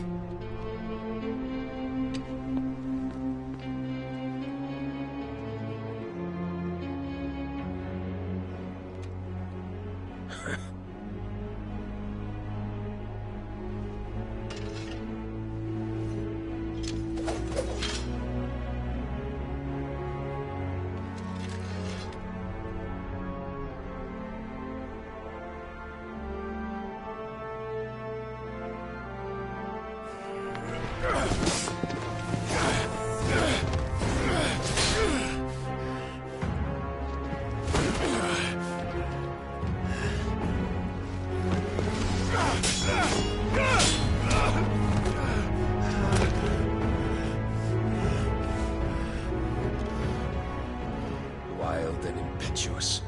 I expected more of the boy who bested my Lord Commander. Yet I see why my master covets you so. The power within you, Mythos. The potential.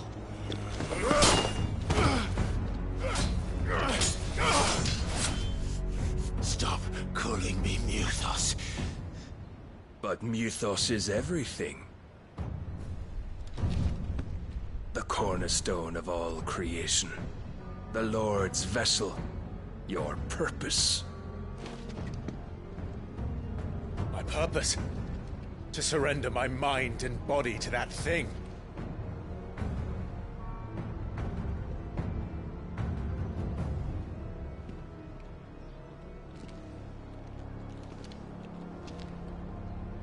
No, Your Majesty. My purpose is my own. I made a promise to my friends, to my people. And nothing is going to stand in my way. You would allow this delusion of free will to bar your path to greatness? Truly, your volition is a cancer. One that must be excised.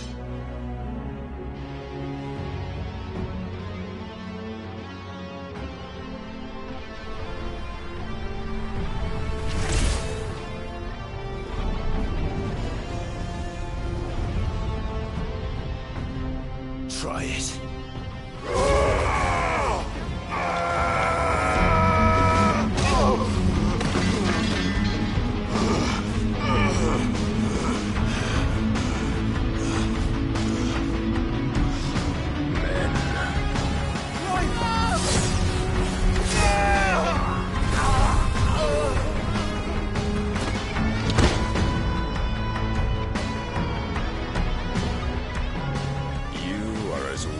All the rest. Joshua!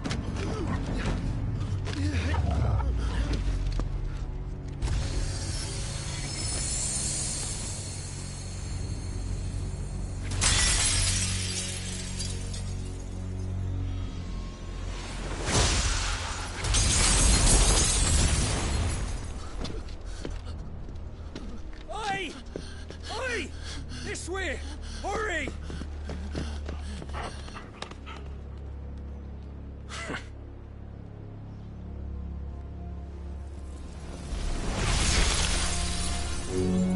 Power beyond reckoning, and they use it as a crutch. Such a waste.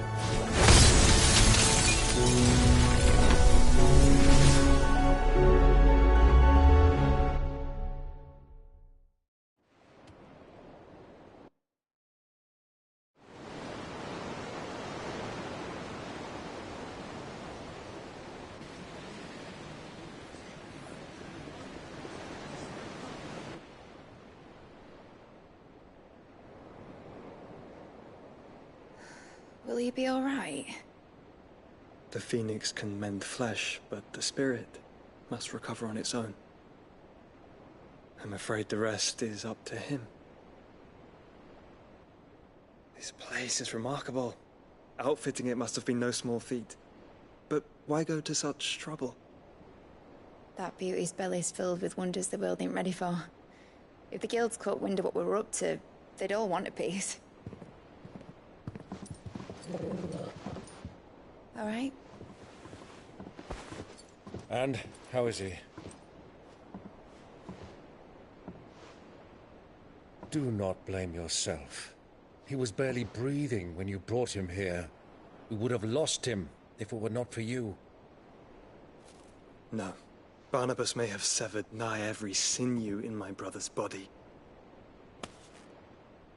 But he made certain the wounds were not fatal. Nigh every sinew? Allow me, your lordship. Don't know what I was thinking, putting you to the trouble like that. 'Tis no trouble carrying comestibles to my ailing nephew.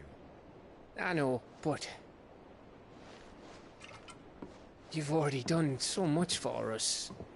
Pouring your gil into the hideaway and now the ship. I don't want to take the piss. You risked your life. And for what? Some girl you hardly know. Why'd you do it? You not mad or something? I wouldn't go that far. Clive! You're awake. My boy. Oh. All I want to do is help. And the world won't save itself. It was Sid. Your father, who taught me that. Sounds like him. Don't you dare do that again. What of the Royalists? Fucked off, the lot of them, along with the galleon. With the king on board, no doubt. The Iron Hair wouldn't sail without him. Clive. Jill didn't come back. What do you mean? She kept the king busy while the others dragged you out. It's all right, Mid. Jill is fine. The ether of her icon endures. And as long as it does, we can be certain she is alive.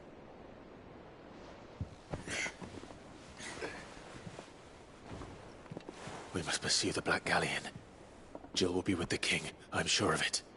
Well, good luck catching him, because my ship's going nowhere. It's the Mithril engine. She's got a kick like a wild chocobo and a mind to tear the hull in half. But you have an idea. Well, of course I do. My dad'll have seen this coming a league off. If I had his old writings... If you had his old writings, you'd be sitting under a fuckload of rubble. The ones Otto didn't save anyway. I suppose he might still have a few pages in his stores. We'll have to hope it's enough. Do what you can to ready the ship. I'll speak with Otto. In your condition, you really are mad. Perhaps. But the world really won't save itself.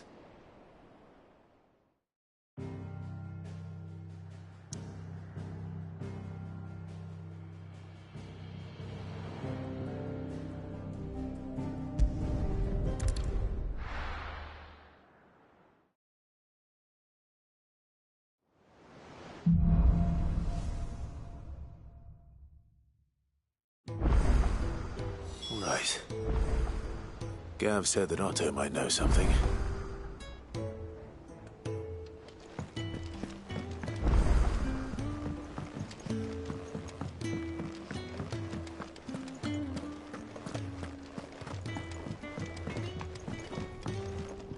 What do I owe the honor? So, will it be?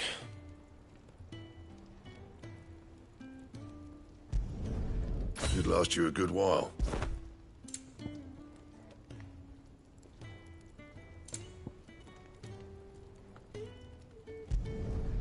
No scratches, right?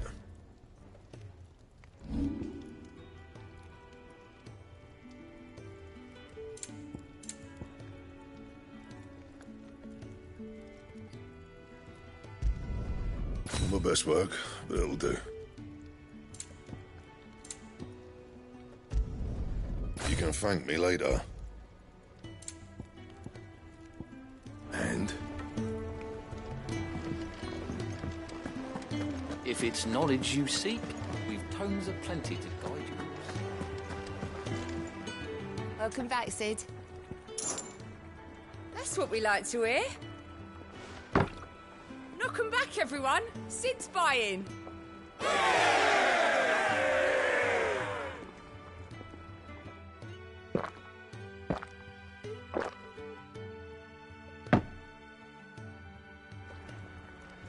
Oh, you're not leaving already, are you?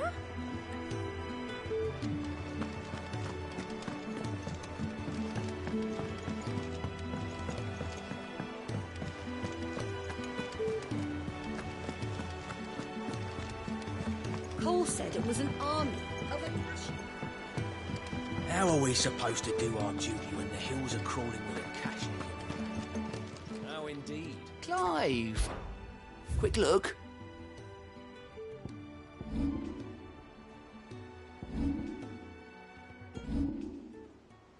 Think you can help?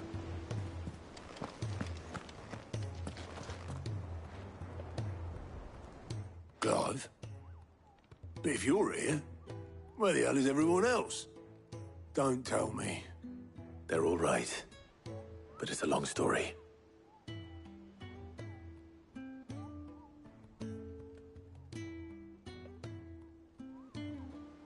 You lot don't do things by halves, do you?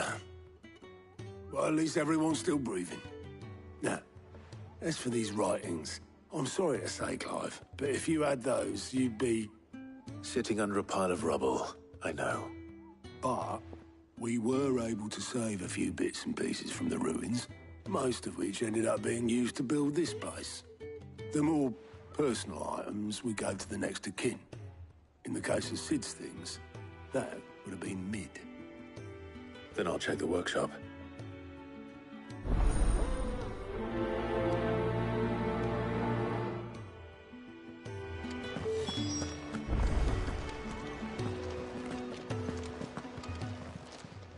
How may I help you today, Clive? Your benefactors are a generous lot. Best of luck out there, Sid.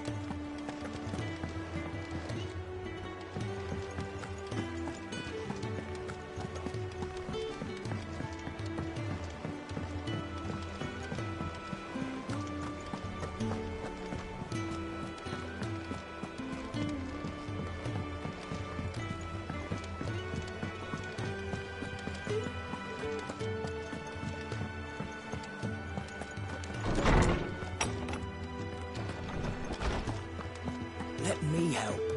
I know my letters. Knowledge hoarded is knowledge lost. I don't believe you've read this particular chapter before.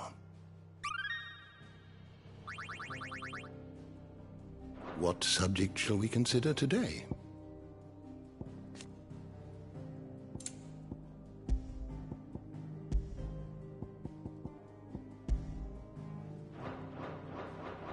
You are always welcome, Clive.